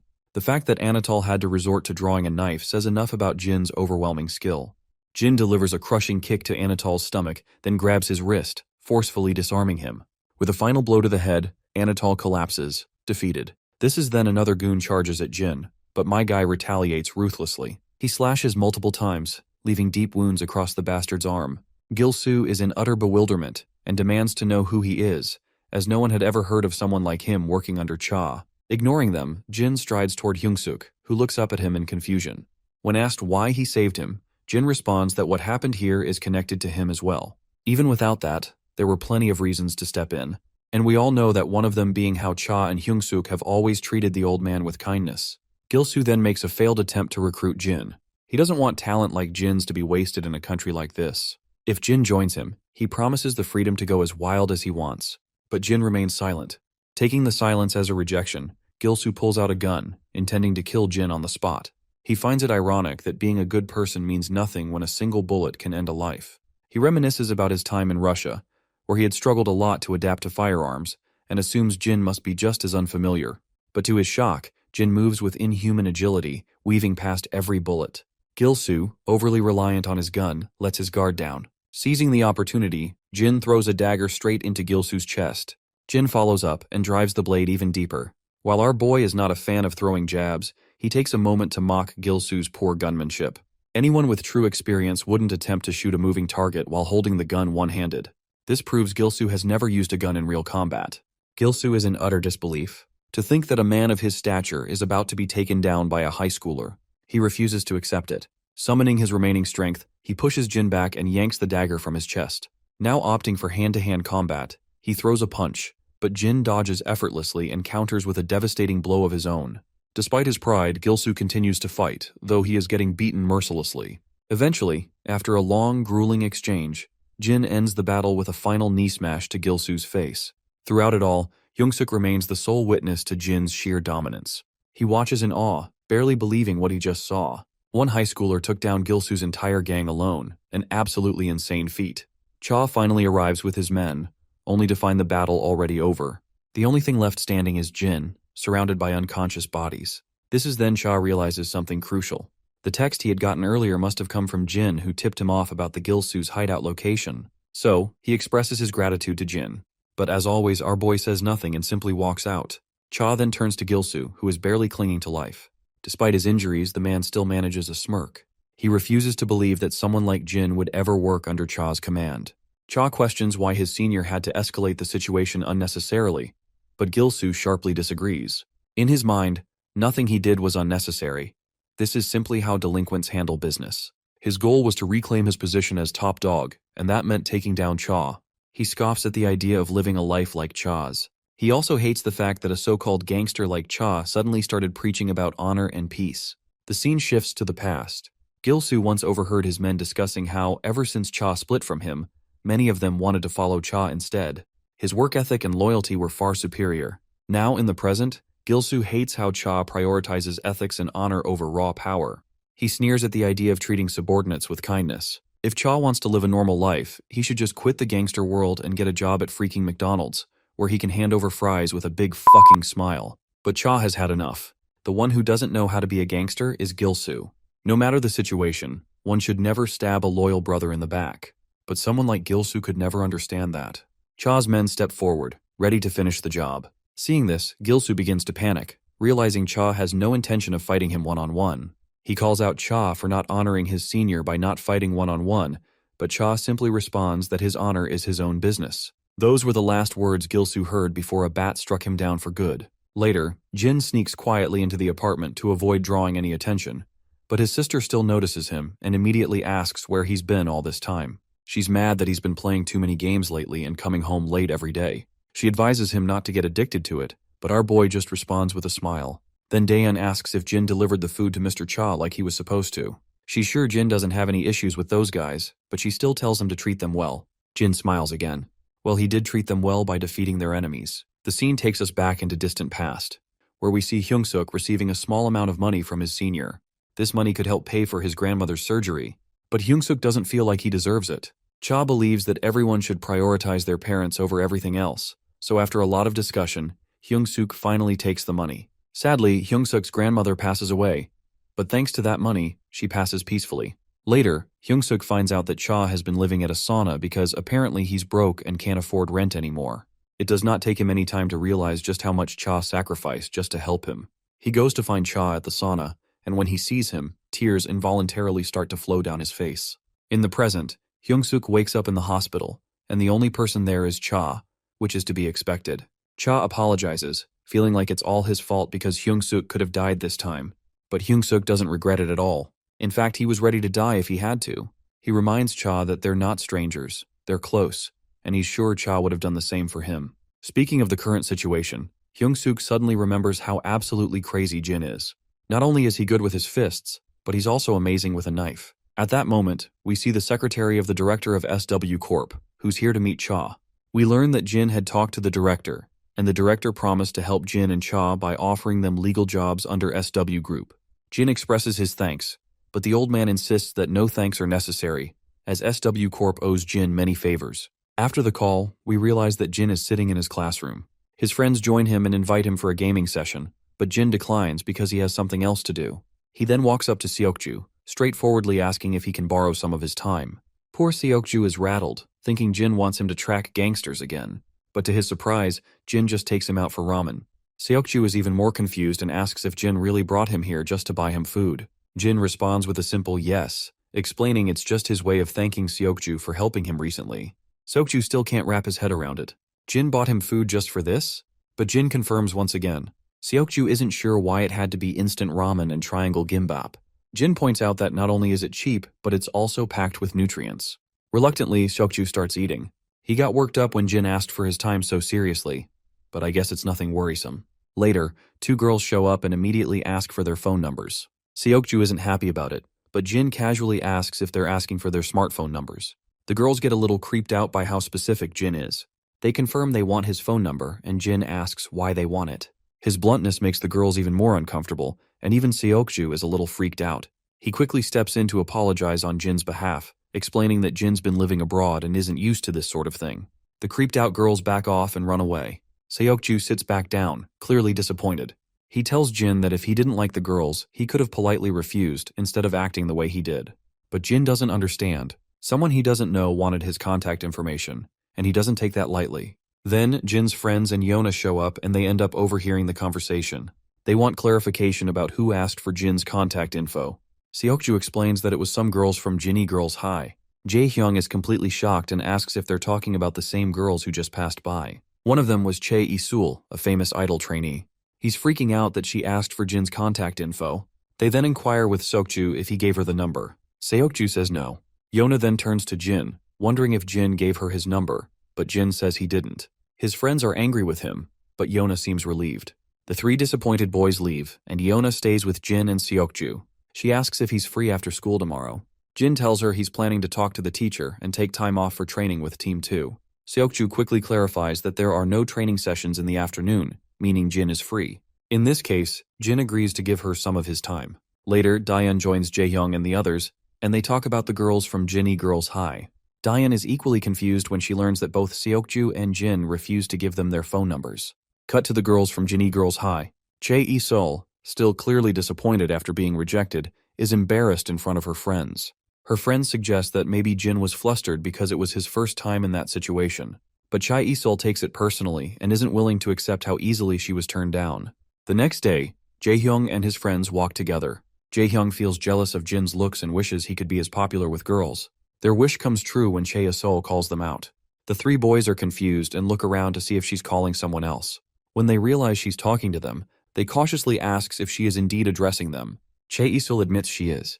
The boys can't believe it, but they gather themselves and politely ask why she's talking to them. She invites them to join her and her friends for coin karaoke. The boys are shocked and double-check if they heard right. Chae Isul smiles and confirms that she has two friends with her. The boys start losing it because this is their chance to hang out with girls. But we know the real reason she invited them. She's seen Seokju and Jin hanging out with them, and she's sure they'll follow if she invites these three. To her surprise, the boys reject her invitation. They explain that there's a serious rank promotion match they don't want to miss. Chae Isul is devastated. She can't believe she was rejected over a game. The scene transitions to SW Corp, where the director thanks Jin for his help. Jin's actions allowed SW Corp to make favorable contracts with businesses that Lewins runs, which boosted their profits. The director wants to reward Jin for this, but Jin insists there's no need. He just did his job as SW's bodyguard. The director has heard this response before, but he insists that the company has made too much profit to not give proper compensation. Jin reminds him that he's only a trainee on the bodyguard team, and the team did most of the work. He just resolved the situation in the end. If anyone deserves a reward, it's the whole team. The director reveals he's already planned a special bonus for the team, but he still wants to give Jin something personal. Jin has saved Yona and Jie as well, and even though Jin downplays his actions, the director can't ignore it anymore. But Jin still denies the offer. The director understands but reminds Jin that this money could greatly benefit his family. It's not an illegal payout, just fair compensation. The director gives Jin time to think about it and make a final decision. Later, Jin leaves. The director recalls how Jin sent a large sum of money to a town, likely the one where he lived during his mercenary days. Jin kept it a secret, but he donated nearly a few billion won for the area's reconstruction. With that amount, he must have given most of what he earned as a mercenary. Though the secretary doesn't understand why Jin would use the money he risked his life for in that way, the director reminds him that Jin isn't the type to do anything for financial gain. As Jin walks down the corridor, he runs into Jae, who's also learned that he just met with the director. She has a strong guess as to why Jin was called, so she advises him to take the opportunity, since the company made serious profits all thanks to him. But Jin reveals that he refused. Of course, his blunt response leaves Jae in shock. She questions why he would refuse something like that. She tries to argue with him, but then remembers that it's pointless. She simply tells him not to miss out on the opportunity, and that she's even willing to talk to the director again. She's utterly disappointed. How could he let such an opportunity slip?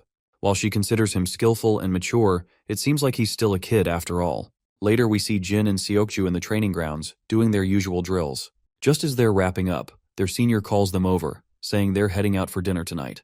But no alcohol would be allowed since Seokju and Jin are still minors. Later, they all arrive at the restaurant, where Jin feels a little out of place. Jin becomes the highlight of the dinner, since it's all because of him that they've gotten huge bonuses. Everyone's throwing a party to celebrate. While they're having dinner, we see Jae outside the restaurant. She can't help but comment on how someone like Jin, who barely talks, is so popular with the guys. Later, Jin returns to his apartment, where his sister greets him and asks if he had dinner. Jin replies positively, revealing that he ate with his coworkers. He notices that their grandfather hasn't come back from work yet. Daeon explains that Grandpa had something important to do and would be late. The doorbell rings, and Daeon quickly runs to answer it, thinking it must be Grandpa. They're startled to find him bent over in pain. It looks like he hurt his back while helping a resident carry something and twisted it. The grandchildren support their elderly grandfather and get him to bed. They also make sure to place an electric heating pad over his back. Jin decides to stay with Grandpa while Daeon go take rest.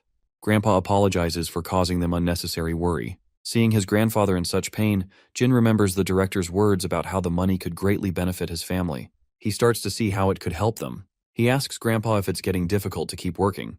Grandpa doesn't beat around the bush and admits that it's hard. Jin then asks if Grandpa wants to quit the job. Grandpa says it's not bad enough for him to quit. After all, what job isn't difficult? He's just happy he can still work at his age.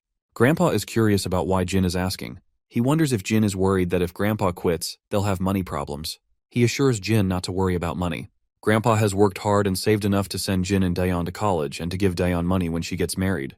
He also plans to take care of Jin until he moves out on his own. Besides, there's also the insurance money from his parents' death. Grandpa plans to use that after Jin and Daeon move out.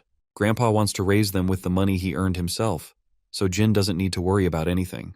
A few days later, Jin meets with the director again.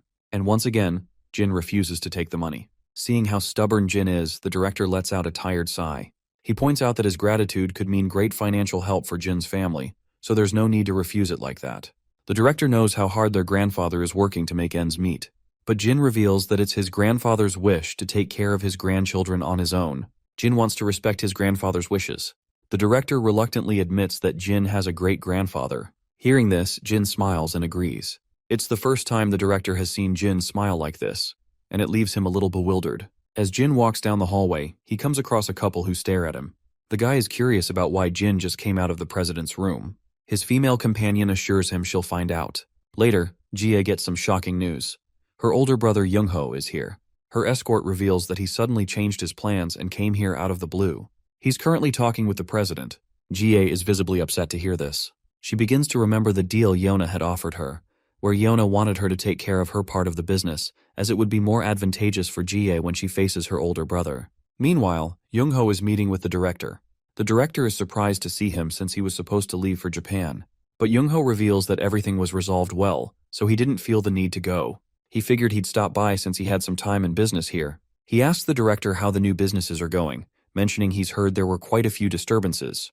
The director reminds him that every business has its ups and downs, especially new ones, so it's expected things won't always go smoothly. Youngho then mentions the crazy story about how Yeona and Jie had been kidnapped at one point. He questions if the bodyguards have started slacking off, and if things keep going this way, he's not sure how the business will survive.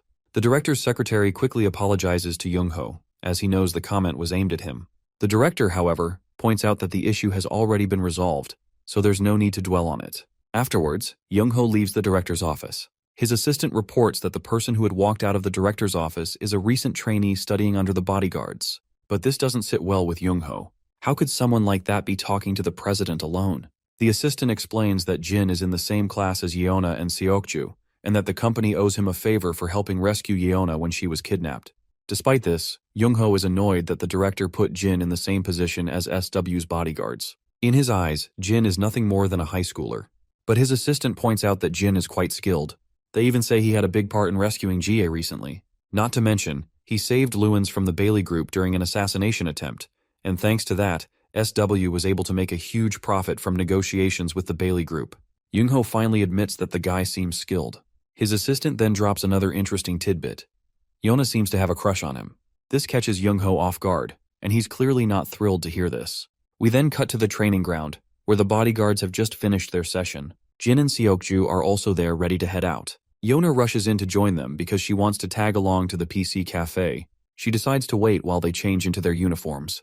But Young-ho calls her out. His voice sends a chill down Yeona's spine. He greets her, and Yeona looks absolutely anxious. Young-ho also sneaks a glance at Jin while Seokju greets his senior respectfully. He then throws a cold glare at Seokju and interrogates him about how he could let Yeona get kidnapped when he was right next to her. Seokju had been the best candidate for his age, so SW Corp put him next to Yeona. But Young-ho says the mistake is totally unacceptable. All Seokju can do is offer a heartfelt apology. Yeona tries to calm her brother down, but Young-ho refuses to let this slide. He even argues that it's Yeona's leniency that caused the situation. This is when the team leader steps up and takes responsibility, claiming that it wasn't Seokju's fault, but his as the team leader. He sincerely apologizes. Yeona also insists her brother stop. To distract him, she invites him to have dinner with her, since it's been a while since they last met. Her big brother is more than happy to agree, and so they head off. As they leave, Seokju fills in Jin that Young-ho is Yeona's cousin and Jie's older brother. He's actually in charge of SW's subsidiary overseas, so he lives there. Seokju adds that Young-ho is the person Yeona fears the most. Later, we see a spread of fancy food laid out before Yeona. Young-ho notices she hasn't touched any of it. To dodge this, she simply says her stomach is hurting. He then suggests she visit a doctor in this case. She needs to take care of herself properly. He then brings up the topic of Lewins. While he came for business purposes, part of his motivation was to get engaged to her. Yeona is surprised her brother knows about it. Then Young-ho drops a brutal truth bomb. He was the one who actually suggested the engagement. This leaves Yeona absolutely boggled. She's devastated that he made such a huge decision for her life without even asking her opinion. Young-ho reveals that he had already feared this might happen, but he never expected that Lewins would even fail to impress a woman. Yeona is surprised to hear this, as it becomes clear that Lewins never mentioned that she was the one who had rejected him flatly. This makes her believe that he hid the truth intentionally. Regardless, Young-ho suggests that she should go abroad for her studies instead. While she is living there, she can look for good suitors, and he has already prepared everything. She just needs to resign herself within a month. Once again, Yeona feels utterly hopeless, realizing that Young-ho has made his decision on his own. Mustering her courage, she flat out refuses to study abroad. When he asks for her reason, she simply states that she wants to stay in Korea. Her rejection feels like a sharp slap to his face, as this is the first time she has ever refused something he told her to do. He does not hold back and immediately questions whether her reason for staying is because of that bodyguard trainee. Of course, Yeona looks at him in surprise, but Young-ho doesn't think there's anything surprising about it. The bodyguard she keeps around her is the same age as her, and he makes it clear that he does not want her forming relationships with anyone, as it will do nothing good for her future. There is no value Jin can provide, so she should not be falling in love with him. Yeona feels absolutely anxious hearing this. This shithead talks as if he's her father, making all her life decisions for her. She questions why he cares more about his cousin than his actual sister. At that moment, Jie joins them. She tells Yeona to leave, as she wants to spend some time with her brother. Yeona has no reason to refuse, so she quickly gets up from her seat and lets Jie take her place. Young-ho is visibly irritated at Jie for interrupting him, but we all know how sassy Jie can be. She just throws a jab, claiming she only wants to have some tea with her brother. Her brother makes it clear that he doesn't have time for foolishness. They start throwing jabs at each other, bringing up all the business matters they are involved in. Meanwhile, Yeona walks down the hallway, visibly upset. She suddenly notices Jin and Seokju outside and questions them about what they are doing here. Since they are in suits, it's clear that they are working. Later, as they escort her, Jin notices how sad and dejected she looks. We then transition to a bit earlier, where Seokju fills Jin in about the kind of relationship Yeona and Young-ho share. In short, Young-ho manipulates Yeona and controls her as he pleases. using her to come out on top in the competition between Jie and the others. In the present, Yona suddenly apologizes to Jin, believing that because of her, their plan to go to the PC cafe flopped. But Jin just gives her a faint smile, as if everything is fine. Then Yona gets a bright idea. Since she didn't get to eat dinner, she decides to grab some ramen and gimbap from a convenience store. Seokju reminds her that she already ate with Youngho. She happily makes the excuse that her stomach was hurting back then, so she couldn't take even a bite. After her persistence, they end up stopping at a convenience store. Yona looks absolutely delighted to be here, while Jin also looks forward to enjoying his food. As they eat and have fun together, we see Youngho's assistant keeping an eye on them. She immediately calls Youngho and reports Yona's whereabouts, emphasizing how she is once again spending time with her bodyguard. Youngho orders her to keep an even closer watch on her surroundings. This bastard is a true manipulator. He is so sinister with his plans that he refuses to let Yona slip from his grasp, no matter how hard she tries. The next day, Yona is hit with shocking news when a new entourage of bodyguards suddenly appears and announces that they will be her new escort team. One of Yona's current guards questions how they can make such a claim without following proper procedure. The leader of this new group steps up. His name is Shin Youngho, and he directly calls out the leader of Team 3, calling him shameless for obvious reasons. He states that since Team 3 allowed Yona to be kidnapped right under their noses, they have no right to continue escorting her. Hearing this, the leader of Team 3 falls silent, as it is indeed true. However, he quickly reminds Shin that they can't just barge in without following proper protocol, but Shin confidently claims that he has already spoken with the chief secretary, so there should be no issues. He tells the leader of Team 3 to stop acting so full of himself and to leave the escorting job to the professionals. The bodyguards in his entourage are certified professionals who escort high-ranking officials worldwide. However, the leader of Team 3 makes it clear that they too are professionals. Shin seizes this opportunity to throw yet another jab, bringing up the kidnapping incident again. This silences the Team 3 leader, as he cannot deny that blunder. At that moment, Yona steps in and tells them to stop the bickering. She assures Team 3 that she will be fine and grants them permission to leave. Eventually, the leader of Team 3 has no choice but to respect her decision. She is now under this new entourage's care. Back at school, in the classroom, both Yeona's and Seokju's seats are empty. This makes Youngchan wonder if Seokju isn't coming today. Jin, however, likely knows something about their absence. We then cut back to a little earlier to get some context. Jin receives a phone call from Seokju, who breaks the bad news. Team 3 can no longer escort Yona. He promises to share the details later in person. Cutting back to the poor Team 3, they are still in shock. Escorting Yona was their only job, and now they have been stripped of that responsibility. They begin questioning their leader, asking if he's just going to let this happen. The leader silences them. While this is unfair, they cannot do anything unless they receive orders from above. Not escorting Yona is a decision they have to respect. Later, Jie also learns that Youngho has replaced Yona's bodyguards, and she is far from thrilled. His plan is to send Yona abroad for her studies, claiming it will benefit her greatly, or at least that's what he believes. But Jie is certain that he is doing this for his own benefit. Jie's escort also raises concerns, believing that this is bad news not just for Team 3 but for all SW bodyguards. Jie then asks what the chief bodyguard has to say about this, to which her escort reveals that he said absolutely nothing. Her escort finally understands why Youngho had brought so many spare bodyguards with him when he arrived. He must have been planning this from the beginning. Jie then asks whether these new bodyguards are impressive. After all, she is sure that her brother wouldn't just assign anyone to protect Yona. Her escort reveals that they are from a private military company, PMC, called Iron. They are recognized worldwide for their skills and are a large organization. Youngho formed a contract with them early on and has been hiring bodyguards from them for a long time. Jie then asks how they compare to the guards at SW Corp. Her escort responds that, considering Iron is a PMC that operates in multiple fields, SW Corp's guards don't even begin to compare. While SW Corp's guards specialize in national security, these PMC operatives are recognized on an international level. Since they handle specialized operations, they possess extensive data, intelligence, and experience, making them much faster in handling worst-case scenarios. Jie realizes that if her escort is talking about them with such high regard, they must be quite impressive. Her escort figures that the only reason Youngho has this specialized team is because he operates overseas. But Jie believes that's not the only reason he hired these people. Since her brother doesn't trust anyone and only relies on relationships strictly outlined by contracts, exactly as they're written, he must have thought there was an enemy spy among SW's bodyguards. Jin also joins Jie, and she questions him about what he plans to do about the current situation. To which Jin simply states that he intends to follow the commands he's been instructed to follow. After this brief exchange, they part ways. While Jin heads to the PC room to play games with his friends, Yona is holed up in her room, looking dejected. Young-ho's secretary reports that Yona has canceled all plans for the day and is just sitting in her room. Young-ho doesn't give much attention to this and asks her about the important task he had assigned her.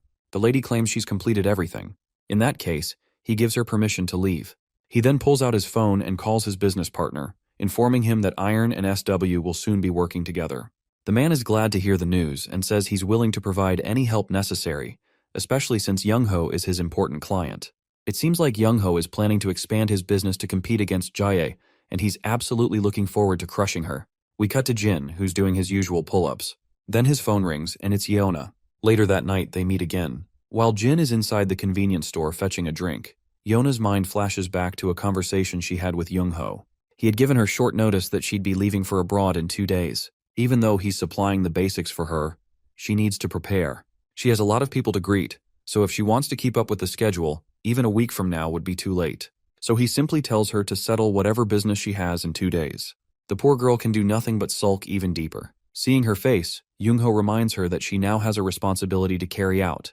Responsibility to take action that benefits the company in exchange for a life others can't have. He does not want her to make the same mistake as before. This sends a chill down her spine, but she acknowledges what he's saying.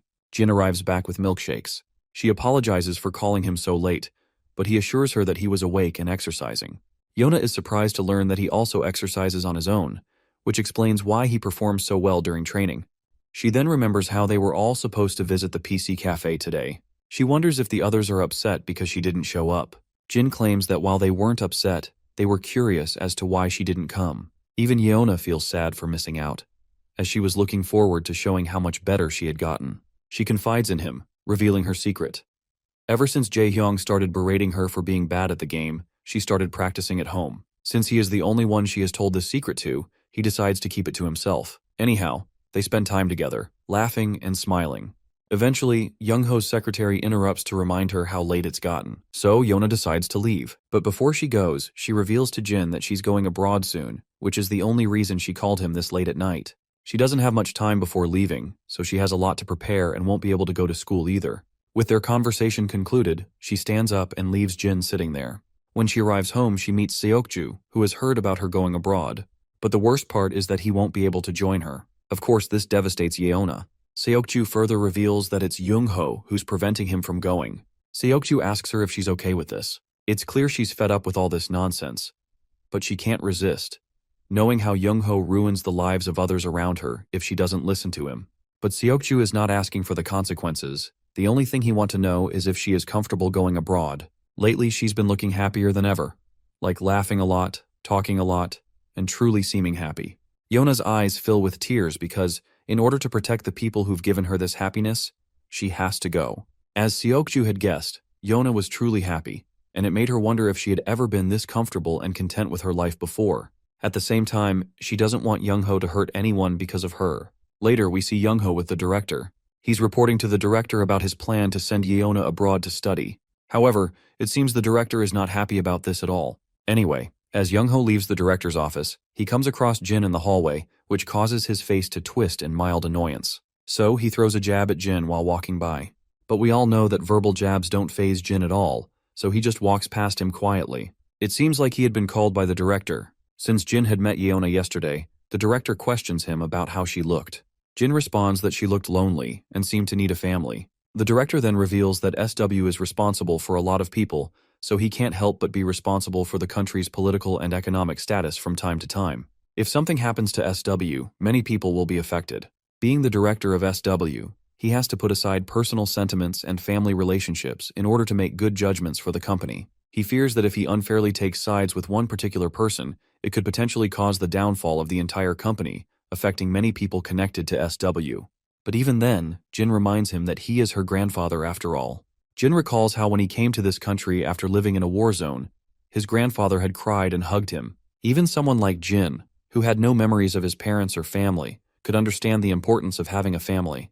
Later, we cut to Young-ho's office again, where his secretary reveals that Miss Yeona hasn't come out of her room in 2 days. She's not even meeting with that trainee bodyguard. This report satisfies Young-ho. He's glad she stopped meeting with him. We then cut to Yeona, quietly lying in her bed, looking at her phone and reading all the texts from her friends. They're making banter, and the messages mention her, which causes her to smile a little. When she tries to respond to them and join the conversation, she falters and stops. Later, we see Young-ho with his entourage of bodyguards. He's on his way to pick up Yeona and take her to the airport. His secretary informs him that the group they're working with has suddenly requested to meet Yeona as soon as possible. He agrees to let them meet her. He believes Yeona is great bait for them, and that they can establish a foothold in their rising country while forming a blood bond with SW, which is growing on a global scale. Now he just needs to choose the best deal. Once that happens, Young-ho is sure he can shake off all the others and make SW his own. Once they finally arrive at Yeona's residence, the guards begin loading her luggage. Jin also walks in at that moment. One of the guards quickly stops him and gives him a deadly glare. Yeona raises her voice, questioning why they are stopping Jin.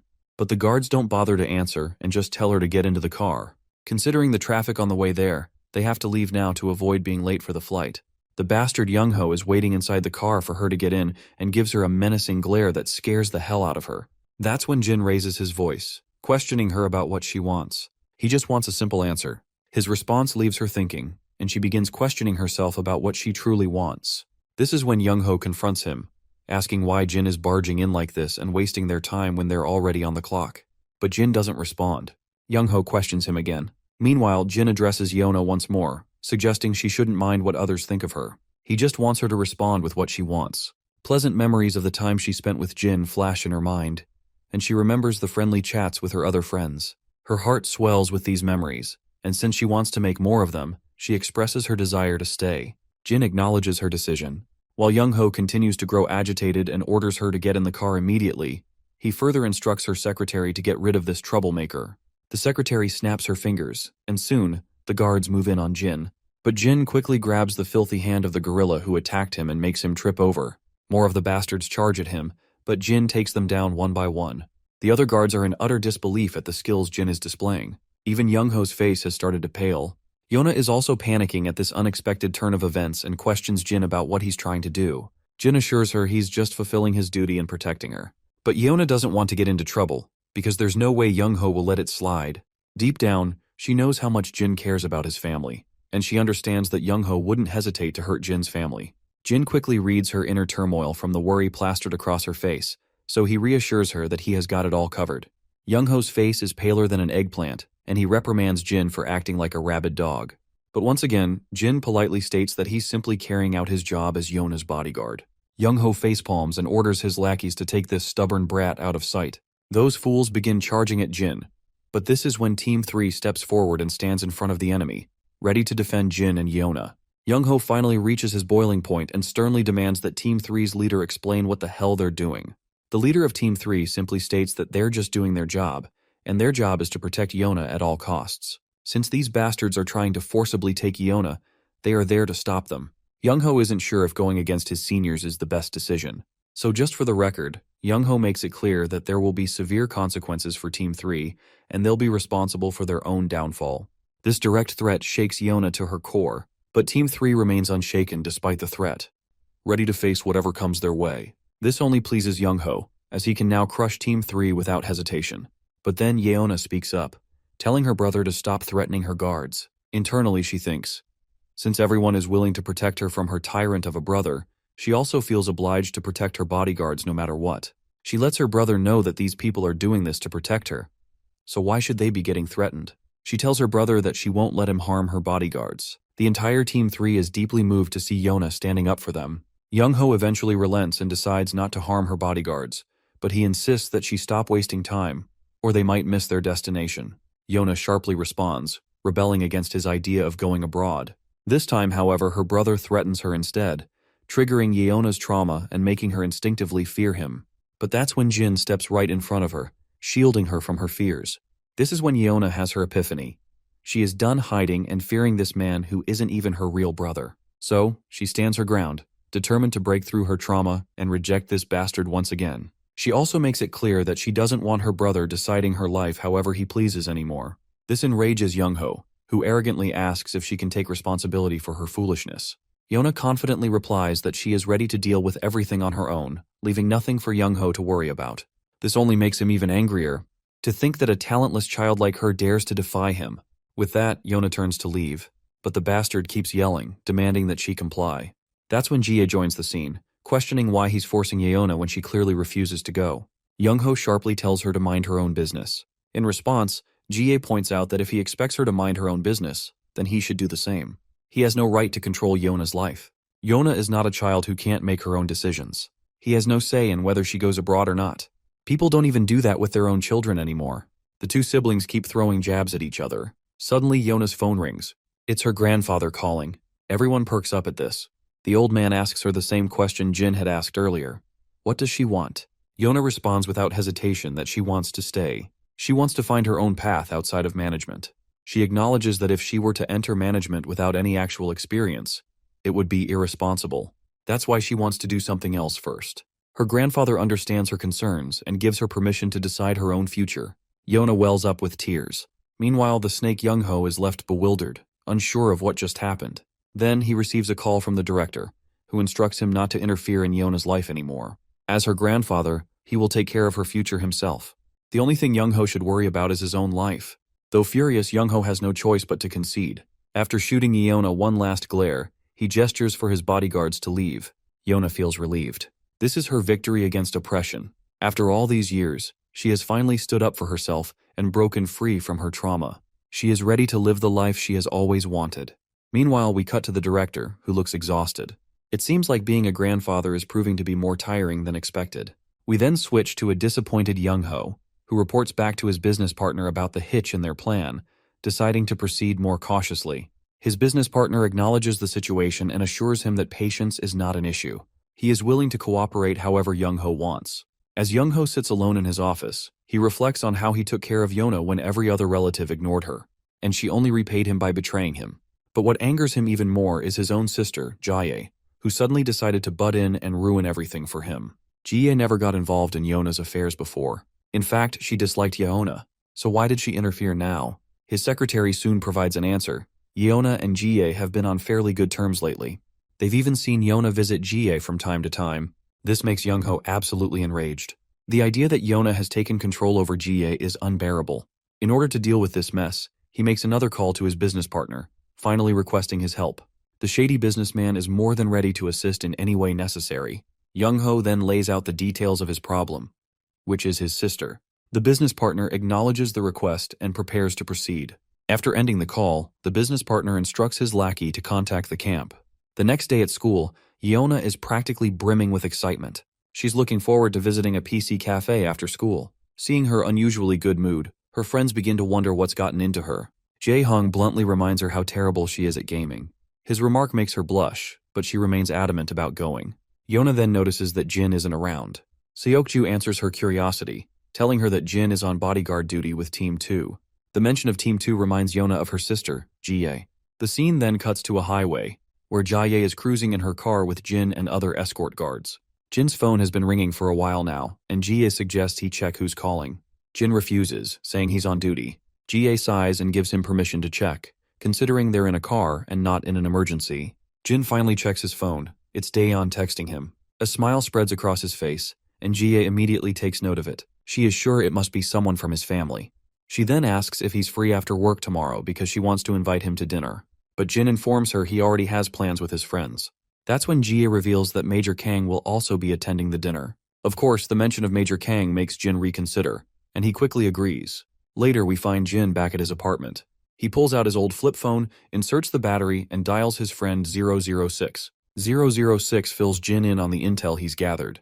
They already knew that the camp was receiving orders from somewhere, and considering what the men who captured 032 were looking for, it seems they were investigating the camp.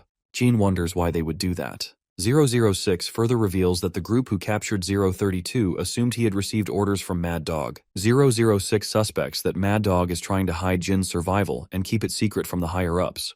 The camp suffered heavy casualties trying to eliminate Jin, and they reported that he had died from his injuries. As the one leading the camp, Mad Dog wanted to hide this fact. That's why they've been keeping a low profile. If they act too openly, the higher-ups might find out the truth. Jin then asks about 032's condition. 006 brings good news that he's fully healed, though he's struggling with how to live outside the camp. He warns Jin to be careful before hanging up. Jin quickly removes the battery and shuts the phone down. The next day we cut to SW Corp. Inside the facility, Ji-ae is being escorted by Jin and her regular guards. As Ji-ae gets into the car, A shady woman watches her from a safe distance. But when she spots Jin by Jai's side, she looks visibly shocked, as if she's seen a ghost. She quickly ducks down to avoid being seen. After seeing Jin, she has no doubt he's 001. The scene transitions to the camp, where Mad Dog's phone rings. He answers the call. The caller is 005, the same woman who had been keeping an eye on Jae. She is on a mission to assassinate Jie and calls to report her progress. She confirms that she has located the target but has yet to complete the mission. Mad Dog questions why she is calling before finishing her assignment, as it is uncommon to do so. In response, she mentions that she has information regarding Jin. However, before revealing anything, she asks Mad Dog how Jin died. Mad Dog reiterates the same story he had been doing all the time: the explosion in the building that supposedly killed Jin. But when she asks if he confirmed the corpse himself, he responds affirmatively, without hesitation. Still, her sudden line of questioning makes him wary. 005 claims she merely regrets not being the one to kill Jin herself. She recalls how 006 and 032 were recently killed in action, and how the remaining mercenaries are dwindling. When she thinks about it, she realizes that all of this traces back to 001. Her hatred for him resurfaces. Mad Dog, however, dismisses her emotions as useless distractions. He orders her to focus on the mission instead of wasting energy on revenge. Yet, internally, he is concerned. First, it was only Iron who was suspicious of Jin's death, but now others are beginning to question it as well. If left unchecked, the truth may come to light. He needs 001 eliminated as soon as possible. After ending the call, 005 reflects on her conversation with Mad Dog. His reaction to her inquiry about Jin was telling. He was flustered. It is obvious that he is hiding something, which only strengthens her suspicions. If the man she saw was indeed 001, then there is no denying that he has changed drastically. The scene transitions to JS Hotel, where Major Kang and Jin meet each other in the meetup with Jie. They exchange greetings, and Kang strikes up usual banter, assuming Jin must be adapting well to SW Corp, to which Jie, who is present, confirms that not only is Jin adapting, but he is excelling. His team members have taken a liking to him. Hearing this, Kang is pleased. He remarks on how Jin has always been popular, not just among women, but men as well. Jie notices that Kang seems much more lively around Jin. Previously, when it was just the two of them, he could barely hold a proper conversation. But now he appears to be a completely different person. Curious, Jie asks how they first met. Kang hesitates, caught off guard by the question. He explains that 3 years ago, in April, he was deployed overseas and received Jin's assistance. Jin, who was 16 at the time, had a calm and dependable nature due to his years of studying abroad.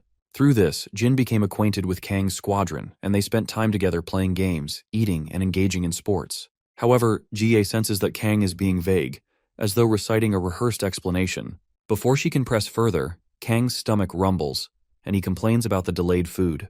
Jie had only asked the question out of curiosity, but Kang's reaction is unusual, making her suspect that there is more to the story. She then receives a phone call and excuses herself to answer it. While she is gone, Kang turns to Jin, asking if his fabricated story was convincing. Jin assures him that it was perfect. Kang then inquires about Grandpa and Daeon, to which Jin responds positively, revealing that they are doing good. Kang then expresses his surprise that Jin is undergoing bodyguard training with SW, but now that he thinks about it, the role suits him. He asks if Jin plans to pursue this path after graduation. Jin, as expected, has not given it much thought. He is not one to stress about the future. Kang, having heard about Jin's progress from Jie, assumes that things are going well. When Jie returns, she notices the camaraderie between Kang and Jin. Seeing Kang so at ease with Jin, she smiles. She realizes how close they must be, almost like family. Perhaps she might be intruding on their moment. Later, as Jin walks alone through the streets, he senses someone suspicious in the crowd. He continues walking as if unaware, trying not to raise suspicion. However, the person following him is none other than 005. As they cross paths, she suddenly swings a dagger, aiming for his throat. Jin reacts instantly, blocking her attack and saving himself. While she missed the opportunity, she now has confirmation that this man is indeed Jin, well and alive. As soon as she calls him out with his number, realization dawns upon him. He quickly deduces that she is 005. The scene shifts to Young-ho's business partner. His subordinate informs him that the camp has sent 005 to eliminate Jie. The business partner finds it odd that they would send a numbered mercenary for such a simple task. The lackey suggests that because the camp has been struggling lately, they must be using their strongest assets to ensure mission success. The business partner comments on how the numbered mercenaries exude a sense of caution, yet from the camp's perspective, they are its most reliable weapons. By the way, the guy we are calling business partner of Young-ho is actually president of Iron. Here's a little background about the camp and its mercenaries. The numbered mercenaries were an experimental unit trained by the camp under Iron's direction. 1,000 candidates were put through years of hellish training, and only 40 survived to become active operatives. Their emergence allowed Iron to rapidly expand, as they executed numerous high-risk jobs. However, when key numbered members betrayed them, the unit suffered devastating losses, nearly leading to the camp's downfall. Since then, the camp has deployed numbered mercenaries individually and supplemented their forces with regular hires. We return to Jin and 005's confrontation. The lady scrutinizes him. He is not only alive but seemingly living a comfortable life. From this, Jin concludes that she was not sent to kill him. She was unaware of his whereabouts. This means her mission must be unrelated to him. 005 asks if Mad Dog knows that he is alive. Jin remains silent, which is all the confirmation she needs. Frustration fills her as she begins cursing Mad Dog under her breath, wondering why he would choose to hide this. Jin, on the other hand, begins analyzing her target. Since she is in Korea, her mission must be in this country. Given that she encountered him while searching for her target, her objective must be someone connected to SW Corp. Realizing she has revealed too much, 005 quickly raises her gun and fires. Jin dodges and quickly closes the distance in order to deliver an uppercut, knocking off her disguise. As she attempts to pull the trigger again, Jin disarms her. She retaliates by drawing her dagger, swinging wildly, but Jin outmaneuvers her and counters with precision. Their battle continues. They fight relentlessly for what feels like an eternity, but Jin ultimately gains the upper hand, pinning her to the ground with a dagger at her throat. Yet, even then, she manages to free herself with a swift kick. Seeing his hesitation to kill her, she sneers, wondering why he wavers now, after personally killing 26 of their comrades with his own hands. While it's true that they were all rebellious and did whatever they pleased, she still can't forget that they were comrades who endured that hellish life together. And above all, they entrusted their lives to Jin and followed him blindly. But she's frustrated that all Jin did was kill them, just because of his greed. Jin quickly denies these bold accusations. He simply subdued the comrades who followed him, acting on the camp's orders, but insists that he never killed anyone. Of course, 005 isn't ready to take his word for it, but Jin claims once again that he only subdued them. Someone else killed them. They weren't in any state to fight, but they also weren't in danger of dying. He only found out much later that they had died. It looks like she's starting to believe him, but she still needs to figure out, if it wasn't Jin, then who was responsible for killing the numbered mercenaries? Though even if he didn't kill anyone, it doesn't change the fact that he betrayed everyone, and she isn't willing to forgive him for that. Jin claims that he did not intend to betray anyone. Basically, the memories of his past life had returned. In that situation, he could no longer follow the camp's orders to kill innocent civilians, so he quit. 005 chuckles at his response. There's no doubt now, his eyes are different from before, as if he's become a completely different person. From what she said, Jin realizes that Mad Dog didn't send her to capture him. Seeing him dig into her business, she's reminded of how he's just as annoying as he was before. She swiftly throws her daggers at Jin, but he dodges. Of course, those daggers were just distractions, so she could reach for her gun. And as soon as she grabs it, she starts shooting.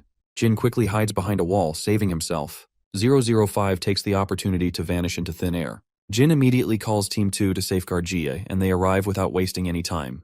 We then cut to the PC room, where Team 3 also arrives to take Yona under their care. Next, we cut to the director. His secretary reports that they've been following Jin's warning and have dispatched bodyguards to escort SW's important figures home. Grandpa is not surprised that there are assassins lurking around. He more or less expected this after getting involved in the military industry, but he didn't think an issue like this would happen again. We then cut back to 005, who sits quietly in her room grinding her teeth.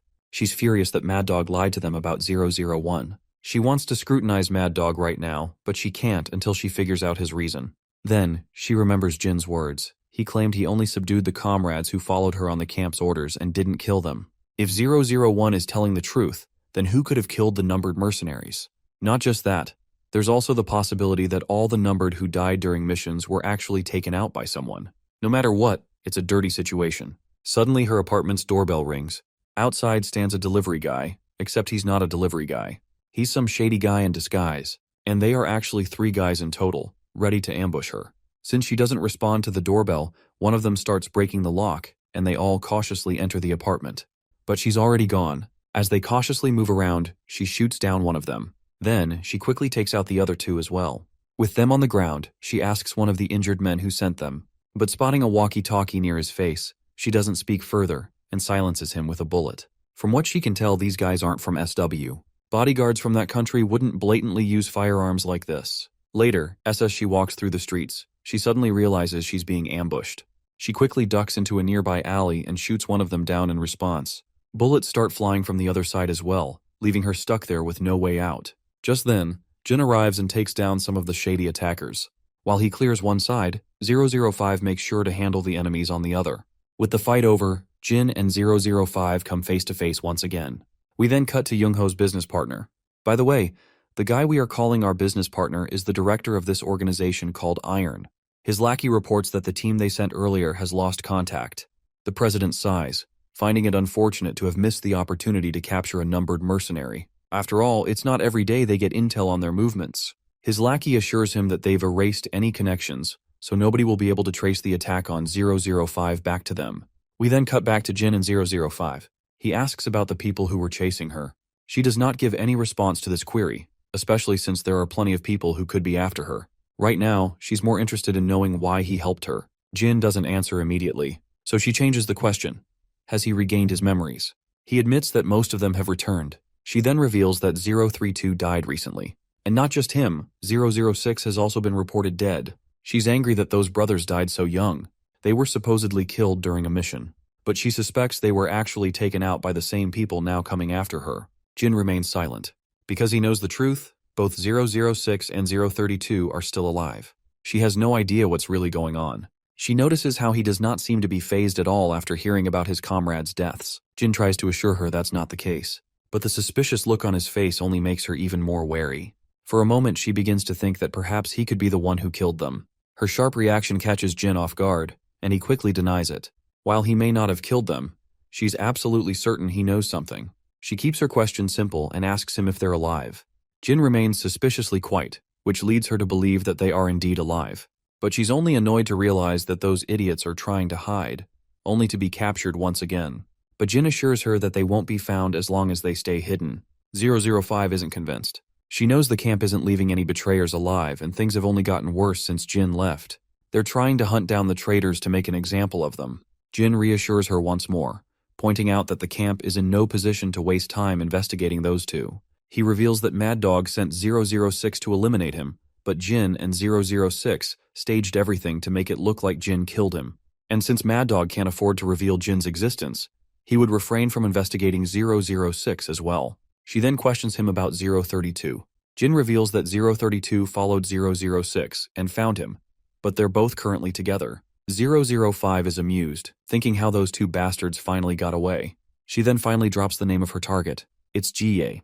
With that, she proceeds to leave. Jin asks what her next move is. She responds that she'll return back. Her position has been compromised by some people she doesn't know, so there's no way she can continue the mission. Later, she contacts Mad Dog and fills him in on how she had been ambushed by some well-trained assassins. She's not sure what to think about it. As far as she understands, only Mad Dog knew her travel route. Of course, it doesn't take the gorilla to understand what she's implying. He quickly brushes off the accusations, asking why she thinks he would want her dead. He tries to reason with her, but she shuts him down hard, making it clear she's no longer pursuing the mission. Those are her final words before she snaps her flip phone in two. We then transition back to the director's office, where Jin reports on the current situation. While the immediate threat has been neutralized, he can't make any promises for the future. The director isn't convinced and asks how Jin can be so sure of it. Normally, he'd avoid pestering him for details, but since it's his family at stake, the director can't afford to overlook it. Jin reveals that the target was GA, but he's not sure of the reason. The only thing he's certain of is that someone is trying to eliminate GA. Since Jin knows so much, the secretary deduces that Jin might have caught the assassin. In response, Jin reveals that the one who came to execute GA was one of his comrades from the past. This comrade specializes in assassinations, and when they operate solo, it's not for kidnapping or threats, it's always to eliminate the target. This leaves the director utterly terrified, and he's desperate to know where that comrade is now. Jin reveals that they gave up on the mission and left. There's no way they'd go after Director GA again. Of course, the secretary isn't convinced. They just can't take Jin's word for it. Even if Jin's comrade gave up on the mission, it's highly unlikely that no one will come after GA. Jin believes that anyone sent to assassinate GA would be easier to deal with than his comrade. And since they already failed once, the likelihood of them trying again is low. The director isn't sure what to make of it. While he knew that Jin had a strong background as a mercenary, it seems there's a lot more to his past that they don't know. Jin then reveals that his life as a mercenary only spans the 5 years before he came to Korea. The director is also curious to know what Jin's life was like before those 5 years. We then transition to Jin's past, a time when he was discovered by a camp after a plane crash a few days prior. Jin was the only lucky survivor of that crash. They brought him to the camp because they intended to give him training. Some weren't sure how a kid would endure the grueling training, since even experienced people couldn't handle it and would die off. Meanwhile, Jin is resting when an arrogant soldier grabs him by the shirt and throws him out of the camp.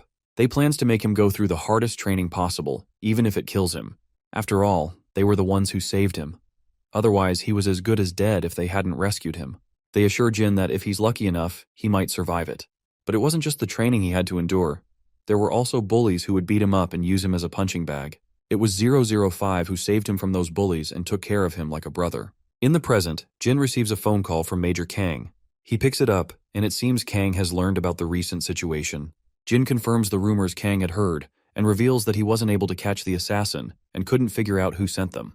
While Jin assures Kang that they won't mobilize another assassin for the same target, he also says it will be difficult to figure out who was behind it. It seems like Kang is more worried about Jin and asks if he's okay. Jin claims that he's fine, but Kang is not quite sure. Recently, an old comrade of his came to assassinate his current employer. Kang is pretty sure that Jin wouldn't have been happy to meet his past life comrades out of everyone.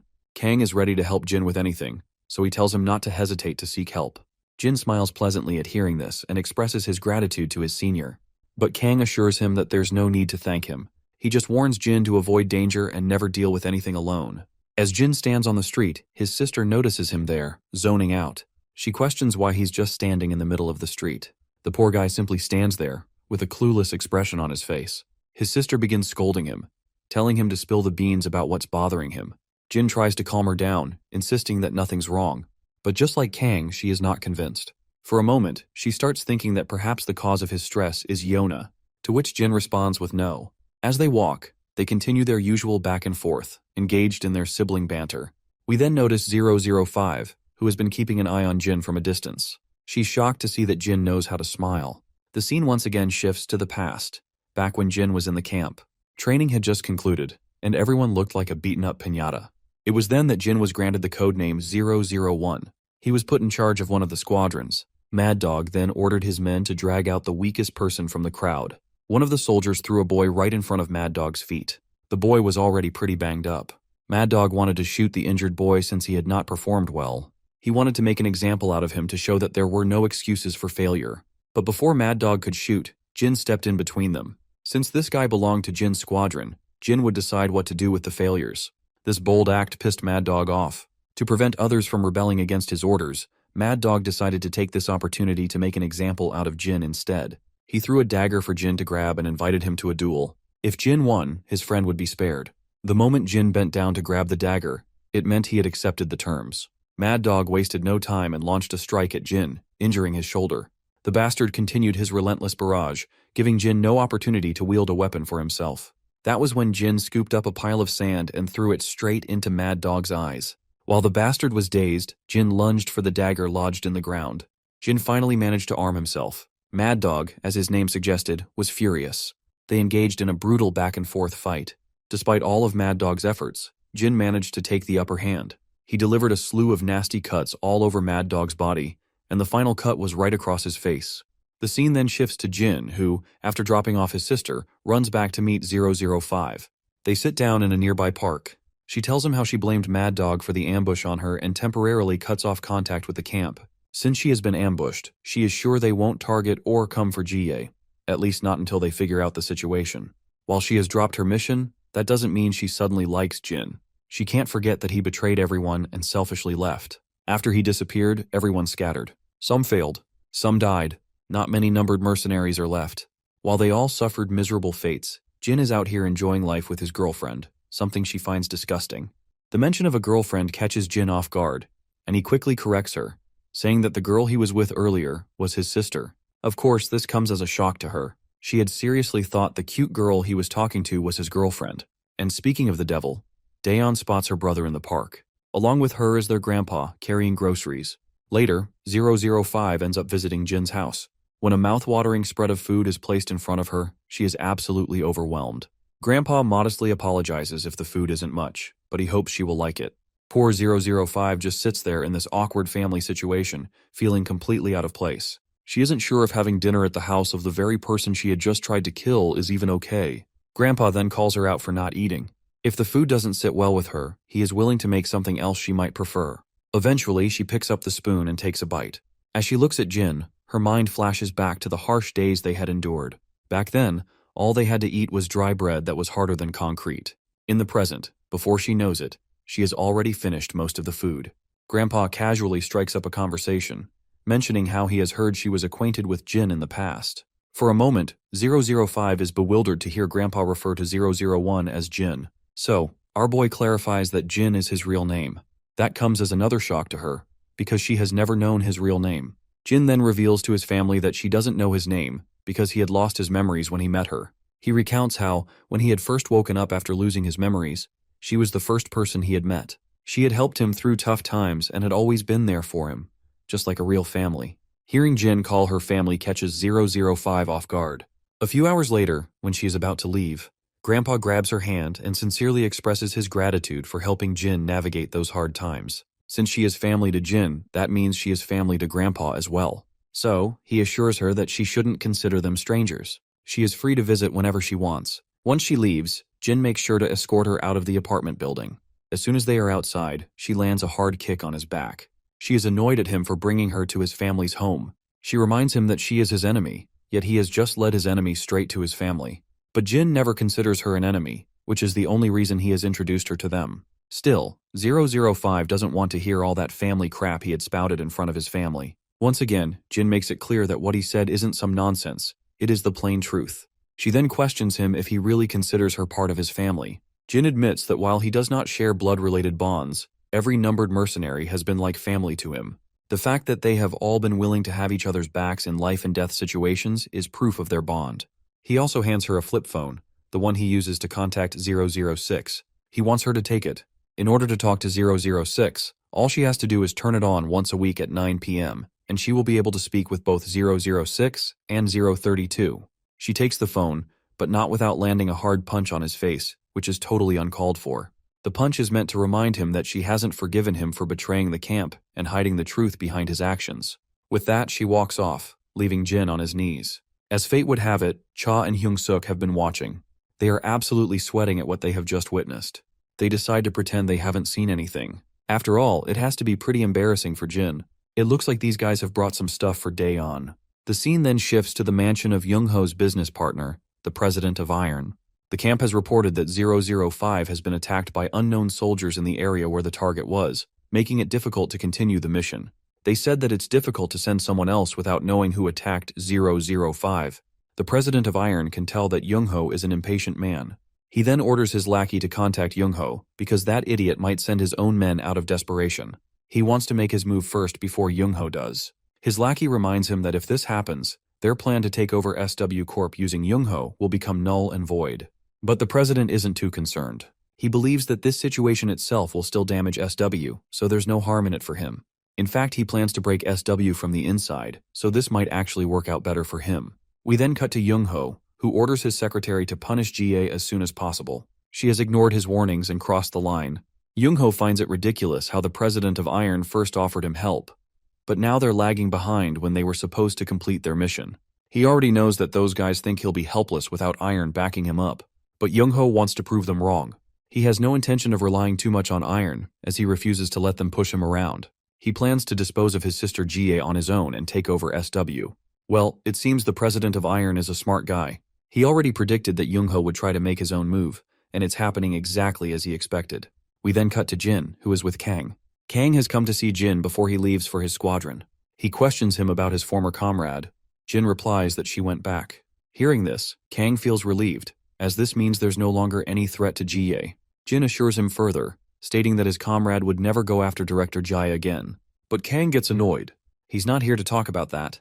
He just came to see Jin before heading back. Now that he has, he decides to leave. Before he does, he asks Jin if he remembers the real reason he returned to his homeland. Well, Jin responds with yes. Kang then instructs him to keep that in mind and live his life like someone his age should. With that, he leaves. The scene then transitions to GA in her Bentley. Jin is also in the car, carrying out his escort duty. She recalls how Major Kang left this morning. Jin also knows, as he met Kang earlier. Now it makes sense to Jie why Kang left so early. It was just to see Jin. She recalls how Kang stayed by her side the whole time while Jin was off duty. She's a little sad that they never get to hang out and are always confined to work. The scene flashes back to the past, where Jin had a talk with her escort guard. They discuss how Jie was the target of an assassination attempt. They decide to keep this a secret from Jie, as she would be in great shock if she found out she was almost assassinated. After all, an assassination attempt is different from a kidnapping or a threat. Even though the director wouldn't shirk her duties, the escort guard is sure she wouldn't be fine mentally. In the present, Jie suddenly asks Jin why he isn't in school right now. Her question catches Jin off guard, and he doesn't have an immediate response. So he simply states that he just didn't feel like going. She finds his response amusing, pretty normal for someone his age. Later, the scene transitions to 006 and 032. 006 is looking at his phone, where he has Jie's photo in his phone for some reason. It's finally time to contact Jin, so 032 quickly dials his number. But he's absolutely shocked when he hears 005's voice on the other end. The two guys go into an absolute frenzy, demanding to know how she got the phone. They scrutinize her, suspecting that she might have killed 001. 005 sharply responds, ordering 032 to hand the phone over to 006. Poor guy is left speechless after getting scolded like a toddler. Embarrassed, he hands it over. Once 006 takes the phone, he asks if she met Jin. She affirms, and she's glad that 006 is doing well for someone who was supposed to be dead. Since 006 called on this phone, they want her to get it back to Jin. They need to talk to him. We then transition to Jin's friends meeting up with his sister. Apparently Jin went overseas. According to his sister, he went to meet some people from his past. Yona asks how long he'll be gone. Daeon doesn't have a definite answer, so she simply says a few days. Yona sighs. Not only will she not be able to see him for a while, but he never picks up his phone either. We then transition to Jin, who has just gotten off the plane. As he exits the airport, he spots 032 and 006 waiting to pick him up. Later, at their place, 006 fills Jin in on what they've been doing. 032 has been digging into Jie's background. That's when they heard something unexpected. Someone from SW was looking for an assassin. When 032 faked his identity to take the offer, he found out something shocking. The client wants the woman in the picture to be killed, and this woman is Jie, of course. Jin asks 006 who the client is. 006 lays out several pictures of Young-ho's secretary. But that's not all. After digging further, 006 found the real mastermind. It's Young-ho, Jie's own brother. 006 says there's no definitive proof yet that Shin Young-ho ordered the hit, but 005 is digging deeper to be sure. The woman who placed the request is staying at the hotel next door. 032 has all the data he needs and reports to 005 that their target is about to enter the room, so she better get out fast. 005 quickly pulls the cable out of the laptop, ready to leave. Meanwhile, Young-ho's secretary is also making her way to the same room. As the elevator takes her to her floor, she crosses paths with 005. But both simply walk past each other. As Jin looks at Young-ho's photos, his mind drifts to the director, who always wanted to be a proud grandfather. Later, Young-ho's secretary reports that Jin has come to meet him. Young-ho is startled. He didn't expect someone to travel from another country just to talk. He tells her to let Jin in. He is curious if Jin is here to give him some secret intel about Jie. As Jin enters and takes a seat, Young-ho's phone rings. It's director and he sounds angry. Young-ho doesn't understand why the old man is upset, until director straight up exposes him for attempting to assassinate Jie. Of course, Young-ho is shocked. He tries to deny it, but the director makes it clear that he's not acting on mere suspicion. He orders Young-ho to halt all operations and return to Korea at once. But Young-ho is absolutely furious. He believes everything he has was earned through his own efforts, and if the director tries to take it from him, he'll resist with everything he has. If that happens, SW will fall apart, and its value will plummet. He also scoffs at whatever evidence the director has, believing it won't hold up in court. If his secret gets out, he threatens to do even more damage to the company. After spouting all that, he hangs up, making it clear he's not coming back. But as soon as he does, Jin gets a call from the director. The director tasks Jin with bringing Young-ho back, assuring him that he will arrange the mode of transport. Once the order is issued, Jin quietly stands up from his seat, making Young-ho realize that Jin had come for him all along. This realization makes him laugh like a maniac, finding it absurd that, of all people, the director chose to send a kid like Jin for this mission. Without hesitation, Young-ho orders his secretary to remove Jin from his sight. The secretary immediately calls for her men stationed in the VIP room, but there is no response. Unbeknownst to her, 005 has already taken care of them. Meanwhile, 006 and 032 have also ensured that the surveillance system has been hijacked. With each passing moment, Young-ho grows more anxious and demands an explanation from his secretary. She reluctantly informs him that no one is responding, which only makes him sweat even more. The secretary begins to feel suspicious of the situation. There is no way all communication would suddenly cut off. Trusting her instincts, she quickly raises her gun at Jin. Young-ho is bewildered by her sudden action and demands to know why she is pointing a gun at Jin. In response, she reminds him that this is not just some simple communication issue. Everything was fine until Jin arrived, which means he has allies inside the building. At that moment, 005 enters the room. The secretary immediately shifts her aim toward her, but before she can fire, Jin and 005 move so fast that she ends up shooting at empty air. She doesn't even realize when 005 sneaks up behind her and knocks the gun from her hands. It is then that the secretary recalls crossing paths with 005 in the elevator earlier. As she is lost in thought, she is abruptly slapped across the face. She quickly regains her balance and throws a punch of her own. However, 005 easily deflects the attack and counters with an elbow smash, followed by a brutal knee strike, sending the secretary crashing to the ground like discarded trash. Seeing this, Young-ho pulls out his gun and threatens 005, making it clear that he will never return to Korea. He throws threat after threat, but no amount of words phases Jin, who continues walking toward him without hesitation. The more Jin advances, the more Young-ho panics. He watches in horror as Jin closes the distance with fearless determination. Finally, Jin leaps forward and delivers a devastating punch straight to Young-ho's face, slamming him down to the ground. Just with this much, Young-ho is left bloodied and battered. 005 then comments on the irony of their restrictions, like how they aren't allowed to use guns. Yet scumbags like Young-ho can wield them whenever they feel like it. 006 and 032 enter the scene, reporting that they have erased all traces of their presence from this building and the one next door. Jin has accomplished what he came for, and with that, he decides to head back. A few days later, Young-ho's father finds himself on his knees, begging the director for forgiveness. He blames himself, admitting that he failed to raise his children properly. However, the director remains unmoved, making it clear that Young-ho's actions have crossed too many lines to be ignored. Desperate, the father pleads with his own father, urging him to reconsider. While Young-ho is his child, so is Ji-ae, and he had already been planning to punish Young-ho. He claims he is here not to defend his son, but to take responsibility for failing to control him. The director, however, dismisses this notion, stating that no parent can truly control their child. Besides, Young-ho had left the nest a long time ago. Still, the father continues his pleas, his face drenched in crocodile tears. Deep down, though, he doesn't truly care about Ji-ae at all. Meanwhile, Jin returns from his overseas trip. His sister and grandfather are overjoyed to see him. While Yeona insists that Jin wash up first, Grandpa is more concerned about feeding him. Surrounded by his loving family, Jin can't help but compare them to the disappointed director and his scumbag grandson. It makes him appreciate just how lucky he is to have such a caring family. Later, Ji-ae meets with her father, who urges her to call off her engagement with Major Kang. She hesitates, reminding him why she got engaged in the first place. Her father, however, argues that SW Corp no longer needs the Kang family's military connections to enter the defense industry. While their military division is still in its early stages, he is confident that SW has already overcome the most difficult hurdles. Ji-ae warns that breaking off the engagement could lead to complications. Her father, however, assures her that he has already accounted for that. She narrows her eyes at him, suspecting that his sudden change of heart has something to do with Young-ho. She then questions him about the rumors circulating about her brother's sudden retirement. She finds it hard to believe that Young-ho would willingly step down from his position and demands to know what really happened. Not wanting to expose Young-ho's scheming, her father simply states that Young-ho attempted something forbidden and is now facing the consequences. Ji-ae continues to argue against breaking off the engagement, but her father grows agitated. While Young-ho may have been at fault, his absence leaves a massive gap in the company. To protect SW Corp, he believes drastic measures are necessary. With that, he leaves, promising to make the necessary preparations. As he walks away, we hear his inner thoughts, which are no less twisted and selfish. Deep down, he is actually pleased that Young-ho got taken down, since it removes a potential threat to his position.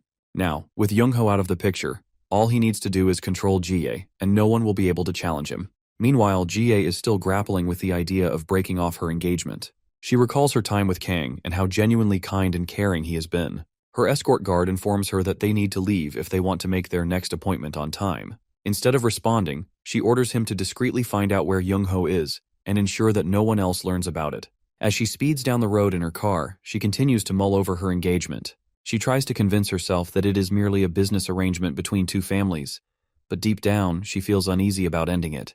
Later, she asks Jin about Major Kang, wanting to know how he perceives him. Jin admits that he doesn't know Kang very well, but from his experience, he believes Kang is a good person. In fact, he is the one person Jin trusts the most. Jie is taken aback by this statement.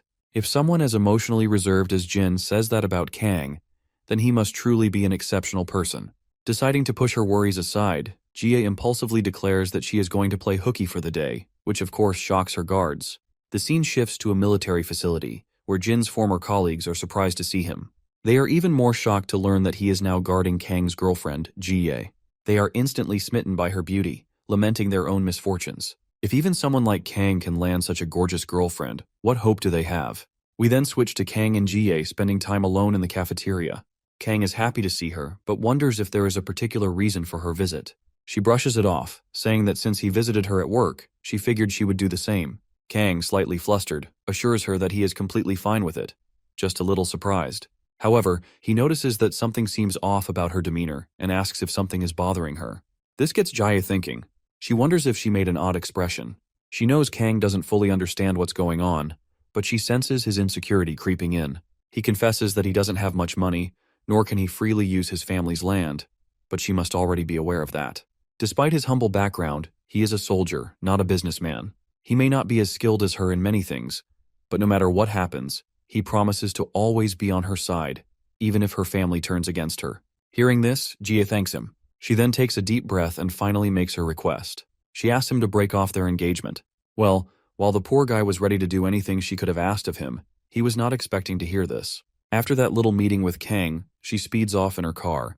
The tension is gripping Jai's mind. She can't seem to forget the shocked expression Kang gave upon hearing her request. But Kang was brave enough to acknowledge this, and he did not even bother to ask for the reason behind her decision, just so she is not feeling uncomfortable. He believes in her, and is sure that there must be a good reason behind it. While they are calling off their engagement, Kang decides to take the decision onto him, as he will act as the one who called out the engagement. He fears that her reputation might be jeopardized if word gets out that she is the one who canceled the engagement. So, he decides to take control of the situation and publicly endorse that Kang brought it up first. In the present, while Jie feels relieved that the engagement is called off, she is also glad about it. She believes it's better for someone as pure-hearted as Major Kang to stay out of her messy political world.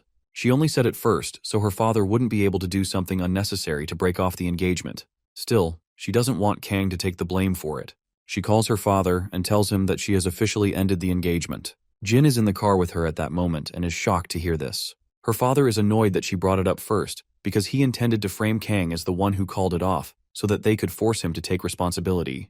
He's frustrated that Jie, who is in charge of such a massive conglomerate, keeps making stupid mistakes. But that's exactly why she called him, because she doesn't want Kang to take the blame. Her father questions when she told him about calling off the engagement. In response, she reveals that she's on her way back now after telling Kang in person. Hearing this, her father pretends to be concerned, acting as if it must have been so difficult for her to say it face to face. With that, he hangs up, leaving Jie thinking about how fake her father is. She can sense that something is suspicious about all of this. She quickly orders her escort guard to send Jin the files on Manager Choi right away. Then she turns to Jin and tells him something we don't hear. We transition to her furious father, who is annoyed that Jie is acting on her own again. None of these kids know how to listen to their father. He calls Manager Choi and orders him to proceed with the plan they've been preparing for a while. Manager Choi acknowledges the order, ready to execute it. We cut to Kang, who is zoning out while sitting alone. It's no surprise that his mind is still echoing with the conversation he had with Jie. His gloomy and negative vibes don't go unnoticed, and even his fellow soldiers can tell that something is wrong with him. Later we see Kang at a bar, taking shot after shot. He recalls the first time he went to a restaurant and sat alone, waiting for Jie to arrive. At first he was annoyed that his family was forcing him into an arranged marriage with a woman he didn't even know. But his mild annoyance quickly morphed into astonishment when he saw Jie for the first time. She looked absolutely stunning, and his heart was hers right away. As he chugs down more booze to drown out his gloomy thoughts, a woman sits beside him, trying to join him for a drink. But Kang makes it clear that he wants to drink alone. That's when they suddenly notice a commotion. While Kang is distracted, the sneaky woman beside him subtly drops something shady into his drink. Mission accomplished, she gets up and starts leaving the bar. But just before Kang can down the spiked drink, Jin snatches the glass from him and stops him. Kang already looks wasted, and before he loses himself completely, Jin tells him to quit drinking. Eventually, Kang agrees. He stands up unsteadily, and Jin helps him into a car, deciding to drive him personally since he's almost knocked out. We then cut back to when Jie told Jin something important that we didn't hear earlier. She revealed that Manager Choi is her father's right-hand man. Knowing her father, she is sure he will pull something shady within the next few days, and that he'll do it through Choi. So she tasks Jin with keeping an eye on him. As Jin gets Kang into the car, he notices a group of thugs staring at him. We cut back to Jie, who hears Jin's report. Manager Choi had been planning to drug Kang and frame him as a criminal. Jie immediately instructs Jin to stay by Kang's side because who knows what they'll try next. Well, judging by the fact that all those thugs are lying on the ground, beaten to a pulp, it's clear Jin is already handling things meticulously. We then cut back to Jie, who is feeling anxious after hearing the report. She expected her father to try something dirty, but she didn't think he would go this far. Her escort guard reassures her, reminding her how capable Jin is. Suddenly her phone rings. It's Major Kang. She's surprised to see him calling, especially this late. Bro is completely wasted and doesn't waste a second before loudly confessing his love for her. And after getting those exhausting words out, he collapses, leaving Jie absolutely wide-eyed and stunned. Her guard, on the other hand, feels a little awkward, having heard that confession loud and clear. We cut to her father, who looks disappointed upon learning that Manager Choi failed his mission. But Choi insists it only failed because they rushed the job. He promises that the next attempt will be successful. The scumbag father gives Choi one last chance to prove himself. After making his promise, Choi hangs up and turns toward the lackey who was supposed to handle the task. Seeing his boss angry, the lackey starts making excuses, saying he left the job to his men instead of handling it personally. But the boss isn't buying any of it. He slaps the guy hard across the face for failing the mission. He's pissed that this idiot can't even handle a simple job. Then, he roars at everyone present, furious that they all failed. We cut back to Jie's father, who is grinding his teeth in frustration, realizing there's no one he can rely on. Suddenly, Jie walks into his office. She is here to ask her father about something. She wants to know when he plans on going home, considering how late it is. The father puts on his fake smile, claiming he has unfinished work to take care of. But Jie cuts straight to the point and tells him to stop with his shady tactics and just go home. The shady father fakes sadness, saying that everything he does is for the sake of his children. That calling off her engagement was just as hard on him. But Jie knows the truth. The only thing he truly cares about is his position in SW Corp. Her father drops the act, stating coldly that to run a global business, one must be ruthless. He warns her not to ruin everything just because she got attached to some military guy. That's when Jie corrects him. She isn't doing this because she's attached to Kang. She's doing it because her father's actions are actually more harmful to their business. But her father makes it clear that he isn't interested in listening. He believes Jie understands nothing. Sure, she may be great at running the business, but she doesn't have enough experience with real-life setbacks. He acknowledges that she has exceptional skills compared to others her age. And thanks to her position in SW Corp, she holds more power than most people. But in his eyes, she's still lacking. While she's speeding down the railroad to success, her father reminds her that she hasn't yet gone up against someone more powerful and influential than her. That's one of the reasons he doesn't feel compelled to listen to her orders. He offers a bit of wisdom, saying sometimes you need to go beyond just talking and show you have the ability to handle the situation. Suddenly her phone rings. It's Jin, who seems to have finished the job and obtained photos as evidence. She gives him props for the job well done. As we transition to Jin, it looks like he really crunched the numbers this time. There are literally dozens of people lying on the ground, with Manager Choi totally mangled, down there too. Jie throws a sassy jab at her father, telling him Manager Choi seems to have gotten a bit hurt, so he should visit him in the hospital. After all, Manager Choi is one of the guys her father treasures most. Her shady father quickly catches on to what she's implying, and he grows agitated. He can tell she's really grown a lot. Well, she agrees with him on that, and further tells him not to decide anything for her. With that, she proceeds to leave. We then cut to Kang, waking up in the morning. He has no idea how he ended up at home, but recalls meeting Jin, so maybe he dropped him off there. Suddenly, his apartment bell rings. It's Jie. The first thing she notices is how Kang seems to have had a good sleep. Since her entire night flew by while working, she's a little hungry. She invites him to eat together. We then flash back without warning to Jin's past. A guy approaches him, beating the hell out of him. He continues to beat him and decides to claim ownership of all the supplies Jin has gathered. Jin retaliates with a kick of his own, and further makes sure to break the guy's arm in the process. Mad Dog watches from the sidelines, thoroughly impressed by Jin's performance. In the jungle law, where the strong devour the weak, Jin has finally started to adapt. But Mad Dog still gives Jin some valuable advice. Never let your guard down. Jin wakes up from that nightmare. The next scene takes us to school, where Jin is walking alongside his sister. Jin seems very sleep-deprived, and the heavy eye bags are a clear indication of that. Later, as Jin sits quietly in the classroom, his friends share their plans to grab street food later that day, inviting him to tag along. But once again, Jin seems restless, lost in his thoughts. His face is also glistening with sweat. Yeona quickly places her hand on his forehead to check if he's sick, but he instinctively grabs her hand with a little too much force, which is too much for someone as delicate as Yeona, and she gets hurt. He immediately releases his grip and apologizes. Yeona grows more concerned because his face is burning up. They think maybe he has a fever, so they suggest he go home early. Later, Jin is given a lot of his favorite snacks by his concerned friends, who want him to eat to help him recover faster. We then cut to SW Corp's training hall, where Jin and the others are doing their usual drills. As everyone catches their breath, they notice that Jin in particular seems to be in rough condition today. They report it to their senior. When the senior looks at Jin, he can tell something's wrong, so he grants him an early day off. But Jin insists he's fine. Time passes, and it's time for Jin to perform his guard duties. In the car, Jie reiterates the rumors she's heard about Jin being sick. But as usual, Jin claims he's fine. Jie can tell just from one glance that he's tweaking. Despite Jin's insistence, Jie personally escorts him to the SW Corp-owned hospital. There, the doctors discover that Jin has a 104-degree fever. This shocks Jie because a fever of 104 is not something to take lightly. A while later, they drop him back at his apartment. Jie sternly orders him to do nothing other than rest. With that, she speeds off, leaving Jin standing there with a pouch full of medication. When Jin enters his apartment, Grandpa and Daeon rush in, concerned, because they've heard that he's sick. But he quickly assures them that he just visited the hospital and that he'll get better as long as he takes the medicine and rests. They insist he get to bed right away.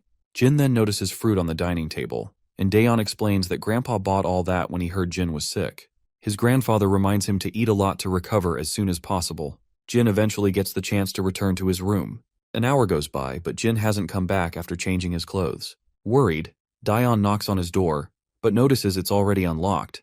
When she sneaks a glance inside, she finds her brother totally passed out on the bed. Daeon quietly shuts the door, not wanting to disturb him while he tries to get some rest. We then cut to Jin spending time with Mr. Cha at night. It seems that even Cha has caught news of Jin being sick for the past few days. Jin brushes it off, calling it just a small fever, even though he was diagnosed with a 104-degree fever. Jin says it doesn't affect him much, but Cha believes he shouldn't push himself too hard. Jin insists he's not pushing himself. If he holds on mentally, it won't affect his movements. By now, Cha is sure that getting the point across to this goofball is a hard task, so he gives up. Later, as Cha speeds through the roads with his sidekick Hyung-suk, Hyung-suk reveals that Congressman Kim still holds a grudge against them. If you don't recall, Congressman Kim is the same guy whose daughter and son used to bully Daeon. Cha isn't afraid of that guy at all. To him, it seems like Kim still hasn't learned his lesson, even after what happened to his children and getting kicked out of politics. This only proves how remarkably resilient that man is. Not only does Kim have a lot of influence and laundered money, but his wife also comes from one of the most influential families. So it's not surprising that despite all the damage Cha has managed to inflict, the worst thing that happened to Kim was stepping down from his position in Congress. Let's not forget that both Cha and Hyung-suk are now working under SW Corporation, so Congressman Kim wouldn't dare to do anything stupid against them. But even though Cha believes this, he still isn't completely sure.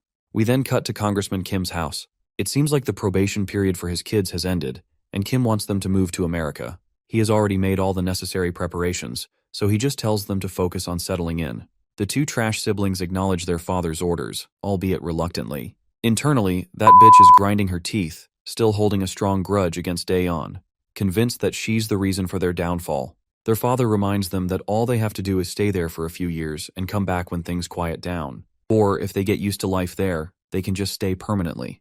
With that, they're free to leave. Once they're gone, the trash mother starts arguing with her equally trash husband about why they have to leave the country like this. The husband reminds her that he's done everything he could, but the higher-ups are still pressuring him to take extra measures. Of course, this loud, annoying woman isn't satisfied with that answer, questioning why he's just giving up. That's when Kim responds in a cold tone, making it clear that he hasn't given up on anything.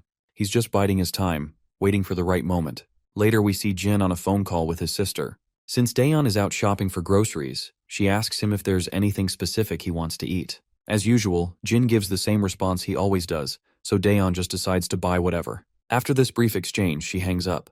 But right after, Jin gets another call. As soon as he puts the phone to his ear, we find out that it's Kim In-bae. Jin's mind floods with past memories as he's once again reminded of everything regarding Kim and his trash kids. Kim In-bai brings up the deal they made, which he believes Jin failed to honor. But Jin quickly counters, reminding him that it was Kim who didn't keep his word. Kim instantly recalls the terms of their deal. He was supposed to send his children overseas and make sure they never went near Jin's sister again. In exchange, Jin was supposed to bury the evidence he had against him. Jin immediately reminds him that his children came right back, and his daughter even tried to attack his sister again. At this point, In-bai knows he can't just talk his way out of this, so he cuts to the chase. The damage Jin has inflicted on him is serious. His finances and image have been wrecked beyond what a student like Jin could even imagine. His children were irreversibly hurt by all of this. It doesn't sit well with In-bai that the person responsible for all this damage is still roaming around freely without any consequences. Basically, he makes a direct threat to teach Jin a lesson about how cruel the world really is. Later, we cut to Cha, who is just about to light a cigarette when he spots Grandpa walking toward him. Cha quickly scrambles to hide the weed he was about to smoke and respectfully greets the old man. Grandpa happily asks Cha if he has eaten well because he can cook extra for him. This flusters Cha, and he quickly responds that there's no need for that. After their little exchange, the old man continues on his way home, and Cha finally gets the chance to light his cigarette. But it looks like he isn't destined to smoke today. Two guys suddenly pull up on a heavy bike, heading straight for the old man. The bastard sitting behind the rider has a steel pipe in his hand, ready to bash Grandpa's head in. But before these bastards can succeed with their twisted intentions, Cha delivers a devastating blow, knocking both of them off the bike. They crash hard onto the asphalt, and their bike goes skidding across the pavement. Meanwhile, the old man, completely unaware of what just happened, is engaged in a phone call with Dion. By the time he reaches an intersection and turns away, Cha is left standing there with two battered pieces of shit on the ground. He can tell they were aiming for Grandpa, but he still doesn't know why. That's when he gets a phone call. On the other end, Hyung-suk frantically reports that Congressman Kim has set his sights on Jin. And just like that, it all clicks. Now Cha understands why these two bikers went after the old man. We then cut to Jin, whose mind is still reeling from In-bai's threat. His attention is suddenly drawn to his ringing phone. It's Cha. Cha asks if he's in some kind of trouble. We look around and see dozens of filthy bastards surrounding him, all with one goal: to eliminate him. So yeah, Jin confirms that something's definitely going on. In response, Cha simply tells Jin to handle it and hangs up, leaving Jin dumbfounded, not sure what he expected to hear. Cha then instructs Hyung-suk to put 3 men each on Jin's grandfather and little sister. Hyung-suk doesn't think it's necessary. After all, those guys are after Jin. But that's when Cha drops the bomb. 2 guys just tried to jump Grandpa. They don't have time to waste. Hyung-suk rushes out to carry out the orders, making sure the little girl and the old man are protected. Meanwhile, Cha pulls out his phone and dials up Congressman Kim In-bai. Cha isn't in the mood for pleasantries. He cuts straight to the point and demands to know what the hell this bastard wants. Of course, In-bai feigns ignorance, pretending he doesn't know anything. So Cha gets specific. In-bai laughs it off, casually stating that he's just doing what he can to get rid of a nuisance. That pisses Cha off. He demands to know why In-bai is targeting Jin, especially when they aren't even involved. In-bai reminds him that his family is going through hell right now, and it's all because of Jin. And finally, it makes sense to Cha. So, just to set the record straight, he tells In-bai that it wasn't Jin who leaked his dirty secrets. Kim In-bai is stunned when he realizes that it was Cha. After realizing this, In-bai immediately threatens him, asking if Cha has forgotten who he's dealing with. But Cha makes it crystal clear, he doesn't give a single flying fuck. In-bai loses his shit, but Cha couldn't care less. He hangs up, not interested in hearing some pathetic bastard screaming into his ear. Hyung-suk returns after positioning 2 men outside Jin's apartment building. Cha then orders him to gather all their men. Hyung-suk quickly catches on to what his senior is planning and raises concerns. Attacking a congressman isn't a smart move. If they mess with him, there will be serious consequences. Cha doesn't care. He still owes Jin a favor, and he's going to repay it, no matter what. Hyung-suk, who was worried up until now, cracks a smile. After all, it was Jin who had helped him when he was getting tortured by Gil-soo. We cut back to Jin, who is absolutely wrecking these maggots. One hit, one guy down. The bastards can do nothing but grit their teeth. Jin, on the other hand, charges straight at them, taking them down one by one. And within minutes, the threat was neutralized. As he walks through the empty streets, he spots a shady minivan parked right outside the apartment building he lives in. Inside the van, Cha's lackeys are keeping watch over the area, making sure no one sneaks up to harm Jin's family. But since Jin has no clue who these guys are, he straight up punches through the car window, grabs one of them by the collar, and demands to know why they're lurking around. The guys inside the van panic and quickly rattle off that they're here under the command of Dusik Cha. They try to remind him that they've crossed paths before. Jin's mind flashes back to the past, and yeah, he does recognize a few of them. So, he lets go of the Baldy's collar and asks them why they're really here. Turns out these guys have no idea either. They were just told out of nowhere to keep an eye on Jin's family. Cut to Seokju, who's doing his regular night drills. His phone rings and it's Jin. As usual, Jin's calling Seokju to track someone down. And this time, that someone is ex-Congressman Kim In-bai. Seokju remembers this man. He is actually the father of Heejin and Kisu, who were the biggest bullies in school. What he doesn't get is why Jin is looking for their father. Before Jin can say anything, we cut to Cha, driving down the road with his entire entourage in multiple cars. Cha is on a call with Jin. He's already been informed that Jin met his men stationed outside the apartment. So Cha tries to reassure him, says there's been some friction with someone holding a grudge against him, and he just had his men watch over Jin's family in case things escalated. He further assures Jin there's nothing to worry about as he'll handle everything on his own. But it looks like Jin is already on his way to deal with the threat personally. After all, that mother fudger tried to go after his family. Meanwhile, Hyunguk is thinking, sure, they might be repaying their debt to Jin, but was lying to him about the situation really necessary. After all, this whole thing happened because of Jin. Cha doesn't agree. In his eyes, it was the congressman's kids who started this mess. Cut to the congressman. A giant fat-ass, baldy bastard, greasy-ass shithead reports to Congressman about Cha gathering his men and heading their way. The congressman is surprised. Cha isn't the kind of guy to step even an inch outside his own territory. And yet, here he is, making an actual move. But the fat-ass, baldy bastard, greasy-ass shithead assures the congressman there's nothing to fear. The congressman isn't convinced. He's not about to put all his confidence in some baldy. So, in response, the baldy reminds him of his decades of experience in this dirty business. Sure, he acknowledges Dusik Cha and his men are strong, but Cha only shines in his own territory. This time, Cha is coming into his territory. And here Baldy has nothing to fear. He plans to turn this place into a graveyard for Cha and his men. Suddenly, Fatty's phone rings. He picks up, and whatever he hears completely rattles him. After the call, that initial confidence he had is gone. The caller just dropped the bad news that his guys who went after the high schooler and his family have failed miserably. Now he's starting to understand why the congressman was worried. But he quickly reassures Congressman that he'll take care of Jin personally, after dealing with Cha Dusik. The congressman's mind suddenly drifts to the past, where Cha's words echo in his head. Cha had told him his kids messed with the wrong person. And now, it seems those words hold some serious weight. Snapping back to reality, he hopes this fat ass can actually handle things and bring back some good news this time. Cut to outside the congressman's house, dozens of people are guarding the place. Jin has arrived, rocking a mask over his face and cap over his head. He gets a report from Seokju that In-bai is back in his hometown, living with his family in their old house. Now that Jin has confirmed he's in the right place, he makes his move. Cool as ever, he walks up quietly. The guards stationed outside glance at him, wondering if he's some delivery guy or something. Jin, on the other hand, uses his acrobatic skills to scale up the boundary wall and jumps to the other side. Inside, some of the goons spot Jin, but they don't even get a chance to react before he takes them out without a hitch. Now that the cat's out of the bag, all the men focus their attention on Jin, and the place quickly swarms with these lowlifes. Jin keeps pushing forward, determined to get inside the house. One guy with a dagger decides to block Jin's path, acting like he's about to do something smart. As expected, the bastard ends up taking a solid smash to the face.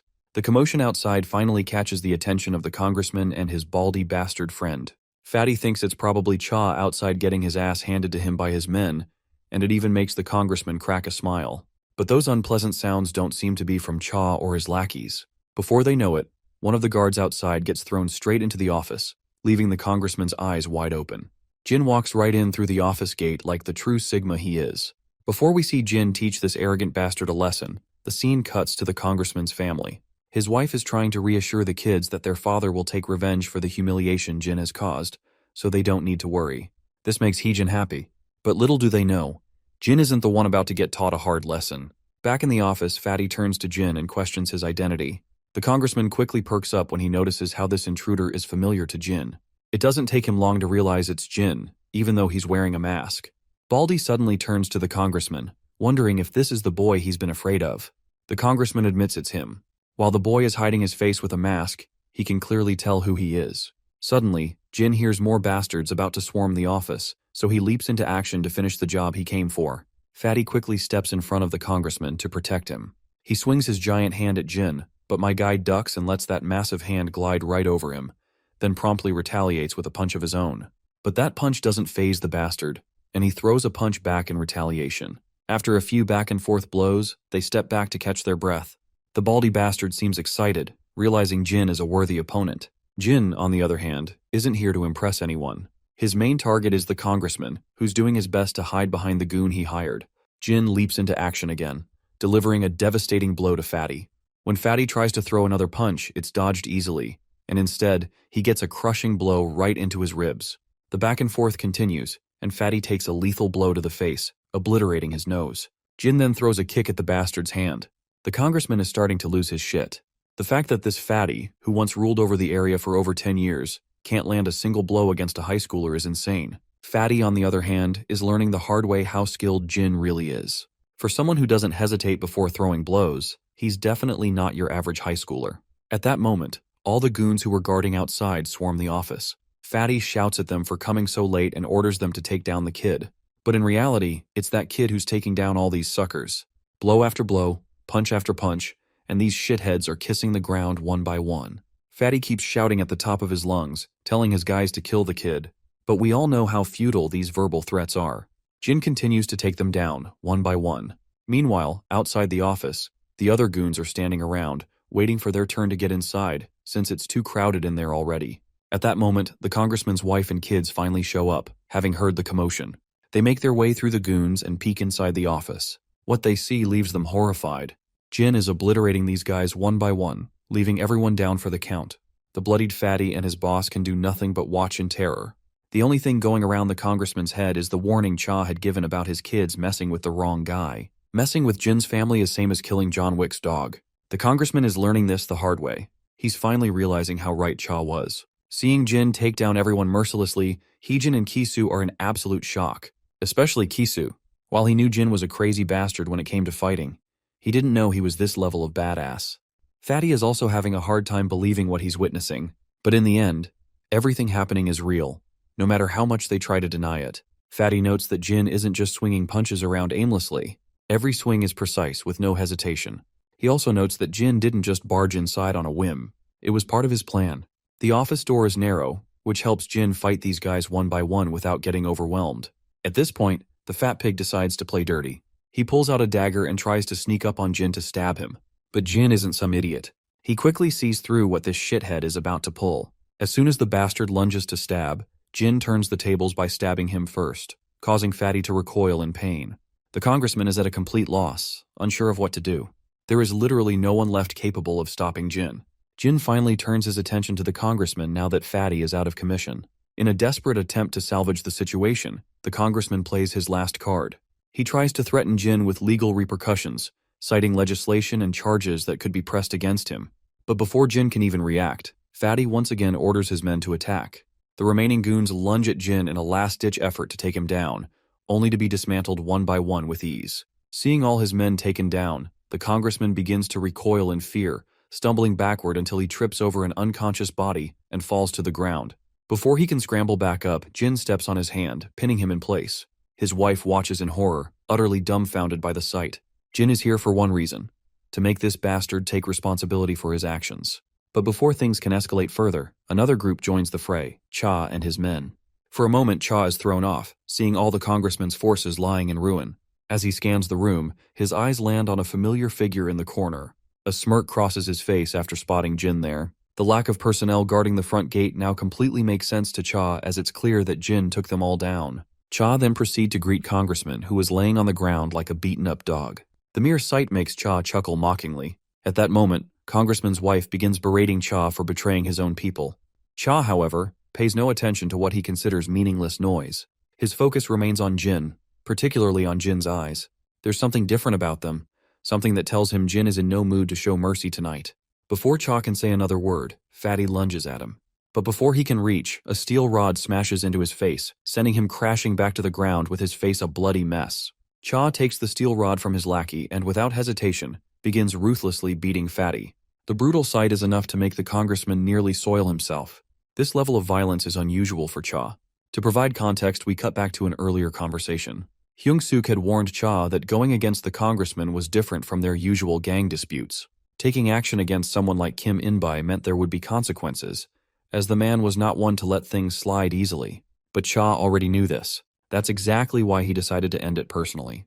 Back in the present, Cha continues his relentless assault on Fatty, ensuring that there's no coming back for him. After finally finishing him off, Cha lights up a cigarette in order to take some slow drags. Jin steps forward, questioning Cha's aggressive behavior. Cha, however, brushes him off, warning him to stay out of it. Jin counters, reminding him that this was never Cha's fight to begin with. But Cha disagrees. He insists that he has always had issues with the congressman and that this was a long time coming. The timing was simply perfect. He assures Jin that after tonight, Kim In-bai will never be able to mess with Jin or his family again. With that, Cha walks past Jin, ready to handle things his way. He crouches down to meet the congressman at eye level, but before he can lay out his terms, the congressman tries one last trick, offering Cha a lucrative deal. He promises property under a different name, an absurd amount of money, and the chance to expand Cha's territory beyond imagination. Of course, Cha isn't fooled. This isn't the first time the congressman has made empty promises. There's no reason to trust him now. Standing back up, Cha picks up that steel rod and grips it tightly, preparing to bring it down on the congressman. But before he can swing, a voice interrupts him. Chief Go Sungin, the secretary of SW Corporation's director, arrives on the scene. Both Cha and the congressman are visibly shocked by his sudden appearance. The congressman's wife, on the other hand, starts ranting, assuming he's here to save them from the delinquents raiding their home. Chief Go ignores her completely and walks straight to Jin. He addresses Jin directly, telling him that the director is aware of the situation and has assured that something like this will never happen again. For the sake of the president, he asks Jin to stop and go home. Jin does what needs to be done. He simply turns and leaves. Heejin and Kisu, left trembling like leaves, can do nothing but watch in silence, still reeling from the brutality they've just witnessed. The congressman, however, is having an even harder time comprehending the situation. Out of all people, why is Chief Go here because of this kid? Chief Go makes it clear that he is here under the direct orders of the director himself. The director is the one pulling the strings now. That realization sends an even bigger shockwave through the congressman than anything else tonight. Later, on his way home, Jin gets a call from Cha. Cha asks if Jin has made it home safely. When Jin confirms he's just arrived outside his building, Cha breathes a sigh of relief. He then reveals that the ex-congressman, Kim In-bai, and his family are done for. All their illegal activities have been reported to the police. The involvement of SW Corporation only made things worse for them. As for the countless bodies scattered across the battlefield tonight, they've all been taken care of. There's nothing left to worry about. Jin thanks Cha, though Cha isn't sure why he's receiving gratitude when Jin and SW Corporation handled most of it. But Jin can't forget how Cha stepped in and took the fall just to protect him and his family. Cha then suggests they grab some ramen together. Unsurprisingly, Jin agrees. Just as he hangs up, Jin notices a familiar figure standing outside the apartment building. His grandfather. Calling out to him, Jin asks why he's out so late. His grandfather simply smiles, saying he wanted to get some fresh air and that he was worried about Jin. He apologizes for being overprotective and pushy. He never means to be, but as a grandfather, he can't help but worry. Initially, he thought it would be a bother to contact Jin, but now, standing here under the night sky, he's simply relieved to see his grandson safe. It hasn't been long since Jin returned, and as a grandfather, he can't help but worry over and over. However, he promises Jin that he will try to be better about it moving forward. Once inside the apartment, however, Jin finds himself at the receiving end of Daeon's frustration as well. She and Grandpa had been worried sick about him. We then cut to SW Corp, where we see GA in the office, sitting in the same room as Yona, who's seemingly watching gaming videos in order to improve her own skills. The way Yona is so focused on the game even causes GA to get a little irritated and disapprove of her actions, especially since they aren't in a gaming center. Poor Yona is caught off guard, and quickly explains that she just came here to see her cousin. GA, however, is not convinced by this at all. But Yona insists once again. GA questions her again, asking if she's really sure about that. Yona admits that she came to see her cousin. But by the looks of Yona's face, we can tell that there's more to it than that.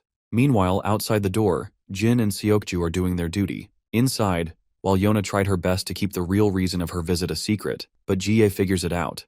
So she reminds Yona that Jin is almost done with his shift, so he is free to go. With a smile on her face, she proceeds to exit, and GA can't help but take note of it. Later, as Yona and Jin travel locally by bus, her guards swarm the bus like pests, making the general public feel uncomfortable. Yona recalls that this is her first time riding the bus with Jin. Jin reminds her that it's because it's hard to escort a VIP on the bus. Hearing this, Yona decides she'll use the subway more often instead. But Jin quickly reminds her that the subway is even more dangerous. Hearing this, Yona seems genuinely happy that he cares about her so much. But we all know that Jin's concern is more about his duty to protect her than anything else. We then cut to the camp, where soldiers are stationed outside while 005 makes her way through them. She notes how, just as the rumors suggested, there are fewer soldiers than usual. This makes her wonder if something has really happened internally. As she walks, she remembers the time she spent at Jin's house, and the moment he called her family. Suddenly, a guard steps into her path. She punches the guy out of her way and heads straight for Mad Dog's office. As she scans the room, she spots 004, and shockingly enough, 002 is also there. 005 doesn't seem thrilled to see him, but 002 greets her warmly. When she asks why he's here, he says he's there for the same reason as her. He's figured out that 001 is still alive, and he is sure that 005 knows this too. Of course, she feigns ignorance and rhetorically asks if he's actually alive. 002 asks her if she doesn't already know. Naturally, she denies knowing anything about Jin. Then 004 speaks up. He claims that he's met Jin himself. In fact, he even fought him. Although Jin was hiding his face, 004 is certain that the person he fought was 001. There's no way he wouldn't recognize how 001 fights. Internally, 005 is relieved that 004 didn't see Jin's face. She plays along and sternly questions Mad Dog, asking if his claims about Jin being dead are false. Mad Dog finds himself in a tough spot. While he admits that 001 is dead, his face betrays him. Not to mention, his response only serves to make 004 angry beyond belief. It's as if Mad Dog is trying to deny what 004 literally witnessed with his own eyes. 002 silences their bickering and asks Mad Dog if he's certain about 001's supposed death. Mad Dog reluctantly says yes again. Mad Dog is clearly losing his composure under 002's scrutiny. Meanwhile, 005 can tell that Mad Dog is definitely trying to hide the truth from 002. Then 002 turns to 005 and asks if she believes that 001 is still alive. In response, she makes it clear that even if he is alive, he should already be put to death. After all, that's the only way he can repay them for his betrayal. 002 is thoroughly pleased with her response. Suddenly, the office door bursts open and soldiers pour in, quickly standing in double file. Enter Randolph, another big shot who's heard that the rumored numbered mercenaries are here, so he came to say hello. Mad Dog is not thrilled to see him. Randolph simply states that he's just here to talk a little, but Mad Dog insists he leave. Randolph gives him a sassy look and reminds him that this attitude is why people are starting to have complaints. He points out how Mad Dog treats the numbered mercenaries he raised in the camp so differently. Randolph wants Mad Dog to play fair. People like him are working their asses off right now, but their hard work is constantly overshadowed by the numbered mercenaries. He wants to know what's so special about these numbered mercenaries, who not only get fat paychecks, but are also treated very well. Besides, Randolph believes that Mad Dog doesn't have the cunning to utilize these numbered mercenaries to their full potential. Finally, Mad Dog snaps and orders Randolph to leave. Randolph gets up but then pulls out his gun, placing the barrel right over 002's head. He warns 002 to never come back to the camp again, as the camp doesn't need people like him anymore. Instead of feeling threatened, 002 simply cracks a smile. This causes Randolph to feel humiliated. Before the old man can move, 002 moves with godly speed, snatching the gun from his hand and directly aiming it at the old man's hollow skull. Without a second thought, he pulls the trigger, killing him instantly. Mad Dog tenses up at the sight. The soldiers who came with Randolph prepare to shoot back. But before they can do anything, 004 takes them all down in an instant. The soldiers stationed outside quickly rush toward the office after hearing the gunshots, but they're immediately drilled with bullets and fall to the ground. 002 quickly asks Mad Dog if he wants the others killed as well. Of course, Mad Dog quickly says no, and tells his soldiers to stay stationed outside, assuring them there's nothing to worry about. With that, 002 makes his way out along with 004. We then cut back to Jin, who's doing push-ups when his flip phone starts ringing. It's 006, reporting to Jin that 002 has found out he's alive. The reason 002 found out is because of the encounter Jin had with 004.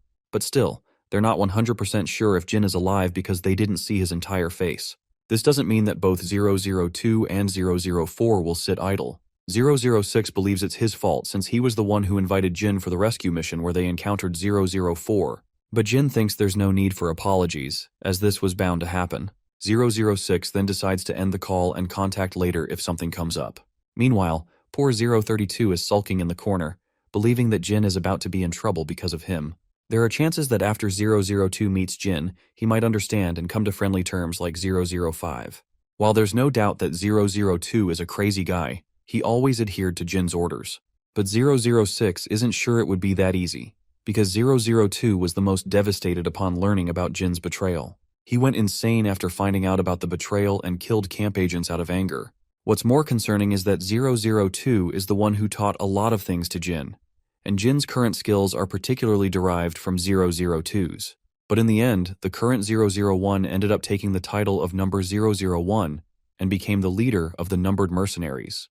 There was uproar among the numbered mercenaries, as most of the guys who followed 002 didn't want Jin to be their leader. They had issues with the fact that they had to accept 001 as their leader instead of 002.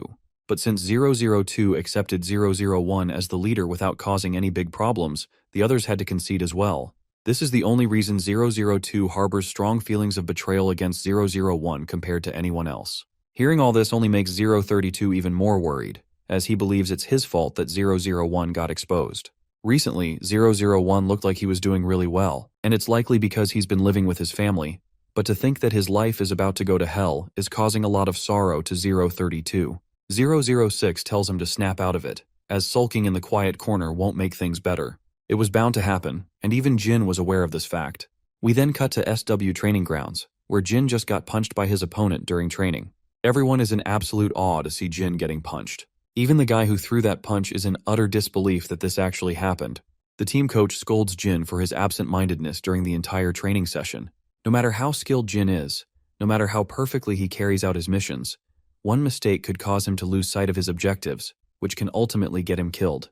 He instructs Jin to go and take some rest for today, as there's no point in training while he's like this. As Jin begins heading out, Sukju asks him if there's something bothering him, but Jin says it's nothing and walks his own way. As Jin sits in the locker room, his mind is stuck repeating the recent news he heard about 002 beginning to have suspicions that he's alive.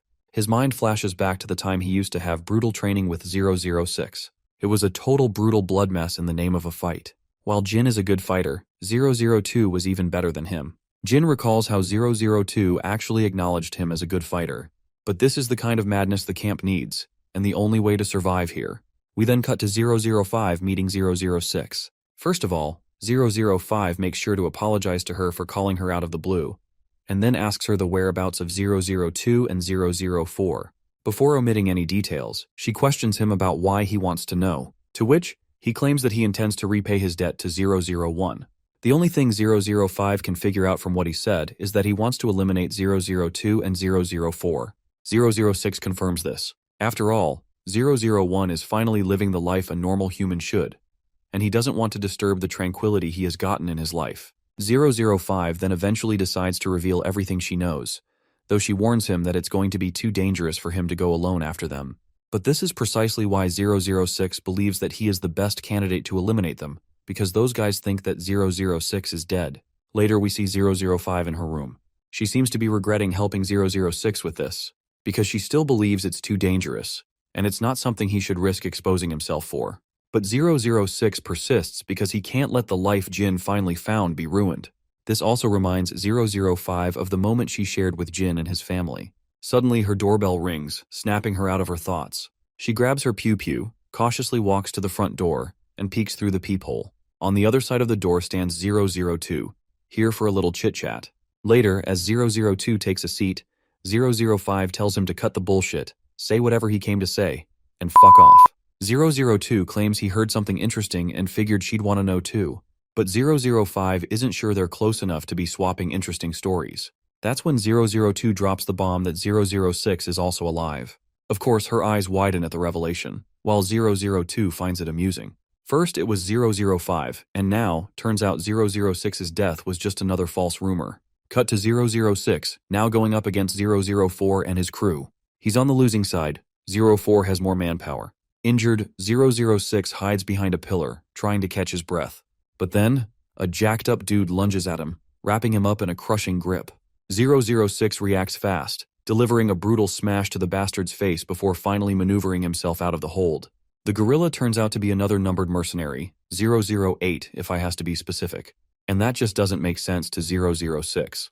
Why the hell is 008 working with 004? Cut back to the past. 002 is standing over a battered and bruised Jin, humiliating him for his pathetic fighting skills. Jin, despite barely being able to stand, lunges at him like a man on a mission. But all it earns him is another merciless beating. Jin suddenly jolts awake from the dream. It's almost morning. He steps out of his room and runs into his grandpa. Seeing Jin awake, his grandpa assumes he must have been making too much noise. But Jin quickly reassures him. Since Grandpa is heading out for work, Jin offers to walk with him to the bus station. Grandpa wonders if Jin doesn't want to sleep a little longer, but Jin tells him he doesn't feel the need. With that, they walk together down the road. As they walk, Grandpa suddenly speaks up. Lately, Jin seems lost in thought. He asks if there is something bothering him. Jin is caught off guard.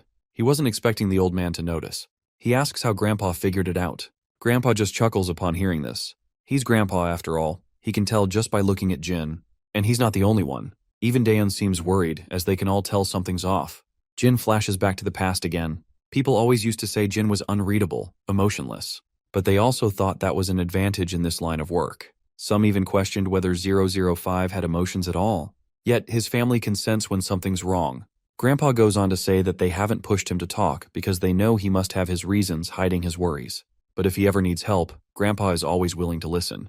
Jin cracks a faint smile, which is not some day-to-day occurrence. And for once, he makes a promise that if necessary, he'll ask for help. We cut to 005 having a little conversation with 002, who barged in out of nowhere. She's trying to figure out why he's so interested in 006. After all, his main target had always been 001, so it made no sense for him to get interested in 006 all of a sudden. But the guy claims it's all interconnected, and he's damn sure 006 is also tied to 001 still being alive. Just after confirming 001's status from Mad Dog, 006 conveniently exposed his own location, even though he was supposed to be dead. Internally, the girl is disappointed that 006 failed to hide his location. That bastard, on the other hand, finds it amusing. It's just too convenient that 006 revealed himself right after they confirmed 001 is alive. These turns of events just confirms to him that our boy is definitely alive. Even so, 005 doesn't understand why this dead-eyed freak is interrogating her, or why he even bothered telling her all this. Well, he knows damn well how close she used to be with both 001 and 006, so maybe he thinks she deserves to know they're alive. But we know the truth. This black snake is just manipulating her, trying to get a reaction out of her just to confirm 001's existence. She then recalls how this snake was just as devoted to 001 back then, devoted enough to kill anyone who accused 001 of betrayal. They lock into a tense stare-down, and eventually the bastard rises from his seat, ready to leave. After dancing around the real question, he finally cuts the crap and directly asks her if she knows 001 was alive all this time. Of course, she denies it without letting so much as a twitch show on her face. But this bastard is a gaslighting pro with a PhD in manipulation and reading people. So he simplifies the question, demanding she reveal 001's location. The woman knows reasoning with this lunatic won't get her anywhere, so she pulls a Glock from her back, making it clear he's not getting a damn thing out of her. Then he drops a subtle threat he's holding 006 hostage. That catches her off guard, giving the bastard the perfect moment to knock the gun out of her hands. She hits the ground but quickly scrambles back to her feet. Then comes an impromptu strike, but she blocks it with her bare hands. He keeps pressing, hammering her with relentless blows. She finally tries to counter, but he outmaneuvers her and twists her arm, locking her in place. But she's no weakling. She breaks free, puts some distance between them. The bastard takes a second to appreciate her fighting skills,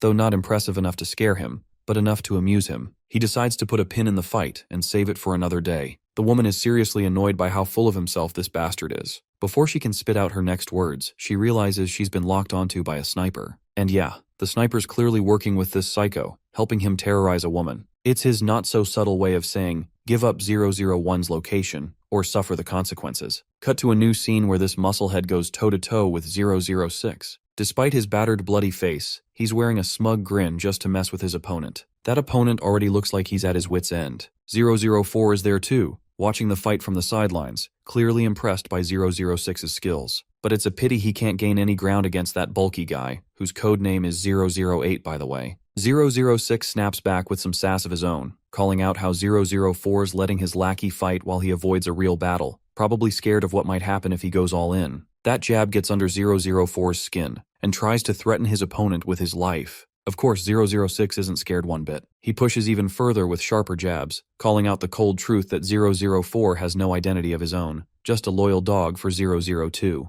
That's it! 006 expertly riles this guy up with his masterful manipulation. The bastard is ready to spill his fellow's blood with his dagger. He delivers a fatal wound to the poor guy, driving home the point that their strength is worlds apart. The scene then cuts to 032, who is freaking out due to his friend's absence. To add to his distress, he notices that someone is heading toward his room. Turns out it's Jin, much to his bewilderment. Later, they both sit down, and it looks like Jin is here to check on his friends because they haven't answered his calls. Seeing 006 is absent from the apartment, he naturally inquires about it, only to get an awkward response from 032. Jin grows weary and demands full details on what the hell is going on. He's been trying to contact 006, but hasn't heard from him since 002 showed up. And judging by the kind of expression this anxious guy is wearing, it's clear something is wrong. 032 admits he can't reach 006 either. It's been about 3 days. They were supposed to leave this place yesterday, but his friend's absence is worrying him. Suddenly, 032's phone rings. He answers with lightning speed, hoping it's their friend. But it's 005 on the line, breaking the terrible news that his friend has been captured by 002. The scene promptly cuts to an abandoned warehouse where 006 is being held. In front of him sits that bastard 002, ready to interrogate and extract every bit of information he wants. 006 just keeps yapping nonsense, giving nothing worth listening to. His pointless chatter earns him a punch to the face, intended to shut him up for good. But this guy is a tough nut, continuing to babble on, much to 004's annoyance. Then 002 takes control of the conversation, pointing out the dumbest mistake 006 made, revealing his identity right after faking his death. He also knows the only reason this dude even bothered exposing his identity was because of our boy. Of course, our blonde and beardless Keanu Reeves feigns ignorance, wondering why they're suddenly talking about a dead man. The bastard finds it quite adorable how loyal he is to our boy for no obvious reason. 004 then wonders what they'll do with this shithead who refuses to talk. Even though there's a rule prohibiting numbered mercenaries from killing one another, he feels someone like 006 should be exempt, especially since he tricked everyone by pretending to be dead. But the boss disagrees, deciding against it because 006 is the perfect bait to lure 001 out of hiding. If he's really alive, he must come to rescue his fellow instead of abandoning him to die. Sure enough, our boy and 005 are already on the move. Though 005 isn't sure if this is a good idea, sensing they're walking right into the enemy's trap. 002 knows full well that Jin will come to save his friend. Even 032 shares her concerns, certain that their captured friend wouldn't want this outcome either. What that poor guy did was just his way of repaying his debt to Jin, and he was fully aware he might lose his life if he failed. But if Jin ends up risking his own life in this rescue, 006 would never forgive himself. So 005 once again suggests turning back before it's too late. Jin weighs his options and understands what he must do. After putting his gun down, he decides to walk up to 002 and surrender himself. Of course, his comrades are shocked by this sudden decision. Inside the warehouse, it seems their wait finally ends as Jin calmly walks in through the front gate, fearless. This shocks everyone, especially Keanu Reeves, who had been holding his own all this time. As for 002, he's amused after finally confirming his suspicions that Jin is indeed alive. He can tell Jin has grown since they last met, but his cold, indifferent expression remains the same. Jin keeps his no-nonsense attitude and makes it clear he's here to rescue his fellow. He doesn't like that they involved 006 in this mess unnecessarily. If they had issues with him, they could have simply asked. He would have done his best to accommodate. 004's short temper flares again and he pulls his Glock on an unarmed man. As expected, 002 tells his dog to stand down, saying he intends to handle things himself. Walking toward Jin, he expresses excitement at seeing him alive. After all, he had always wanted to kill this brat with his own hands. As they stand face to face, locked in a fierce stare, the fight breaks out instantly. They exchange blows so fast the onlookers are amazed 001 hasn't lost an ounce of his spark. Jin doesn't hold back, fully aware of whom he's dealing with. He manages to bruise his senior's cheek, only to have his own cheek smashed in return. After this intense exchange, they put some distance between themselves again. This spar reminds 002 of the old days, though he'd rather not remember. It's not like they shared a past of friendship and roses, but it's an undeniable truth they went through hell together. So they had an unspoken rule not to betray each other, no matter the cost. But out of everyone, it had to be Jin who broke that rule and betrayed them all. He, as the leader, is the lowest of the low, or at least that's what 002 believes. To avenge everyone, 002 lunges at Jin once more, and their back-and-forth battle continues. As they go all out, my guy overpowers this bastard with a solid strike to his damn face. Then he follows up with a knee smash, knocking his opponent to the ground. This sheer display of strength and skill leaves everyone with their jaws hanging. 002 quickly gets back on his knees before it gets too humiliating. 004 is struggling to digest the fact that Jin is just as much of a Chad as he used to be. Even the Black Snake can tell our boy hasn't been a couch potato these past 5 years.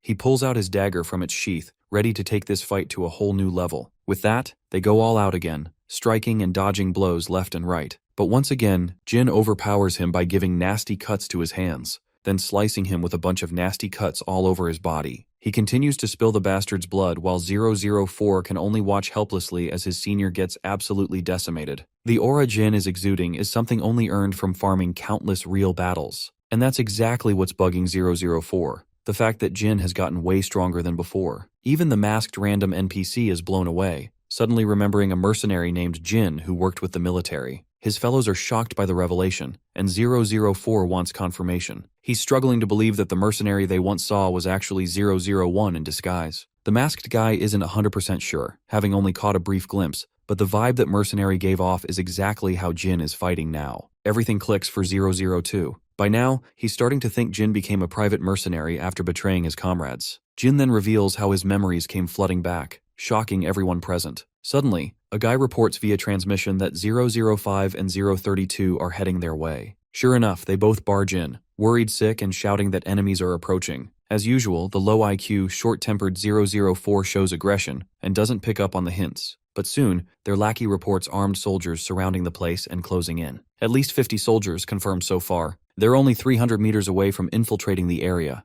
004 and his lackey quickly open cases filled with firearms, preparing to start the action. Jin arms himself with a rifle, as do the big musclehead and the others.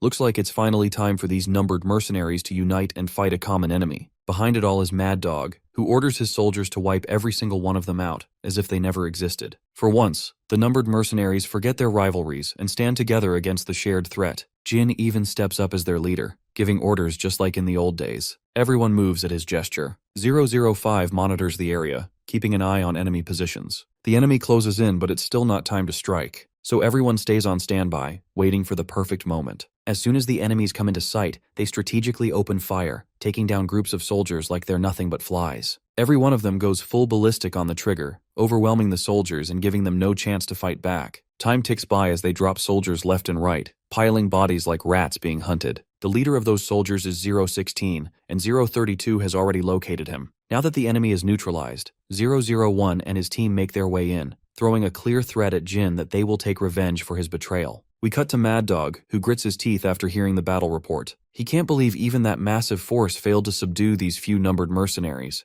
The next scene brings us back to our crew. Injured 006 lies on the bed, feeling indebted to Jin once again for saving his ass. But Jin insists he didn't do anything extraordinary, he just did what was necessary. Long story short, everyone made it out alive, and that's what matters most right now. Back home, the threat from 002 still lingering in his mind until his sister walks in. She's sure he must have had fun with his friends, and Jin responds affirmatively. She's really glad he got to see them after so long. Jin, meanwhile, stares at her with his classic expressionless face, making the adorable girl feel awkward, but he quickly smiles back to put her at ease. The next day, Jin sits with his friend Yongchan. Yongchan talks about how Jin and Seokju are both going to be full-fledged SW bodyguards, and for once, he feels jealous of his friends. He feels jealous not because he wants to be a bodyguard, but because they have clear goals. Yona and the others arrive, asking Yongchan if he still plans to go tutoring today. The poor guy doesn't look too pleased before affirming her assumption, and leaves promptly. His friends can tell that life isn't going easy for this fella. Lately, he had been studying his ass off just to make up for his falling grades.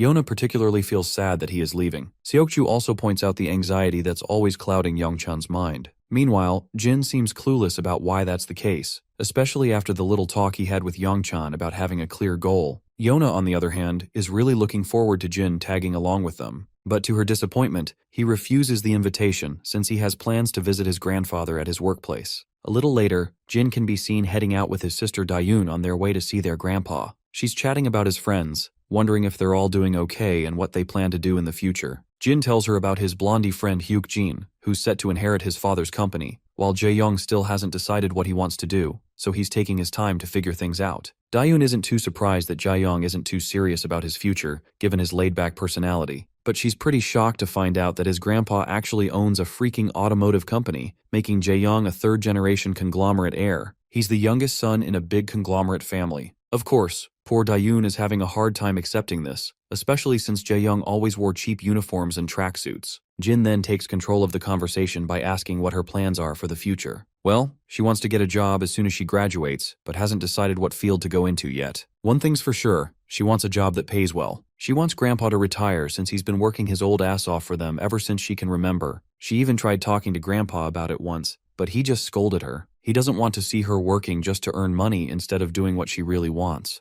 That was the moment she saw Grandpa get really angry at her. So now she's not even sure if she'll get a job at all. That's when Jin tells her to follow what she truly wants, and that she has plenty of time to figure things out. After all, being the big brother, he's ready to help them get through anything. Diane's happy to hear that and smiles back. Just then, they spot their grandpa in the distance, and the adorable girl rushes over to him. A while later, they get ready to leave. As Grandpa waves his grandkids off, his coworker notices the little moment and can tell he's raised them well, especially since Gen Z usually doesn't take boomers seriously. Though he's lived a long life raising his grandkids, the coworker believes Grandpa will eventually have to let them fly and do their own thing. So he wants Grandpa to be ready for the day his grandkids grow up and leave to chase their own dreams. Later that night, after a tiring shift, Grandpa is heading home, thinking about what Mr. Choi said. Unlike other boomer parents, Grandpa accepts that someday he'll have to say goodbye, especially now that Dayun is about to turn 18. But he's not worried. He's just grateful for the little time he still has with his kids. When he gets home, Jin greets him. After they say hello, Grandpa expresses a desire to learn about Jin's dreams and what he wants to do with his life. Jin doesn't hesitate to explain his plans. He basically wants to keep living just like he is now. No matter what happens, his dream is to live with his family, just like he is now. The scene then shifts to Mad Dog's operation base. Everything is covered in smoke, with dead soldiers scattered everywhere. The one responsible for the chaos is 002 and his crew. Turns out, Mad Dog managed to escape death, which 002 didn't like one bit. The scene switches to a big shot who's just heard that Mad Dog's camp was wiped out by the numbered mercenaries. Everyone was killed except Mad Dog, who fled. The reason behind the numbered mercenaries' attack? Mad Dog was trying to wipe them out first. Now his plan has backfired badly. The big shot finds it annoying that the pets Mad Dog raised are now trying to turn on him. He suggests spreading this info among everyone who hates Mad Dog. His assistant admits he already did, much to the big shot's amusement. The big shot then suggests his lackey to ignore Mad Dog's presence completely. They don't want him messing up their current mission. By the way, if you don't recall, he is the mastermind running Forest. The scene then cuts to Mad Dog himself, shooting down enemies left and right. With one magazine emptied, he loads another, while some guy tries to ambush him. Mad Dog quickly leaps at the attacker and delivers a devastating punch. Then he shoots the guy in the head, shutting down his operating system completely. Looks like he handled the immediate threat, but he's clearly not in great shape to keep fighting. Right now he feels pathetic, running around like a dog just to stay alive. He fully blames 001 for his miserable situation.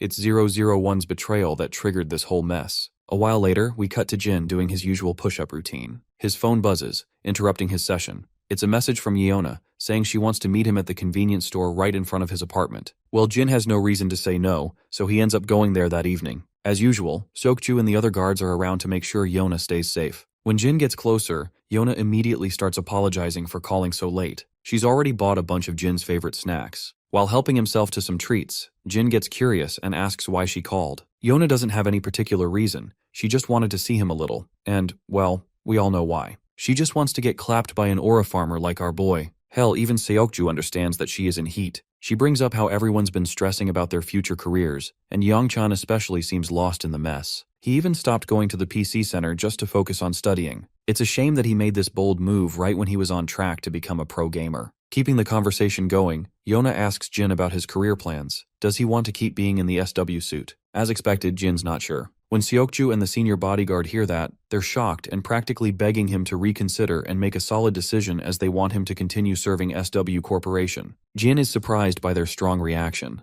The night deepens as Jin heads home. Yeona walks him back, even though it probably should have been the other way around. She's just feeling the vibe and wants to walk with him a bit. Suddenly, Jin catches her off guard by asking what she plans to do in future. Well, Yeona isn't sure either. For now, she just wants a cozy, laid-back life. She really loves her current life and wants it to last as long as possible. Right now, it's the only thing she's truly in love with. She says this like she's confessing true love to someone, which makes her go all awkward when she understands the gravity of her words. Jin stays quiet since he's got a lot to work on in the affection department. The scene cuts to 005 looking shocked after hearing about 002's latest exploits. 006 confirms it and adds that Mad Dog is still alive, though assassins are already on their way to finish him off. The only reason he got away is pure luck. But his death is inevitable. 006 points out that Mad Dog's made terrible decisions since way back. Now that his camp is destroyed, everyone who holds a grudge against him will come after him. That said, Mad Dog isn't just some random guy you can take out easily. Even 005 grimly admits that. The scene shifts again to Jaye, angrily grilling Yeona about where the heck she was so late at night.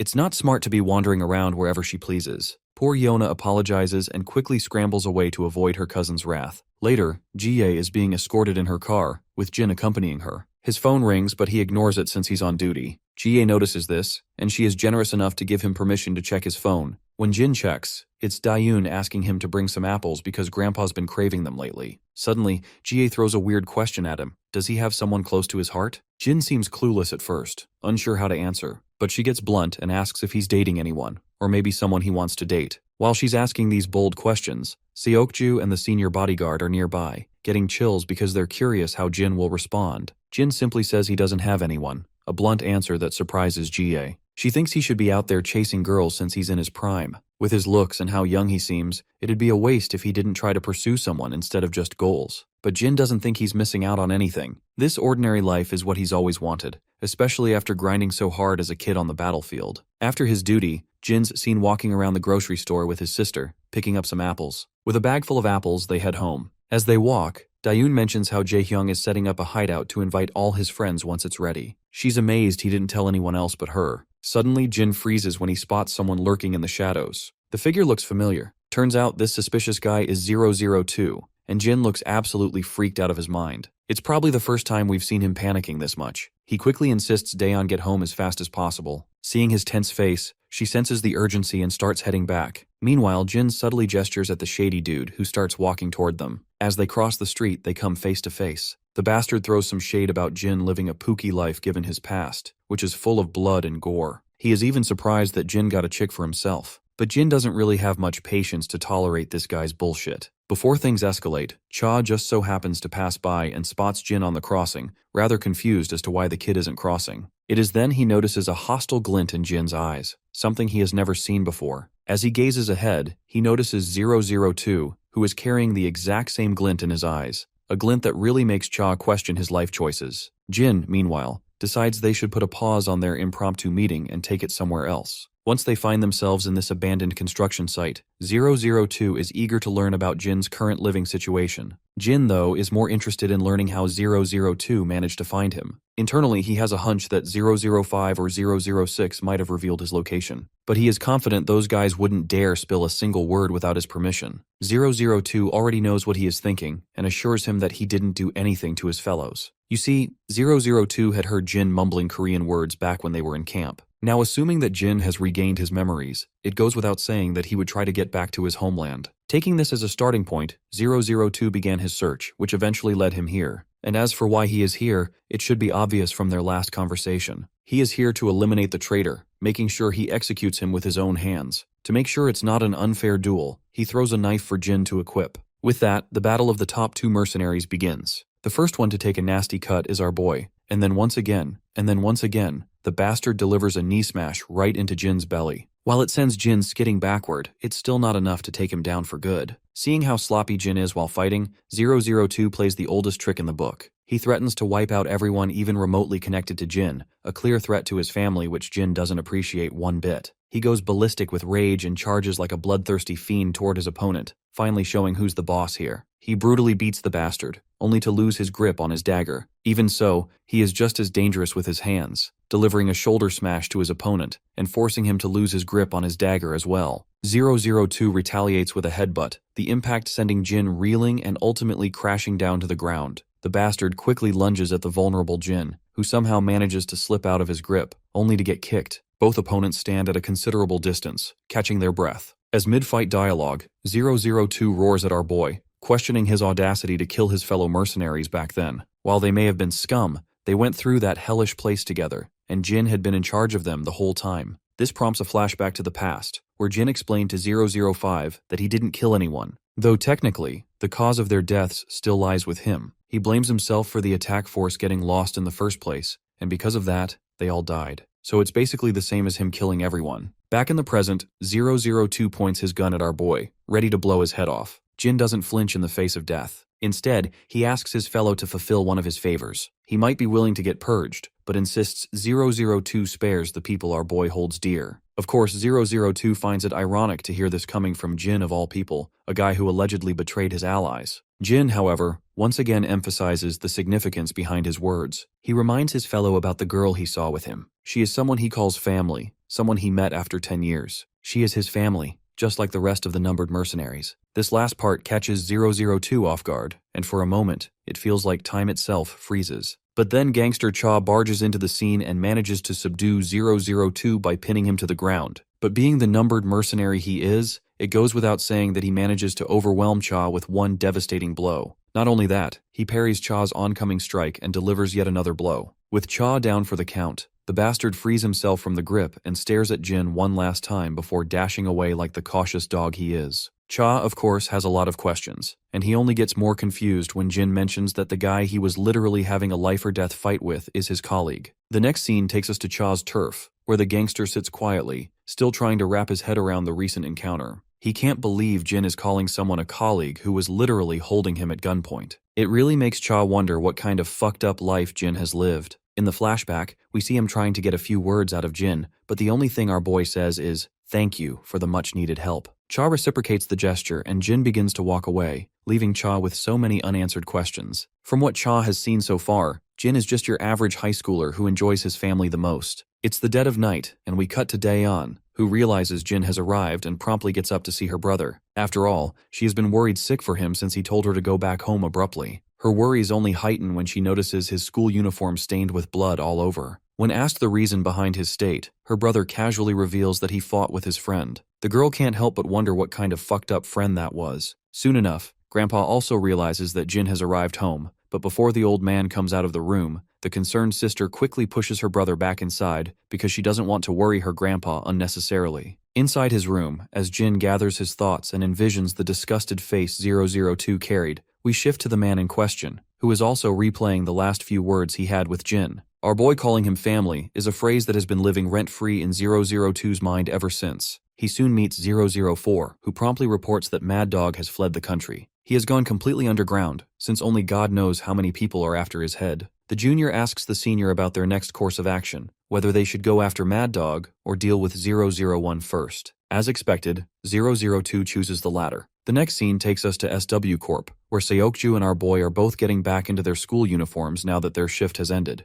Seokju is planning to visit Jaehyung, who recently created a hideout and wants everyone to come by. Jin has been zoning out lately, which Seokju has noticed quite often, and he wants to know the reason. Jin responds vaguely, not giving away much about what's actually on his mind. Seokju notes how everyone has been on edge lately due to uncertainty about their future, but it's not like Jin has much to worry about. After all, he's already set to serve SW Corp, or so Seokju thought, because our boy clearly hasn't decided on that yet. The revelation troubles Seokju, and he insists that Jin should join SW, given how everyone there loves him. If the SW security team leader finds out Jin hasn't decided, he's going to be disappointed. A while later, they are seen walking the streets, following the map Jaehyung sent. Upon reaching the destination, they find Youngchan already standing there, not entirely sure if he should even be looking at this building. The only way to find out is to head inside, and once they do, Youngchan is awestruck, while Seokju is also surprised. As for Jin, there's not much expression on his face to read. Yona is already there, and so is Hyokjin. Turns out, Jaehyung has created a private gaming room exclusively for friend gatherings. What's more, the place is stocked with every snack and drink imaginable. He even made sure to get the latest, most high-end computers available, just so Yona can't blame her losses on bad hardware. Not only the computers, but also the peripherals are top-notch. Youngchan is rather flustered seeing all this. But that's not the only surprise.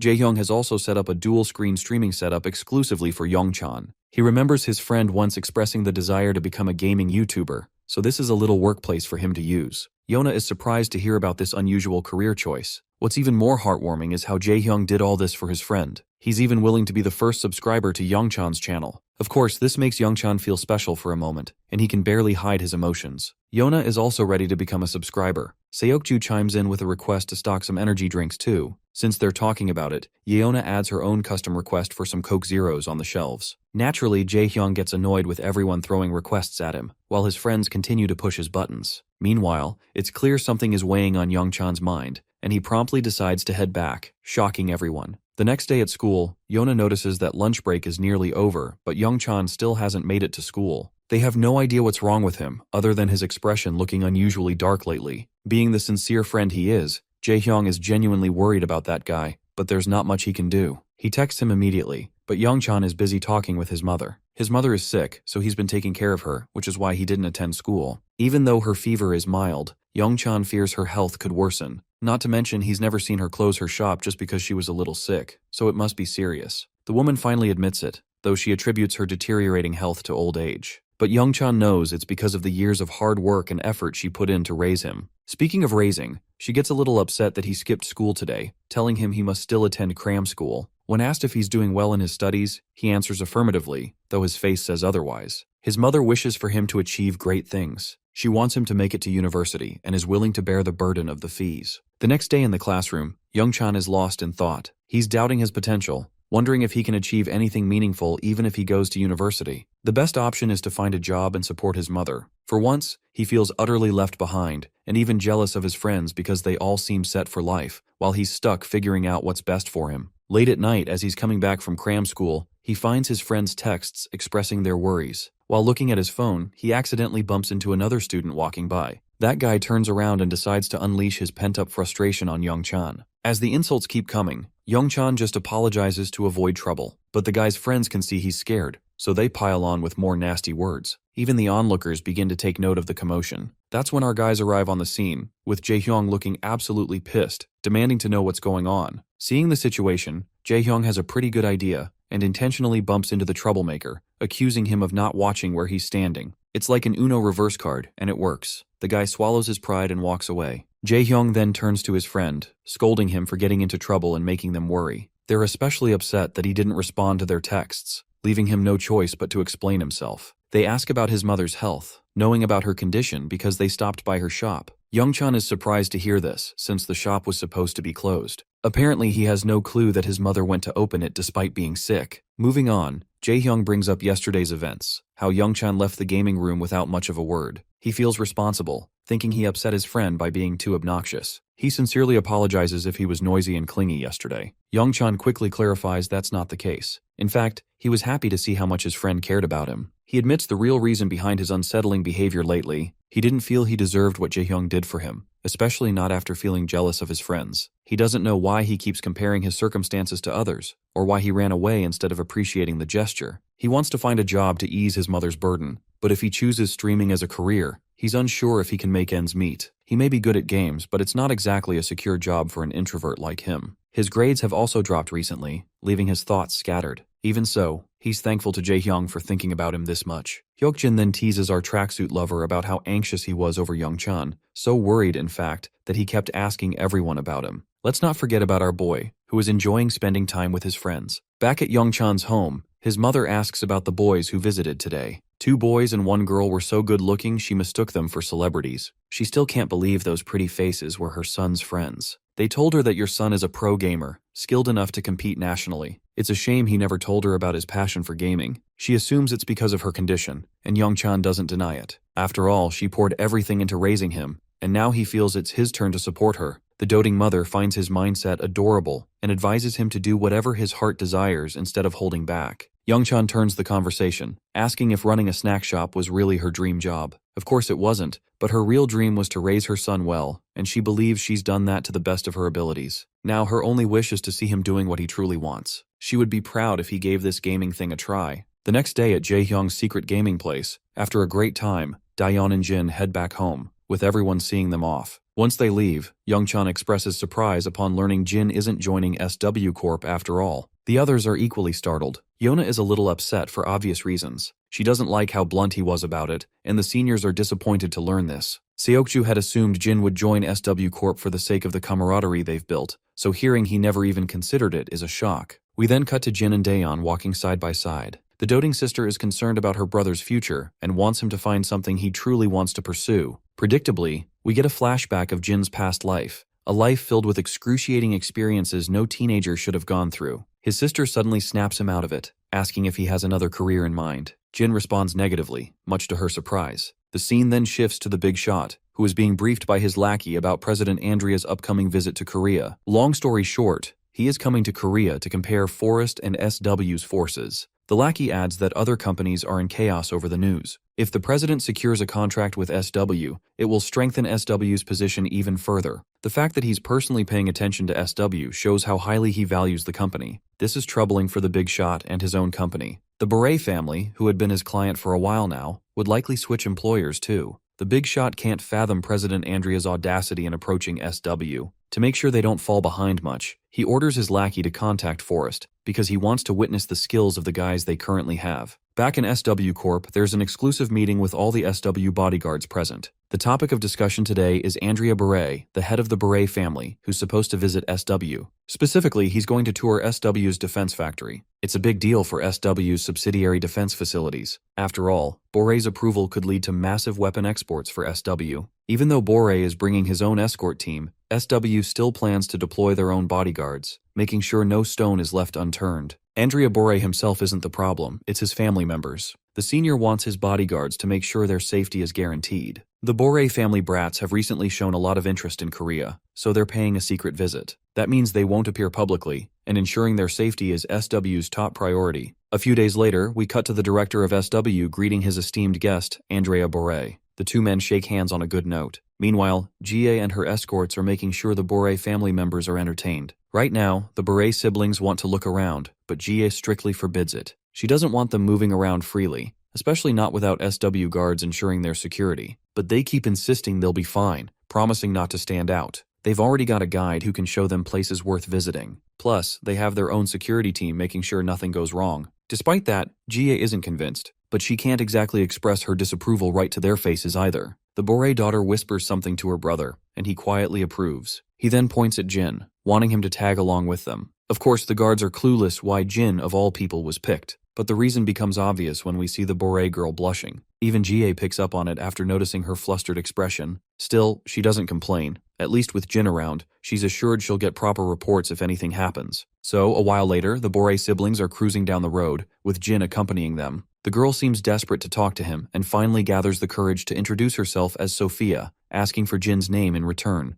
Of course, our boy responds respectfully to his seniors. Sophia then takes over the conversation, asking if he knows any good places to visit. Jin flat out says no. Naturally, that causes her a bit of distress because Jin didn't even think before answering. But my guy stands firm, explaining that he only recently came here after living abroad, so he's just as clueless as her. In that case, her brother decides they should stick to the original destination. Like his sister, the brother also takes interest in Jin. For someone the same age as Sophia to already be working as a bodyguard is impressive. While Sophia is 20, Jin reveals he's only 19. It's crazy to think SW would acknowledge and give a job to someone so young. Jin downplays it, saying it's all thanks to SW for being supportive of him. But the brother knows better. SW wouldn't just favor some average kid. By now, the brother has understood that his sister has started liking Jin. Eventually, they arrive at their first destination, and while walking around, Sophia glances over her shoulder, only to lock eyes with Jin for a split second. She quickly looks away, embarrassed, while Jin is as clueless as a wooden plank about what's going on. A little later, Sophia lights up at the sight of cotton candy. She buys two and offers one to Jin. Jin hesitates due to obvious reasons, but when her brother gives a slight nod, he accepts it, making Sophia visibly happy. Back at SW Corp after his shift ends, Jin gets interrogated about whether he had fun today. The way Jia asks makes it obvious she knows Sophia has a thing for him. Internally, she feels bad for Yona, who now has new competition to deal with. Meanwhile, Jin recalls everything that happened. He remembers Sophia looking genuinely happy during the outing. So, with complete honesty, he reports that she had a fun day. At first, he was worried she wouldn't enjoy sightseeing, but it turned out fine,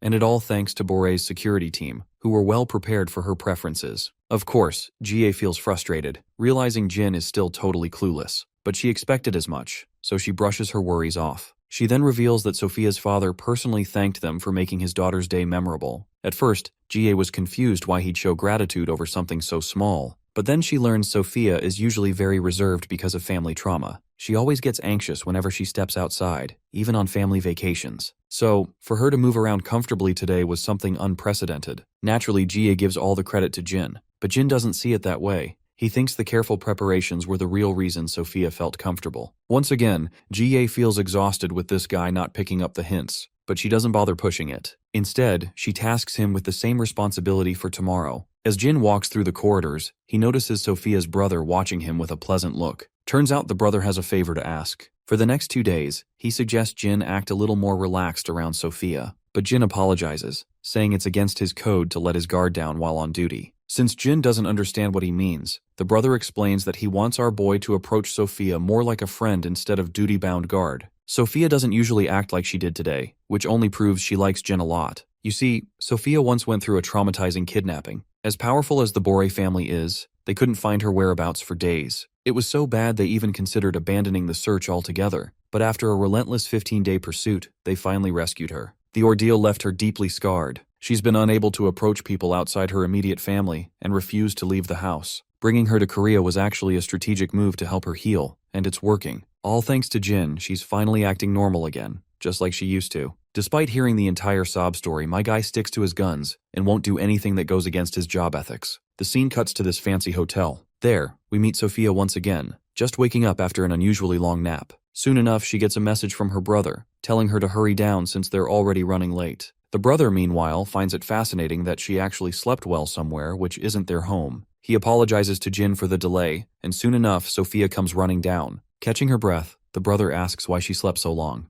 The girl reveals something fascinating this time. She didn't get any nightmares. Normally, she dreams about the day she got kidnapped, but not today. This shocks her brother. He recalls all the nights she would scream in terror, haunted by those nightmares, and how he'd always be the one to console her. So right now, he's relieved and happy. His sister is finally showing signs of improvement. Maybe coming to Korea wasn't such a bad idea after all. Sophia then notices Jin standing there and immediately diverts her gaze, making things awkward. Later, her entourage majestically follows her car on the road. Inside the car, her brother strikes up a conversation with Jin, asking about his family. Jin briefly mentions his younger sister and grandpa. The mention of a younger sister makes Sophia's brother curious. Since he also has a little sister, he's interested in how Jin gets along with his. After all, most siblings don't exactly get along smoothly. But Jin willingly mentions he's got a chill bond with his sister, and he's proud that she takes good care of him. Sophia's brother finds that relatable because his sister also takes good care of him. But Sophia argues it's actually her brother who takes care of her. Eventually, they arrive at their destination. Sophia spots a ramen stall nearby and drags Jin along to try the foreign food. After their fun outing, night falls and they head back. But suddenly, a caravan blocks their path at an intersection, forcing their car to skid due to a hard brake. Inside one of Bore family bodyguard's cars is a mole. He guns down all of Sophia's guards on the spot. And of course, we all know who's behind this. It's that big shot who runs Forrest, and he is trying to screw with the Bore family so their confidence in SW Corp takes a hit. He had tasked Forrest to handle it, and now questions his lackey who Forrest sent for this mission.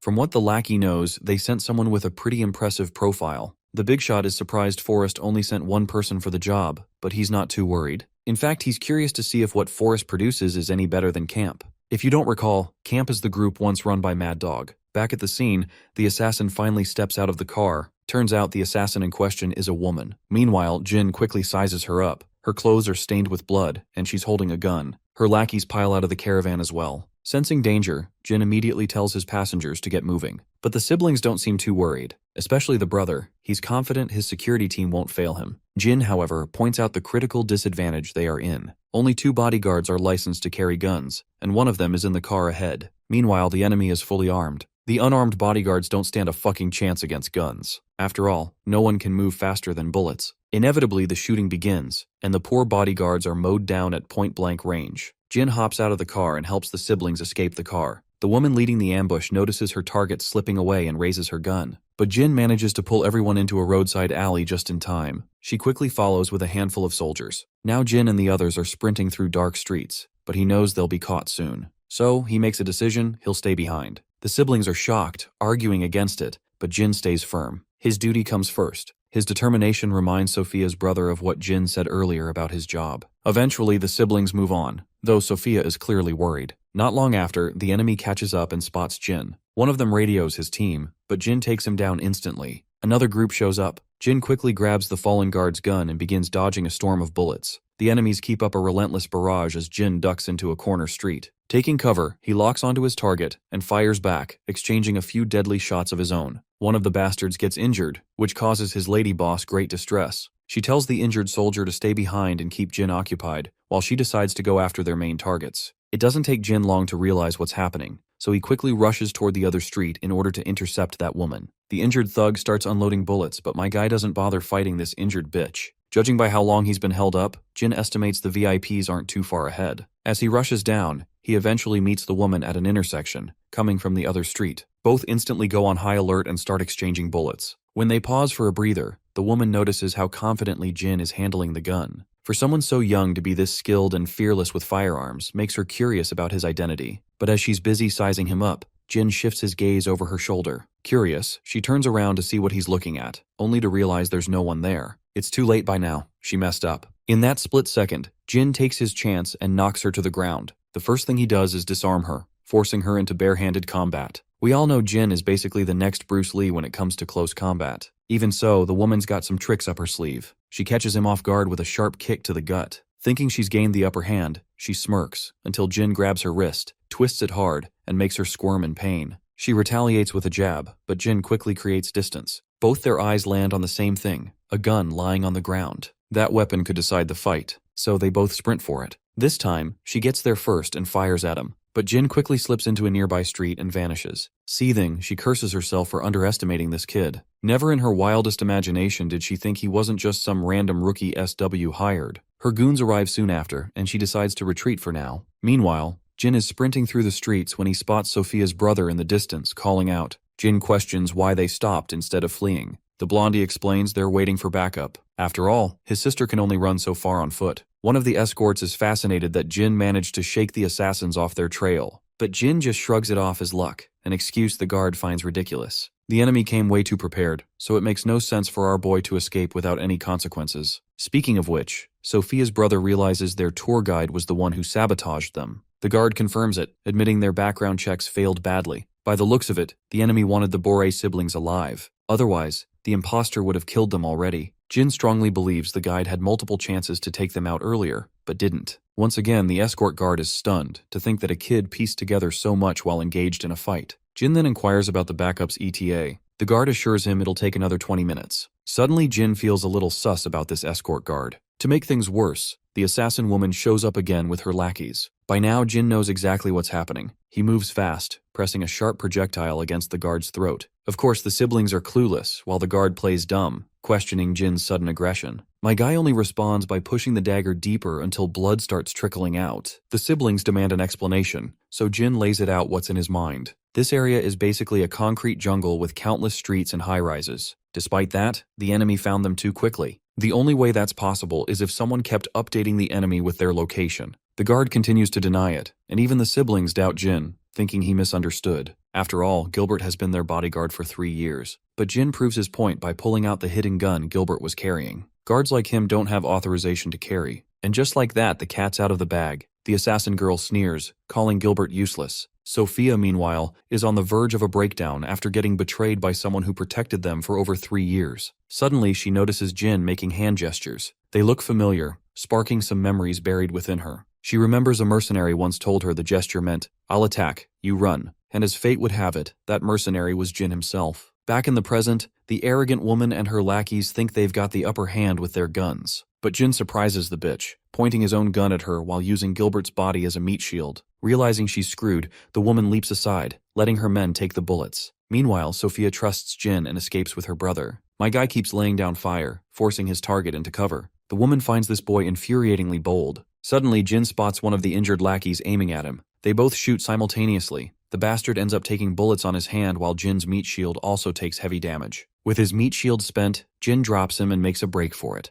The woman finally realizes Jin isn't just some duty-bound bodyguard. He's a hunter aiming to put his prey down for good. Meanwhile, the siblings reach the top floor, trapped at a dead end. Jin arrives and tells them to hide. As her brother pulls her away, Sophia gathers the courage to ask if he's really Jin. My guy doesn't bother to clarify and simply says that survival comes first before unnecessary introductions. Hearing this, her mind flashes back again. His words are the same ones she heard from him years ago. Tears stream down her face as she finally realizes it's really him. Meanwhile, one of the goons climbs to the upper floor, searching for our party. But he walked right into Jin's ambush, ending up costing his life. But turns out it was just a decoy for this bitch of a woman to catch our boy off guard. With her gun pointed at him, my guy responds with lightning-fast reflexes and throws her off course. With his next elbow smash, he knocks the gun out of her hands. This bitch isn't without her tricks either. She had been hiding this little dagger for close combat situations and manages to put a cut on Jin's arm. She then charges at him to take another shot, fully prepared to push Jin to his limits. Before she can act cocky with her weapon in hand, my guy pulls up the secret little sharp projectile and gives her a nasty wound. It's the same projectile he used to immobilize that traitor. Despite this, the woman lunges forth once again and tries to take shots at our guy, but she just can't keep up with his speed. After avoiding her every strike, he delivers one of his own, giving her a nasty cut over her cheek. Jin then grabs her armed hand and starts beating her. Even though she is trying hard, she simply isn't capable enough to overpower him. She finds it absurd that this brat can fight better than her. For someone who was acknowledged in that hellish forest and overcame numerous trials, getting pushed back by a mere brat is very humiliating. With each second ticking away, she's getting desperate, and my guy capitalizes on that by landing a precise strike to her face, making her nose bleed. They take another round of respite, and that's when reinforcements arrive, leaving the woman no choice but to retreat for now. The next day, at Sophia Bore's hotel residence, her brother can be seen expressing his gratitude to our boy for what he did yesterday. Once again, my guy downplays it, saying it was all just part of his job. By now, Blondie has heard this line plenty of times, but now he finally realizes just how much these words mean for Jin. Anyhow, Blondie reveals that the bodyguard who betrayed them had been bribed, and he took the offer because he desperately needed a large lump of money. More than anything, he feels awful for having Sophia go through all that crap again. He's traumatized by the recent events, so it goes without saying how much she must have suffered. Because of what happened yesterday, the Bore family decides to cancel their plans and return to their home country immediately. Moving on, Blondie starts talking about the one particular person who saved Sophia back when she was kidnapped. He reveals that they tried searching for that person, but ultimately failed. But after witnessing what happened yesterday, they strongly believe Jin might be the guy who saved her back then. Jin stays quiet for a few panels before calling it a misunderstanding. Seeing that Jin doesn't want to reveal anything, Sophia's brother doesn't push him for answers either. After a while, Bore siblings are about to leave, and Jie is here to bid a proper farewell. Meanwhile, Sophia is busy gawking at our boy. And just when it's time to get in the car, she suddenly rushes over and hugs Jin tightly. Of course, everyone's shocked. She's just glad he's doing well, and so is he. With that short exchange, the rich hottie makes her way to the car. On their way to the airport, the brother feels this trip to Korea was worth it after all. His sister feels the same. After all, she finally got to see the guy who once saved her. A few days pass and we find ourselves at SW's training area. After the session ends, everyone surrounds Jin, bombarding him with questions. Turns out my guy shared the bonus with everyone, the bonus he got for protecting the Bore siblings. They all feel guilty yet grateful for sharing a reward that only he truly deserved. As the chat continues, Jie watches from the sidelines. For her, Jin has always been a mystery, and nothing has changed. Her bodyguard also feels a swell of pride knowing a guy with such a unique mindset is working in their ranks. Jin has always had a positive influence on the entire security team. Ever since he joined, teamwork has improved. Even though the training difficulty bar has been raised lately, no one complains. At that very moment, Yeona and Daeun walk into the training area. The second GA notices Daeun, she instantly guesses she's Jin's younger sister. While the girl is busy paying respect to her seniors, Yeona explains she purposely brought Daeun along since she'd never been here before. It doesn't take long for others to notice this sweet girl and swarm her. That little scene puts a smile on Jin's face, a sight Jai doesn't see often. It's always when his family is involved that he shows that kind of expression. A while later, the duo is out grocery shopping, but the girls around them are practically melting inside at the sight of that charismatic man in front of them. And when Jin smiles while casually chatting with his sister, he looks so damn good that the girls are absolutely flustered, ready to lose it if given the chance. A while later, Jin is back to his usual exercise routine in his apartment. Suddenly, he recalls the phone conversation he had with 006. Apparently, 002 is out there hunting Mad Dog for blood, but there hasn't been a single trace of the man. So right now, 002 and his team are at a standstill after losing the last lead they had. As for 006 and 032, they tried searching for him themselves, but they've got nothing either. Jin then remembers the scolding he once received from Mad Dog after disobeying his orders. He was told to kill everyone in sight,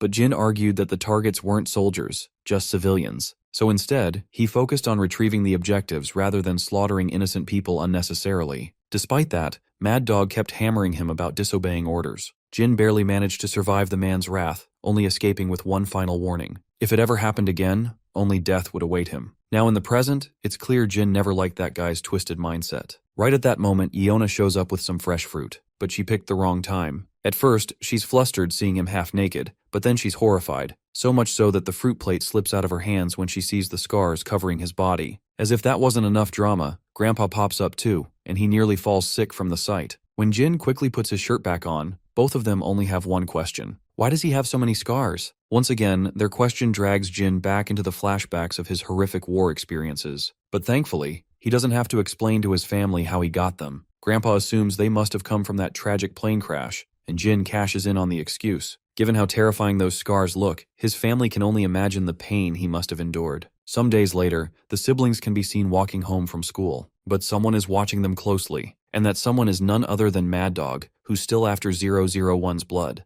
Back in class, we see the usual group of friends hanging out. Jaehyung suggests crashing their hideout for some gaming fun. but it seems Jin already has plans with his grandpa. Lately, they've been playing more competitively because Youngchan wanted to record gaming videos for his YouTube channel. So Jaehyung feels like he's missing out on the casual gaming they used to have. Not long after, Yona chimes in too, and as usual, their friendly banter continues, with Jin smiling the whole way through, enjoying the warmth of their company. Later, after classes, Jin is standing outside waiting for his sister. As always, he's attracting a ton of stares, especially from the girls. Daeyeon shows up, and together they start heading toward their grandpa's workplace. Meanwhile, Mad Dog is still lurking in the shadows. And this time, that bastard seems to have his eyes set on Daeyeon. Jean senses something suspicious in another direction, but Mad Dog remains unseen. Eventually, they arrive at their grandpa's workplace. Two of his coworkers can be heard chatting about how blessed Mr. Yu is to have grandkids like them, kids who often bring him food and take good care of the old man. By the way, this is probably the first time we actually hear Grandpa's full name, Mr. Yu. In the background, Mad Dog can still be seen lurking, closely watching Jin and his family. The trio sits down to eat together, while Mad Dog stalks from afar. Once again, Jin's instincts scream that someone is spying on them. And though Mad Dog slips away once more, Jin's suspicions remain sharp. We then cut to Mad Dog's perspective. He thinks back to the days when Jin could barely survive the hellish training he put him through. Despite all the brutality, Jin kept pushing through, which eventually piqued Mad Dog's curiosity. He received reports that Jin was slowly rising in the ranks. At one point, the other trainees even began gravitating toward him. With all this replaying in his head, Mad Dog just can't stomach the fact that someone like Jin, a perfect tool of destruction, has slipped out of his control. We then cut back to the apartment, where Daeyeon and Jin are having a late-night snack. Of course, the snacking is just an excuse for the two of them to spend some quality time together. After a while, Jin heads back into his room, pulls out his flip phone from the drawer, and gets a call right at 9 p.m. It's 006, updating him about traces of Mad Dog. From what the guy knows, that bastard seems to be after Jin specifically. Still, he warns Jin to take the info with a pinch of salt since he isn't 100% sure about Mad Dog's motivation. Regardless, it's a reminder for his friend to stay sharp. The call ends, leaving Jin to reflect on his situation. But suddenly, Daeyeon comes in, worried that Grandpa isn't answering his phone. That's why she wants to wait for him at the bus station. It's concerning. He's not even replying to texts. Of course, Jin orders Daeyeon to stay put while he goes to check himself. And he says it with a smile, just so she doesn't get suspicious. As he heads out, he keeps trying to reach Grandpa. Finally, someone picks up the call, but it's not the Grandpa who's talking on the other end. The voice completely shocks Jin through and through when the worst possible outcome becomes reality. At first, Mad Dog had a hard time believing that the schoolboy he'd seen was actually Jin, so he thought they just looked similar. But soon he realized they were the same person. Mad Dog is pissed that my guy is living a peak life after ruining his, as if nothing happened. The bastard keeps patronizing Jin just because he's holding his grandpa hostage, though he assures Jin that the old man is alive, at least for now. Jin insists on hearing his grandpa's voice, but the bastard ignores his request. Instead, he lays out his own terms, warning Jin not to bring anyone along. If he does, the old man might end up losing his life. Before hanging up, Mad Dog tells him not to miss any calls from unknown numbers, since he won't be using the same phone every time. He'll send the details of his whereabouts through text. And lastly, he makes sure to threaten Jin by bringing up Daeyeon too. Once the call ends, Jin runs around in a frenzy to get to Daeyeon. He even dials up her number to reach her as soon as possible. By the time he climbs up to his apartment, Daeyeon is already missing, much to our boy's shock. The only thing he finds there is her phone. This makes Jin completely spaz out. With no choice, he checks the address that bastard sent. He's strictly told to arrive within 20 minutes, or else the hostage may die. Jin quickly finds Seokju's contact and considers asking for his help as usual, but he stops, remembering Mad Dog's warning. If he tries to get external help, his hostages may die. So instead of risking his family's life, he decides to act on his own. He hops on his Hayabusa and speeds off. A while later, he arrives at the destination. Right on time, he gets another call from Mad Dog. As a reward for making it within 20 minutes, Mad Dog lets Jin hear his grandpa begging him not to come. Looks like Grandpa's taken a serious beating. His face is completely busted up. And that assassin bitch is also there, smacking the old man without an ounce of guilt. After delivering a clear threat, Mad Dog cuts the call. But our super grandpa is audacious enough to stare the scarred-faced bastard down, demanding to know the reason behind all this shit. Mad Dog only smirks in response, hinting at the long history he's got with our boy. The assassin bitch has her lackeys with her too. She may be helping Mad Dog with this mess, but she isn't exactly pleased about lending her hand. Now cut to Jin, making his way to his next destination. Turns out he's been running in circles, and this is the 5th time Mad Dog's made him move without any real purpose. Jin realizes the dude's doing this on purpose, just to mentally and physically exhaust him. On the next call, Mad Dog actually applauds the kid for following instructions so meticulously. When Jin asks about the next spot, the bastard reveals this is the final destination, an abandoned construction site Jin has to traverse to find him. As Mad Dog speaks with Jin, the assassin bitch overhears him calling our boy 001. She asks for confirmation if what she heard is correct. The scarred-faced gangster confirms it, reminding her he's the same 001 Forrest always used as a benchmark of raw potential. Now it's finally her chance to outshine him and take him down. But she finds it absurd. She'd been told he was long dead. If 001 is alive, it means they failed to kill him. She eventually turns to her lackeys, ordering them to tackle the #1 mercenary, infamous for his insane combat skills. Meanwhile, on the lower floors, my guy has already taken down a bunch of soldiers. When she gets this report, the woman is rattled out of her mind. But Mad Dog? He had expected this outcome already. At first, she wanted to capture him alive, but now she decides killing him is the better option. She radios her men with the new objective: kill the target at all costs. Taking down the best of the numbered mercenaries has always been Forrest's long-standing goal. If she scores this kill, she can easily climb the ranks within Forrest. Meanwhile, Jin is racking his brain, trying to figure out where Mad Dog might be hiding. He can't decide if the bastard's underground or above ground. Suddenly, his phone rings, Mad Dog warning him about Forrest soldiers in the building. Now, Jin's objective is to survive the Forrest soldiers before approaching Mad Dog. And as usual, if he fails, he'll never see his family again. Just as the call ends, the assassin bitch's lackeys start swarming the place. But before they can catch him, my guy rains down bullets on them, giving them hell. He pushes forward, mowing down the other guards too. These soldiers are just fodder. Their only purpose is to supply our boy with more ammo. He keeps advancing, dropping enemies left and right. One soldier reports Jin's exact whereabouts to the assassin bitch. Hearing he's gone underground, the woman thinks he's made a big mistake. She orders her lackey, Charlie, to trap him down there. Meanwhile, the beaten-up grandpa hears all of this, his mind racing with a million questions he wants answered. The soldiers advance on our boy, but he takes them down with ease. When his gun finally runs out of bullets, he knocks one guy out cold with a kick. Another tries to shoot him point blank, but Jin reacts with lightning speed and smashes the bastard's head in with a precise strike. Then he loots the unconscious sucker. Another soldier squirming on the ground aims at him, but Jin reacts fast, knocks the gun out of his hand, and follows up with a devastating kick. He's exhausted, but still kicking the trash out of these bastards. Suddenly, Jin hears footsteps approaching, a whole squad of soldiers descending, planning to trap him in the basement. But they walk right into his ambush. Jin unloads a massive barrage of bullets, tearing them apart. The rest move in cautiously after watching their comrades drop dead. They're shitting their pants, knowing one wrong move means death. As one of them steps forward, Jin reacts instantly, snatching the gun right out of his hand. Another soldier behind him gets ready to shoot while Jin is distracted,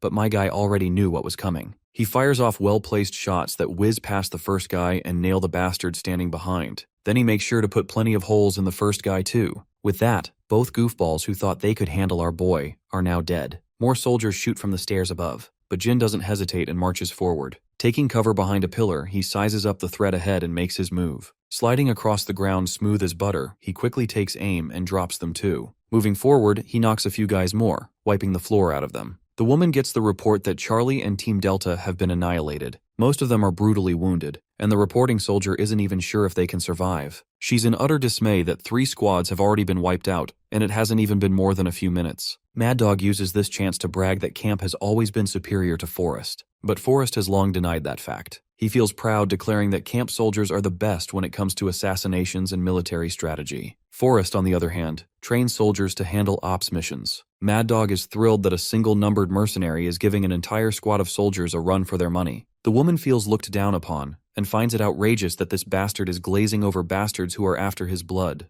The big guy just chuckles. The woman, however, has already made up her mind. She's going to personally execute 001. Until then, she tells her soldiers to wait. She thinks she's more than enough to defeat him. We then cut to Jin, traversing his path with utmost caution. And as soon as that bitch starts descending the stairs, the clash erupts between the two assassins. Jin somehow manages to injure her hand badly, but he himself is already pretty banged up. As she descends further, she introduces herself as Anna, a code name from Forrest. She claims she's heard a lot about Jin from the many soldiers trained in that camp. He's supposedly the best of the best among all the numbered mercenaries, but she also knows him as a traitor who betrayed his own kind. Jin doesn't give a damn and shoots. After throwing her off course, he dashes out of there. That's when the woman suddenly realizes something. The way Jin fights is exactly like the guy she dealt with during her previous mission. She proceeds cautiously, while Jin relentlessly unloads bullets one after another. Finally, it clicks in her that the reason she got busted by a mere bodyguard back then was because she was up against 001, not some random guard. She hopes Jin remembers the promise she made to come back. Now that she's been handed a golden opportunity,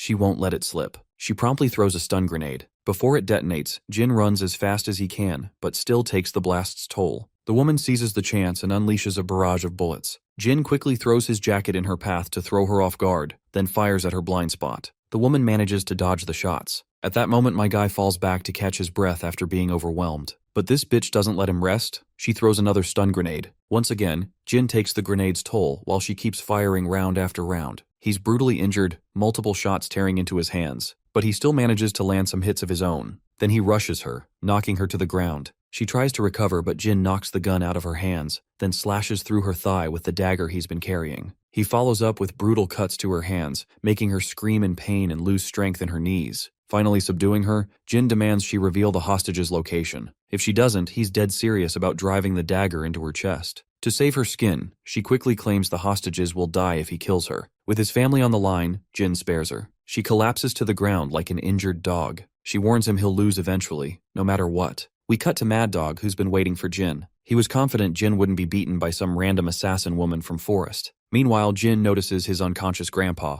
Surrounding him are hobos from every direction. He isn't afraid of these bastards. He's more concerned about Daeon, demanding Mad Dog tell him where she is. The big guy claims she's been put somewhere else. Then he starts rambling about his personal pain that no one cares about. Ever since Jin betrayed him, everything he built has crumbled. What could be more devastating than being betrayed by the person you raised? He keeps yapping, but Jin doesn't give a flying fuck. He just wants his hostages back. Of course, Mad Dog gets annoyed that Jin isn't taking this seriously. Just because Jin asked doesn't mean he'll release them. The only reason they are here was to make Jin watch as his family gets killed right in front of him. He wants the kid to feel the worst pain possible, the same kind of pain he went through. He blames Jin for his misfortune, from living the best life to becoming a fugitive, while Jin lives comfortably. No way in hell would Mad Dog let him have that life. Just as the bastard is about to pull the trigger, gunshots echo through the area, mowing down all the soldiers around Jin. The trigger-happy shooter is none other than 002, crashing the party with his squad. Before Mad Dog can react, he's already locked as a sniper's target. 002 expresses disgust at Mad Dog's actions. To think he'd collude with Forrest and take hostages. Then he turns to Jin, disappointed that Jin spared enemies. But 004 thinks Jin did a decent job. Since our boy left survivors, 004 had a blast executing them. He especially enjoyed taking down that seasoned Forest soldier. 002, meanwhile, keeps berating Jin for letting enemies live. After all, leaving survivors can only lead to more dangerous outcomes. Despite being cornered, the bastard starts laughing like a maniac. He admits he didn't expect this outcome. But still, he's prepared for the worst. Or at least that's what he believes. He reminds Jin about his sister, who's still his hostage. If Jin really wants to save her, he has to fight all the numbered mercenaries and somehow survive. Of course, this comes as a huge shock to Jin. How the hell is he supposed to fight his own family members? The bastard, on the other hand, keeps egging him on. But 002 quickly drills a bullet into the bastard's thigh and shuts his annoying mouth. Turns out, 002's team has already taken care of people who had Daeon hostage.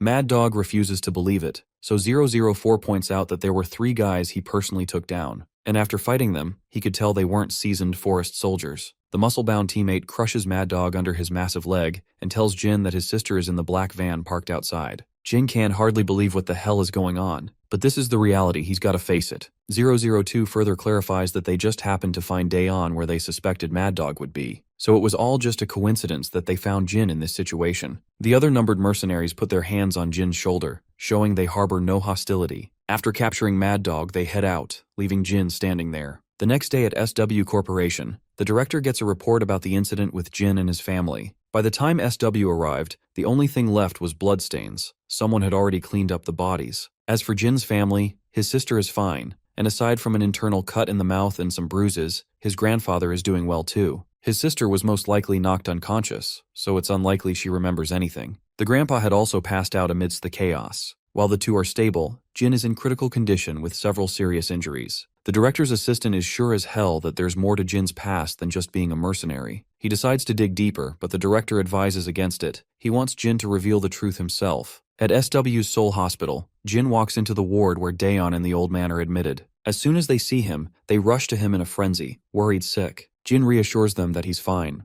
Then, he apologizes to his family, deeply remorseful about what happened. But Grandpa doesn't let him finish. He hugs him instantly, not wanting Jin to feel uncomfortable. No need to talk about it unless Jin feels like it. Later, Jin explains everything to his family. The recent events were because of someone who held a grudge against him, dating back to his mercenary days. The people who helped him were his comrades from back then. On a side note, Jin doesn't really elaborate on his past as mercenary in camp. He just revealed little about the time he worked with the commander Kang. Once again, he apologizes for dragging them into his mess. Daeon is practically stunned by the lore dump, while Grandpa takes it in calmly, grateful that Jin had the courage to open up. As Jin walks down the corridor, the director calls out to him with good news that he'll be discharged today. After leaving the hospital, Jin thanks SW for the help, but the old man brushes it off, saying most of the cleanup was already done before he even got there. All he had to do was wipe the last traces. Moving on, the old man asks if Jin told his family everything. Jin confirms. Though he left out most of the details, he only admitted to being a mercenary. For now, the less they know, the better. The director is curious about the secrets Jin is still hiding. This surprises Jin. He thought the director already knew everything about his past before his mercenary days.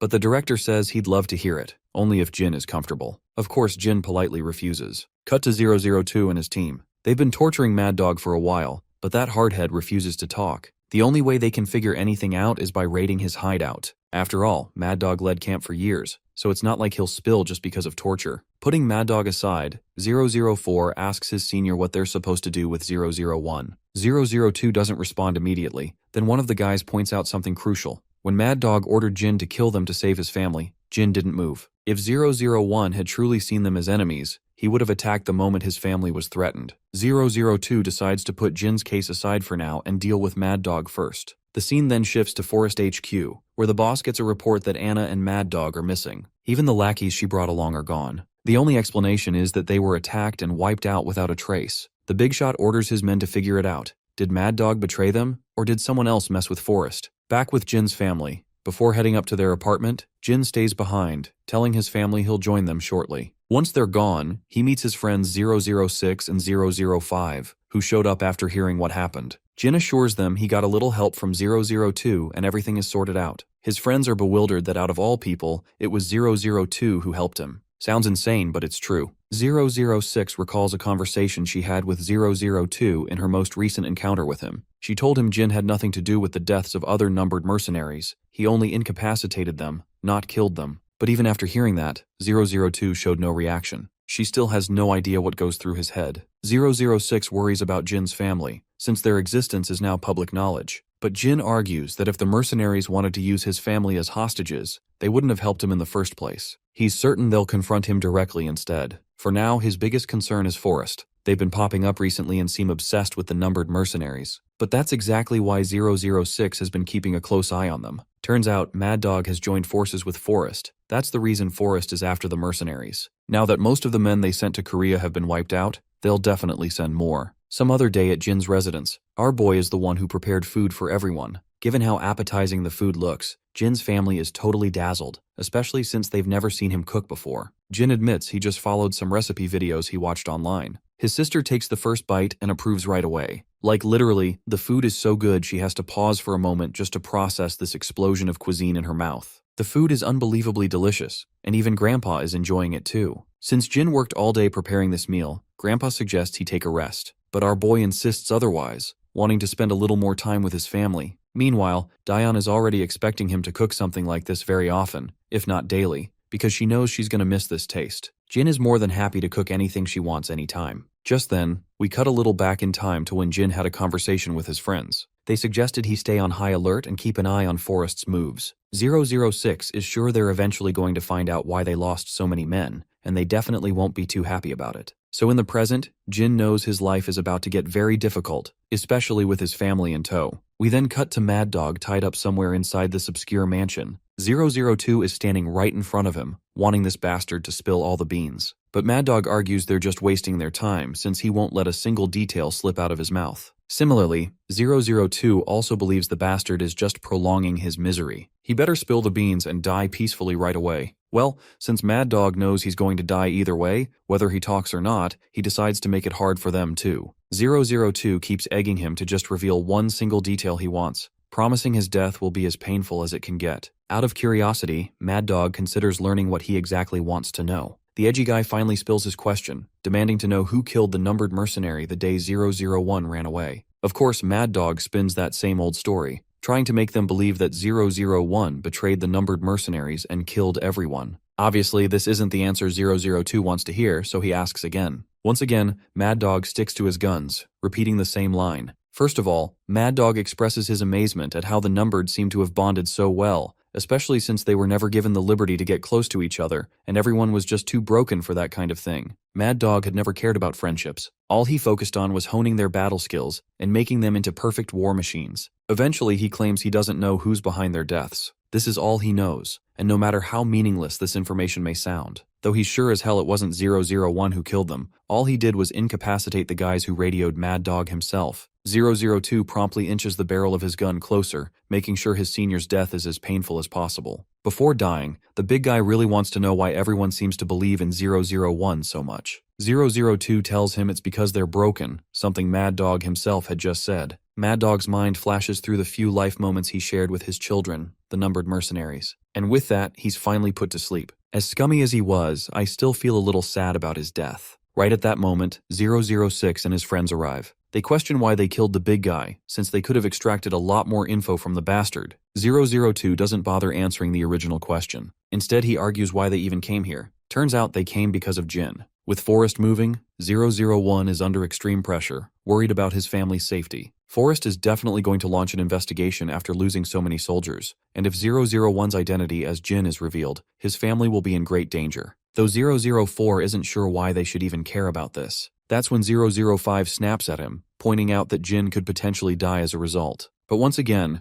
that bastard reminds her that Jin has nothing to do with them. After all, he chose to betray everyone and is now living a cozy life. Everyone falls silent in that crucial moment, until one of the numbered mercenaries finally speaks. He says it's actually a good thing that at least one of them is living a cozy life. He recalls the moment when Jin went back to save everyone, even though Mad Dog had ordered him not to. Still, Jin went against Mad Dog's will and made his own decision anyway. He knew their mission could potentially fail if they carried the injured, but he still preferred his wounded comrades over the mission. Meanwhile, the other numbered mercenaries had left the injured behind to escape, while Jin stayed and let those guys pass away peacefully, away from the chaos. If there was ever a comrade still alive, Jin would always put his life on the line to stay with them. Because of that attitude, he'd been punished multiple times by the higher-ups. His actions are clear to everyone, and it's something they shouldn't ignore. With that said, the mercenary believes Jin has every right to live a normal life with his family. Once again, silence follows, this time broken by the Big Cheese, who makes the final decision. He wants to attack the forest base Mad Dog had told them about, but instead of going overboard, he plans to avoid the major bases and go after the smaller ones. Including 004 and 005, he and the two will lead 3 teams, each moving independently. Not only Jin, but every numbered mercenary is being hunted by Forrest. So before the enemy reaches them, he wants them to reach the enemy first. No one objects. They all express their willingness for this endeavor. Not long after, Jin hears the good news directly from 002. He's told they're splitting up across different countries to destroy some of Forrest's bases. If attacks start happening here and there, Forrest will be too distracted to track down Jin. Everyone wants him to live the life he's chasing, and 002 especially wants him to live fully, so that betraying everyone feels worth it in the end. With that, the call ends, leaving Jin lost in thought for hours. Eventually, he gets back to his usual exercise. Just as he's catching his breath, his sister shows up. She's here to have a little chat, and to express her gratitude to his comrades who saved her. She asks Jin to pass on her thanks to them. Since she was unconscious during the kidnapping, she doesn't remember much beyond someone entering their house. By the time she regained consciousness, her hands, legs, and mouth were tied, and her eyes were blindfolded. But not long after, there was noise outside, and someone untied her. While still blindfolded, that person assured her he'd take her back to her brother. The voice was cold, but not intimidating at all. They didn't remove her blindfold so she couldn't see their faces, but throughout the entire way back, they treated her carefully. When they guided her to the car, their gestures felt kind,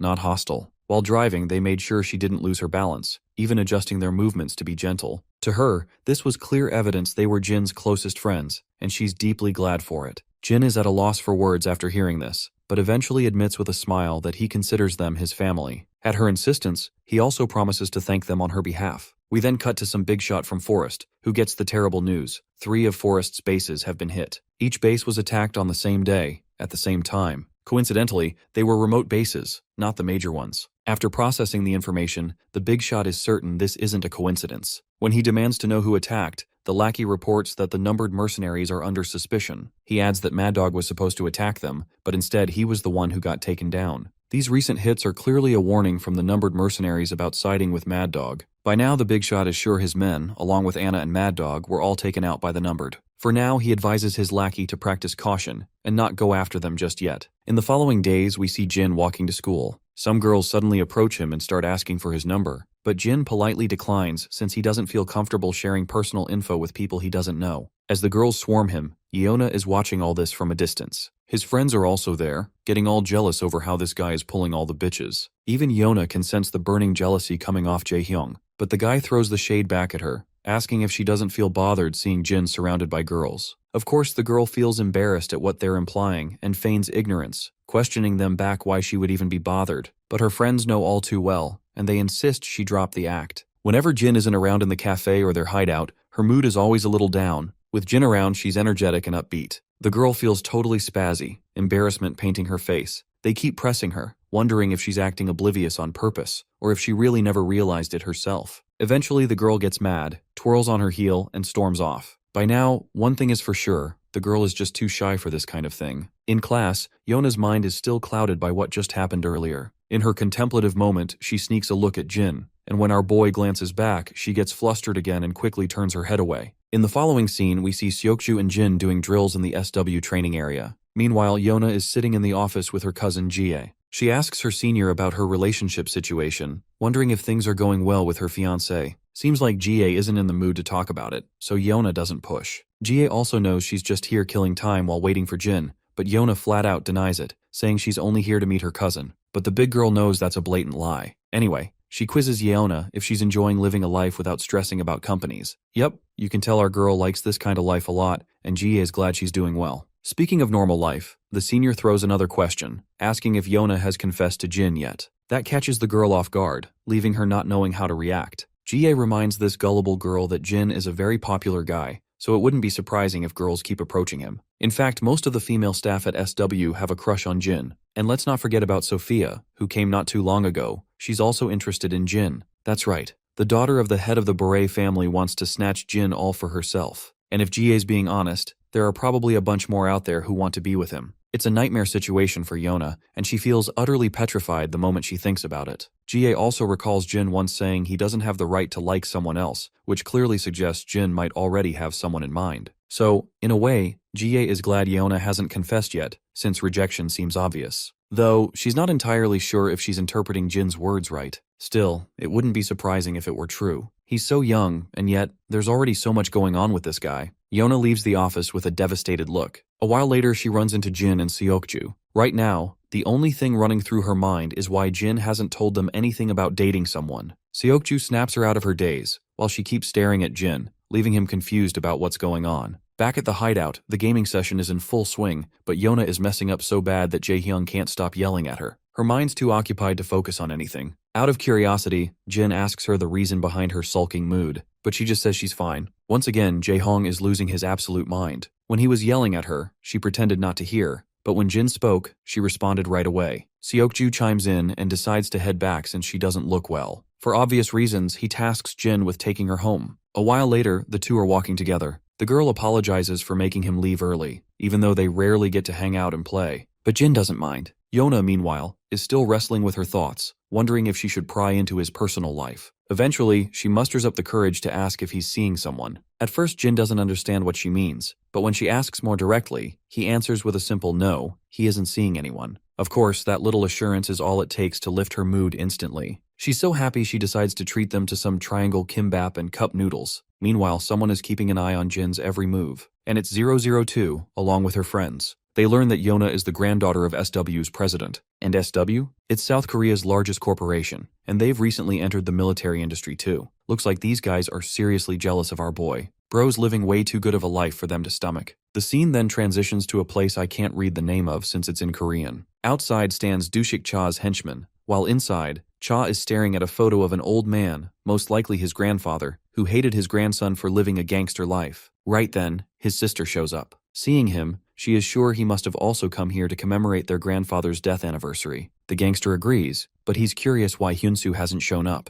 To that, the girl reveals Hyunsu is busy with work, so he couldn't come today. Though honestly, he's not the type to come even if he wasn't busy. After paying his respects to the old man, Cha is on his way. As he steps outside, his henchmen rush to cover him with an umbrella. On the way, Cha's mind drifts back to a particular memory, where his grandfather yelled at him for stealing a motorbike. Since the shop belonged to his grandfather, he was punished by being forced to work there without pay. Then, in some other memory, he embarrassed his grandfather by beating the crap out of school kids. In the present, when they finally arrive at their apartments, they spot Jin's grandfather gathering trash and cleaning the streets even though it's raining cats and dogs. After parking, Cha walks over to the old man and suggests he should wait until the rain stops. But the old man argues that if he rests just because it's raining, the trash will just pile up. Eventually, Cha throws the umbrella aside and starts helping him. At first, the old man is shocked, but then he feels thankful for Cha's help. As they work, they catch up. The old man asks where Cha has been all this time. The gangster claims he went back to his hometown because he had something to take care of. Right at that moment, the old man suddenly collapses. Cha immediately orders his men to bring the car, and they rush him to the hospital. A while later, Jin comes to visit his grandfather too. As Jin is catching up with him, Cha arrives and explains that the old man hurt his back, but the doctors say he'll be fine after a few days' rest. Still, Grandpa is worried about Dayan, thinking she might be stressing over him. After a little small talk, Jin leaves the room and finds Cha outside the ward to thank him. He's grateful that Cha and his henchmen always look out for his grandfather. Of course, both gangsters downplay their help.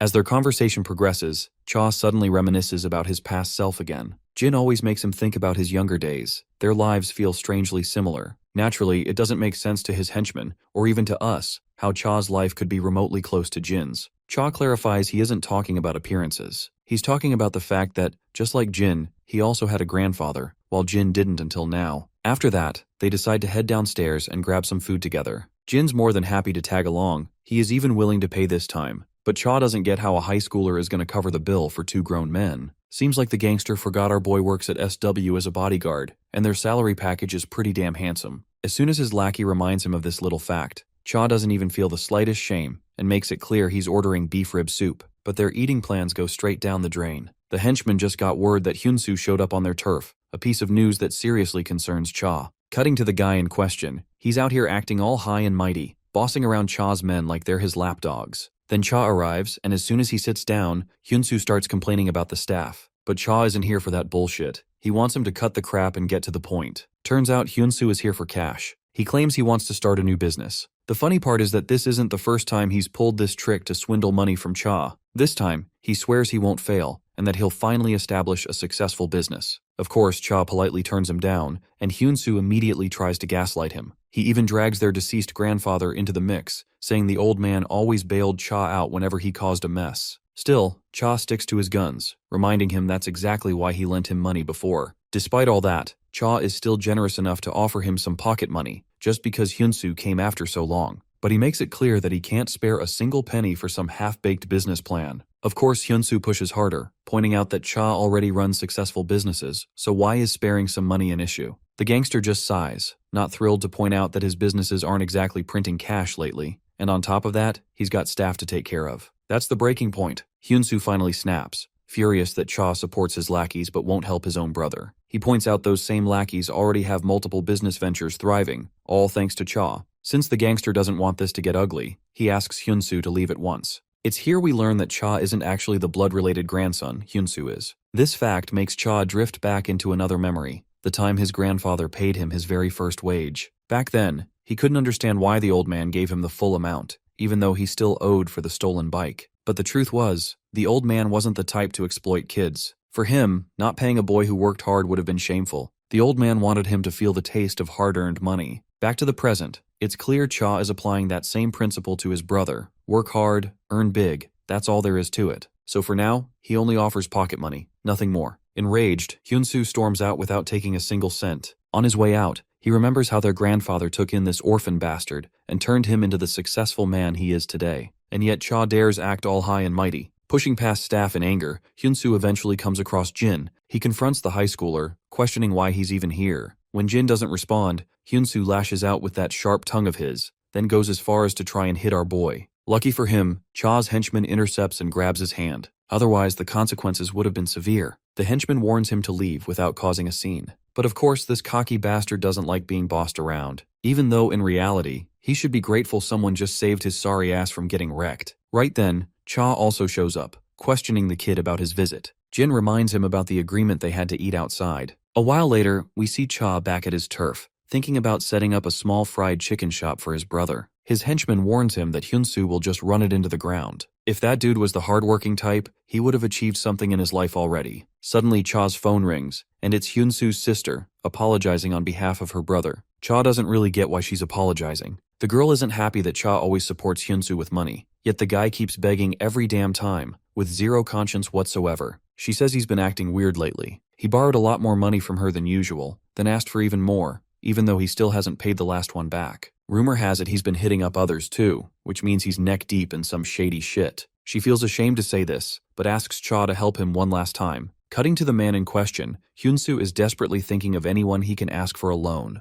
Looking at his phone, he sees that Cha sent him 1,000,000 won pocket money. But Hyunsu wants way more than that. Suddenly he gets a call he really doesn't want to answer. As if on cue, the guys calling him are now standing right in front of him. They're pissed that he ignored their calls all day. Before he can spit out an excuse, they order him to follow them as the boss wants to meet him. Eventually, we cut to the big cheese, casually practicing golf inside his house. Meanwhile, Hyunsu is trembling like a scared puppy. As you might have guessed, Hyunsu owes this man money, and he wants it back now. Before things get ugly, the poor bastard tries to explain that he went to get money from his brother in Seoul. Hearing Cha's name, the big cheese goes on high alert, as if he already knows him. The scene shifts back to the past. Cha had just gotten the shocking news that he'd be inheriting the motorbike shop after the old man's retirement. The old man was certain Hyunsu wouldn't be able to handle the shop. He believed the rascal would just sell it off and gamble away the money. It pained him to talk down on his own grandson, but facts were facts. That dude was way too deep in street crimes, gambling, chasing women. All of it was just fun to him. Though the old man made it clear to Cha that he won't get the shop for free either. He had to keep running it and keep supporting Hyunsu and Yurim financially. As for the old man, he already had enough saved for his retirement. Right then, Cha's phone rings, snapping him out of his old memories. It's Hyunsu, and he's being forced to call and somehow lure Cha in. So Hyunsu bluffs that he's holding a soft opening for his new business tomorrow and wants his brother to come. As for the money, he claims he borrowed it from someone else to establish this business. He makes Cha believe he's finally turned into a responsible man, ready to live a decent life. Cha doesn't suspect a thing. He's just glad for his brother, promising he'll definitely attend and won't be late. After the call, we cut to Hyunsu again. The big shot is pleased he made the call. Now that Cha is coming, he promises to forget the 5 grand Hyunsu owes. And if Hyunsu manages to stab his brother, the big shot is even willing to forget the $1,000,000 he borrowed, plus the gambling debt. From that point onward, the boss will handle everything. All Hyunsu has to do is stab Cha. Of course, the bastard is ready to go along with it, convinced it's Cha's own fault for pushing him this far. Cha already has beef with this guy, and since Hyunsu hates Cha too, he came to this bastard for money. So technically, in Hyunsu's twisted mind, it's Cha's fault he borrowed money from this man. Not to mention, he can never forget that Cha is the one who inherited Grandpa's business, the business that was supposed to be his. We then cut back to our gangster, planning to go alone to his brother's business inauguration. Suddenly, his henchman recalls that Cha just went to the bank to withdraw money. He doesn't understand why Cha still wants to give his brother cash, but Cha explains that this money is for his brother. Since Hyunsu has now become a decent man, it's only right to pay him back what's his. Eventually, Cha gets into his car and sets off. It's nighttime already when Hyunsu greets Cha with a wide smile. Cha notices his brother's beaten-up face and asks about it.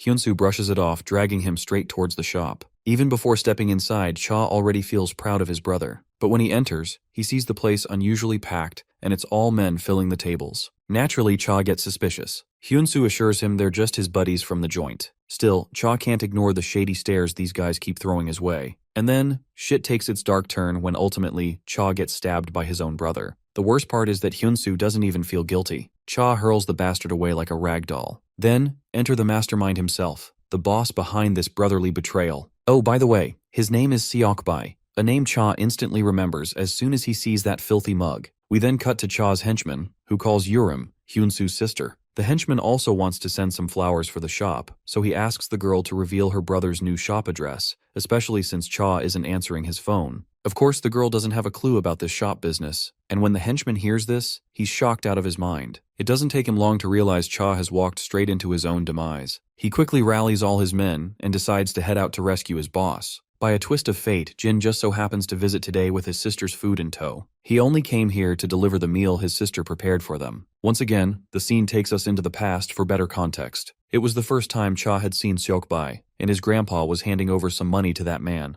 Once those guys left, Cha questioned his old man about what business they had here. The old man revealed that he had taken a loan from this man to cover Hyunsu's accident. The original amount wasn't much, but the interest this bastard was charging made it impossible to pay. So, Cha decided to visit the guy and ask him to drop the interest. Turns out this bastard was running a shady business where he intentionally picked fights and then demanded settlement money. And this bastard was also involved in Hyunsu's case. Despite Cha's pleading, the bastard coldly declined his request. If he started forgiving interests, his whole business model would collapse. Plus, he needed hard cash to settle in this area since he was still the new guy around. Seok-bae only agreed to drop the interest if Cha himself worked for him. And as you'd expect, this is how a gangster was born. Cha became a lapdog for that bastard, stuck doing every dirty job imaginable. Because of this, his grandpa began to loathe him, and the rift only grew as Cha kept serving under that man. The inevitable day came when the old man was hospitalized. He fell into a coma, and the doctors had no answers on when he'd wake up. Turns out, he couldn't repay the money he borrowed, so his store was seized,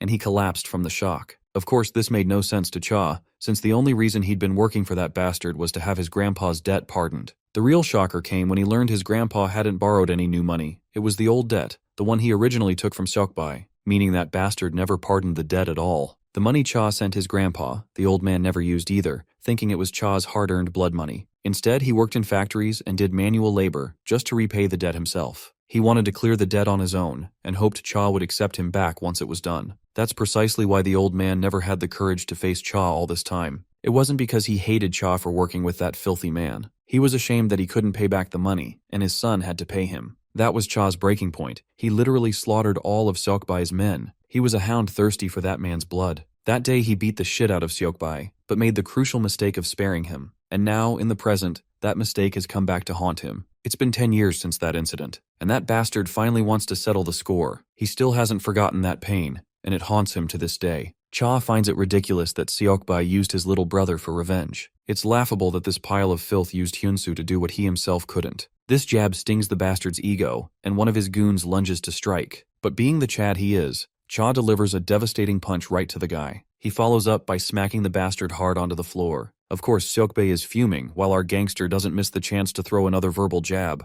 That jab makes the bastard's patience run thin, and he promptly orders his men to finish the job. All his dogs surround Cha and rush at him. Cha ducks to avoid the first strike, then follows up with a crushing punch. With one guy down, another gets knocked out with just a single kick. Meanwhile, the scummy brother looks like a terrified lamb waiting for slaughter. He knew Cha was the best in his field, but he never realized he was this good. Bro keeps hammering one bastard after another, treating them like punching bags. After watching him wipe out a whole pack, the others can only stand frozen in fear. Cha may have taken down a bunch of guys without breaking a sweat, but he's hitting his limit, thanks to his injured intestines. The cowardly boss yells at his cowardly men to do their fucking job. With no choice, the pack of fools rush toward their doom. The first one takes a brutal shoulder smash, while another lands a strike on Cha from behind. When that bastard tries swinging his stick a second time, Cha obliterates his face with a single punch. Then the next guy charges, only to be flattened with another punch. But it's clear Cha can't hold out forever. The numbers are just too overwhelming. Though fear not, reinforcements are on the way. His henchman is bringing the whole crew to rescue him. Cutting back to Cha, he's lost a lot of blood but still managed to wipe out an insane number of bastards. His brother is praying for his life. If not for that stab, Cha would have already ended him. Even Seok-bae is forced to acknowledge the insane skill Cha just displayed. But in the end, numbers beat skill, and that bastard is banking solely on this advantage. Cha also admits he's reaching his limit, just like the last time when he spared Seok-bae. This twisted piece of filth then decides to play dirty. He calls his brother and offers him the dagger to stab his guts again.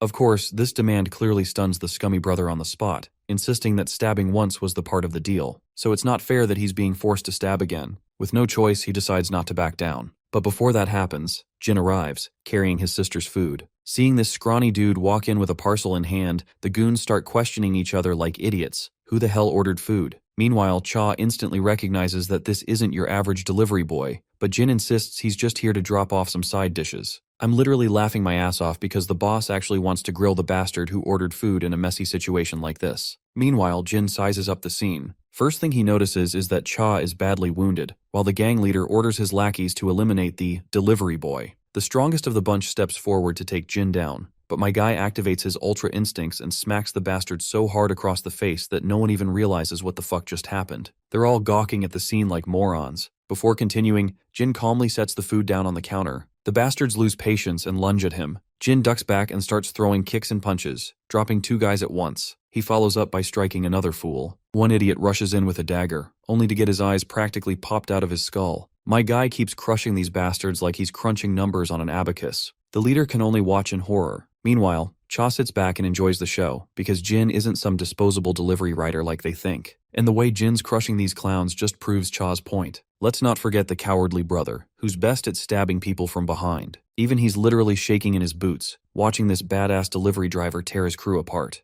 And then, suddenly, he notices something familiar about Jin's stance. He's that same high schooler he ran into back at the club. Right on cue, Cha's men crash the party, only to find their bloodied boss smirking. They decide to rush him to the hospital, but Cha insists on cleaning up the mess first. In minutes, the entire place is swarming with Cha's angry men, all glaring down their lone target. The bastard knows he's royally fucked. Lucky for him, Cha ignores him for now and walks straight toward his cowardly brother, who's trembling down to his bones. The guy starts throwing out apologies, swearing he'll be a good man again. But Cha assures him straight up he doesn't hold him responsible for any of this. In fact, he believes it's his fault for not letting Hyunsu know who he truly is. If his brother had known the real Cha, he wouldn't have pulled this shit. With a single punch to his face, Cha knocks him to the ground. Hyunsu, now certain he's about to go through hell, tries to wiggle out of it by bringing up their grandpa. Cha replies that the divine punishment he's about to hand down is because he's thinking of their old man. With that, he goes wild, beating the living crap out of his own brother. The whole room falls silent, leaving only Hyunsu's screams echoing throughout. After nearly beating him to death, Cha stops before leaving him with a warning. If he ever hears Hyunsu gambling or taking loans again, he's as good as dead. With Hyunsu dealt with, Cha turns to his nemesis, who's sweating buckets. Cha's aura is so heavy, he doesn't even bother himself. He orders his men to make sure the bastard's useless enough not to pull any more stupid shit. But in response, the bastard does the dumbest thing possible. He rushes at Cha with a dagger.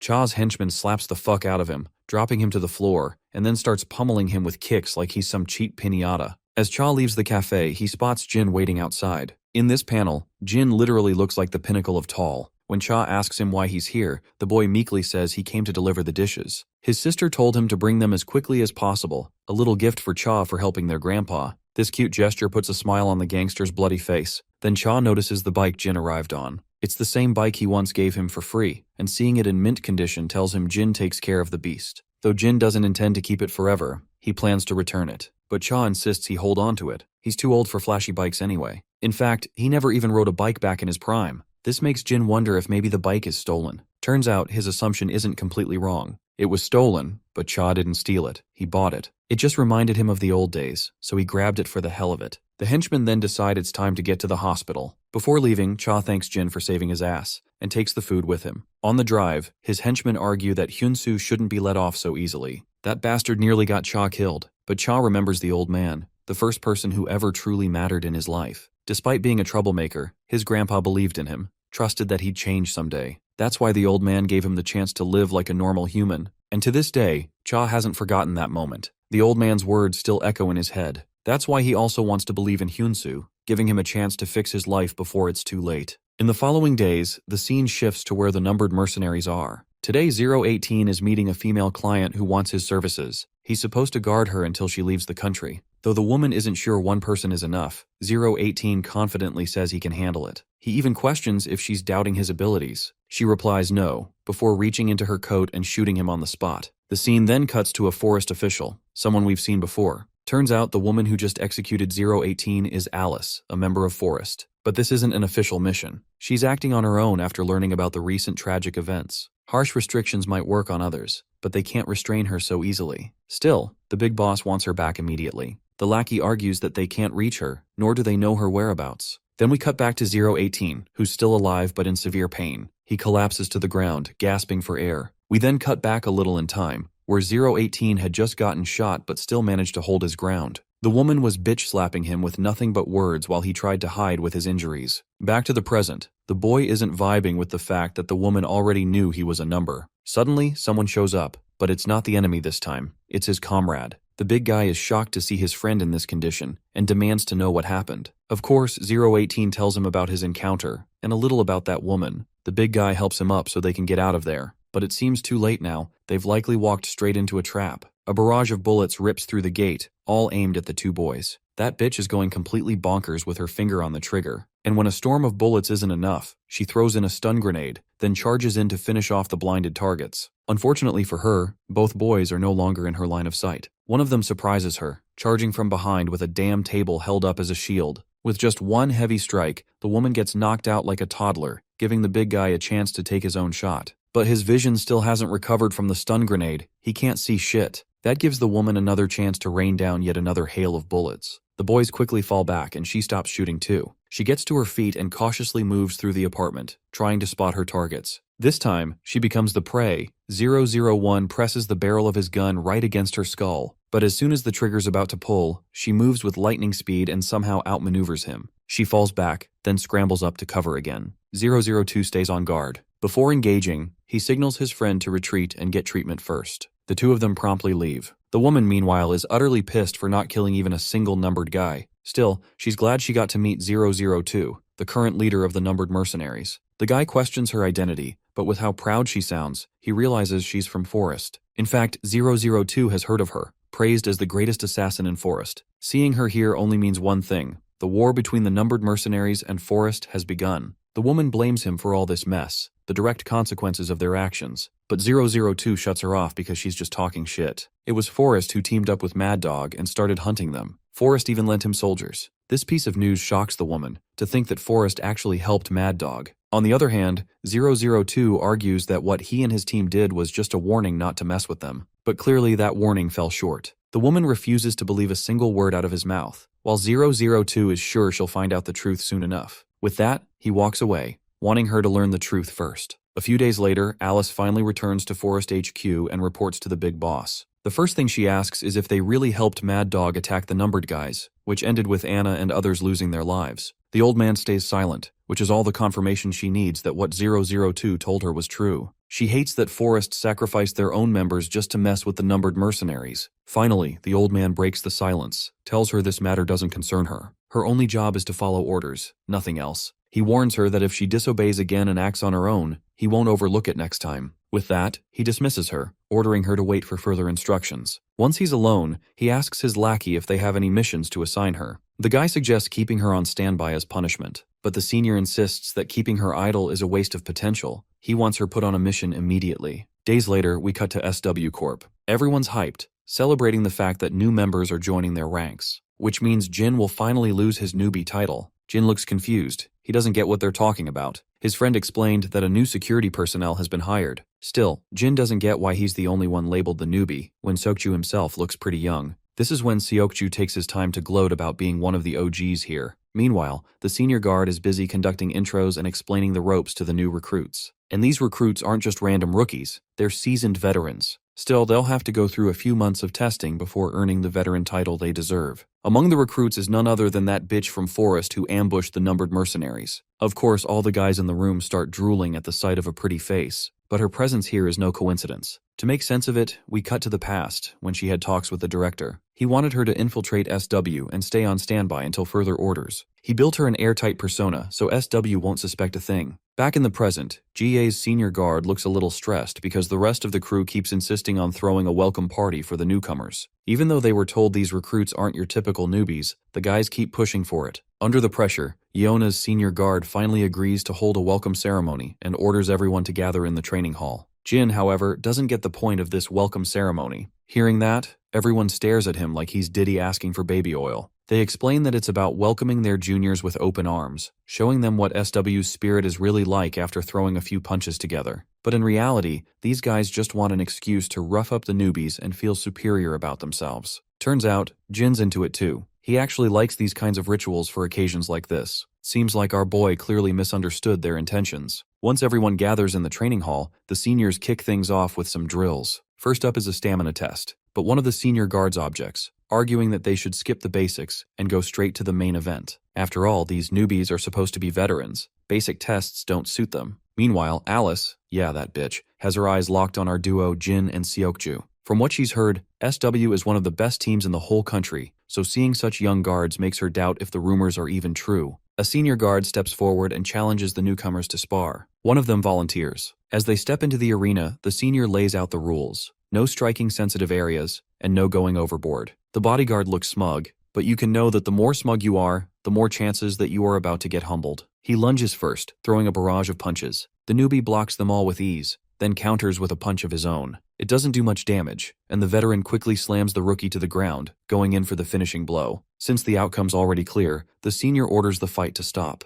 The veteran soldier stands tall, roaring in victory and hyping up his peers with confidence. Even Alice is a little surprised by the display of strength. Next up, she volunteers. Not wanting to draw too much attention with her skills, she deliberately picks who she thinks is the weakest fighter. But in reality, she's just challenged the final boss of the bunch. As they both gear up, she tries to blend in, but everyone looks at her with concerned expressions, like they're worried she's about to beat the hell out of Jin. So, she decides to take it easy and not hurt him. The match finally begins. Alice dashes in first and throws a punch. Jin blocks it effortlessly, then retaliates with double the force. The strength behind it shocks her, making her wonder where the hell this kid gets that kind of power. Jin presses forward, knocking her to the ground and trying to pin her down. She resists and maneuvers her way out of his grip. By now she's certain this kid has serious close combat experience. They clash again, and Alice strikes first, but Jin blocks, grabs her hand, and twists it. Overwhelmed, she retaliates with an elbow strike. Jin doesn't budge, but she charges at him again, only to nearly eat a lightning-fast uppercut. Now she's 100% sure that this kid is the real deal. They take a breather, giving the spectators time to freak out over the intense exchange. Before things escalate further, the senior calls the fight off. Jin casually walks back, leaving Alice with way too much on her mind. She admits to herself that his combat skills are easily on par with Forrest's top agents, even if his bodyguard experience is lacking.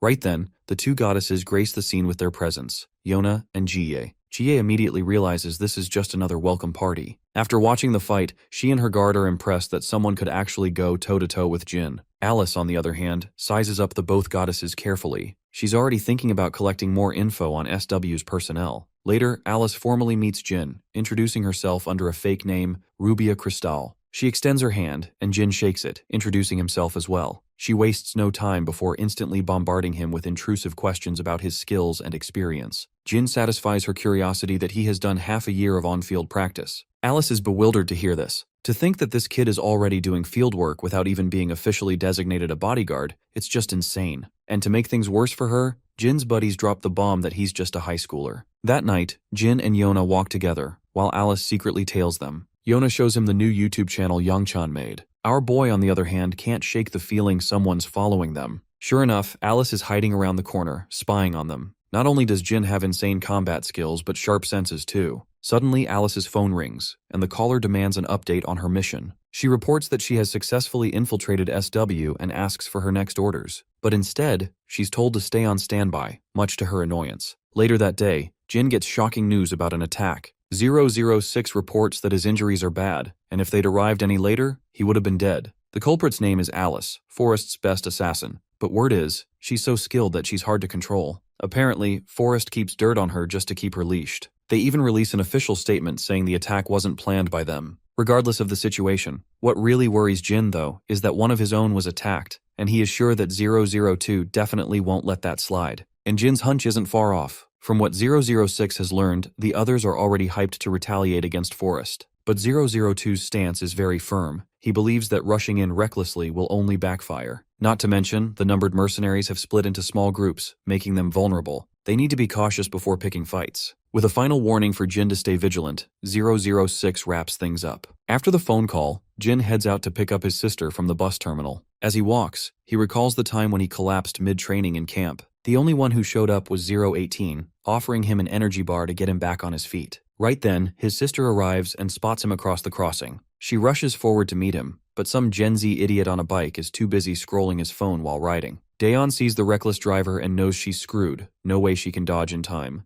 Jin knows he can't move fast enough to save her either. But luckily, that stalker bitch shows up and yanks Daeon away at the last second. Though maybe I shouldn't call her a bitch this time. She actually did something good enough to appear good in our books. Seeing a foreigner, Daeon quickly straightens up and thanks the pretty lady. She then notices Jin walking her way. Of course, our boy's still a little shaken after that close call, so he thanks her. Alice, however, doesn't get why he feels the need to thank her. Jin clears up the reason behind his gesture. Daeon's his sister. Naturally, that little fact clearly startles the woman. A while later, they grab drinks from their usual go-to convenience store. Daeon finds out this woman is actually Jin's junior from SW. Jin questions why she's hanging around here, and Alice casually informs him that she lives nearby, warning him not to be too surprised if they cross paths again. As the siblings sip their drinks, Sophia notices how ordinary Jin looks now, completely opposite of how he appeared in that sparring session. Meanwhile, 004 and the big brute are walking down the same street. 004 looks pissed that they're doing nothing against Forrest. Word is Forrest planted an agent in this area, so running into her here wouldn't be a coincidence. And as if on cue, They spot Jin and his sister from a distance. The big guy points out the third person with them, Alice. 004 makes him confirm it twice, and when the big guy does,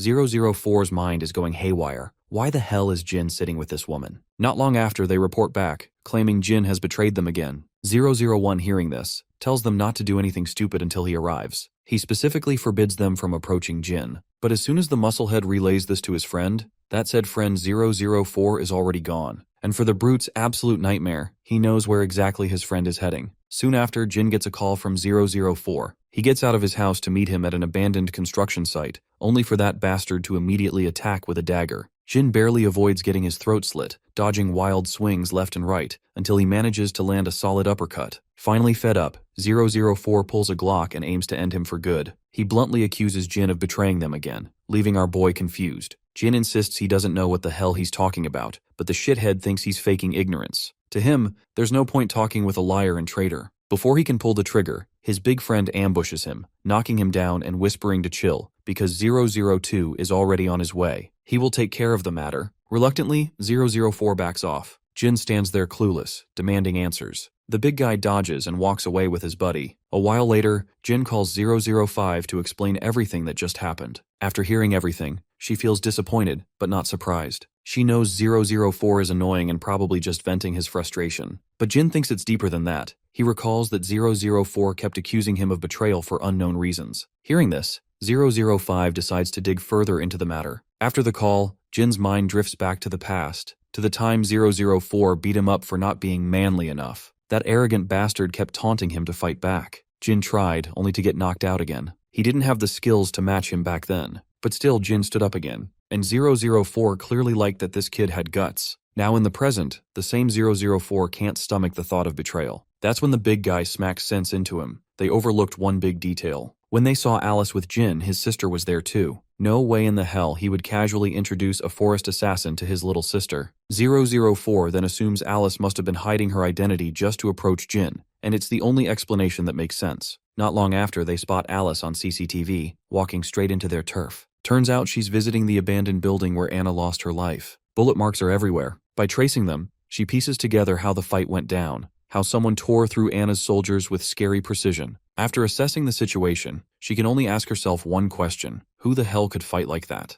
But mid-analysis, her instincts scream that something sus is going on. She notices curtains over some drums. Pulling them back, she finds a hidden camera. Moments later, a barrage of bullets rain down. She narrowly avoids them and draws her own Glock, firing back. 004 lauds her sharp instincts, but warns her that he's no one-trick pony either. He doesn't give her a single chance to shoot properly. By now, she realizes she's up against multiple mercenaries, and she knows they're here for revenge. 004 doesn't even bother hiding it. He confirms it straight to her face. Just as he goes dangerously close to her, she grabs his gun and tries to shoot her own, but 004 quickly knocks the gun out of her hands. The woman responds with a kick, but he blocks it instantly. Then she tries to slash him with a sneaky dagger of her own, but the guy reacts with cat-like reflexes and dodges it. Furthermore, he somehow manages to land a nasty cut on her with his own dagger without her even realizing it. For some reason, the woman realizes the guy she's fighting is 004. She's heard there was a skilled number who was crazy about knife battles. This also explains why he intentionally came closer just so he could fight her with knives. Well, 004 doesn't deny it. Bro is seriously itching to push her to the limits just to evaluate Forrest's best agent. With that, their exchange of blows continues. But before they can duke it out, the woman plays dirty. She had a spare gun all along, and now she's holding 004's life hostage with it. She believes only idiots use knives in the era of firearms. She starts firing bullets while he keeps throwing knives at her to throw off her aim. By now, she's sure the other numbered mercenaries must also be nearby. She's got to get the hell out of here before it's too late. With that, she makes her retreat. After the battle, 004 feels stupid for losing to a woman. Right at that moment, 002 arrives, not thrilled to hear that his friend lost to her. Of course, the arrogant bastard tries to wiggle his way out of his senior's scrutiny with just an apology. But turns out, 002 isn't bothered at all by his loss, which is quite surprising. Normally, he would have disciplined 004 to death, not this time. A while later, 002 shows Jin a photo of that forest mercenary on the list. Naturally, our boy's eyes pop out of his sockets when he realizes it's the same woman who's currently in SW. Now it makes sense to him why 004 was grilling him so hard. Jin tries to clarify that she has nothing to do with him. Well, 002 already understands this much. If Jin really had any ties with her, he wouldn't have introduced her to his sister so casually. though he's still curious to know how Jin even came across her. Well, as we already know, she's working in SW right now. 002 finds it alarming. To think she passed SW's background checks only shows that Forrest did a damn good job slipping her in. Then there's another thing Jin doesn't get. Why did she even approach him specifically? If her motive was to kill him, she wouldn't need to approach him in such an inconvenient way. 002 agrees with that, and before leaving, he warns Jin not to involve himself in this mess. After all, his sister has already been exposed to the enemy. If Jin gets dragged in and Alice learns about his true identity, then his family will be in grave danger. For now, all Jin needs to do is figure out how much she knows about him. As for the rest, 002 assures him they'll handle it. The following day, we cut to Alice, thinking about her recent encounter with the numbered mercenaries, earning an earful from her team leader for dozing off mid-duty. At the same time, Jin is also thinking about the same issue. If Forrest really wanted him dead, they wouldn't bother with such a cumbersome process. They could assassinate him easily once they knew his identity. Also, Alice infiltrating SW makes no sense since she could just as easily take his family hostage. This only leaves him wondering, what's her real reason for being here? A while back, right after Alice's clash with 004, she had contacted her seniors asking to return, but her superiors denied her request. They had invested a lot in her infiltration, and Forrest would suffer a huge loss if she simply pulled out. Right now, she has no fucking clue what the hell they even want from her. To lift her mood, she reaches out to Jin on a good note, reminding him of the promise he made to visit the supermarket with her. Jin remembers that too, so they walk side by side down the street. As they walk, she suddenly spots 002 standing in the distance, looking calm and unbothered. Now that even 002 has decided to show himself, it clearly means she's been fully exposed. To deal with it, she insists Jin go ahead since she can't accompany him any longer. With that, she walks straight towards 002. Upon reaching him, she assures him the kid standing there has nothing to do with her, so they shouldn't drag him into the mess. Of course, 002 probes her to explain her relationship with him. The girl insists he's just an associate from the workplace she infiltrated, just a SW trainee. Seems like 002 has confirmed what he wanted, which was whether she knows Jin's true identity. Next, he tells her to follow him somewhere more private. Once inside an abandoned building, the woman asks the reason behind this meetup. If he wanted to kill her, he could have done it without exposing himself. Turns out, 002 has the same question, wondering why she is even here. The woman claims she's merely infiltrating to gather intel on SW. Now that she's already been exposed, she doesn't see the need to hide her intentions anymore. 002 understands her perspective. He simply turns around and proceeds to leave. Well, the woman is flabbergasted that he's just walking away like this. 02 also suggests she do the same, telling her to leave before he actually feels like killing her. A while later, 002 reassures Jin that Alice's infiltration of SW has nothing to do with him. She doesn't know he's 001, which means Jin doesn't need to worry for now. Alice wouldn't even imagine Jin is a numbered mercenary while he's working at SW. After the phone call, 002 heads off, parting ways with his two goofy teammates. Sometime later, 006 also learns about everything that's been going on with Alice. The Korean Keanu Reeves is flabbergasted to hear all this. Anyway, the only question in his mind is, what's Jin gonna do about that bitch? Jin reveals that she didn't show up for training today. 006 guesses she likely withdrew from SW since she's already been exposed. There are rumors that Alice is hard to control, but Forrest still wants her for her skills. So they're forcing her to do their dirty work because they probably found her weakness. Later that night, Jin takes a casual late-night walk, wondering what her weakness might be. His best guess is that she's got a family too. With the speak of the devil, Alice crosses paths with him. This time, the woman is dressed head to toe in black, riding her Hayabusa. Seeing Jin, she's surprised but also grateful, because now she can personally tell him she's leaving. Something personal came up so she can't stay any longer. She was just about to leave, but running into Jin gave her the chance to say farewell on a good note. Before she leaves, Jin throws her a question if she has a family. Surprised at first, the woman admits she does, mentioning her younger brother, who's around the same age as Jin. Whenever she sees Jin, she's reminded of him. Before putting her helmet back on, she insists he continue with his bodyguard career because he's got real talent for it. With that, she zooms away on her superbike for good. The next day at SW, after training, Jin notices Major Kang standing in the distance. Of course, Jin is overjoyed to see his senior, and as expected, they start catching up. Kang reveals that the platoon still remembers him and shows great concern for him. Hearing this, Jin promises to visit them soon. Taking control of the conversation, Jin asks if Kang is perhaps here to meet Jaye, but turns out the senior is only here to see his junior, not his ex-fiancée. He's heard that the village chief is sick, and he doesn't think it's a simple illness. His days may already be numbered. He hopes Jin will visit the old man too. Of course, Jin was already planning to, and Kang predicted as much. That's why he's brought along a spare plane ticket for him. After boarding, they zoom through the skies. Inside the plane, Kang recalls the time when the chief had helped Jin a lot in reaching his home. Back then, Kang never truly understood why the old man would help Jin. After all, that old man was quite selfish at that time. Kang is curious to know what kind of relationship Jin really had with him.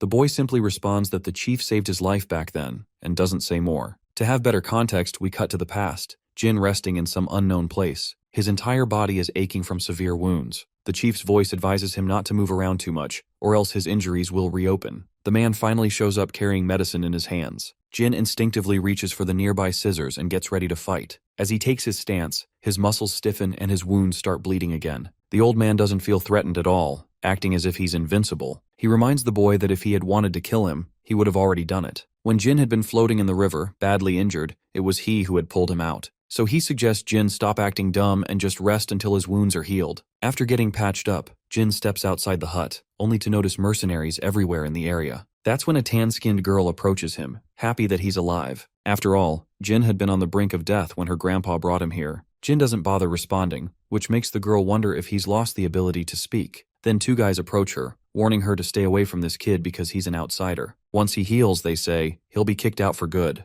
But the girl argues there's nothing to fear from an injured kid. The man, however, insists those injuries are exactly the problem. If he'd hurt himself while playing, fine, but that's clearly not the case. Still, the girl doesn't appreciate his over-the-top suspicion and drags him away so Jin won't feel uncomfortable. A while later, the old man returns and tells Jin that the girl was the one who cared for him through the night. As for why the others seem unfriendly, it's because this is a closed village. People here are naturally wary of outsiders. Although the place doesn't feel welcoming at all, the old man assures him that nobody will hurt him unless he does something stupid. Seeing everyone armed, Jin assumes this is a military base. But the old man takes the liberty to correct him. Turns out he himself isn't a local either. He stayed here for a while to treat those wounded in battle, but as time passed, more people gathered, forming a small settlement. There are also people like the girl, Evelyn, who had no home and found shelter here. Long story short, this is a mercenary village. The people here make their living by taking mercenary jobs. The old man suggests Jin stay until his injuries fully recover, and so Jin remains in this strange settlement. As Jin rests one day in his room, he hears unpleasant noises outside. Turns out the entire village is under attack, and those bastards aren't hesitating to kill people left and right. One of the lackeys reports to his fat boss that most of the village's manpower is absent, just like the intel said. This only makes the fat fuck happier, and he orders his lackey to drag everyone out and kill them as an example. Further, he orders the place blown up with explosives. That's the only way they can satisfy their revenge. As villagers are being apprehended, Jin remains in his room until Evelyn rushes in, ordering him to run. The looters have arrived, and there isn't even time to explain what's going on. But Jin wonders why she isn't leaving. The girl tells him those bastards captured her mother. Right then, a few looters barge into the hut, only to find Evelyn standing there trembling. Before they can lay their hands on her, Jin ambushes them and knocks the fuck out of both bastards, leaving the girl utterly speechless. Soon after, the big shots of the village, the one who were away at the time, get word that looters are attacking. Hearing the news, they decided to return back to the village all at once. Back at the village, Jin collects ammunition from the corpses and retrieves a gun too. The girl, meanwhile, is still processing how this kid is fighting like a grown adult. Now it makes sense to her why everyone kept warning her to stay cautious around him. Jin snaps her out of her thoughts, telling her to follow him so they can get out of this place. But the girl insists he save her mother and the villagers as well. She knows it's too much to ask a stranger, but he's the only hope they've got. Jin asks if this is supposed to be an official request for his services. After all, this is a mercenary village. The girl doesn't have money to pay him, but she's sure the adults will once they return. Jin clarifies he doesn't need money as payment. What he's about to do can be considered repayment for what she did for him, caring for him while he was half dead. And so, Jin begins wreaking havoc, mowing down bastards left and right as if they were training dummies, clearing one side of the village. On the other side, the looters have gathered all the villagers, forcing them to their knees. The fat boss is ready to resume the slaughter once his team finishes searching the eastern part and drags everyone out. But it looks like his plan is about to fall apart, because Jin has already cleared all enemies in the east. Now the only thing left is to deal with these bastards holding the villagers hostage. From the shadows, Jin assesses the situation and strategizes. Once ready, he makes his move. Two soldiers patrol the area, searching for survivors. They come across an unsuspecting kid, drag him out of a quiet corner, and shove him in with the other captives. As we know, this was Jin's plan to get as close as possible to the fat boss. With his target in sight, Jin makes his move. He slits the throat of the first man in front of him, then dashes toward the boss. The goons open fire, but Jin takes the bastard down with just a knife and manages to press the blade against the fat fuck's throat. The other armed soldiers halt, seeing their master in such a precarious situation. The boss raises his voice and orders them to drop their weapons. With no choice, the bastards lower their guns. The boss commends Jin for his precision and skills. The only reason this bastard still dares to speak confidently is because if Jin kills him, the villagers will die too. So he makes Jin an offer. Stop this foolishness and work under him. With Jin's power, he believes he can shape him further and harness the true potential of his abilities. Jin glances around, noticing all the armed men. He's clearly at a disadvantage. The pause makes the boss believe Jin is actually considering his shitty offer. But little does he know, my guy was just counting these bastards. Jin whips out a Glock he had been hiding and kills all the nearby soldiers with precise shots. One man manages to return fire, a bullet grazing Jin's cheek, but Jin takes him down along with everyone else surrounding the villagers. The boss didn't see this coming. He ends up taking a bullet just like the rest of his crew. With the boss dead, Jin orders the villagers to get up and grab weapons. There are looters who escaped, and they need to hunt them down. Meanwhile, the main party of mercenaries arrives at the village, only to be met with an unexpected sight. Shitloads of dead bodies litter the ground. Some villagers approach, and the leader demands to know what the hell happened. He'd heard looters attacked the village. The villagers explain it wasn't just some looters, the boss himself came with 40 men, but they assure him everything is over. The leader is flabbergasted to hear the boss showed up personally. That's why he warns his men to prepare for another ambush. Then comes the shocker. One villager reveals that, including the boss, every single one of them has been dealt with. Of course, this doesn't make sense to the leader, so he orders confirmation. That's when the villager points toward Jin, explaining that it was that kid who killed the boss along with most of his men. The villagers only managed to take down about 10 themselves. The kid wiped out the entire squad, plus the leader. Soon after, the old man approaches Jin and thanks him for what he did. But Jin thinks gratitude is unnecessary after all. The old man helped him first. The old man finally introduces himself. His name is Lucas, and he's considered the village head simply because this village formed around him. He then asks the kid's name in return, but since Jin has no memory of his past, he doesn't know. As he watches Evelyn's mother embrace her daughter dearly, he suddenly recalls the horrific plane crash. His own mother had adored him the same way before the crash. "You parents love you, Jin," she said. From that point, Jin begins piecing back fragments of his memory and remembers his name. He gives his name to the old man, who thanks the kid back for his contribution. And there you have it, boys. The backstory of Jin finally revealed. As the flashback ends, Jin and Major Kang arrive at the village. Of course, it doesn't take long for the villagers to recognize him. Evelyn is there too, and the girl immediately throws herself into his arms upon seeing him. She eagerly starts catching up, asking the reason for his visit. But we already know the reason. So, she quickly escorts him toward the village head's room, certain he'll feel better once he sees Jin. Lately, the old man hasn't been doing well. He can barely move and is almost blind. Finally, they enter the room, and the girl cheerfully reminds the chief that Jin is here. "Bro, doesn't it feel like this old man has aged way too much, given it's only been a few years since that incident?" As usual, since Jin isn't the talkative type, it's the old man carrying the whole conversation. The old man reveals that he had been sick for a long time, but now his body has weakened to the point it can't endure anymore. The girl decides to leave the room to give the two of them space to talk. The old man asks Jin whether he ever got to meet his family, and if reuniting with them brought him any joy. Jin confirms it, saying he's currently living with his family. He's got a grandfather and a youngster, and both treat him really well. And as for his real name, it's Yu-Ijin. The old man is glad to hear he's doing well, but he has one last request he wants Jin to fulfill. He asks Jin to never come back. It's his final request. Jin acknowledges the old man's wish and promptly begins to leave. But before he steps out of the room, the old man expresses his joy at seeing Jin one last time. "I'm happy I got to see you one last time, Yu-Ijin." Those were his final words before Jin left. As they echo in his head, Kang snaps him out of his thoughts. Jin assures his senior he's fine and decides to head back. Just then, some other familiar faces show up and immediately start scolding him for coming here. They tell him this is a place he has no business visiting. They don't want him back, since he was the one who abandoned them first. At first, Jin acted like one of them, but once he recovered and regained his memories, he left without looking back. Nobody appreciates a traitor like that, so one guy outright tells him to get the hell out. The word traitor really sticks with Jin. He's been hearing it a lot lately. Evelyn snaps at the guy for his crude words, but Jin just assures them he's already leaving and walks off to his car. The girl runs after him, and when he turns, she's standing there. He bids her farewell and heads to his car. Once he's gone, the girl starts berating that crude guy for being harsh unnecessarily. In her eyes, they should be happy to see him, not bitter. Well, turns out the big guy actually was happy to see him. In fact, they all were. After all, every single one of them is indebted to Jin for saving the village back then. The reason they acted cold was because they don't want him to stay attached to this place.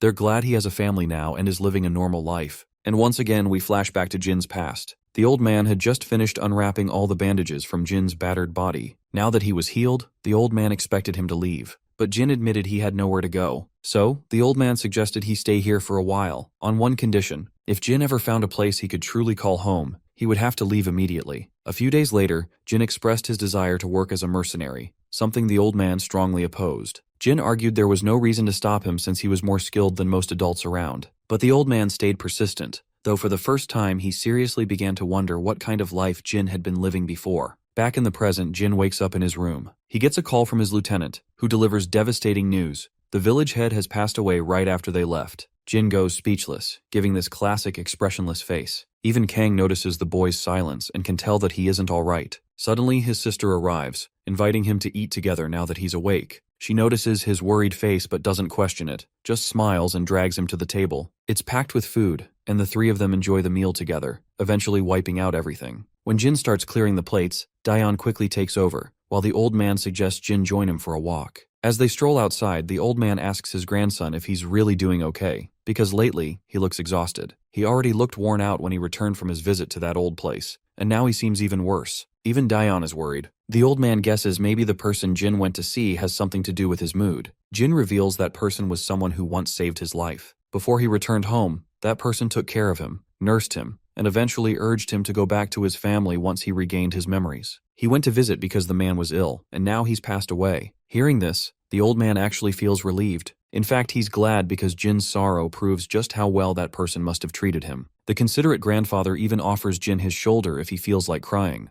But Jin just stands there like a mannequin, until suddenly a tear slides down his cheek. Even he didn't realize he was crying until Grandpa pointed it out. The old man hugs him tightly as Jin finally lets some of his heavy heart out. Later, Jin learns that the village head left him a message. "Thank you for letting me be a father again, which I had once lost."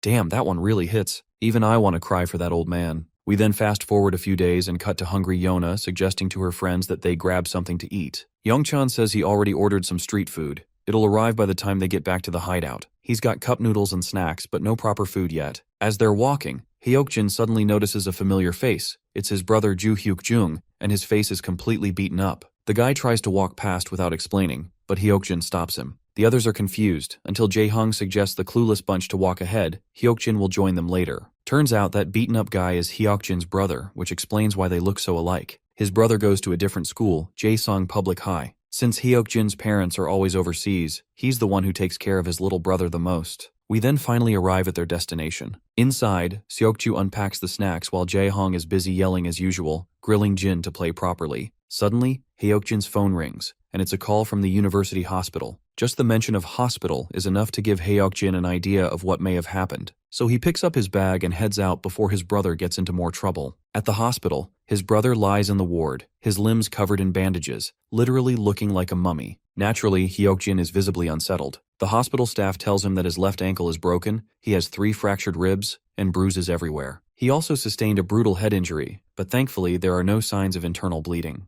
Hyokjin is seriously questioning what led his brother into this condition. The doctor reveals that he was brought in by emergency, and the kind of injuries he sustained clearly shows that he was assaulted. Suddenly his brother's broken phone rings, though it's password protected. Hyokjin knows his brother pretty well and uses the birthday as the password, which actually works. There's this guy, Chanil, texting, and he seems to be involved in the assault case. He then starts calling on the phone, and Hyokjin picks it up. The first thing that bastard does is start cussing for not answering calls. Hyokjin asks the guy if he's responsible for his brother's injuries. Of course, the caller isn't sure who he's talking to, so Hyokjin introduces himself. The caller admits that he isn't responsible for putting his brother in the hospital. Actually, he was the one who called the emergency services. Turns out Hyukjung is a fighter, and he got beaten up during a fight. And as for this guy, he's his manager. Of course, nothing is making sense to Hyokjin, but the caller promises to explain everything if he's willing to meet. Later, Hyokjin arrives in this shady alley where he finds a bunch of shady dudes hanging around. Upon approaching the area, he loudly questions which one of them is the bastard named Chanil. The guy in question speaks up, introducing himself. Our guy cuts through the crap and demands this bastard to spill all the details. Chanil refuses to respond unless Hyokjin partakes in the match that's just about to start. He really wants Hyokjin to accept the fight, because his brother has already caused a lot of trouble by losing a recent match.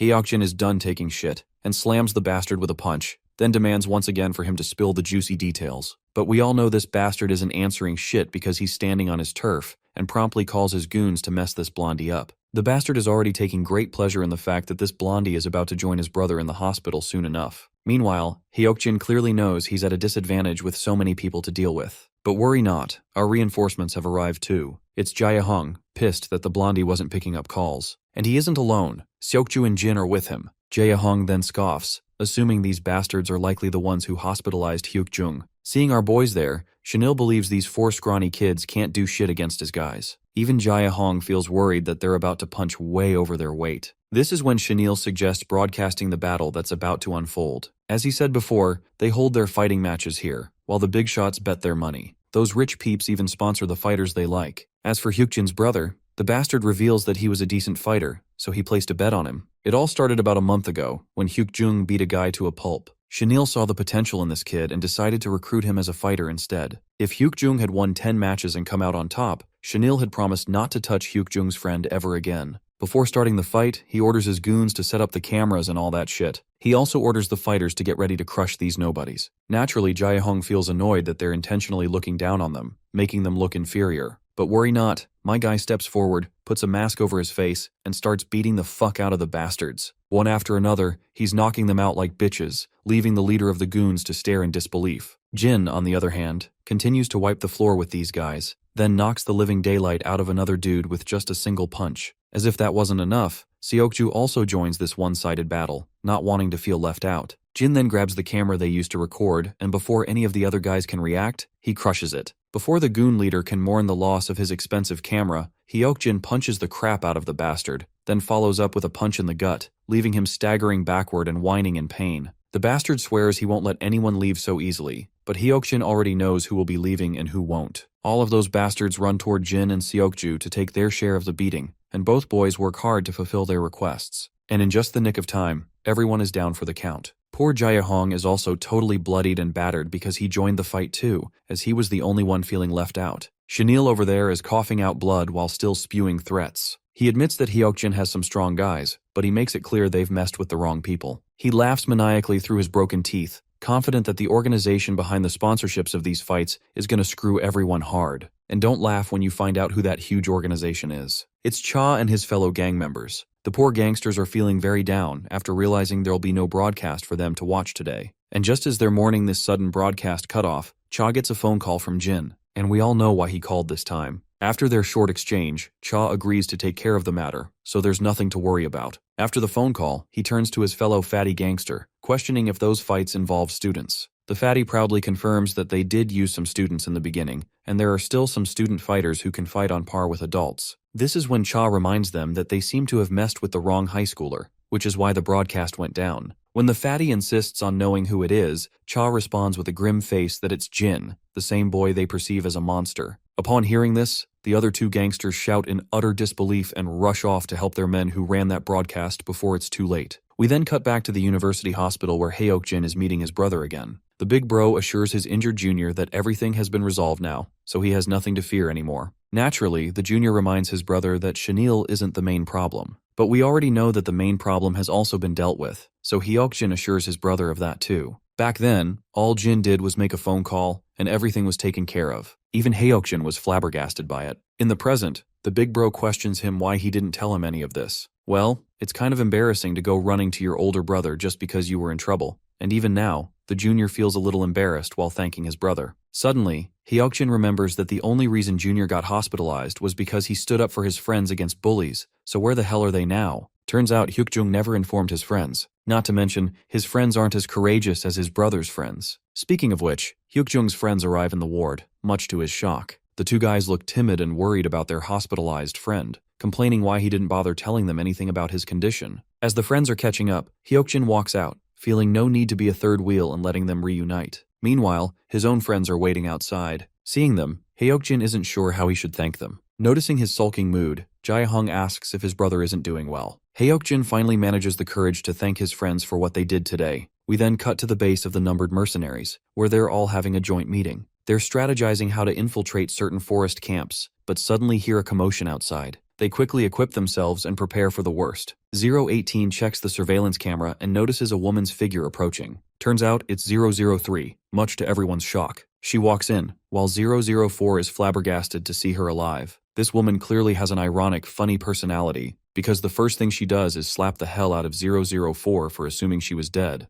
all while maintaining her nonchalance like it's just a joke. Anyway, she's really grateful to see everyone again. Then the next thing she does is plant a sleek smooch right on 002's lips, leaving everyone shocked again. The woman is throwing shocks left and right. She supposedly really missed 002, or at least that's what she claims. She also notes that he hasn't changed a bit. Meanwhile, the musclehead in the background still can't wrap her head around how she's alive. The woman admits she thought she was going to die too. The others ask why she didn't show up all these years. She reveals that after being attacked by 001, she opened her eyes in a hospital. Once she recovered from her injuries, she was caged in some place she didn't even recognize, but managed to escape. The place was likely a military base, and those guys knew about the existence of numbered mercenaries. They kept trying to make her talk, squeezing out whatever information they could. The entire ordeal was so unpleasant she'd rather not even talk about it now. Then she flips the conversation and asks where all the other numbered mercenaries are. 018 reveals the grim truth. Those who went after 001 didn't survive, besides her. At first she seems shocked, but then admits she expected as much. She should have given them better instructions. 018 further reveals how everything changed after 001's betrayal. The camp lost all confidence and trust in the numbered mercenaries, so they separated everyone and assigned different missions. With time, all the numbered mercenaries disappeared. 002 then asks her when she escaped, but she stays silent, forcing him to repeat the question. Finally, she reveals it's been 3 years. And as for why she didn't contact them all these years, she didn't want to return to the numbered mercenaries. If she went back to the camp, she'd have to follow orders again, orders that ignored free will. If she hadn't heard that the camp had disbanded, she would never have come looking for them. Still, they want to learn why she decided to show up now? Turns out, she's here to recruit everyone out, much to their shock. She wants to create a PMC and claims she's backed by someone powerful who will sponsor them. Given their skills, dominating the field shouldn't be hard. But 002 coldly orders her to get the fuck out. As far as he's concerned, she's a traitor. Doesn't matter what her reasons were. Fact is, she abandoned the numbered mercenaries. If she had come a year earlier, they would have killed her for betrayal. Lucky her, that's no longer the case. The others try reasoning with 002 to cut her some slack, but the girl admits he has every right to be angry. It's true she abandoned them and never came back. Still, she reminds them the offer is on the table. If they want to settle down somewhere safe without wandering around, they can contact her. With that, she proceeds to leave, only to be stopped by the leader, who has a question. When she chased 001, how did the numbers under her command die? She claims 001 slaughtered them one by one with his prowess. Well, that's the trigger. 002 finally pieces it all together. He quickly pulls out his Glock and shoots at her, convinced now that she's the one who killed them. The woman retaliates with her own gun. Once she takes cover, she signals her accomplices to infiltrate. The soldiers outside unload their guns, while the numbered mercenaries do their best to take cover from the deadly rain of bullets. She then signals her men to stop shooting, all the while whining that 002 trusts our boy too much. She once again insists it's 001 who betrayed them, claiming she could never bear to kill her own comrades. Nonetheless, she reminds them the offer is still real. The only reason her people opened fire was because they saw her under attack. Before leaving, she expresses her desire to be with everyone, and she sounds genuinely sincere. Her words remind 002 of an incident from the past where she pulled the same stunt on the opposing side. She offered them surrender, claiming she'd accept them as allies. But once the enemy surrendered, she slaughtered them in cold blood, without a hint of guilt or shame. She was so nonchalant about killing them, truly believing it was fine. By now, even 004 is convinced she's the real traitor. They remember too many people falling for her sweet talk, only to end up dead. So they're not going to fall for her words either. Well, the woman clearly expected this much resistance, knowing exactly who she's dealing with. She still promises her offer is legit, the only reason she came here. But turns out, the bitch was indeed playing them. She discreetly signals her men to blow up the entire place, and the bastards start loading RPGs. 018, watching the feed, promptly reports the threat. 002 gives his final signal, and as soon as the big guy presses the button, a massive blast erupts right outside the building, right where those soldiers were preparing to unleash hell. As the dust and smoke settle, 003 notices all her men reduced to minced meat, much to her horror. She quickly rallies the rest of the survivors to infiltrate at once. The two guys step forward, throw a stun grenade inside, and enter right after it detonates. 003 also accompanies her men and cautiously traverses the place, but there's no one around. Suddenly, she notices a secret gateway leading underground. One of her soldiers suggests following them from behind, but the girl insists otherwise. If they rush in like this, the losses will be astronomical. She reiterates that retreating is the only option they have right now. We then cut to Jin, doing his regular exercise until he's interrupted by a phone call. It's 002, informing him that 003 is alive. Jin is surprised because everyone had assumed that all those who chased after him had died, or at least they had thought so until she suddenly reappeared. And now it's a rock-solid fact that she's the one who killed the numbered mercenaries who went after Jin. Of course, this leaves our boy in utter disbelief, wondering why she would do this. The only answer 002 can give is that she's very unpredictable. Now that he thinks about it, everyone in camp was unpredictable. This causes Jin to flash back to the past. As soon as he incapacitates one of his friends, the friend urges him to run away as far as possible. Jin continues walking until he comes across 003, who doesn't want him to escape even though she knows this place is a hellhole. She knows very well that the rule is to kill traitors, but since it was 001 they were talking about, she believed he might get away with just severe punishment. The psycho bitch continued to gaslight him, just like she did with her other victims.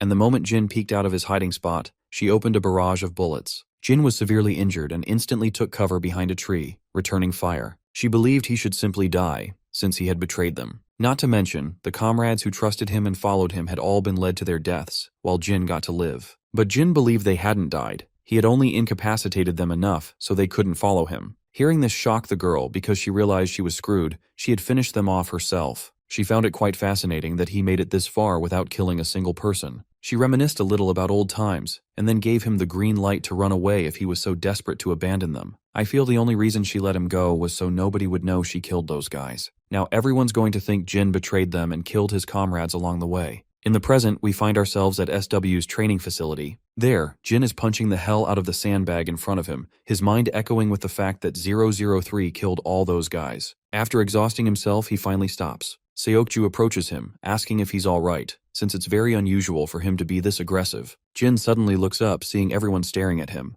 The guys tense up under the brutal glare he's giving off. The senior then orders everyone to gather as there's something important he wants to convey. For the president's overseas schedule, besides Team 1, SW has decided to dispatch additional people from other teams as well. SW made this decision to strengthen security, given the recent ominous events. That's all he has to announce. The team leader will explain the rest. We then cut to a big shot, the mastermind behind Forrest. As usual, he looks confident. He recalls the recent failures of the past few days, but he's glad he'll make up for everything with this next opportunity. Seems like he is going to take down SW's director. We then cut to Forrest's base, where we meet the director. He looks displeased after learning that an external group will join them in SW's director's assassination mission. His henchman Jackal doesn't like what's happening. For him to move with an unknown team he doesn't even know feels strange. Even the Big Cheese doesn't like the idea that their boss don't fully trust them. Anyhow, the Big Cheese also assigns Alice along with Jackal for this escort mission. But the lackey doesn't think it's necessary to pull her off probation and bring her back. After all, she's hard to control. The old man suggests issuing her a clear warning. If she screws up this time, her sibling will be killed. Just then, a woman barges into the room, and it's 003 sent by Forest Mastermind, and she is here to have a direct dialogue with the Forest leader. Fast forward a few moments, and she's finished explaining everything to the director. She expresses her desire to join this assassination mission, but the director's lackey doesn't believe she brings anything to the table besides her looks. The woman responds with a jab, frustrating him further. Meanwhile, the old man takes note of how composed and fearless she appears. Literally, she hasn't flinched once the entire time. Still, the old man puts his reluctance on the table. He can't work with a group they haven't verified. So, he makes it clear that they'll take the lead in everything, and she must have no objections. Of course, the woman has none. The only thing important to her is the mission's success. With that, she ends the meeting, and the next agenda is to meet at the designated location. The infuriated lackey already hates this woman, and demands she at least give her name. He'll be leading this mission, so it's imperative that she introduces herself. The woman compliments his name, then introduces herself as Quinn. We then cut to Jin's house, where he finishes telling his sister about the overseas business trip he'll be tagging along on. He'll be going with the SW president on a business trip. Daeyeon feels happy to hear this, because tagging along with the SW president clearly shows how highly SW thinks of him. But Jin clarifies that he's only tagging along to observe. There's already a main team assigned to the president's security. Still, their grandpa is really proud of his grandson. If Jin weren't competent, or if he were troublesome,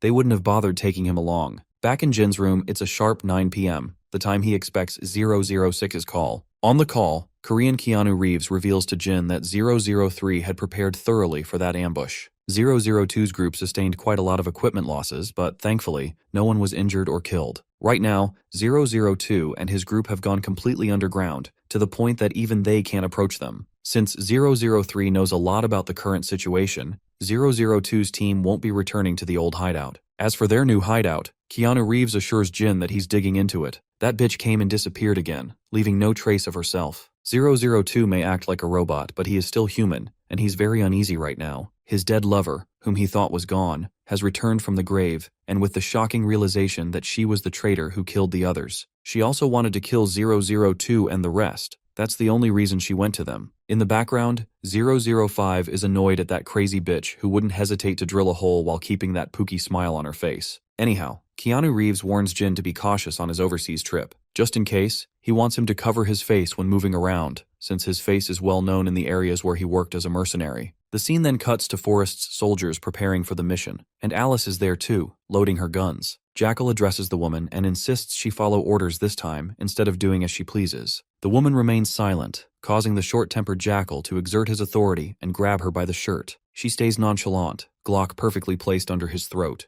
The guy finally uses the threat, reminding her that her disobedience will result in her sibling's death this time. With his threat made clear, he twirls arrogantly. She then asks him about their target, but the bastard refuses to disclose the information until the time arrives. Finally, 003 shows up with her 2 men. The bastard for some reason looks quite happy to see her. When asked if he received the data she sent, the man confirms he has, revealing that he's already burned the target's location and whereabouts into his mind. Alice meanwhile sizes this unknown woman. 003 also notices Alice and assumes she must be the highly skilled Forrest assassin she's heard about. Jackal confirms this, though with a very unpleasant expression. We then cut back to their target, of course, SW's director. The old man apologizes to Jin for not having him around while moving around, even though he brought him all the way to this country. Of course, Jin doesn't mind. He understands the other team members were already doing their job diligently, so his presence was unnecessary. The old man then expresses his gratitude to his secretary, whose name is Go, for escorting him. Go doesn't mind. While the old man's schedule has ended, Go's job won't end until the president is back home safe. Speaking of which, the old man doesn't really like traveling, but he has to, as it's the only way to survive in the business world. Anyhow, he begins catching up with Jin in his spare time. The old man asks the boy if he's close to Yona, and Jin affirms it without hesitation. The cunning director then follows up with another question, wondering if Yona has a boyfriend. Jin processes the question and replies that he isn't aware of it, even if she is dating someone. All the while, Forest soldiers are setting up zip lines to infiltrate the building SW's director is residing in. Soon enough, they get into the building one by one, while some guys infiltrate the building pretending to be staff. Jackal and the other 2 girls have already hijacked the surveillance room, which makes the job much easier for them. Meanwhile, Jackal is thinking of dealing with the director himself, because he doesn't want to hand over all the credit to someone like Alice. Internally, Alice also doesn't want to engage with SW soldiers since she trained with them.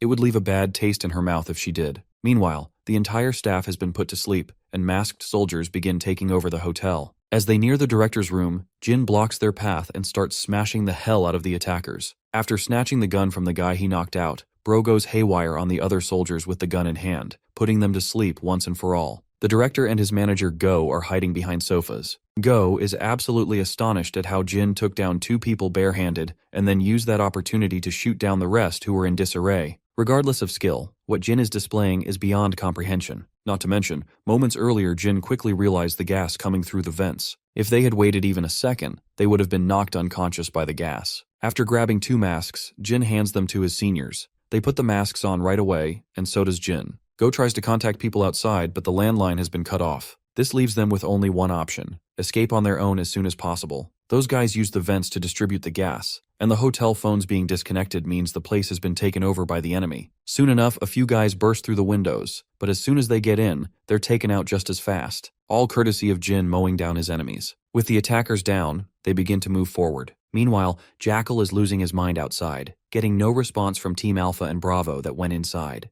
With 2 Forest teams already failing the mission, it's time for 003 to make her move. She rallies her soldiers and proceeds to carry out the mission. Jackal also calls out to his unit and orders them to follow him. Let's go back to Jin and the director. Thankfully, the SW bodyguards are still alive. They just got knocked out by the gas. They continue forward with Jin taking the lead at the front. But manager Go insists on being at the front lines. Jin bluntly reminds him the cold truth. Go isn't specialized in guarding VIPs, so the right thing to do is have him at the front. As they walk forward, they finally come into a corridor. There, they instantly sense someone's presence, and Jin begins unleashing a barrage of bullets. Secretary Go meanwhile grabs the old man and runs while Jin blocks them. It's 003 and her goons shooting, while Jin takes cover and makes sure no bullet hits him. Once he notices Secretary Go and the director have escaped the corridor, he finally makes his move and starts raining down bullets in response. After holding them back, he runs to catch up with the director. They eventually reach the emergency exit and begin descending the stairs. As they descend, Jin suddenly gestures them to stop because he senses someone ascending. It's Jackal with his goons. After weighing his options, Jin signals them to go back up, and the director and his secretary promptly comply. Once they're out, Jin readies himself to face the opponents ahead. He keeps his aim steady, and as soon as those bitches come into view, he opens fire, mowing down the soldiers at the front. Luckily for Jackal, he was behind, so his ass got lucky and didn't get his ass shredded under the relentless barrage.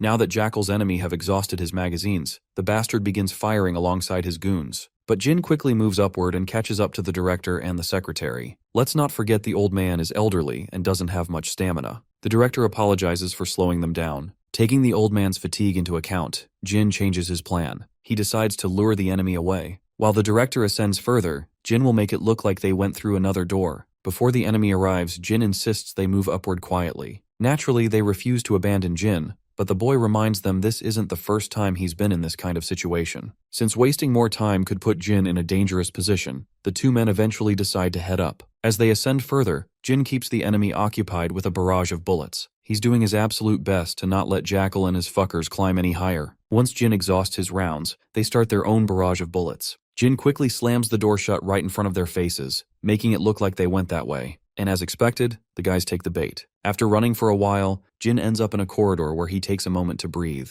The power to the elevator has already been cut, so without stairs there's no way out. As soon as two soldiers come into view, he brutally slaughters them. The next problem comes when his magazine runs dry. While he's struggling with it, a stun grenade lands right at his feet and detonates. Jin may have covered his ears before the blast, but he still absorbed most of the impact. His vision dulls, he can't even see properly. With no choice, he charges toward the blurry silhouettes he can barely make out, and knocks one of them down. But the bastard quickly kicks Jin away and pins him under the barrel of his gun. He suddenly gets distracted by another soldier, giving Jin the perfect opportunity to strike. As Jin tries to snatch the gun, the bastard resists, so the boy headbutts him and rips the gun from his hands. Not only snatches it, but smacks him hard with it. Still, the guy manages to slam Jin in the stomach, and both jump back to gain some distance. The bastard pulls out a dagger, while Jin can barely make him out through his hazy vision. The slash comes, and Jin takes it over his hand. The bastard scoffs, believing this is the end of Jin's struggles. I doubt that's the case, but considering how battered Jin already is, the outcome is unpredictable. The bastard lunges at his unarmed opponent, swinging again and injuring Jin further. But the poor guy doesn't falter. After dodging one strike, he grabs the bastard's hand and drives the blade right into his thigh. With the bastard on his knees, Jin tries to slit his throat.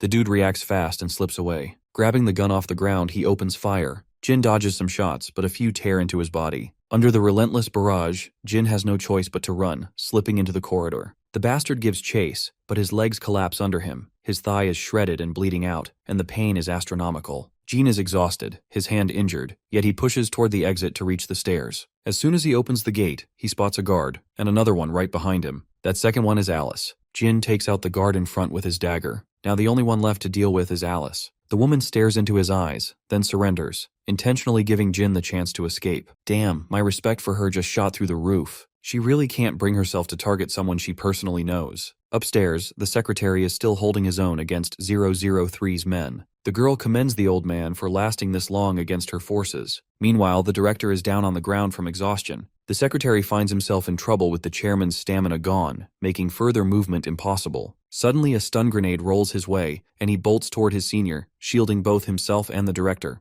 And with that, they're checkmated. The woman orders her men to get rid of the secretary, but before they can, Jin leaps in and drops the bastard on the spot. As soon as he kills him, the woman spins on her heel and points her gun at Jin. Jin bolts as fast as he can while she rains bullets down on him. He whirls around in a full 180 and closes the distance instantly. With a knife in hand, he tries to stab her, but she blocks it with her own blade. They stare into each other's eyes like two lovers about to kiss. Thankfully, the woman fails to recognize him as 001 and kicks him away. Pressing her gun into his stomach, she fires, but Jin sidesteps the bullets. He retaliates with his dagger, lodging it in her gun. She grabs it by the nozzle, trying to smash his face with it, but Jin blocks with his wrist and cuts her with his knife. She staggers back, but Jin closes the gap instantly. The bitch realizes he's deliberately not giving her the distance needed to fire. The injured bastard from earlier is somehow still alive and aims at Jin. The woman smirks, thinking victory is hers, only for Secretary Go to shoot that bastard dead. She realizes things just got tricky. These guys have recovered enough to shoot again. Immediately, she retreats for cover while the secretary keeps up a barrage of gunfire. With no choice, she locks her sights on the director and prepares to shoot. But before she can, Jin throws his dagger, forcing her aim off course. The bullets ricochet wildly. For now, she runs instead of engaging further. Looks like Jin has figured out this bitch is 003, and I have a feeling she's realized who he is too. Once she's gone, Jin finally catches his breath. The director asks if he's alright, and Jin affirms it, as if the blood loss and injuries all over his body aren't obvious. Seeing Jin so battered and bruised, the old man can't help but express his gratitude. Jin downplays it with his old-fashioned line that he's just doing his job. The following day, we cut to SW Hospital with Jin admitted. Secretary Go meets him and assures him that he's already informed his family that he'll be back home in a few days. Since the hospital confirmed there are no critical injuries, Jin will recover soon. The boy expresses his gratitude, a gesture that doesn't really make sense to the secretary. Providing medical care is just the bare minimum of their duty. The secretary reflects on Jin's skills. After witnessing them firsthand, he now has no doubt why sources claimed Jin is top of the top in the mercenary world. He'd thought it was an exaggeration, but the secretary now knows otherwise. The director then asks Jin if he isn't curious about the recent incident, but my guy replies that curiosity isn't his job, a classic response the director was expecting. The old man reveals SW is aggressively expanding into the defense industry, and honestly, stepping into that field is dangerous. It's tied directly to a nation's power and interests, making it far more complicated than other industries. This is why SW's growth has earned so many enemies. The old man is certain that what happened with Jie, Yuna, and this recent attack are connected. Jin, however, doesn't feel he needs to know these details. The only thing he has to do is his job. Yet again, the kid's blunt response doesn't fail to surprise the director. We then cut to Jackal, who is being treated at another hospital. His muscles twitch as he sleeps. He suddenly jolts awake, remembering Jin, the bastard who handed him his ass. Now he wants revenge, just so he doesn't feel so pathetic about himself. Once Jin gets back home, he receives a phone call from 006 and explains the entire situation, including how he suspects he saw 003, though Keanu Reeves doubts he can be 100% certain since she was wearing a gas mask. Jin insists her voice and movements match the 003 he remembers. Keanu Reeves decides to look into it further because she's gotten very dangerous for everyone. He also reveals another piece of news. Forrest is using Alice. They've apparently taken her family hostage and are using that against her. There was always friction between them, but now it's on a whole other level. Hearing this, Jin recalls his encounter with Alice, like how she surprisingly let him go. The scene then cuts to Alice herself, shackled and brought before the big boss of Forrest. The bastard is furious at her for not completing the mission, but the woman counters by reminding him that it was Jackal the jackass who failed, not her. But the big shot insists the mission failed because of her. Alice holds her ground, making it clear that Jackal was the one who forced her out of the mission. She only followed him, since he was supposedly in charge. The boss claims Jackal said the opposite. Back and forth they go until the boss declares her guilty of not playing her role properly. He glares at her with a threatening look, reminding her she made a huge mistake by ignoring his last warning. To make an example out of her, he's going to publicly execute her in front of all Forest members. More than herself, the woman worries for her sibling, and it seems the bastard has already decided what he'll do with them. Leaving her behind, he meets Jackal and other soldiers. The boss gives the goon a mission to dispose of her quietly, an order that makes Jackal smirk from ear to ear. When he steps up to her, Alice seethes with fury. The bastard savors every second, seeing her life in his hands. She accuses him of failing the mission and pinning everything on her, but Mr. Jackass won't even entertain the thought. By now, Alice is certain he planned to throw her under the bus all along. He orders his men to set up cameras, wanting to record an example of what happens to those who disobey. Alice knows what's coming. Quietly, she dislocates her wrist to slip out of the cuffs. Once the camera is ready, the man puts a gun to her head. Before he can pull the trigger, she breaks free, flings the gun away, and seizes it. She fires, but the bastard dodges, only for her to slam him onto the table. Using him as a meat shield, she dispatches the other two soldiers and presses the barrel against his head. The bastard tries to wiggle his way out with scummy threats, reminding her that if he dies, her sibling dies too.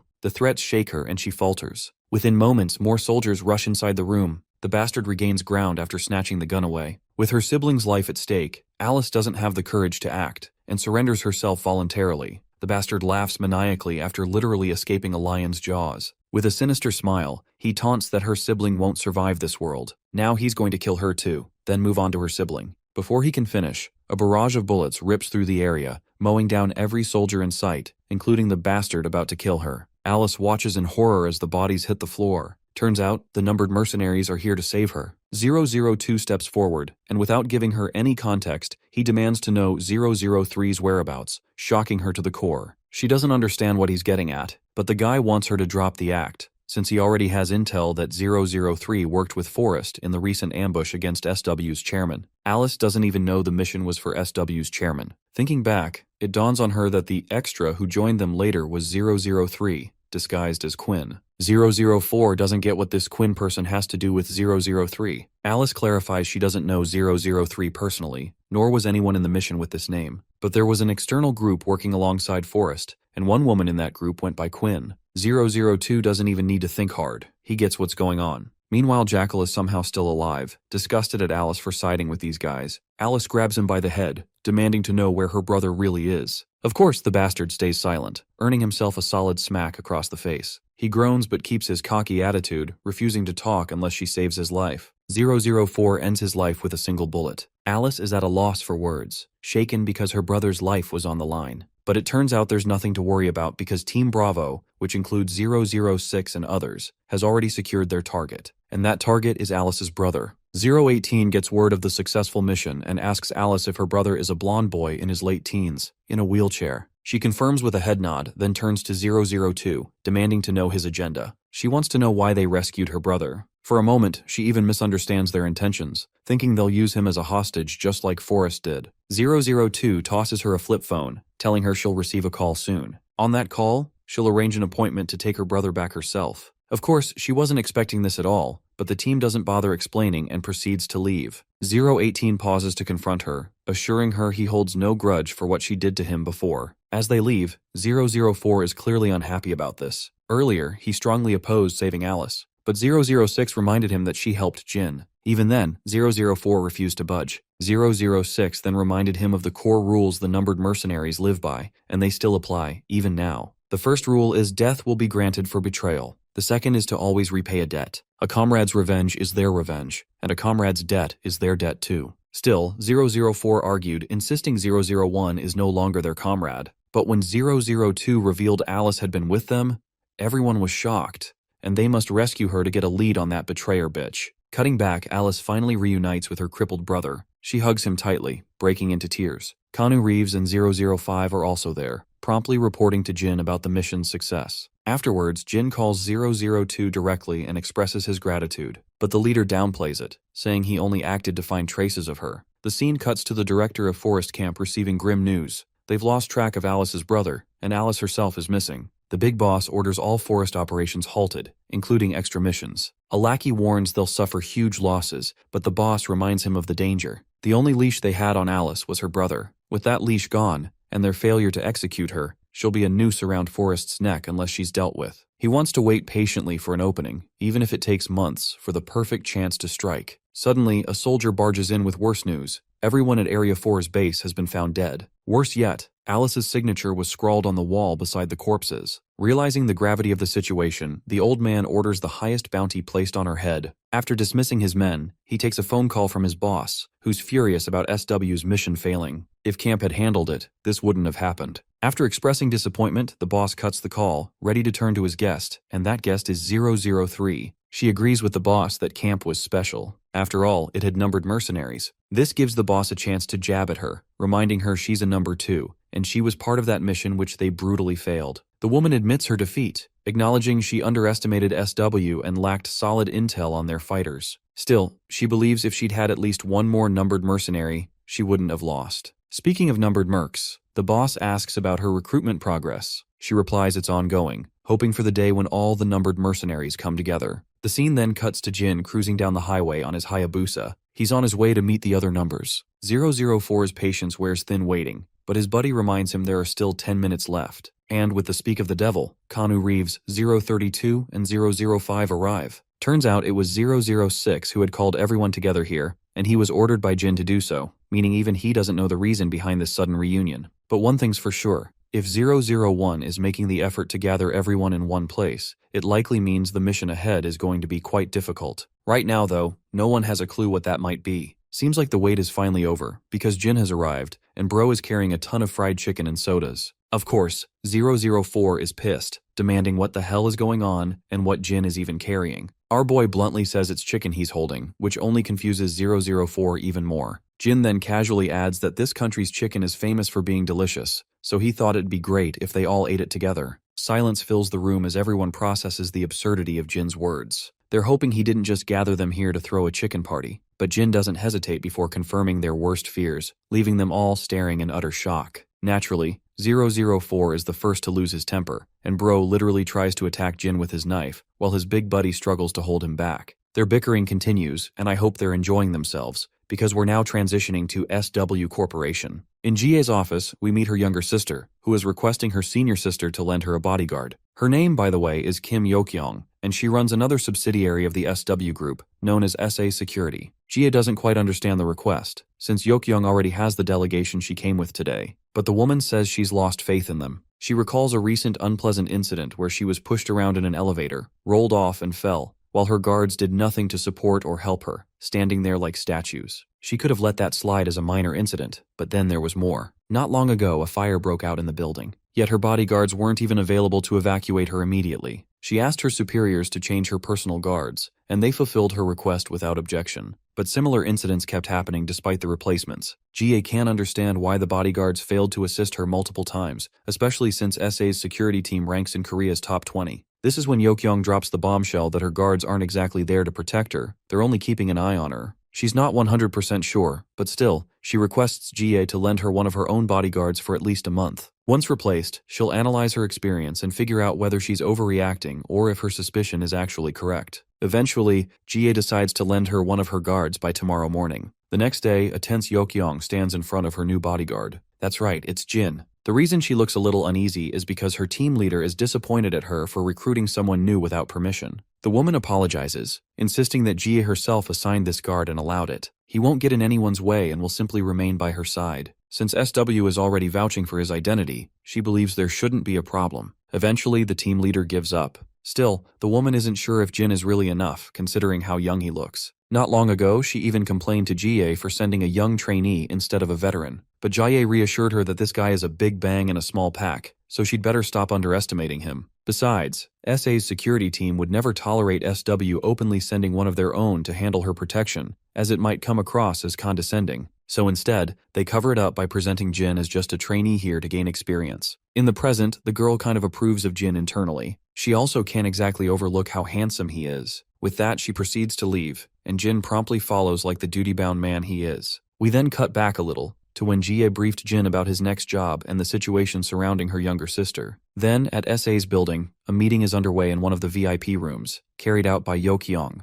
Outside, guards are taking a break to relax and stretch themselves, while Jin remains on duty. The other guards can't help but notice how diligently Jin is doing his job and insist he take a little rest. But Jin simply replies that he's fine. After the meeting ends, he reunites with his client in the car, who looks exhausted. When she asks him the same thing, he again says he's fine. She then brings up how highly Jie thinks of him. It's actually Yokyong's first time seeing her older sister acknowledge someone this much. Jin says she's being too generous, but the girl insists her sister isn't that kind of person. She then starts asking some personal questions too, like whether he must be popular with girls and whatnot. But Jin bluntly denies with short no's. She even asks if he's dating someone, and again his answer is the same. Eventually, she gives up questioning him. Since her official schedule is done for the day, she offers to drop him off at SW so he can go home. But Jin gives his classic no, insisting he'll only leave once she's safely home. The girl tries reasoning with him, saying she's meeting a friend and it'll get late. Even so, Jin wants to stick around until her last event. A while later, they arrive at a fancy hotel, where in one of the rooms she meets a man, likely her boyfriend. They hug tightly after so long apart. The door is closed for privacy, leaving Jin no choice but to stand outside. He immediately notes the time to keep track of things. Inside, as they sit down to catch up, the woman suddenly faints after only one drink. As expected, this bastard is shady. He is the one who spiked her drink. He'd been tasked with this by someone with malicious intent, who promised to pay off his massive debt of 6 billion won if he followed instructions. The bastard doesn't feel the slightest remorse, thinking that losing a girlfriend is better than paying 6 billion won in debt. Right on time, Jin barges into the room unannounced, shocking the bastard. His eyes dart toward the unconscious woman on the couch, realizing she's been knocked out cold. It's only 11 p.m., barely an hour ever since she went inside, and yet she's already passed out,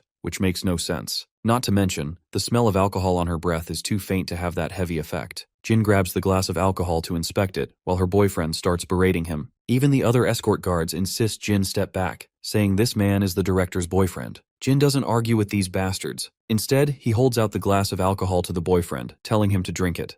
When the guy's bodyguard asks about the reason, Jin explains that he believes the drink has been spiked with drugs. The boyfriend gets shocked because our hero's suspicion is correct. The hero also warns him that if he refuses to drink it, he will keep the glass as evidence. But before that can happen, the bodyguard suddenly throws the glass to the floor and destroys the evidence. He then warns the hero not to overstep his boundaries and apologizes to Lady Gyeong's boyfriend for his behavior. He also explains that the girl brought the hero from SW Company only to protect her. The boyfriend then orders both Jin and the bodyguard to wait outside, insisting that he will remain with the girl until she regains consciousness. Instead of obeying, our hero picks up the girl and heads for the exit, as he doesn't want to leave her alone with the man he suspects. When the bodyguard tries to stop him, the hero gives a powerful kick to his face, to which the man crashes back. As our hero steps into the corridor carrying the girl, 2 other bodyguards spot him and assume that he is trying to kidnap her. Our hero lays the girl on the floor, and as the 2 bodyguards leap at him to attack, he defeats both of them on the spot. Once the path is clear, he carries the girl to a car and drives away from the building. On the way, he calls manager GA of SW Company and explains everything that has happened. He tells her that he suspects something is seriously wrong with Gyeong's security team. He says he tried to secure evidence that the drink had been tampered with, but the bodyguards destroyed it. Hearing this, the manager gets shocked and asks about where he is right now. The hero explains that he has safely taken the girl away from the scene and plans to take her to a hospital for a medical examination. However, the manager tells him not to do that. She explains that if the girl was truly drugged and the hospital staff discover it, the information could leak to the public and damage her reputation. She then points out that if the hero's suspicions are correct, it means Gyeong's entire security team is involved. That would also suggest that senior members of the SA group are behind the scheme. GA believes someone within the company's leadership has been waiting for the perfect opportunity to destroy the girl's reputation, and she already has an idea of who that person might be. As they are talking on the phone, our hero suddenly notices the girl's bodyguards have also begun chasing him in cars. Manager GA immediately understands the situation and explains that they have tracked his location because he is driving Gyeong's car, which has a GPS in it. She believes the bodyguards are using the false claim that the hero has kidnapped the girl as an excuse to pursue him. However, she assures the hero that once the girl regains consciousness, she will reveal the truth and clear his name. Until then, she requests him to protect her at any costs. Jin stops the car and comments that protecting her is exactly what he is here to do. Hearing this, the manager feels good as she knows that whenever our hero makes such a promise, he always carries out his mission without fail. At this moment, the bodyguards surround the vehicle and leap at him all at once. But the hero uses his swift movement and takes down several of the attackers in an instant. Meanwhile, at the SA Group headquarters, Chairman Seoksu is furious after learning that his plan has failed. He thinks that if Gyeong's boyfriend had managed to stall for just a little longer, the reporters would have arrived at the scene and the girl's reputation would have been ruined exactly as planned. He asks his assistant where the girl is right now. The assistant reports that their men have located her car and are currently following it. He suggests reporting Gyeong as a kidnapping victim to the police,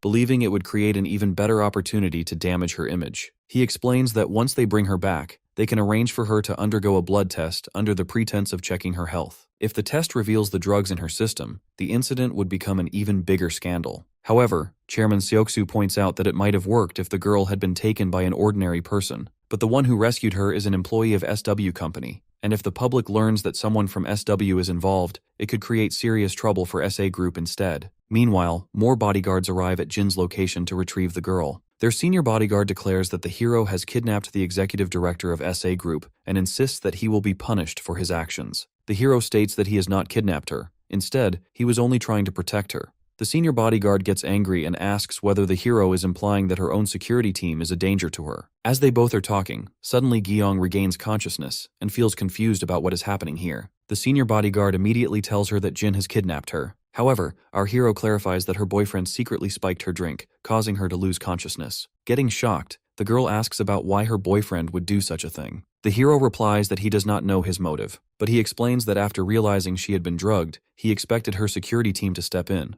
but none of them made any effort to help her. Their suspicious behavior convinces him that something is seriously wrong, so he decides to take her away from the scene to keep her safe. The senior bodyguard defends his team by saying that Gyeong has been dating her boyfriend for 2 years. Because they trusted him, they believed there was no danger and remained outside the room. The girl thinks to herself that she knows that Jin was personally assigned by manager GA, but she cannot understand why he would risk everything by taking her away unless he truly believed she was in danger. She then prepares to leave with the senior bodyguard. However, before going anywhere, she says that she wants to call manager GA first and inform her about everything the hero has done. At that moment, the senior bodyguard's attitude suddenly changes. He tells her that she can make her phone call after returning to SA Group, explaining that the chairman and the rest of her family are worried about her. When he realizes that she has no intention of going with them, he orders another bodyguard to put her into the car forcefully. But before the bodyguard can touch her, our hero steps in and gives a powerful strike, to which the man crashes back. Doing this, he assures her that she can now call the manager without worrying because he will handle everything else by himself. At that moment, as all of the bodyguards rush toward him at once, the hero also starts fighting them with his powerful combat skills. Meanwhile, when Gyang calls manager Jie, the manager tells her that Jin has already informed her of everything that has happened. The girl asks the manager if she truly believes the hero's story.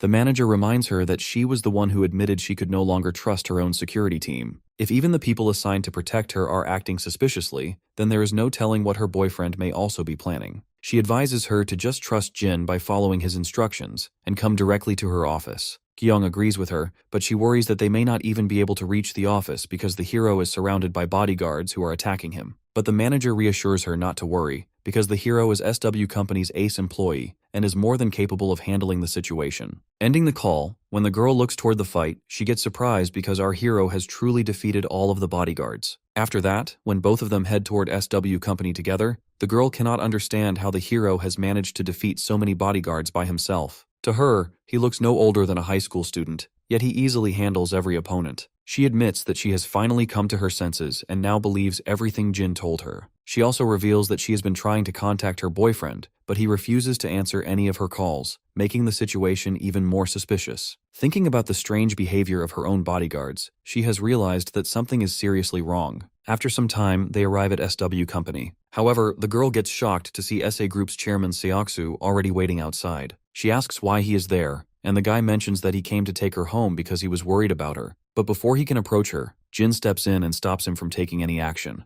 The chairman immediately realizes that this is the young man who defeated all of his bodyguards earlier. But to act normal, he asks him whether he is the one who kidnapped Gyeong. Just then, manager Jie arrives to clear up the misunderstanding. She explains that the hero took the girl away only to protect her, and she personally ordered him to do so because she believed it was best for her safety. The chairman explains that because their business relationship is built on trust, he was willing to believe that the hero had acted on his own. However, after learning that the manager was actually behind the girl's kidnapping, he feels embarrassed. When he notices the manager's serious expression, he realizes that she has no intention of speaking with him. This is why he decides to leave and also tells Gyeong to come with him. However, the girl says that she will return home later because she still has something important to discuss with the manager. The chairman gets worried, knowing that if she undergoes a separate blood test, the situation will become much more problematic for him. He insists that the entire company is worried about her disappearance, so she needs to return with him immediately and clear up the misunderstanding. But the girl replies that she was never kidnapped, and she will explain everything to the company later. The chairman feels angry and asks if she is choosing to seek help from SW instead of her own company,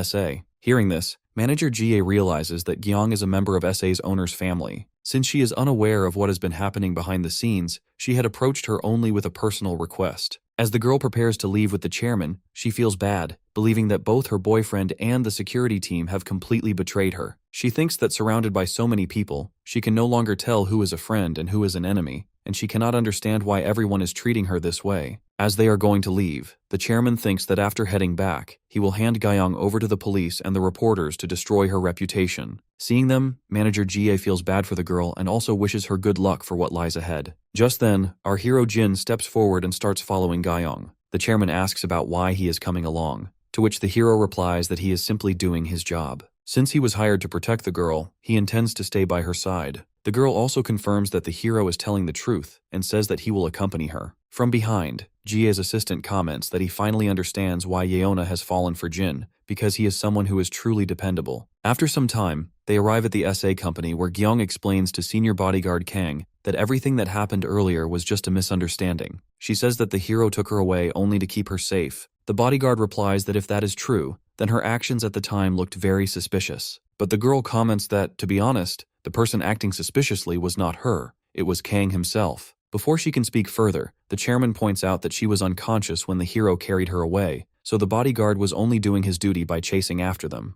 The girl then wonders who is truly responsible for everything that has happened. However, she realizes that no one in the company seems to be on her side anymore. The only person she feels she can trust is our hero Jin, even though he is still a complete stranger to her. The chairman then asks when she plans to send the hero away. But the girl replies that it is her decision, so he does not need to concern himself with it. At this moment, she receives a call from manager Jie, who tells her to stay calm and act as if everything is normal because she has something important to reveal. She explains that earlier, the hero secretly handed over the glass Gyeong had been drinking from. After examining it, they discovered traces of drugs mixed into her drink. She mentions that seeing the whole situation, there is surely someone trying to frame her as a drug user and destroy her reputation. She adds that she has just received information that reporters from several news outlets are on their way to SA Company. At the same time, the narcotics investigation team is also heading there. She says that if a member of SA's owner's family becomes involved in a public scandal, it will damage the company's reputation, affect its stock price, and create chaos within the company. She also warns that the situation will become even more serious if Gyeong's grandfather, the original chairman of SA, learns about it. However, she explains that Gyeong's grandfather is currently recovering in a secret location while receiving medical treatment. She believes the best way to resolve the entire situation is to inform him about everything that is happening. When the girl Gyeong asks where her grandfather is, the manager reassures her that there is no need to worry because they have already discovered his current location. She then warns her to be extremely careful. Since the people behind this plot are willing to go to such lengths,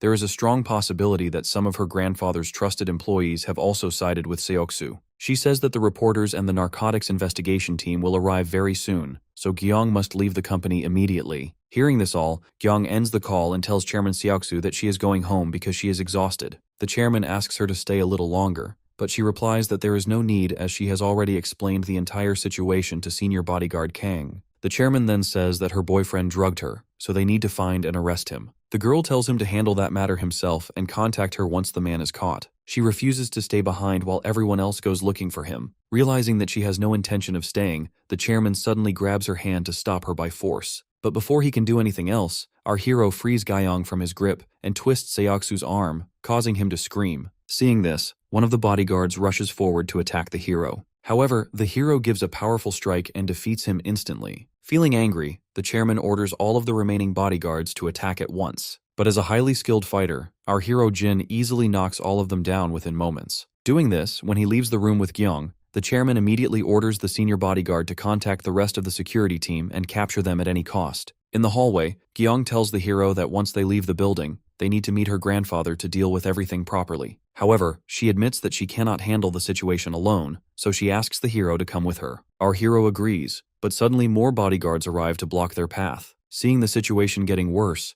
the hero leaps forward and takes them down with his swift movements. The remaining bodyguard gets shocked by his strength and cannot understand who the hero really is because he has defeated them very easily. He steps forward, believing that Jin may not have any real combat skills. However, our hero slams his head into the ground and gives several punches to his face. The bodyguard refuses to give up and suddenly slashes the hero's arm with a knife, forcing him to step back. Doing this, he immediately launches another attack, but Jin dodges every strike very easily and gives a powerful kick, to which the bodyguard crashes back. When the path is finally cleared, both our hero and Gyeong enter the elevator to head downstairs. Inside the elevator, the girl gets worried to see the blood on the hero's arm and asks if he is hurt. But the hero reassures her that he is fine, explaining that his jacket prevented the knife wound from cutting too deeply. When they reach the ground floor, they find even more bodyguards waiting for them. Jin remains calm and tells the girl to stay behind him, assuring her that he can handle the situation on his own. Meanwhile, Chairman Seoksu questions senior bodyguard Kang, asking how they could fail to stop a single young man despite having so many guards. He then demands to know where Gyeong is.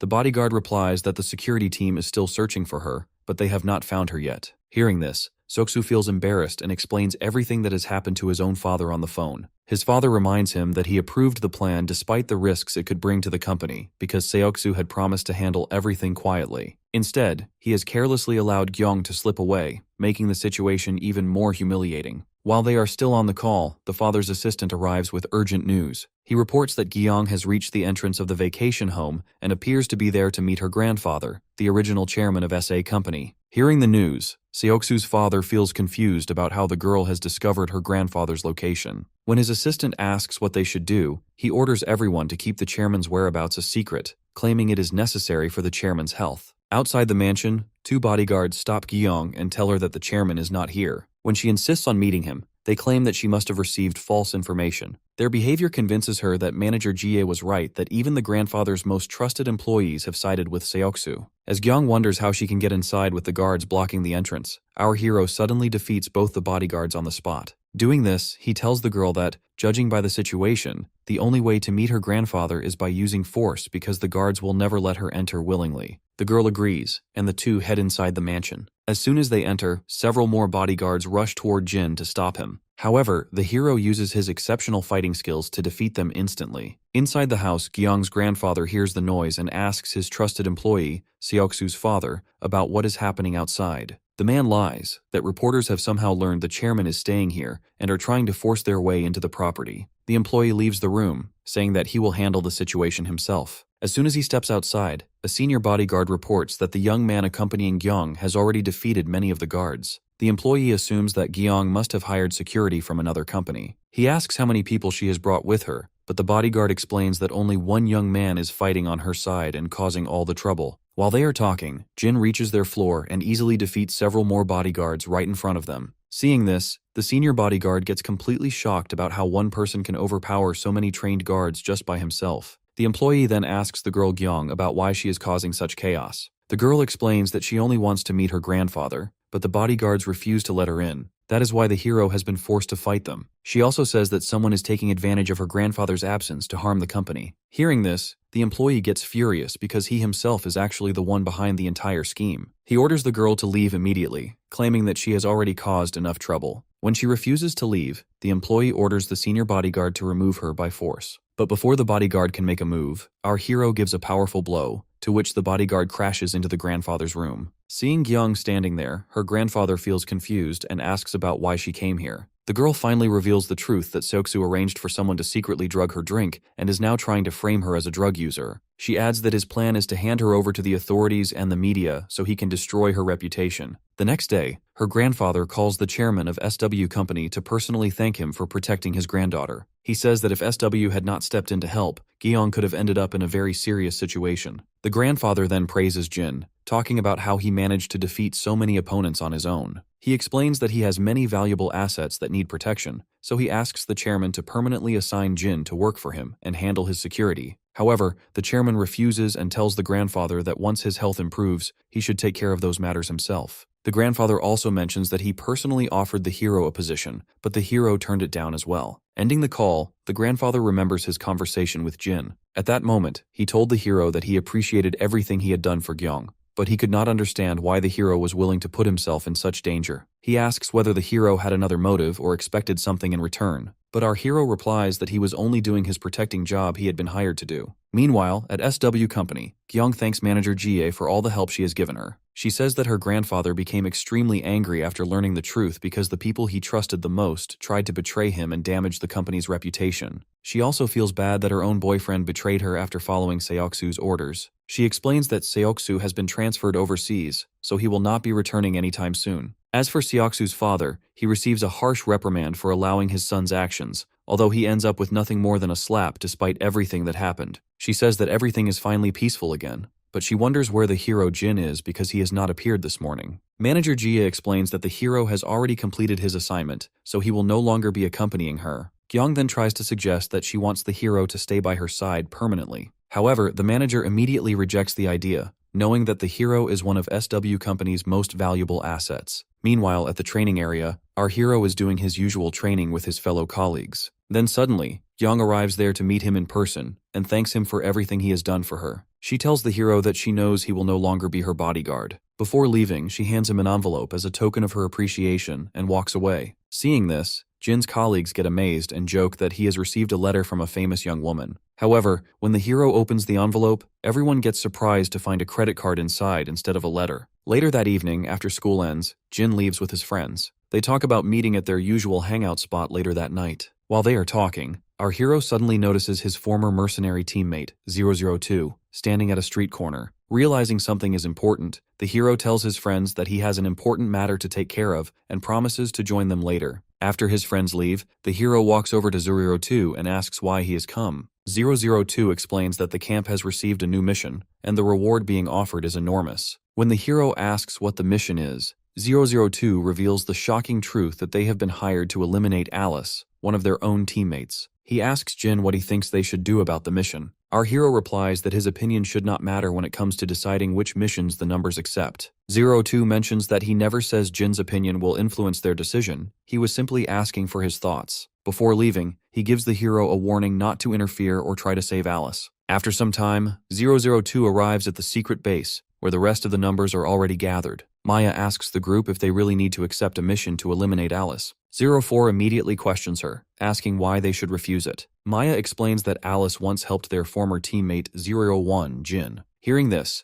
004 feels bad and argues that the hero abandoned the numbers long ago, so there is no reason to consider his feelings now. Just then, another member asks 002 what the hero said during their meeting. Since 002 avoids giving a direct answer, the teammate realizes that the hero does not want the group to accept the mission either. The young member then says that he understands the mission comes with a large payment, but questions whether it is really necessary for the numbers to accept a request from Forrest. The young member points out that the numbers have never been on good terms with Forrest, so he sees no reason to help them by accepting the mission. 004 agrees with him and says they should simply reject Forrest's request. The other members share the same opinion, saying that even if Forrest offered 10 times more money, they still would not take the mission. Since the entire team refuses to accept the assignment, 002 officially declines the request. However, Maya understands the real reason behind everyone's decision. She believes they reject the mission because Jin does not want Alice to be killed. Meanwhile, back at the camp, a soldier reports to the commander that they have lost 2 more bases and that their losses continue to grow with each passing day. The commander asks about the assassins sent after Alice. The soldier explains that many assassins have already tried to eliminate her, but she defeats every one of them. He also reports that the numbers have refused the request to kill her as well. The commander then asks about the movements of another secret operative. The soldier replies that, according to the latest report, the person should arrive within the next few days. Hearing this, the commander feels good and believes that even if any of the numbers betray the camp, he has already prepared a special assassin to eliminate those traitors. What the numbers do not realize is that this assassin is the very instructor who trained them and taught them everything they know today. The commander then orders the soldier to pass false information to Alice,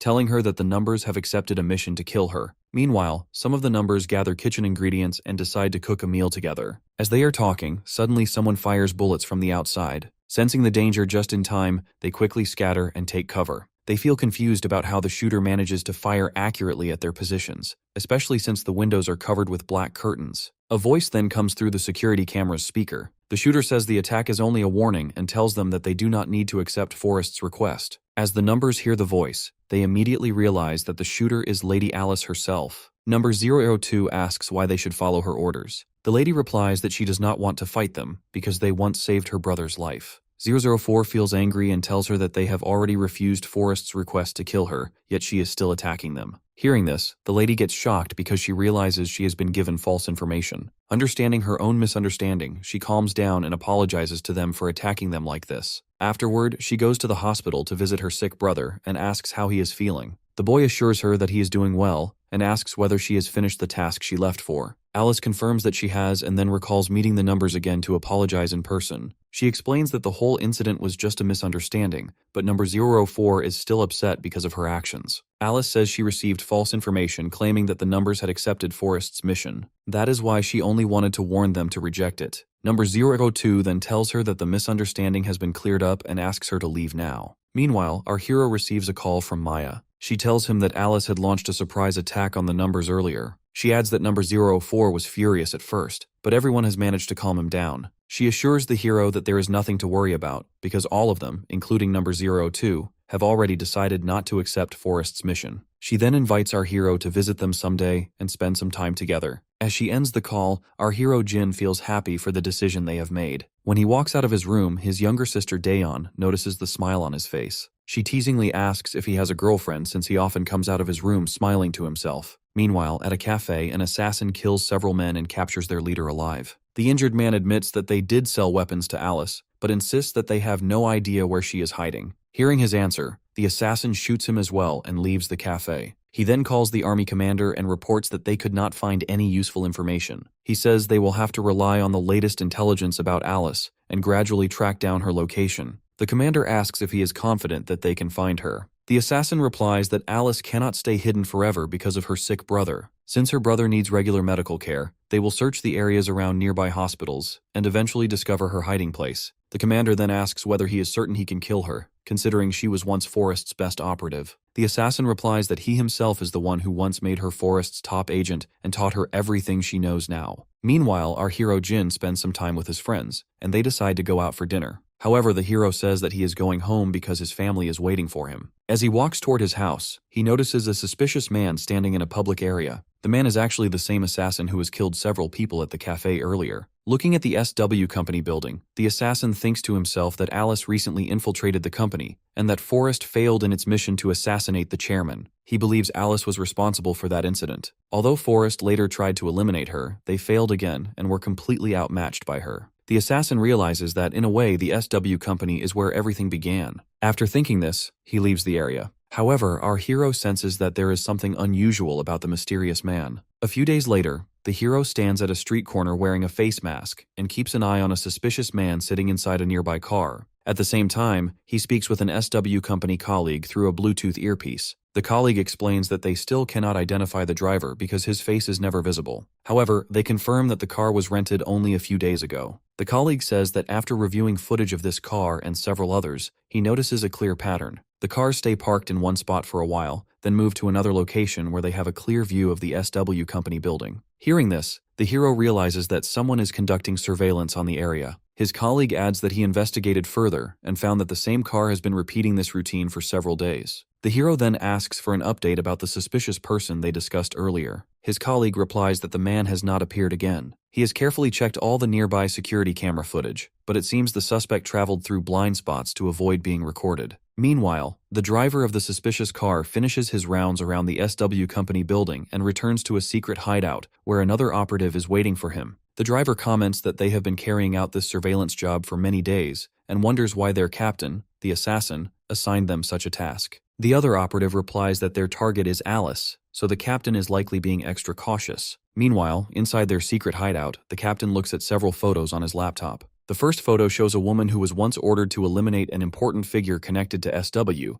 but she failed her mission. The second photo is of Lady Alice. Under Forrest's orders, she investigated the area and successfully infiltrated SW for a long period of time. However, even after Forrest sent both Jackal and Alice to assassinate SW's chairman while he was overseas, the mission still ended in failure. The captain realizes that SW's security must be extremely strong, which is why they were able to prepare for both the guys' attacks. However, he also believes that something changed in the lady during that time, and that change seems to have started at SW Company. At that moment, the operative named Al brings several secretly taken photos of our hero Jin to the captain. He explains that this boy is the person the lady had the most contact with while she was working undercover within SW's security team. The captain asks why the hero is wearing a face mask in every photo. The worker replies that many people wear masks regularly, so he does not think it is unusual. However, the captain orders the worker to keep watching the hero. He believes Lady Alice may have an important connection to him and wants to investigate further. Following the order, Al secretly starts following our hero through the streets. While he is focused on his surveillance, Lady Alice suddenly emerges from the shadows and slashes his hand with a knife. The worker immediately pulls out his own knife and fights back. But the lady is far more skilled. She overwhelms him with several strikes, to which the worker gets seriously injured. Sometime later, our hero returns to the same area because he notices that the suspicious man has suddenly stopped following him. As he looks around, he spots fresh bloodstains on the street and immediately realizes that a knife fight has taken place here. Meanwhile, another operative reports to the captain that the last update they received was that Al was following the hero. However, more than 30 minutes have passed, and they have been unable to contact him. Hearing this, the captain immediately understands what has happened. He tells the operative to get ready because Al is already dead, and Lady Alice has begun to make her move. Sometime later, the lady finally arrives at the area and believes that 2 enemy agents have been monitoring the SW Company. Since she has already eliminated one of them, she knows that at least one more is still nearby. When she looks inside the building, she spots a man sitting on a chair and opens fire. However, she gets surprised to discover that the figure is only a dummy used as a decoy.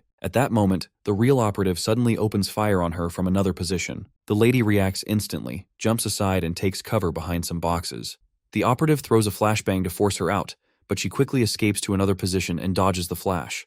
Getting the opportunity, she shoots the operative in the leg and arm. She then rushes forward and gives a knee strike to his face, causing him to fall down. She points her gun at his head and demands to know where the rest of his team is hiding, but she notices that the operative refuses to answer. Just then, the captain throws another flashbang towards Alice, temporarily blocking her vision. As the captain talks to her, she pinpoints his location through his voice and immediately opens fire. However, the captain is highly skilled and easily dodges every shot. While the lady is looking in the opposite direction, the captain suddenly appears behind her and shoots her hand, causing her gun to fall to the ground. Despite this, the lady grabs the captain and starts fighting him with a knife. However, every time she strikes, the captain blocks her attacks easily and counters with his own. The lady realizes that this man seems to predict her movements before she even attacks. The captain then kicks her in the stomach, to which she slides back. The lady demands to know who he really is and asks why he fights as if he knows her so well. The captain finally reveals that he does know her. He tells her that he is the one who trained her and taught her everything she knows about combat. Alice feels confused by this, but then suddenly the flash effect is over, and her vision fully returns. The first thing she sees is the captain, who is none other than Viper, her former instructor. The lady asks if he is the hunter that Forest sends to eliminate its targets, to which the captain confirms. She then asks why he accepted this mission after being the one who trained them all. The captain replies that this is exactly why he took the mission. Since he taught them everything they know, he believes he can eliminate every one of the numbers very easily. After that, Lady Alice starts recalling her past as a mercenary. During those days, Viper serves as her senior instructor and teaches the trainees that there are no rules in battle. He tells them that age and gender do not matter. With the right skills and the proper tools, they can defeat opponents who are much bigger and stronger than themselves. He explains that they must always target an enemy's weakest points. Once they learn to do that, they will be able to overcome anyone who stands in their way. He also tells them that constant training is the key to survival. They must keep improving whether they are eating, resting, or even sleeping. As Lady Alice remembers those lessons, the captain remarks that she was the finest student he ever trained. Feeling embarrassed, the lady starts fighting him with a knife again. However, the captain easily blocks every attack. He tells her that there is no point in struggling because he created her fighting style, so she can never defeat him. He then gives her a powerful punch, to which she crashes back very badly. He aims his gun at her and says that he admits her skills have improved since they last met. But unfortunately, he believes this is where her life will end. Just as Viper is about to finish her, someone hidden in the shadows suddenly fires at his feet, forcing him to turn his attention away from Alice. As the captain takes cover behind the boxes, the lady gets an opportunity and quickly escapes from the building. Seeing her, the captain feels angry as he had expected Alice to come alone, but someone else interfered and saved her. Actually, the person who fired at the captain is nothing else but our hero Jin. After realizing that the situation was becoming dangerous, he secretly arrives to help the lady. Once he sees that she has escaped safely, he leaves the area without revealing his identity to the captain. Sometime later, Lady Alice returns to her hideout. She gets totally shocked to learn that Viper is the hunter Forest has sent after her. She also wonders who the mysterious person was that rescued her during the fight. However, she realizes that she has no time to think about it because the captain is already tracking her. She knows that the longer she stays in one place, the greater the chance that Viper will discover her hideouts. More importantly, he could find her younger brother Andrew. To keep him safe, she decides to transfer Andrew to another hospital. Just then, she remembers that the captain's men were also keeping an eye on the hero Jin, which means the hero's life may be in danger as well. Meanwhile, our hero rides his bike home when he receives a call from his former mercenary companion, number 006. The guy informs him that Forest has deployed its hunter, the operative responsible for eliminating any agents who betray the organization. According to the latest information, his current target is Lady Alice. When our hero mentions that the lady has already fought the hunter earlier, number 006 gets completely shocked because he never expected them to clash so soon. He says that he thought the lady would easily defeat the hunter. However, the hero explains that the fight was one-sided, and the lady had no choice but to retreat. He adds that the hunter is not only highly skilled, but he can also predict Alice's every move, putting her at a huge disadvantage throughout the battle. Meanwhile, at the number's secret hideout, the members discuss a request they have received from Alice. She has asked them to protect her younger brother. Number 004 questions why they should accept the job when the lady herself is a capable fighter. Number 002 explains that, according to the lady, she is currently busy protecting the young man she met at SW Company. Hearing this, the other numbers feel strange because the person working at SW is none other than our hero, also known as number 001. They know he is more than capable of protecting himself and does not need anyone else to guard him. Meanwhile, as our hero returns home, number 06 calls him again. He tells him that Lady Alice has asked the numbers to protect her younger brother. He explains that the lady made this request because she wants to focus on protecting the hero herself. Hearing this, the hero understands her plan, realizing that she has discovered who has been pursuing her and is now preparing to strike back. Meanwhile, the lady returns to the same hideout where she previously fought Captain Viper. However, she finds that the place has been completely abandoned. She realizes that the captain expected her to come back for a counterattack instead of fleeing. This means he is still somewhere in the country, waiting for her next move. The next day, our hero walks in the streets near SW Company. From a nearby building, Lady Alice secretly keeps an eye on him. She knows that Captain Viper is also targeting the hero, so she believes he could be somewhere in the area. At that moment, the captain is indeed sitting inside a nearby car. He thinks about how every operative he assigned to watch the hero has already been killed, and the lady appeared soon afterward. He wonders whether all of these events are merely a coincidence, or if the lady has already anticipated that his team would come after her. He also realizes that the hero and the lady must have some kind of connection. He realizes that the lady is likely hiding somewhere nearby, waiting for him to make the first move. Since she has no intention of revealing herself, the captain decides to force her out of hiding. As soon as he steps out of his car, Lady Alice from a nearby building gets shocked because her suspicion was right. At that moment, our hero receives a call from his former mercenary companion, number 032. He reports that he has finally identified Forrest's hunter. According to number 032, the hunter's code name is Viper, and he was once a mercenary before becoming a professional assassin. 032 explains that this man suddenly disappeared from the world for a long time. Later, he resurfaced as the overseer of Forrest's training program. He believes this is because Viper personally trained Alice. According to the information he has gotten, this man played a major role in training many of Forrest's assassins as well. He also explains that whenever Forrest needs to eliminate agents who betray the organization, they send Viper to hunt them down. Hearing the report, number 06 comments that both Viper and Forrest are ruthless. He then warns our hero that, based on this man's current actions, he will surely keep the hero under surveillance. 006 tells our hero to teach this man a lesson and prove that the numbers are not people to be taken lightly. Hearing that, the hero ends the call, and as he notices Captain Viper is following him, he starts walking faster. Seeing this, the captain realizes that the hero has detected his presence, so he immediately starts chasing after him. After some time, the captain arrives at a construction site where he finds our hero waiting for him. He mocks the hero, saying that he has chosen the worst place to hide. He remarks that the hero should have run into a crowded area if he wanted to survive. He then pulls out his gun and fires several shots at the hero. But to his surprise, our hero swiftly dodges every bullet, and by closing the distance, he starts fighting him with a knife. During the exchange, the hero successfully gives several knife strikes on the captain. Because of this, the captain feels surprised about how a young man can have exceptional combat skills. As the two continue clashing and blocking each other's attacks, the captain finally realizes the truth that the hero was never trying to escape. Instead, he lured Viper to the construction site so they could fight without any distractions. The captain tries to shoot the hero again, but the hero quickly knocks the gun aside once more. This completely surprises the captain because the hero keeps closing the distance between them, leaving him with no room to aim properly. When the gun finally runs out of bullets, the hero gets the opportunity and gives a knife strike on the captain's stomach, forcing him to step back. Realizing the gun is now useless, the captain throws it away and draws his own knife to engage the hero in close combat. As they start fighting again, the captain notices that the hero's knife techniques are incredibly refined. Such precise movements can only come from years of training. However, he cannot understand how someone so young possesses such exceptional skills. Then suddenly, he remembers another group known for their mastery of knife combat and realizes the hero's true identity. He kicks the hero back and declares that he has finally recognized him as someone from the camp. He says that no one knows the camp better than he does because he poured his own blood, sweat, and tears into training the assassins of Forrest to surpass the elite numbers of the camp. He realizes that someone with such extraordinary abilities at such a young age can only be one of the camp's numbers. He says that only one of the numbers is known for this level of knife combat, and that is number 004. However, he realizes that the hero fights nothing like number 004. In fact, his fighting style is completely different from every other number the captain has ever known. The captain charges at the hero once again,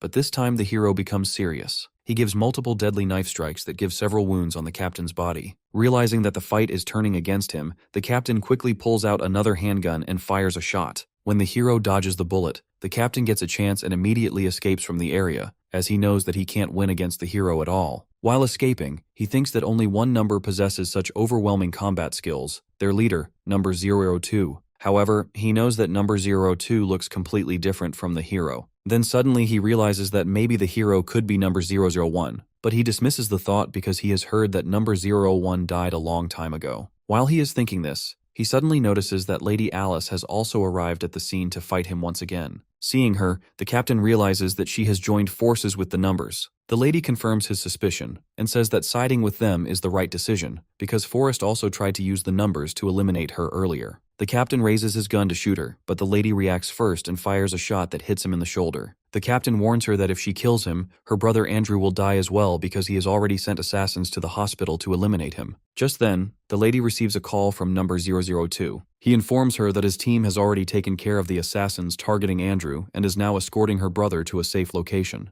Ending the call, Lady Alice shares this news with the captain, to which the captain gets angry. But before he can make another move, the lady fires a second shot straight at his head and kills him on the spot. Doing this, she thinks about the hero Jin. She admits that she still does not know who he really is, but she is certain that he has been a great help throughout this entire incident. Meanwhile, a soldier reports to the army commander that every assassin sent to kill Alice has been eliminated, including Captain Viper. The soldier also says that the lady must have received support from a powerful team during the mission. Hearing this, the commander gets angry and demands to know who helped her. When the soldier replies that it was most likely the numbers, the commander feels bad because he knows that dealing with the numbers is an extremely difficult task. Realizing the situation, the commander orders the soldier to stop pursuing Alice and also instructs him to remove the bounty placed on her. Meanwhile, our hero Jin returns home and receives a call from his mercenary companions. They tell him that the mission is complete and everything went according to plan. They also mention that Lady Alice paid them a much larger reward than she had originally promised. However, the hero says that she made the right decision. Hearing his response, the rest of the numbers agree with him. Later at night, Jin's grandfather finishes work and starts walking home.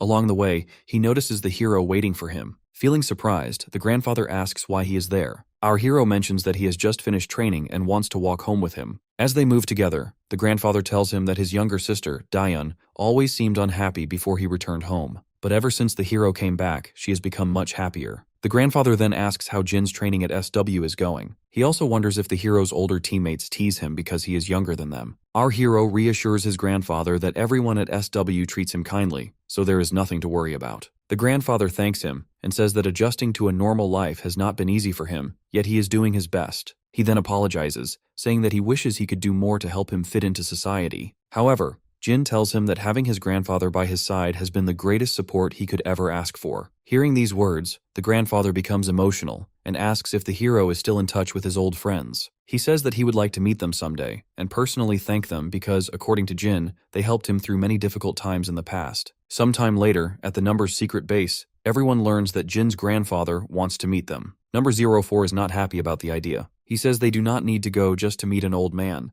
However, another number disagrees and reminds him that this is not just anyone, it is Jin's grandfather. Because of that, they believe they should accept the invitation. Seeing the different opinions, number 002 suggests settling the matter with a vote. When he asks who is willing to take on the request, every number raises a hand except number 004. Since the majority agrees, number 002 announces that they will all go. However, because they have only a limited amount of time for this mission, he tells everyone to prepare as quickly as possible. Afterward, number 032 displays a photo of Jin's grandfather and introduces him as Gangsu, a 76-year-old man who works as a security guard at a local apartment complex. He then shows a picture of Jin's younger sister, Daeun, and reminds the team that they have all met her before. Once the briefing ends, Lady Maya arrives at the airport with two other numbers as they begin their journey to meet Jin's grandfather. On the way, she recalls that the remaining numbers are also traveling to the same destination, but they are taking different routes to keep their identities hidden from the public. The next day, all of the numbers arrive at Jin's house. Seeing them all, Daeun and the grandfather get totally amazed. They welcome everyone inside and invite them to enjoy the meal they have prepared.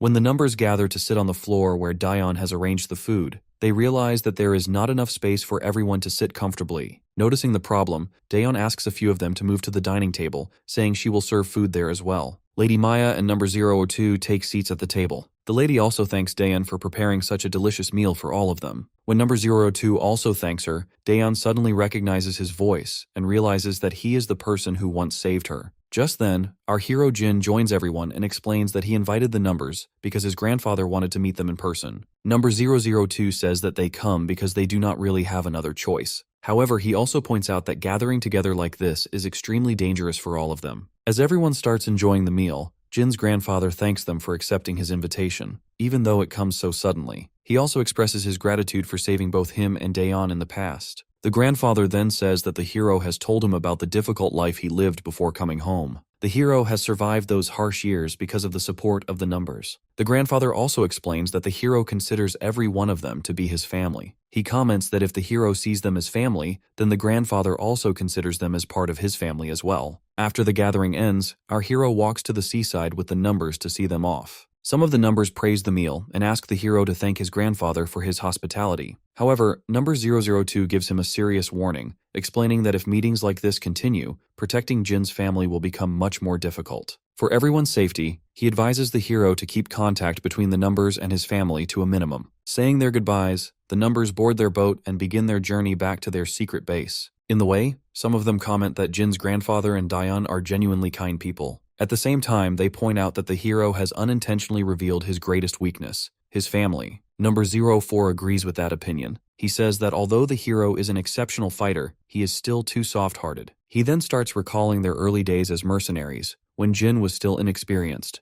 Back then, number 004 handed the hero a knife and told him that he would train him properly and improve his combat skills. He explained that even a gun fitted with a suppressor still makes some noise, but a knife allows an assassin to eliminate a target silently. From that day on, Jin trained relentlessly with the knife. However, number 004 constantly pushes him to improve, ordering him to move faster and strike with greater speed. Whenever they spar, number 004 defeats him again and again, using every fight to teach him valuable lessons that eventually shape him into a far stronger fighter. As number 004 recalls those memories, he comments that the hero has always had one weakness. He leaves himself emotionally vulnerable. After seeing the numbers off, our hero also returns home and notices his grandfather and Daeon cleaning up after the gathering. He tells his grandfather that his friends wanted to thank him for the wonderful meal. The grandfather says there is no need for any thanks. He explains that after hearing Jin's stories about the numbers, he worries that they might be dangerous people. However, after meeting them in person, he realizes that they are all kind and respectful. Hearing this, Jin feels good because his friends have made a good impression on his family. Then suddenly, the grandfather wishes the hero a happy birthday. He reveals that this is the hero's first birthday since returning home. That is why he invited his old friends, hoping they could all spend this special day together and create good memories. Afterward, our hero spends some time with his school friends and enjoys the delicious meal prepared by Youngchan's mother. As everyone eats, Yona tells the young boy Youngchan that he should ask his mother not to cook so much food for them, because it must be exhausting for her.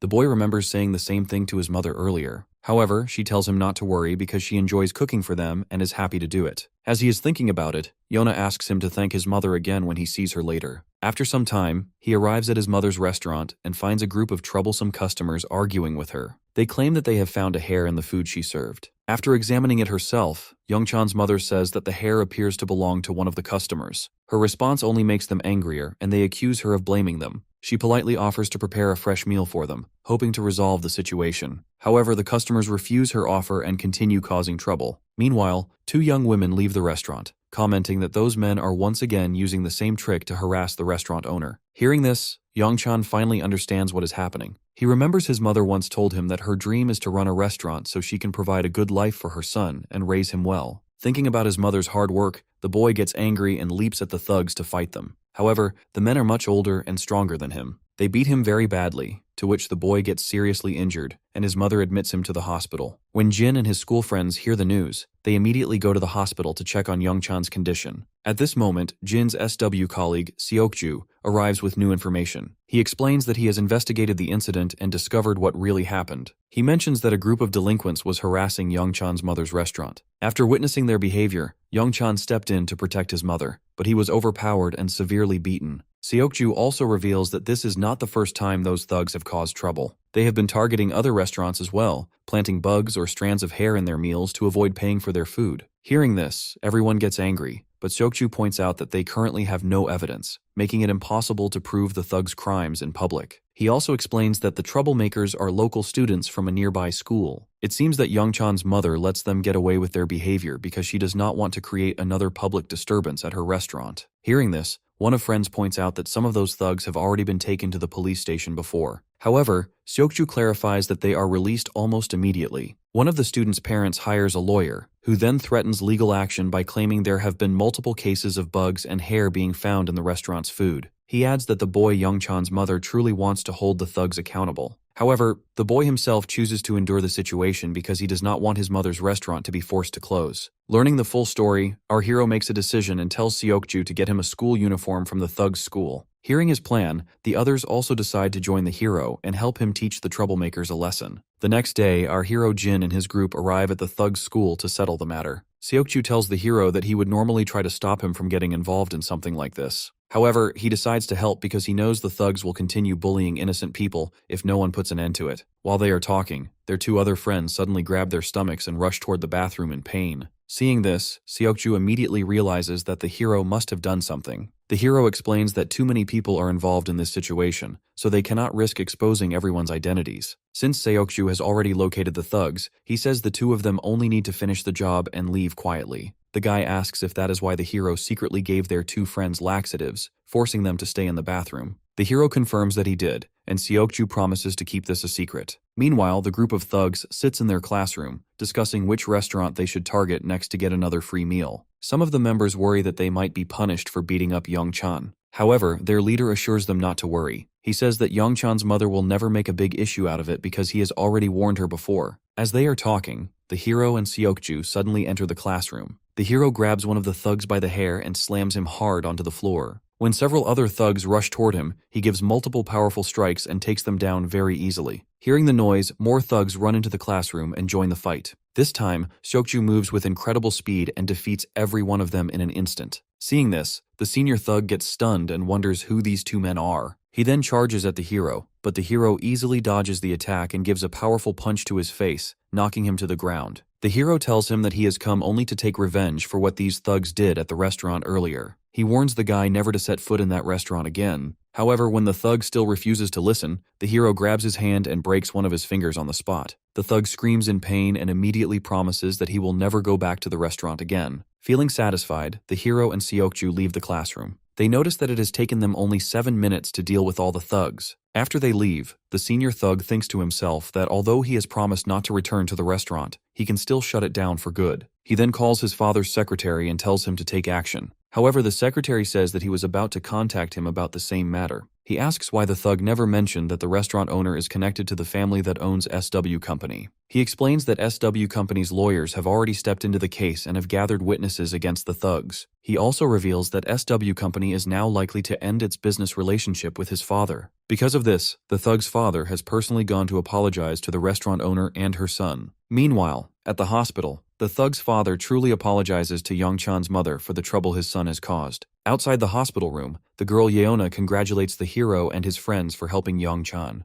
However, two of the friends point out that they were not even part of that mission. When the girl asks why the two friends were not there, the hero hides the truth and says that they had some urgent matters to take care of at that time. As they are talking, the thug's father comes out of the hospital room. He apologizes to Yeona once more and leaves the hospital. At this moment, Young-chan's mother tells everyone that her son wants to speak with them. When they enter the room, they feel bad to see Young-chan's condition and ask him why he tried to face the thugs all by himself. The boy explains that a wealthy man suddenly came to the hospital and apologized for everything that had happened. What surprises him the most is that the same man's lawyers were threatening to shut down his mother's restaurant in the morning. Now the man is offering to pay all of Young-chan's hospital bills and cover the repair costs for the restaurant. Saying this, the boy thanks his friends because he knows all of this is possible only because of their help. However, the girl Yeona tells him that there is no need to thank them because they are friends. The next morning, our hero Jin goes out for his usual morning walk in the streets. Suddenly, Detective Inuk-ko stops him and asks to see his identification. Our hero replies that he is not carrying any ID right now, to which the detective tells him that he needs to come to the police station for questioning. As the hero goes with him, the detective informs him that a murder has taken place about half a mile from the route where the hero was running. He realizes that this murder follows the exact same pattern as another murder that happened a month earlier. He then checks the hero's ID and notices that the hero was also out for a run 2 days ago. He asks whether anyone was with him during that time, or if he remembers seeing anyone suspicious. However, the hero replies that he was alone the entire time.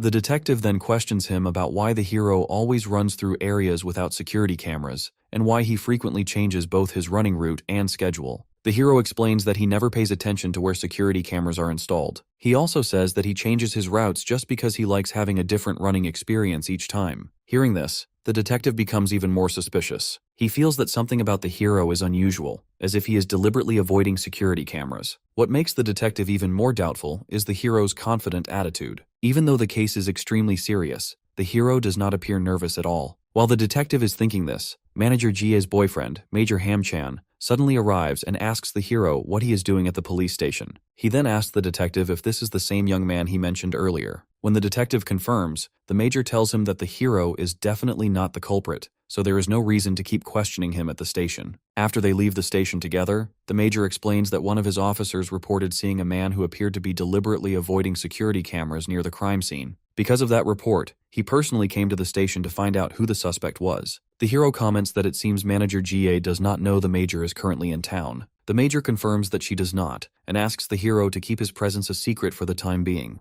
The hero then asks whether the murder case is the reason the major has come to the station. The major replies that it is, and asks the hero if he remembers a man named Gyong. The hero comments that he knows this guy Gyong was transferred to another department around the time he first met the major. The major explains that Gyong has been serving in that department ever since, but not long ago, he suddenly abandoned his post. The major then recalls the moments during their time in the army training. One day he notices that Gyong looks unusually sad. When he asks about the reason, the guy explains that his grandmother slipped on an icy sidewalk and broke her ankle. He says he is worried because she has no family other than him to take care of her. The major also feels bad about this, but explains that Gyong is still in training, so he cannot allow him to leave the camp. However, he promises to send someone to look after his grandmother until she recovers and can walk again. Hearing this, Gyong gets amazed by the major's kindness. The major then tells him to stop worrying and focus on his training. He reminds him that losing focus could put his life in danger during real military missions. Later, during an actual battle, Gyong gets a shot in the leg and is unable to keep moving. Believing that he will not survive, he begs the major to leave him behind and escape on his own. However, the major refuses to abandon him and reminds him that he still has to return home to the grandmother who is waiting for him. Despite the danger, the major carries Gyong to safety and successfully rescues him. Afterward, he also treats the guy's injured leg. Feeling grateful for everything the major has done, Gyong now sees him as an older brother. As the major is recalling these memories, our hero Jin points out that he has just been questioned in connection with a murder case. He also notices that the major seems to know who the real killer is. The major finally reveals the truth that the murderer is none other than Gyong himself. He explains that this guy is also responsible for another murder that took place a month earlier. That is the reason the major has come to this town, as he wants to capture this guy before anyone else finds him. Hearing this all, our hero heads to a cafe to meet his friend, gang leader Choi, hoping to gather more information about the case. The gang leader tells him that he knows the man who was recently murdered.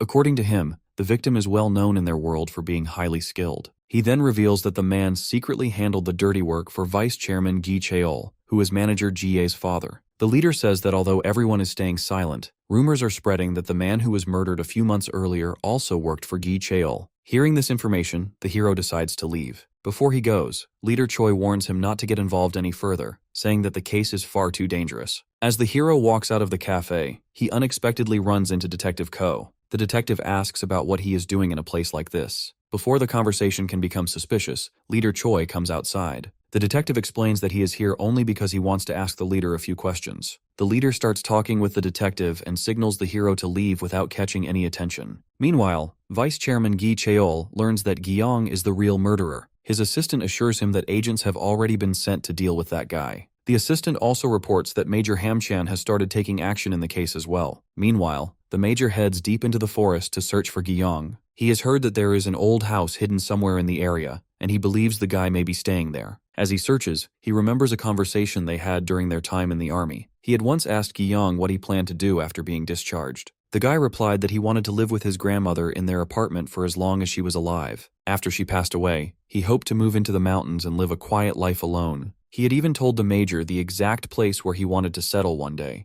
Because of that memory, the major comes to this location and eventually finds an old house hidden deep in the forest. As he approaches it, Gyong suddenly appears and points a gun at him. The major asks him to stop causing more trouble, reminding him that everyone is searching for him. He tells the guy that if he surrenders before anyone else catches him, the major himself will do everything he can to help. However, Gyong rejects the offer, saying the major is no different from everyone else and orders him to leave immediately. He warns that if the major refuses to go, he will kill him on the spot. The major then asks him to think about his grandmother. Hearing her name, Gyong gets angry and fires a shot into the ground as a warning. He tells the major that if he mentions his grandmother again, he will shoot him right away. While they both are talking, several men suddenly arrive to capture Gyong. Realizing the situation is getting worse, Gyong quickly escapes into the forest. The major immediately tries to chase after him, but a senior officer stops him and introduces himself as a member of the National Intelligence Service, NIS. He tells the major to come with him for questioning about why he met a wanted murderer while on military leave. At this moment, our hero Jin is watching the entire scene from a hidden location, as he has secretly followed the major as well. The next day, the NIS releases the major after questioning him. They also advise him to return to his military post immediately if he wants to avoid further trouble. As the major walks in the streets, he feels bad because he never gets the chance to have a proper conversation with Gyong. Then suddenly, the hero approaches him and reveals that he has been following him from the beginning.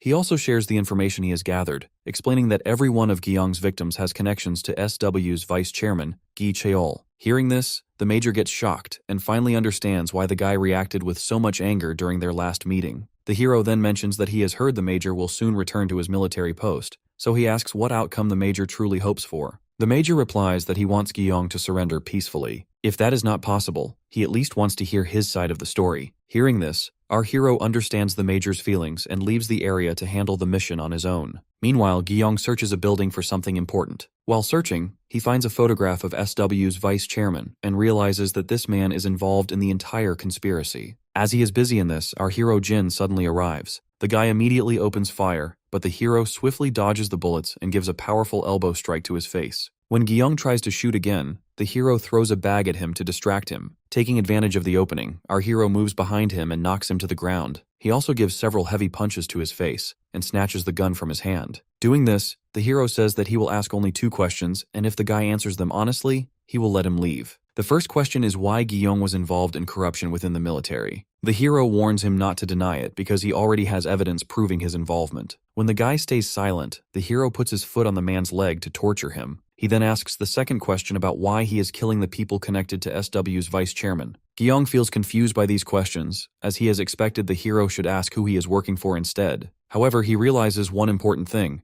Jin is definitely not someone sent by the SW vice chairman. The hero again orders him to answer his questions, pointing out that the guy already knows that telling the truth will not change his situation. Gyeong finally admits that he takes part in military corruption because it brings him a lot of money. He also explains that he does not deliberately target people connected to the SW vice chairman. Instead, he goes after everyone involved in those corrupt activities. Hearing his answers, our hero decides to leave and tells the guy to surrender himself to the authorities. As he heads out, Gyeong realizes one thing. Major Hamchun is the only person who could have sent him. Sometime later, Major Hamchun is sitting at his office when he receives a call from an unknown number. It is none other than Gyeong, who confesses to all the corrupt crimes he committed while serving in the military. He explains that he chose the wrong path because his grandmother became seriously ill and needed constant care, which required more money than he could afford. He also reveals why he recently killed those people. They never paid him for his work, so he could not afford his grandmother's medical treatment. In the end, she passed away before he could help her. He also says that he has no intention of turning himself in. He explains that people from several different groups are now hunting him. He believes that if he tries to surrender, they will kill him before he even reaches prison.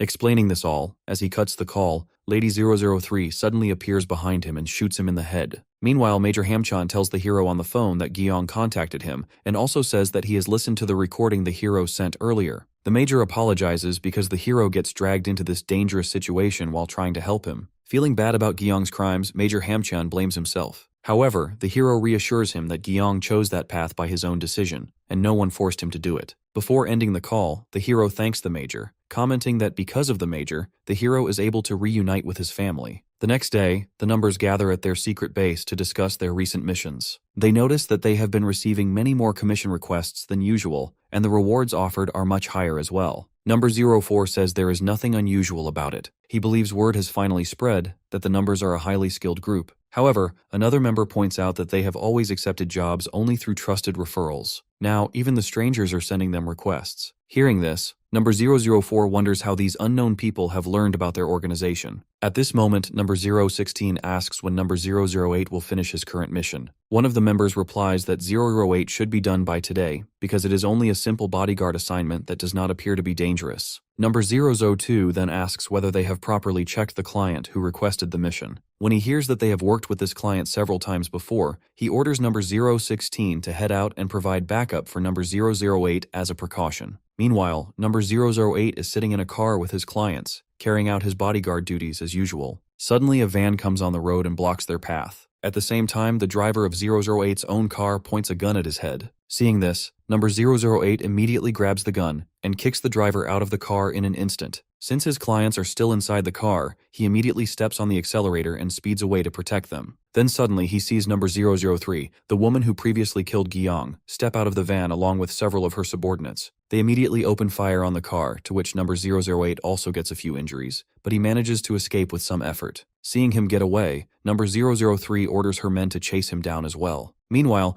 Number 006 calls our hero and informs him that Number 008 has been ambushed by Number 003. He explains that they have only just received the news and are already on their way to help 008. However, he has contacted the hero first because the hero is much closer to 008's location. Without wasting any time, our hero orders him to send him 008's current location. Ending the call, the hero remembers the days when he was struggling to survive at the mercenary camp. Back then, when number 008 realized that the young Jin lacked stamina, he personally trained him and helped him become stronger. During meals, 008 often gives him extra food to help him stay healthy. He also teaches him important survival skills and explains how to stay alive in such a dangerous environment. Whenever the hero trains, number 08 personally guides him. He creates a proper schedule for exercise and rest, making sure Jin builds his strength the right way. When the hero sits down to rest, 008 reminds him that a true soldier must have complete control over himself. He explains that he should be able to train or rest whenever the situation demands it,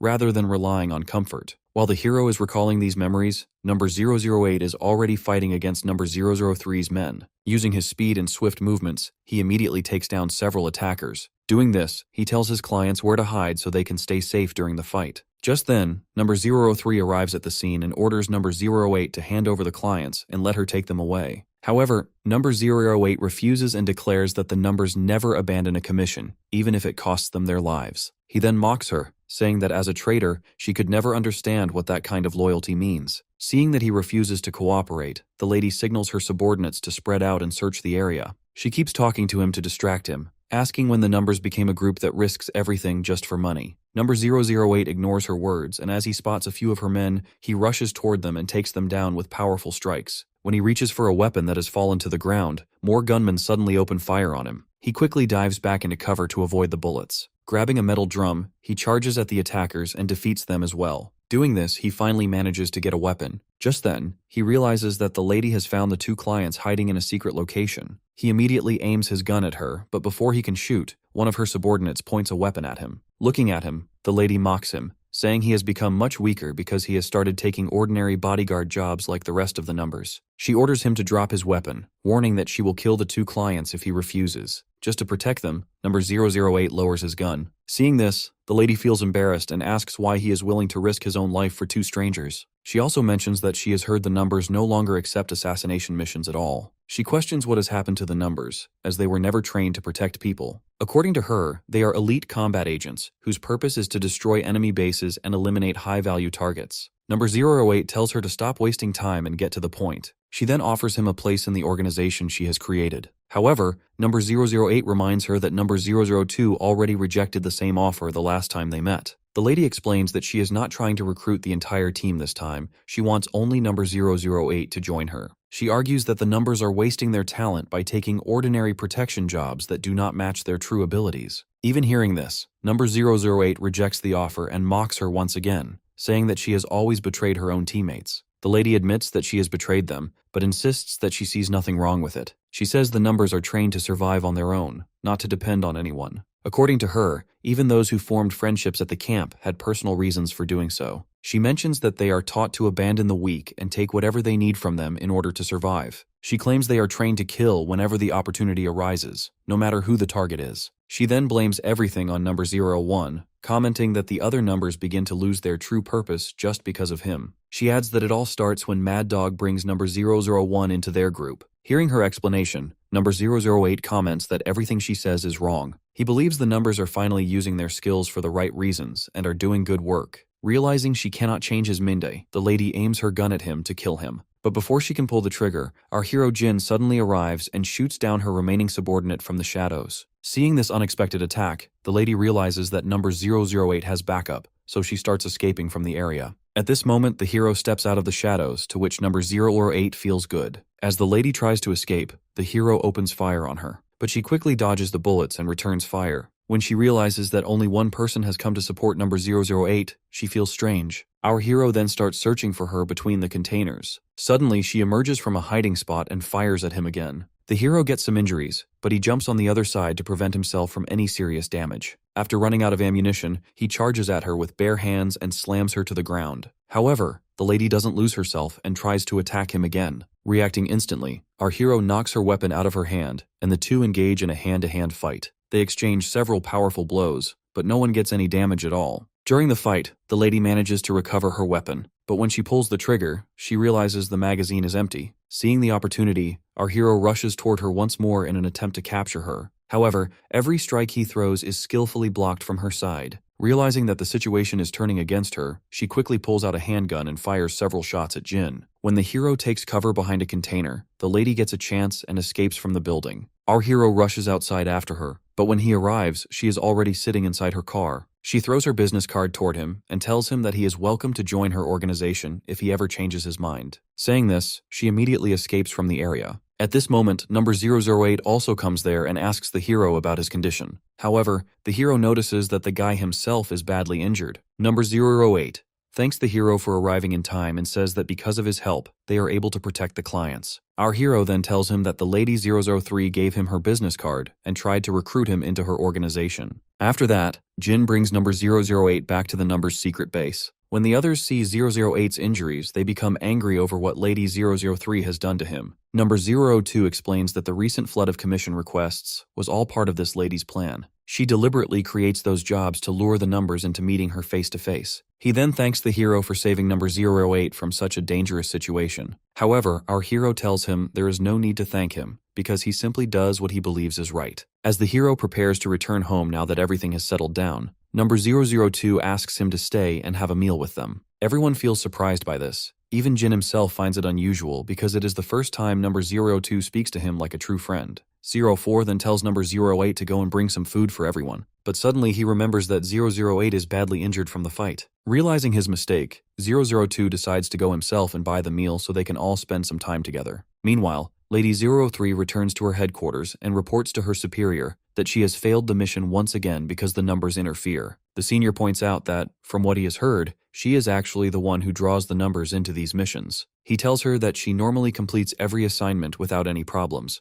but whenever the numbers become involved, she ends up failing every single time. The lady admits that she still cannot let go of the numbers. She explains that she keeps failing her missions because she becomes too focused on trying to recruit them instead of completing her assignments. The senior asks why she does not simply give up on recruiting them. The lady replies that she will stop trying as she has already selected a few new recruits who will completely change the situation. The next day, after school ends, our hero Jin is spending time with his classmates, while Jin's sister Daeun looks unusually cheerful as she gets ready to head home by herself. Seeing her bright mood, the girl Yona comments that she seems much happier these days. The hero explains that his sister recently told him she has been meeting an old friend from middle school, someone she used to be very close to. After some time, Daeun arrives at a cafe to meet her old friend, Sungju, after a long time. During their conversation, the sister shares what has happened in her life. She explains that she believed her older brother had died, but he recently returned home alive. Her friend feels amazed to hear the news and says that Daeun's grandfather must be very happy as well. She also says she now understands why Daeun has not been in touch lately, as she has been busy spending time with her brother. While talking, the two decide to grab something to eat and then head to a coin karaoke to have some fun.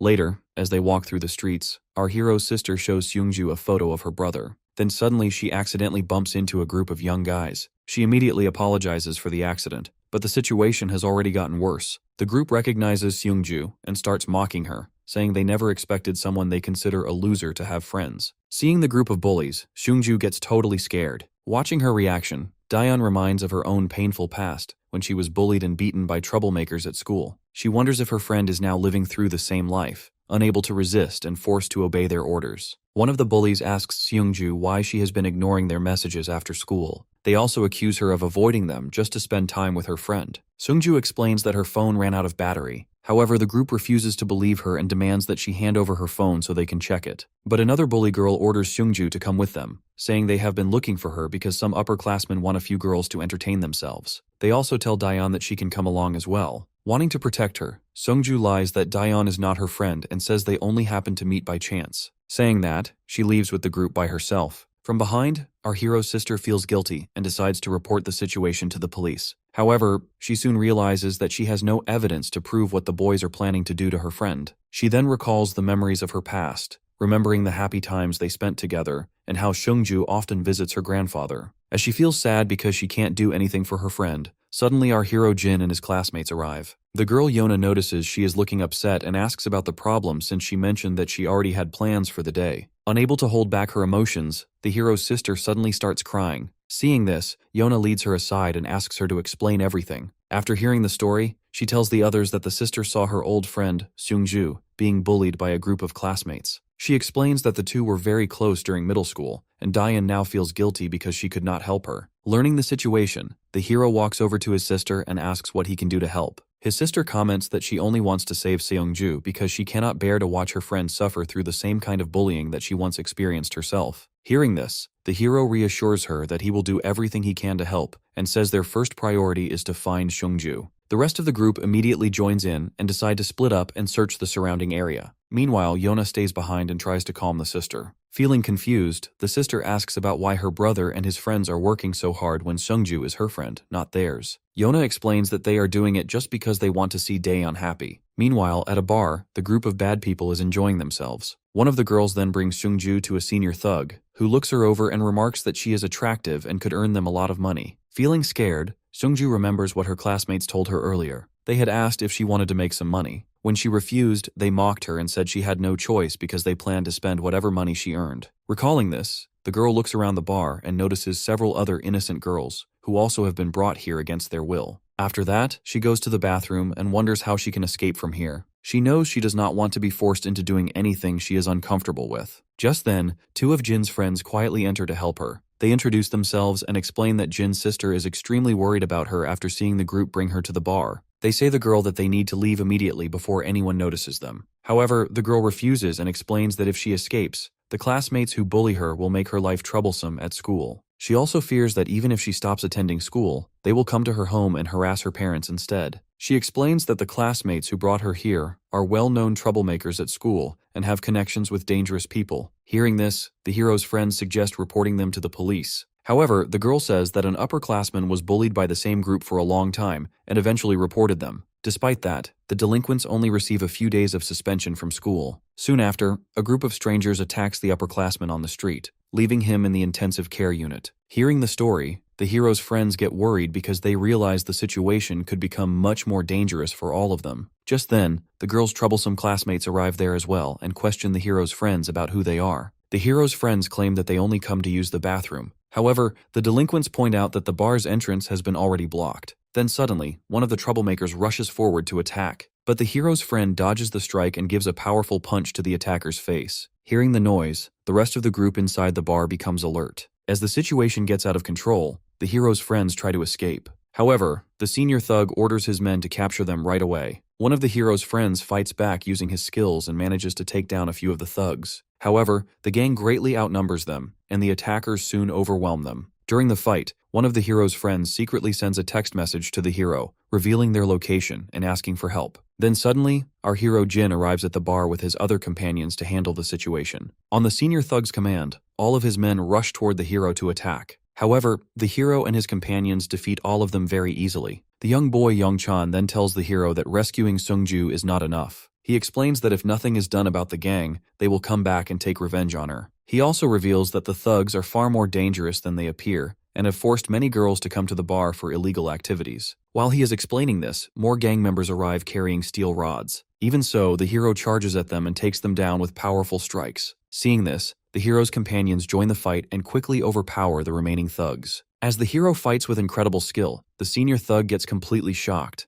Realizing that the situation has turned against them, the two girls who tricked Seongju into coming to the bar quietly leave the area. After defeating the other thugs, the hero walks toward the senior thug who begs for mercy. But the hero gives some powerful kicks and knocks him down on the spot. Once the danger is over, Young-chan tells the girl Seongju to leave the bar immediately, explaining that no one will pay attention to her now. Feeling grateful for their help, the girl thanks them and leaves the area. From behind, the young boy tells the others that he is still worried because the gang might target Seongju again when she returns to school. He also says that the entire incident looks like part of a well-organized criminal operation. Later, the hero's friends gather at their usual place to enjoy themselves. During that time, our hero receives a call from gang leader Choi, who tells him that Detective Ko recently asked about a case he has been investigating. According to Choi, a group of criminals has been manipulating runaway teenagers, gathering them together and forcing them to appear in illegal live streams. He also explains that organized crime groups have learned about this scheme and have started doing the same thing. Hearing this, the hero realizes that the case is connected to what he witnessed earlier at the bar. Meanwhile, many gang members gather once again at the same bar. The senior thug is also there and tells the others everything that happened during the previous fight. His companions feel angry after hearing the story, but they decide to stay cautious from now on. As they are talking, someone suddenly knocks on the bar's door. A bodyguard tells the visitor to leave because the bar is closed for the day. But to everyone's surprise, the visitor is none other than our hero Jin, who forcefully enters to take on the whole gang. Sometime later, Detective Ko arrives at the bar with some police officers, but he gets shocked to find every thug have been seriously injured. One of the officers reports that the security cameras outside are fake, so there is no footage showing who attacked them. Meanwhile, the hero meets gang leader Choi and hands him a USB drive containing evidence related to the case Detective Ko has been investigating. The leader gets surprised and points out that only a few hours have passed since he told Jin about the case. He cannot believe that the hero has already gathered the evidence on his own. Our hero explains that he questioned the thugs, and they admitted that all the evidence was stored on their laptop. The leader wonders how the gang gave up the information so easily, but the hero reveals that he broke a few of their fingers during the interrogation, which convinced them to talk. He then says that he wants Detective Ko to grant him one request in exchange for the evidence. The next day, Seungju's troublesome classmates gather in their classroom and discuss what happened the previous night. A boy tells the others that the situation turned into complete chaos because someone has beaten every one of them so badly. The girls ask what will happen to them since they also took part in the illegal operation. However, the boy says he has no idea as the entire business has collapsed, so they can no longer send victims there. As they are talking, several police investigators suddenly enter the classroom. To everyone's shock, they arrest these 3 students for their involvement in the crimes. Meanwhile, at the hero's house, his sister tells him that the students who bullied Seungju have been charged as accomplices. She adds that they have been expelled from school and sent to juvenile detention. Hearing this, the hero remembers that gang leader Choi had already informed him about the outcome. It was the same favor he had asked Detective Ko to grant in exchange for the evidence. Just then, the doorbell rings. When the hero's sister opens the door, she gets amazed to see her friend Seungju standing outside, who has come to spend some time with her. Meanwhile, at a secret base, Major Hamchin and his soldiers launch an operation and successfully defeat all the criminals. After securing the area, they confirm that the mission is complete and that the target is now safe. The team prepares to collect the recovered items and leave the area with the target. Just then, one of the soldiers contacts the Major through his earpiece and reports that the target refuses to leave unless the Major comes to meet him personally. Hearing this, Major Hamchin heads over to the target's location. To his surprise, the target is an old doctor named Eden Gardner. The Major asks how the doctor knows him and why he specifically requested to see him. Dr. Gardner replies that he believes the Major can help him meet someone. Getting curious, the Major asks who he is referring to, and the doctor reveals that he wants to meet a young mercenary named Jin. Later, the Major calls our hero Jin to the base camp and shows him a photograph of Dr. Eden Gardner. The Major explains that they recently received intelligence that an illegal weapons organization called AIDA was planning to sell a biological weapon developed by Dr. Gardner. Since the buyer is an extremely dangerous organization, the US and South Korean Special Forces launch a joint operation to locate the scientist and secure the weapon.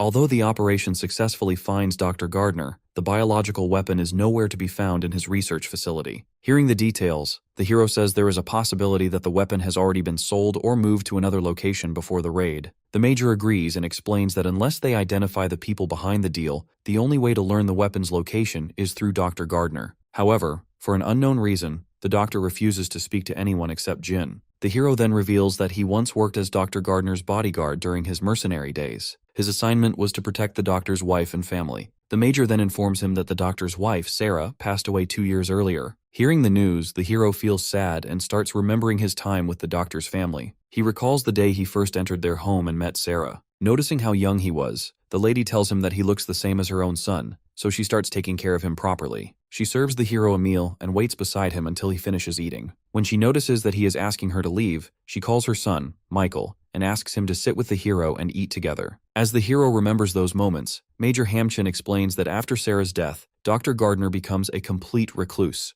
According to recent intelligence, Aida later kidnaps the doctor and forces him to take part in their biological weapons research. Hearing this, the hero decides to speak with the doctor himself. He assures the Major that he will handle the situation because countless lives could be at risk. When the hero enters the room, Dr. Gardner gets amazed to see him after such a long time. The hero comments that he has learned about his wife's passing. The doctor tells him that his wife cared deeply about the hero. Even after the hero left, they tried to contact him many times, but they had no way of reaching him. The hero then asks why the doctor insists on speaking only with him. The doctor replies that he does not trust anyone else here and believes the hero is the only person he can rely on. The hero mentions that he has heard the doctor was involved in developing the biological weapon. The doctor explains that after losing his wife, he only wanted to live a quiet life. However, Aida kidnapped him and forced him to continue his research, leaving him with no choice but to cooperate. He then reveals the real reason he wants to meet the hero, because he wants the hero to rescue his son, Michael. The doctor explains that he only cooperates with Aida because the organization kidnaps his son and uses him as a hostage. The hero points out that the army could help with the rescue. However, the doctor insists that only Jin can complete this mission. When the hero wonders whether the military would approve such a request, the doctor says that if they refuse, he will not cooperate with them either. The doctor explains that his wife was a diplomat who lost her life simply because she was carrying out her duties. Since then, he has lost faith in both governments and people. The only person he truly trusts is the hero because his family once welcomed him as one of their own. Hearing these words, the hero starts remembering the past once again. He recalls the first time he entered the Gardner family's home in the middle of a war zone. Lady Sarah introduces him to everyone as the mercenary hired to protect them. The family feels surprised by how young he looks, but the hero assures them that he is fully capable of keeping them safe. After that, the family takes the hero to meet the leader of the organization that assigned him to the mission. The leader tells them that the hero is the best mercenary currently operating in the region.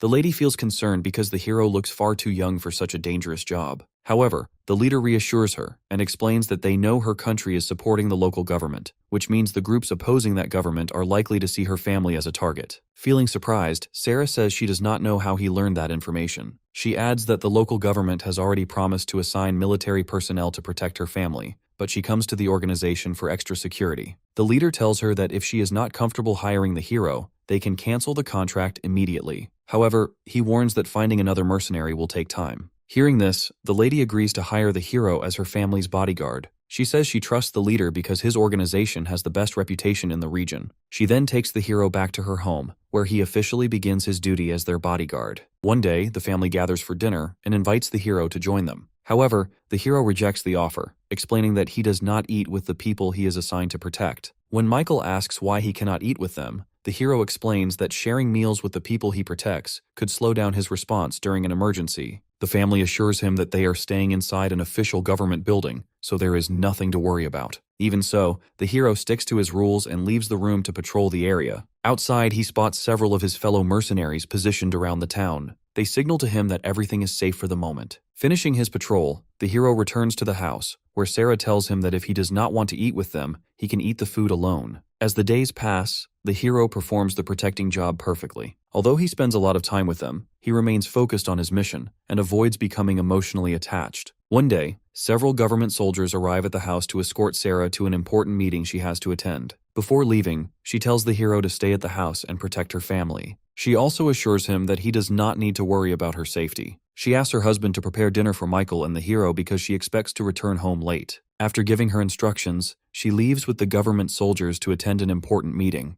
However, on the way, the terrorists suddenly ambushed them. The attack is devastating, and many of the soldiers are killed on the spot. Sometime later, an informant arrives at the house and reports that Sarah has been kidnapped by an anti-government organization. He also says that a rescue team is being assembled to save her. As our hero hears the news, he rushes out of the house, commenting that rescuing Sarah is his responsibility. Coming outside, the hero spots a jeep carrying his fellow mercenaries and quickly joins them to begin the rescue mission. During the drive, his companions explain that an anti-government organization launches the ambush after learning that local community leaders are seeking help from foreign diplomats. They say the terrorists kidnapped the diplomats to pressure them into ending their support for the local leaders and leaving the country. The mercenaries also reveal that they wanted to escort the diplomats from the beginning, but the government soldiers refused their assistance. The hero points out that as long as the terrorists' demands are not rejected, the hostages are unlikely to be killed. His companions agree and tell him that one of their informants has already located the enemy's hideout, so they are heading there now. The hero then orders his teammates to create chaos outside the base, while he infiltrates the building and rescues the hostages from the inside.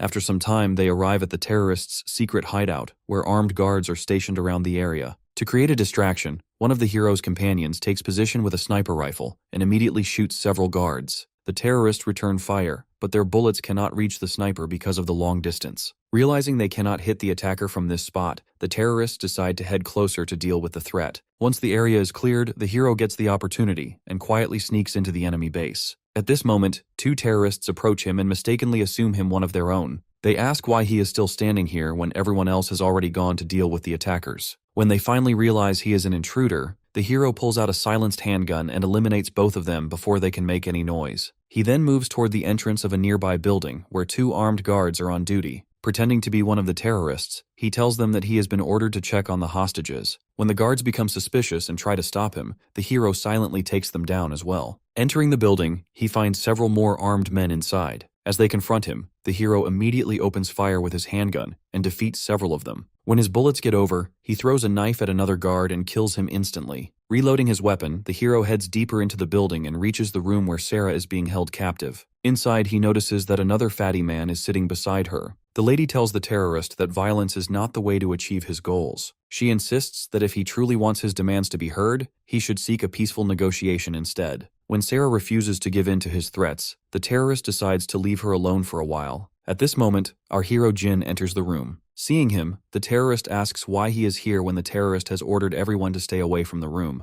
The hero assesses the situation and realizes that the terrorist is standing too close to Sarah. If he fires his handgun, there is a risk that she could be hit as well. This is why the hero leaps at the guy, and by using his knife skill, he takes down the terrorist in an instant. Doing this, the hero assures Sarah that he has come to rescue her from this danger. After that, the hero leads her out of the building, but she soon becomes exhausted from running. As several terrorists arrive to stop them, the hero moves with incredible speed and shoots them down on the spot. When one wounded terrorist tries to launch a surprise attack, the hero knocks him away with a powerful kick and finishes him with a single shot. Seeing his fighting style, the lady finally understands why the leader called him the best mercenary in the region. She then notices an injury on the hero's arm, but he tells her not to worry about it because more enemies will arrive at any moment. The hero leads her through the base while defeating every terrorist who stands in their way. After some time, he spots several terrorists guarding a nearby vehicle. He decides to steal it and tells Sarah to wait for his signal before running toward him. The hero then steps out of the cover and quickly eliminates all the guards around the vehicle. Doing this, he signals the lady to run over and get inside. As she reaches the vehicle, more terrorists rush in and open fire from behind. However, our hero accelerates the vehicle and drives her safely out of the dangerous area. After returning home, Sarah's family welcomes her back and feel good to see that she is safe after everything that happened. At this moment, the mercenary leader arrives and praises the hero for completing the mission successfully. He tells him to get some rest because he has done an excellent job. That night, Sarah speaks with her husband, Dr. Gardner. She admits that she cannot understand how the hero manages to defeat so many enemies by himself. The doctor explains that they already know the hero is considered the best mercenary in the region. However, after witnessing his abilities, he believes the hero must have gone through extremely harsh training from a very young age. Later, the lady invites the hero to join the family for an important conversation. As our hero sits with them, he assumes they want to replace him with another bodyguard. But the lady clarifies the misunderstanding, mentioning that they have no intention of changing bodyguards. Instead, after discussing it together, the entire family has decided that they would like to welcome the hero as a member of their family. The next morning, Sarah and her family wake up and notice that the mercenary leader arrives with a new bodyguard to replace Jin. Feeling confused, the family asks why the change is happening. The leader explains that Jin personally requested the transfer the previous night. He adds that the new bodyguard will remain close to the family while rotating shifts with another mercenary throughout the day. Dr. Gardner asks if that means they will no longer be able to see Jin. The leader reassures him that the hero has only changed his assignment. He is now part of the outer security team, so the family can still meet him whenever they step outside the building. Hearing this, Sarah feels that the hero may have become uncomfortable after their conversation the night before. However, the leader says he does not believe Jin made the request because he was upset. Instead, he believes the hero simply does not want his personal feelings to interfere with his mission. Meanwhile, our hero stands outside the building and remembers his conversation with the family. When they ask him to consider becoming a member of their family, he declines the offer. Lady Sarah encourages him to think about it more carefully, reminding him that they will be staying there for nearly 3 months and that he can give his answer later. However, our hero tells her that he does not need more time because he has already made his decision. As the hero recalls those memories, Michael walks over and invites him inside for breakfast. Since he is no longer assigned as the family's personal bodyguard, the hero accepts the invitation and joins them. Over the following days, Sarah shares stories about different countries, their cultures, and the people who live there. Meanwhile, Dr. Gardner teaches the hero valuable life lessons that are usually meant for someone his age. One day, Michael mentions that he has never had any friends because his parents travel so often, but he tells the hero that he wants him to become his friend from now on. Remembering these precious moments, our hero Jin sets out alone to fulfill Dr. Gardner's request and rescue his son, Michael. Back at the military base, one of the senior officers questions why Jin is sent on the mission by himself. He believes they should have assigned a squad to support him. However, Major Hamchin explains that Dr. Gardner does not trust the government. That is why only the hero is allowed to carry out the rescue mission. The major also reveals that the doctor clearly warned them that if the military interfered in any way, he would refuse to cooperate further, even if his son was rescued safely. Hearing this, the senior officer says that this is exactly what worries him, as he cannot understand why Dr. Gardner is so determined to keep the government out of the mission. Meanwhile, the hero arrives at the location the doctor has given him, an isolated house deep inside a forest. However, he notices something unusual. There are no guards or soldiers protecting the area. As he enters the house, he finds the entire place abandoned, which means no one has lived here for a long time. While searching the house, the hero discovers an old photograph of himself with Dr. Gardner and his family. He then walks outside and notices 2 graves nearby. The first grave belongs to Sarah, and seeing her name, the hero feels sad because he remembers how much she cared for him. When he clears the leaves covering the second grave, he gets completely stunned because this grave belongs to Michael. Meanwhile, Major Hamchen questions Dr. Gardner about his earlier request. He reminds the doctor that he promised to cooperate if the hero rescued his son, but the address he provided leads only to his old home. Even more troubling, they discover that Michael has already passed away. The doctor explains that because of Sarah's work, she is assigned to many different locations after they part ways with Jin. The house they found is the place where she was eventually killed. He reveals that she was once taken hostage, and her captors demanded that the government meet a list of unreasonable conditions in exchange for her release. However, the government refuses to negotiate. Hearing this, Major Hamchen remembers what a senior military officer had told him earlier, that although Sarah was officially a diplomat, she also worked as a secret agent. The doctor says that after his wife's death, he wants nothing more than to die with her. However, he chooses to keep living just for his son, Michael. He explains that his son spends his entire childhood moving from one place to another because of his parents' work. As a result, he never gets the chance to enjoy a normal school life or make friends. The doctor also reveals that his son is constantly bullied at school, and the bullies are none other than the children of high-ranking government officials. He explains that everything his son goes through leaves him with severe social anxiety, and eventually, he also loses his life. Feeling angry, the doctor says that both his wife and son's deaths are the result of the very country they devoted their lives to serving. He then reveals that while he is struggling with his loss, Aida approaches him with an offer. The organization wants him to develop a biological weapon capable of killing countless people. At first, he dismisses the idea as impossible and refuses to take it seriously. However, after everything he has suffered, he decides not to reject their proposal. Listening to the doctor's story, Major Hamchen asks why he insists on meeting Jin, and why he asks him to rescue his son when his son has already passed away. The doctor explains that both Sarah and Michael always hope to see Jin again. He simply wants to fulfill their final wish by bringing the hero back to the place that holds their memories. Finally, the doctor says that he is now willing to cooperate with the military. However, he asks the major to tell the hero not to visit him again. Meanwhile, our hero is still standing at the doctor's old house when Major Hamchan informs him on the phone that the doctor has handed over all the information the military needs. He explains that the doctor originally has no intention of cooperating with the military. Wanting to understand the sudden change, the major speaks with him in private and asks why he changes his mind.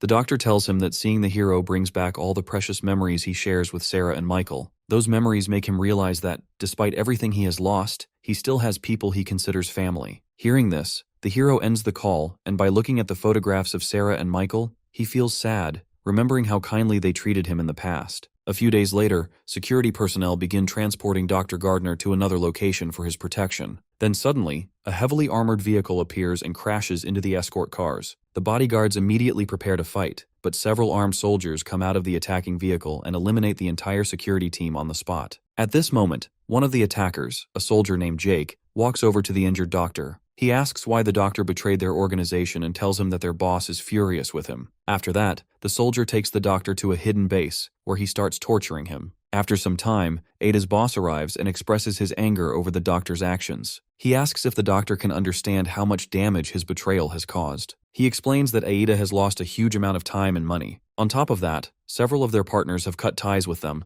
and many of their smuggling routes have been shut down because the military has been tracking the organization. He then tells the doctor that it is finally time for him to pay the price for his betrayal. Meanwhile, as our hero is exercising at home as usual, he receives a call from Major Hamchan, who informs him that the doctor has been kidnapped. He explains that, with the doctor's cooperation, the military successfully recovers all of the biological weapons and arrests several key members of Aida. In return, the U.S. government agrees to allow the doctor to live freely under supervised protection at his residence. However, while he is being transported back home, Aida launches an attack and kidnaps him. The hero asks whether they have identified the people responsible. The major mentions that Aida is almost certainly behind the kidnapping. He adds that only a few days before the incident, intelligence reports confirm the presence of Jake, the right-hand man of Aida's boss. The hero then asks him about what Aida's motive could be for kidnapping the doctor. The major explains that every piece of information the doctor provided proves to be accurate, confirming that he has completely betrayed Aida. He believes the fact that the organization kidnaps the doctor instead of killing him immediately shows their true intention. They want to make an example of him and warn others about the consequences of betraying Aida. Hearing this, the hero realizes that time is running out and asks the major to contact him as soon as they discover the doctor's location. Ending the call, the hero uses a secret phone to contact his fellow mercenary, 006. When the hero asks about Aida, 006 explains that the organization has a powerful reputation in the black market and is well known for dealing in illegal weapons. The hero then orders him to gather as much information as possible about Aida, including details about its boss and one of its key members, Jake. Hearing this name, 006 explains that shortly after he and the others leave their camp and begin working as mercenaries, Jake approaches them with a recruitment offer. At the time, he tries to persuade them to join another mercenary group, but they reject his proposal. 06 says there is no doubt that Jake is a highly skilled mercenary. He assures the hero that he will gather more information and send it as soon as possible. He also reveals that this guy, Jake, appears to have close ties with Aida and warns the hero not to underestimate the organization because it is an extremely powerful force. Meanwhile, a huge crowd gathers at a luxurious nightclub to enjoy a party. Among the guests is Aida's boss, who arrives to attend the event as well. As the boss enters the nightclub, number 032 secretly watches his every move and reports his actions to the team. Inside the club, there is another surprise. Our hero Jin and number 006 have already entered the party by changing their identities. The hero recalls the briefing he had with his mercenary teammates before this mission. During the meeting, 032 reveals that they have received intelligence about a black market weapons auction that will take place in a nightclub owned by Aida. He also explains that Aida's boss, Down, will personally attend the auction. According to 032, the gang has built a hidden underground area beneath the club where the secret auction will be held. 006 points out that the mission will be extremely dangerous because the place will be heavily guarded. Not only will Aida's men be present, but many of the auction guests will also bring their own private security. 032 then reminds them that both the hero and 006 must complete the mission as quickly as possible. If Down realizes that someone is tracking him, he will disappear and go into hiding immediately. Remembering that briefing, the hero makes his way into the club's private area. Meanwhile, 032 stays inside his van and hacks the club's security camera system. He tells the hero that the security team is now watching edited footage instead of the live feed,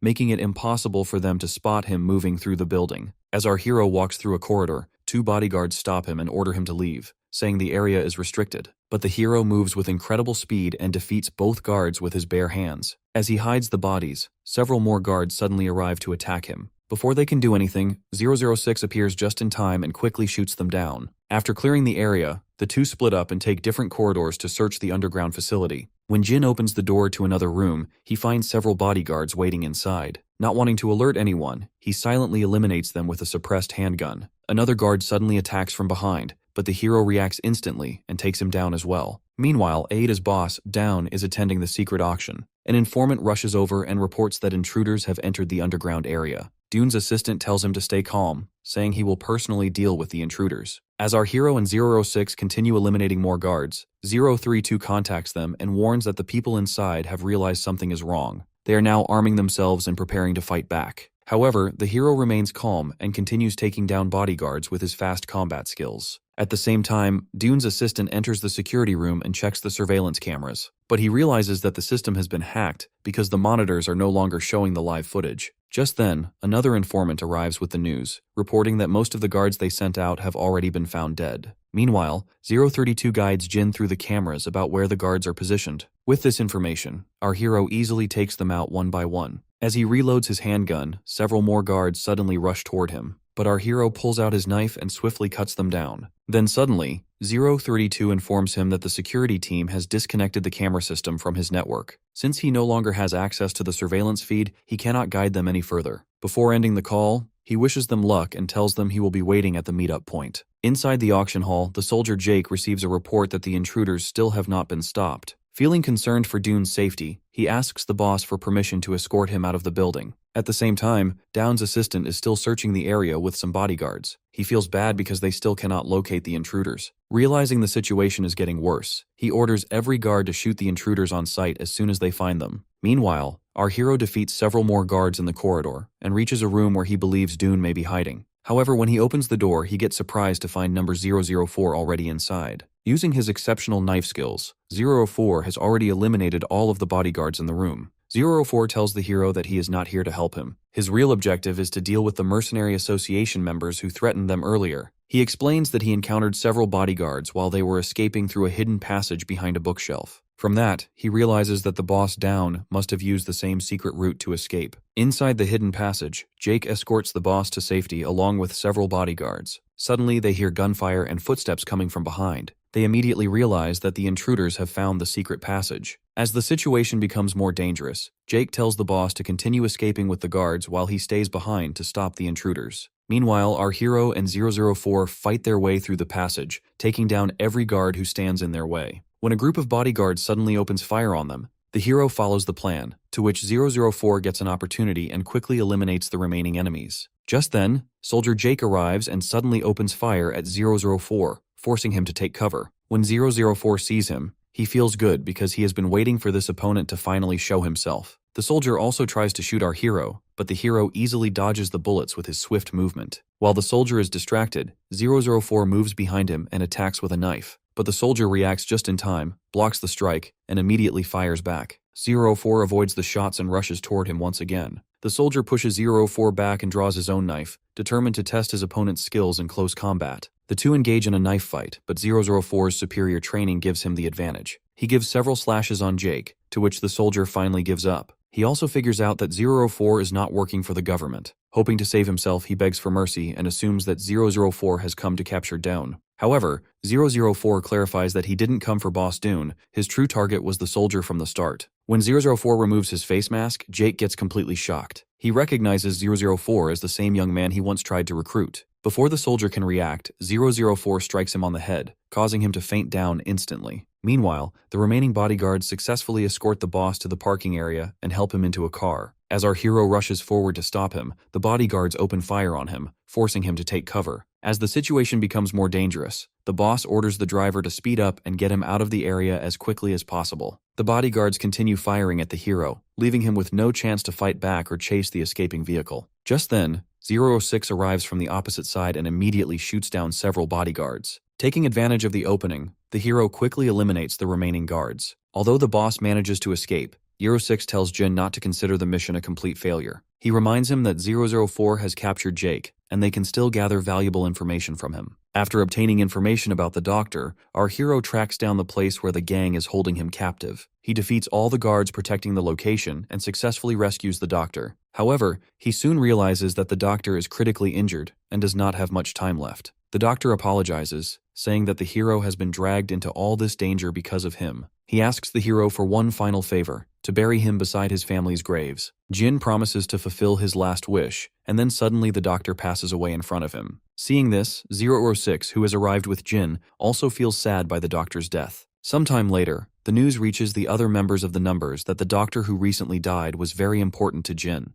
08 comments that the hero must be blaming himself because he could not save the doctor in time. However, 004 explains that the hero did reach the doctor, but by then the doctor was already in critical condition and nothing could have saved him. He then remembers the day they buried the doctor beside his family's graves. During that time, the hero looked unusually quiet as he was affected by the loss. Meanwhile, GA arrives at a building for an important business meeting, and our hero Jin accompanies her as usual. However, when they get there, she learns that the client has already canceled the meeting. Since the meal prepared for the meeting would otherwise go to waste, she invites the hero to eat with her. But as always, our hero declines because of his serious nature. Later, GA takes him to another location for a second meeting and offers him some juice while they wait. She remarks that the day is becoming unusually strange because this client has also canceled at the last minute. After finishing the rest of their work, she takes the hero to a movie theater. She explains that she originally planned to watch the movie with a friend, but her friend canceled the plan just before they were supposed to meet. After a while, she drives him back home. Before leaving, she tells him to get some rest since he has no more work at the company for the rest of the day.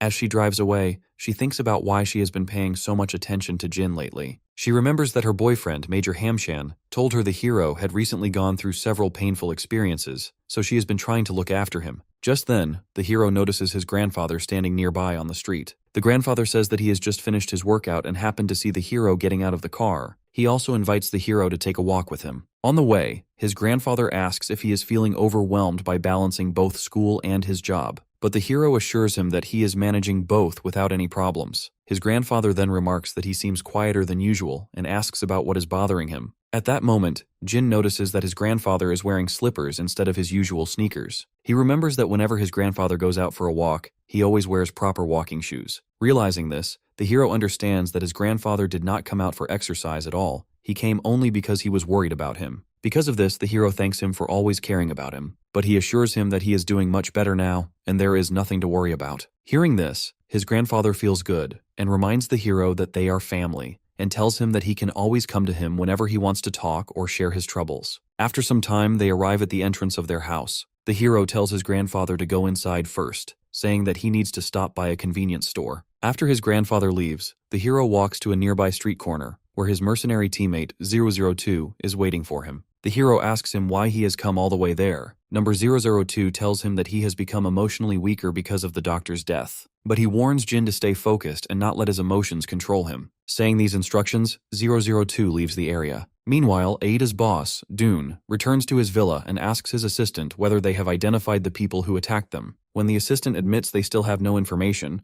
the boss immediately shoots him in the head. Soon after, another soldier from the Mercenary Association arrives to take charge of the investigation. He explains that they have searched every available source but have found no evidence linking the attack to any major country. He realizes that if no government agents are involved, then the attackers are most likely freelance operatives. The boss orders the soldier to track down the intruders and bring them to him as soon as possible. He also warns that if the mission fails, he will cut off the financial support he has been providing to the Mercenary Association. The next day, the numbers receive more troubling news. They learn that Jake has escaped from their custody. According to the report, he not only got away, but was also struck by a car and died at the scene. Hearing this, 008 says they must abandon their hideout immediately because Jake's allies will almost certainly investigate the area. 202 then asks who was assigned to guard that guy the previous night. The others reply that 004 was on watch duty, but after Jake's death, 004 suddenly has disappeared and has not responded to any of their calls. Meanwhile, 004 goes to meet Jin to talk about everything that has happened. Noticing that 04 looks hungry, our hero takes him to a nearby restaurant and orders some food for him. While eating, 004 explains about what has happened before. He says that when he woke up from his nap, the room where Jake had been locked up was already open. He immediately went looking for him, only to discover that the guy had been hit by a car and died at the scene.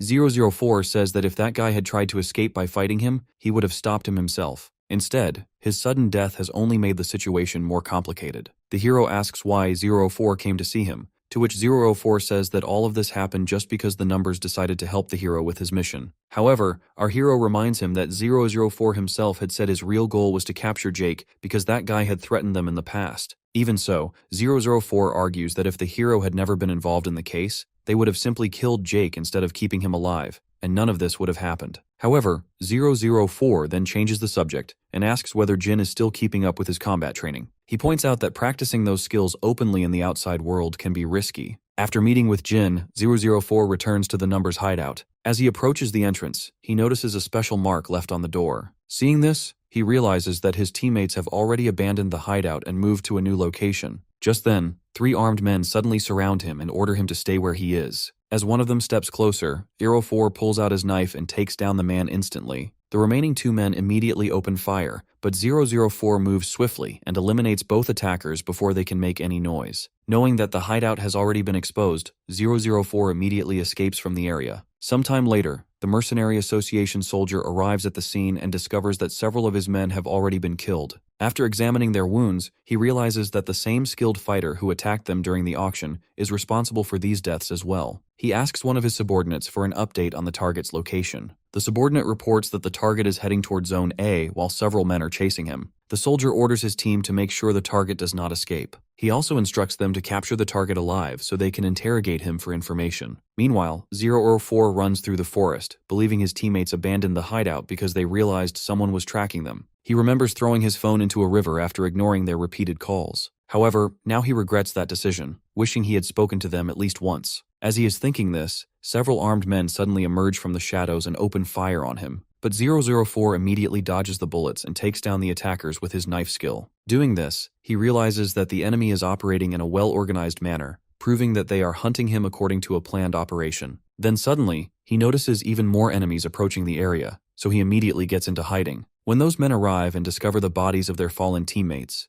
004 suddenly emerges from hiding and swiftly eliminates them as well. Sometime later, the Mercenary Association soldier reaches the area with the rest of his team. After seeing the growing number of dead bodies, he realizes that 004 must still be nearby. As they search the forest, the soldier becomes frustrated because he has already lost far too many men. He knows the association will hold him responsible, but he decides to capture 004 and the rest of his companions. While searching, they suddenly hear gunfire coming from a nearby location. When they rush toward the sound, they find 004 is truly standing there who has killed more men. The soldier gets shocked that a single man has managed to wipe out so many of his forces. Still, he declares that this is the end for 004, believing that knife skills alone cannot save him against so many enemies. But to his surprise, 004 pulls out a handgun and kills the soldier's subordinates in an instant. Doing this, 004 asks if the soldier really thought he only knew how to fight with a knife. At that moment, the soldier finally realizes the truth. He believed they were hunting 004, but in reality, 004 had been leading them into his own trap. As he is thinking this, 004 fires a final shot and kills him on the spot. Just then, he hears movement coming from the nearby bushes and immediately prepares for another fight. But to his surprise, the people who step out are not enemies but his own teammates, who were watching the entire battle secretly. Seeing them, 004 asks where they all went earlier. The numbers reply that he is the one who caused everyone to worry by disappearing and ignoring all of their calls. They also mention that they know he went to meet Jin. Feeling surprised, 004 asks how they found out. The team explains that Jin contacted them himself and told them everything 004 had shared with him. They then ask 04 why he went to see him. 004 admits that he was angry because he believed the entire situation started due to the hero's mission. However, the others remind him that he was the one who insisted on going after Jake because that guy had threatened the numbers in the past. While they are talking, 002 looks at the bodies scattered around the area and recognizes that they belong to the Mercenary Association. 018 explains that after the previous incident, he investigated the organization more thoroughly. He discovered that the Mercenary Association is far more powerful than they had originally believed. The group has connections with many large organizations and is involved in numerous illegal operations. A significant number of criminal organizations hire the association to carry out dangerous missions on their behalf. Meanwhile, Dune calls a senior leader of the Mercenary Association and says he can no longer trust the organization after its men failed so badly during the previous mission. The senior apologizes for the failure, explaining that the enemy appears to be highly skilled. However, he assures Dune that this time he will send the right people to handle the situation. Ending the call, the senior orders his assistant to identify the intruders and eliminate every one of them at any cost. The assistant suggests assigning the mission to Soldier Grandin. The senior immediately agrees, saying Grandin is the best person for the job. He then asks where this guy is currently stationed. The assistant replies that this soldier is leading an operation to expand the association's influence into regions they have not yet controlled. He then calls the soldier and instructs him to finish his current assignment and return to take on the new mission. Grandin accepts the order, but right now he is heading to an important location with his unit. Sometime later, he arrives at a village where he finds a large group of armed men waiting, and their leader is the very man who raised our hero Jin many years ago. The soldier approaches the leader and says that he has heard many stories about him. According to the rumors, the leader's group is considered the strongest fighting force in the entire region. The leader comments that he already knows why the soldier has come. He believes this soldier wants to recruit his group into the Mercenary Association. However, the leader states that neither he nor his men have any intention of joining. Grandin asks him to think about the offer again. He points out that the different groups have been fighting each other for years, and joining forces could finally put an end to the bloodshed. He also says that the association shares mission commissions among its members to help protect one another. But the leader doesn't agree, and explains that joining the association would place his group under its complete control. Anyone who refuses to follow its orders risks having their entire group disbanded. Realizing that the leader will not change his mind, Grandin decides to leave. However, he gives a final warning to be ready because the Mercenary Association will return one day to destroy the village. Meanwhile, as our hero Jin is doing his training as usual, suddenly he gets a call on his secret phone. When he picks it up, he gets surprised to hear that the caller is Evelyn. She apologizes for disturbing him but explains that her village has come under attack. She tells him that many of their people have been killed, and their captain was injured while trying to rescue his comrades, and is now unconscious. The hero asks her to explain what happened. She says that a group calling itself the Mercenary Association arrived at their village a few days earlier and tried to recruit them. When the villagers refused the offer, the association began targeting their mercenaries one by one while they were away on missions. After learning about the attacks, the captain went out to rescue his men. However, it was all a trap, and he was seriously wounded during the battle. Evelyn mentions that before losing consciousness, the captain specifically told her not to contact Jin under any circumstances. Even so, with no other options left, she decided to call him for help. Hearing her story, our hero remembers the day an old man asked him never to return to that dangerous place. But recalling the memories of his life as a mercenary, he makes up his mind and tells Evelyn that he is coming to help them. Without wasting time, he starts moving there on his bike and also makes a call to 006 to gather some information about the situation. 006 tells him that the numbers recently had another encounter with the Mercenary Association, which gave them a chance to investigate the organization more thoroughly. He explains that although the group claims to protect the rights of mercenaries, that is only a lie. In reality, whenever independent mercenaries take on missions that conflict with the association's interests, its members resort to unnecessary violence. He also says that the organization has become much more powerful in recent years, with many governments and large organizations now hiring them for missions. Before ending the call, 006 tells our hero that 032 has already sent directions to his phone, which will guide him from the airport directly to the village. Meanwhile, at Soldier Grandin's camp, a medic treats the bullet wound on his arm. The soldier asks one of his subordinates how many men they have lost. The subordinate reports that 4 soldiers were killed, and that most of their backup forces have also been wiped out. Hearing this, Grandin feels angry and realizes even though he carefully prepared an ambush for the village leader's group, his own side suffered heavier losses than expected. When the subordinate mentions that reinforcements will arrive in 2 days, the soldier declares that they will launch another attack on the leader's forces as soon as the backup arrives. Just then, several villagers whom Grandin had summoned before arrive at the camp. Seeing them, he demands to know why they never warned him about the strength of the enemy they were facing. The villagers explain that the recent losses are not their fault. They say they believed defeating the village would be easy because Jin was no longer there. The soldier asks who this guy is, and the villagers tell him that Jin was a mercenary with extraordinary combat skills who fought alongside the village leader's forces for several years. They describe him as a warrior who never failed a mission and could accomplish the work of an entire army just by himself. But they mention that about a year ago, news spread that Jin had died during a mission. Because of that, everyone believed the village's fighting strength had declined significantly. Explaining the situation, the villagers offer Grandin additional money as compensation for the injuries he suffered during the battle. Looking at the payment, the soldier assures them that the Mercenary Association is already sending reinforcements. Once they arrive, he promises to launch another attack on the village. Meanwhile, our hero Jin arrives in the region on a private plane. As he steps outside, his mercenary teammate Maya arrives in a vehicle to pick him up. Feeling surprised, the hero asks why she is in the area. The lady explains that she has just completed another mission nearby and came to meet him. As they move on their way, Maya explains that the mercenary village has an excellent reputation in the mercenary world. Its people never accept missions from dishonest or dangerous clients, and they always go out of their way to protect innocent civilians from harm. However, this honorable way of operating has earned them many powerful enemies over the years. She says that the Mercenary Association has now joined forces with those enemies and has promised to wipe out the village completely. Even so, she points out that although the village has suffered heavy casualties, the Mercenary Association has lost even more fighters. This proves that the village is still protected by highly skilled and experienced warriors. After some time, both of them arrive at the mercenary village. When their vehicle enters the area, the guards immediately become alert and aim their weapons at it. As our hero Jin steps out of the vehicle, the guards get stunned to see him. Even so, they remain on duty and order him to stay back. Seeing this, Maya feels confused about why the guards are treating the hero like this, as if he once lived in this village. The guards ask the hero why he has returned, reminding him that he was warned never to come back. Our hero replies that he heard the village had been attacked, so he came to help.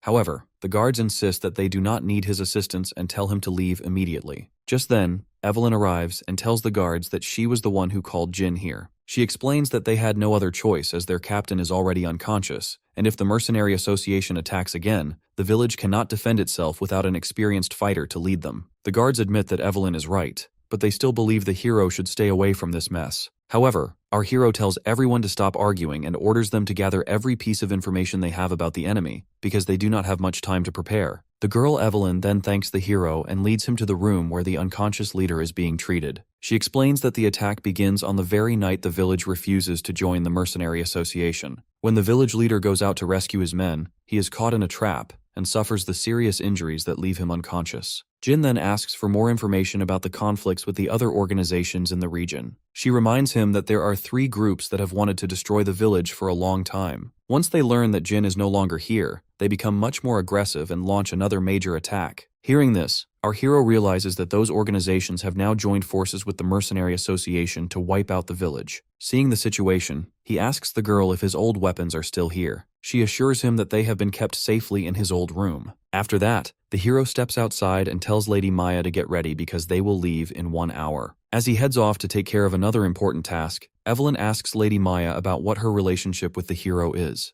The lady explains that she has always been just like an older sister to him. She then asks whether the hero once lived in this village, to which Evelyn confirms that he stayed here for nearly 5 years. Hearing this, the lady finally understands that after escaping from the military camp years ago, Jin found a shelter in this village. Evelyn explains that the hero has always been a quiet person. He usually keeps to himself and rarely spends time socializing with others. However, whenever danger appears, he is always the first to step onto the front lines and risk his life to protect everyone. She says that thanks to his courage, the villagers are able to achieve their dream of protecting their home. She explains that the region receives no protection from the local government. In fact, the authorities often cooperate with powerful organizations to serve their own interests. As a result, anyone who refuses to obey those organizations is left with little chance of survival, and ordinary civilians have no one to defend them. Because of this, the villagers continue accepting missions to protect people who cannot protect themselves. Maya points out that such work cannot possibly bring in much money. Evelyn agrees, saying that the village constantly struggles to survive and is always worried about its future. However,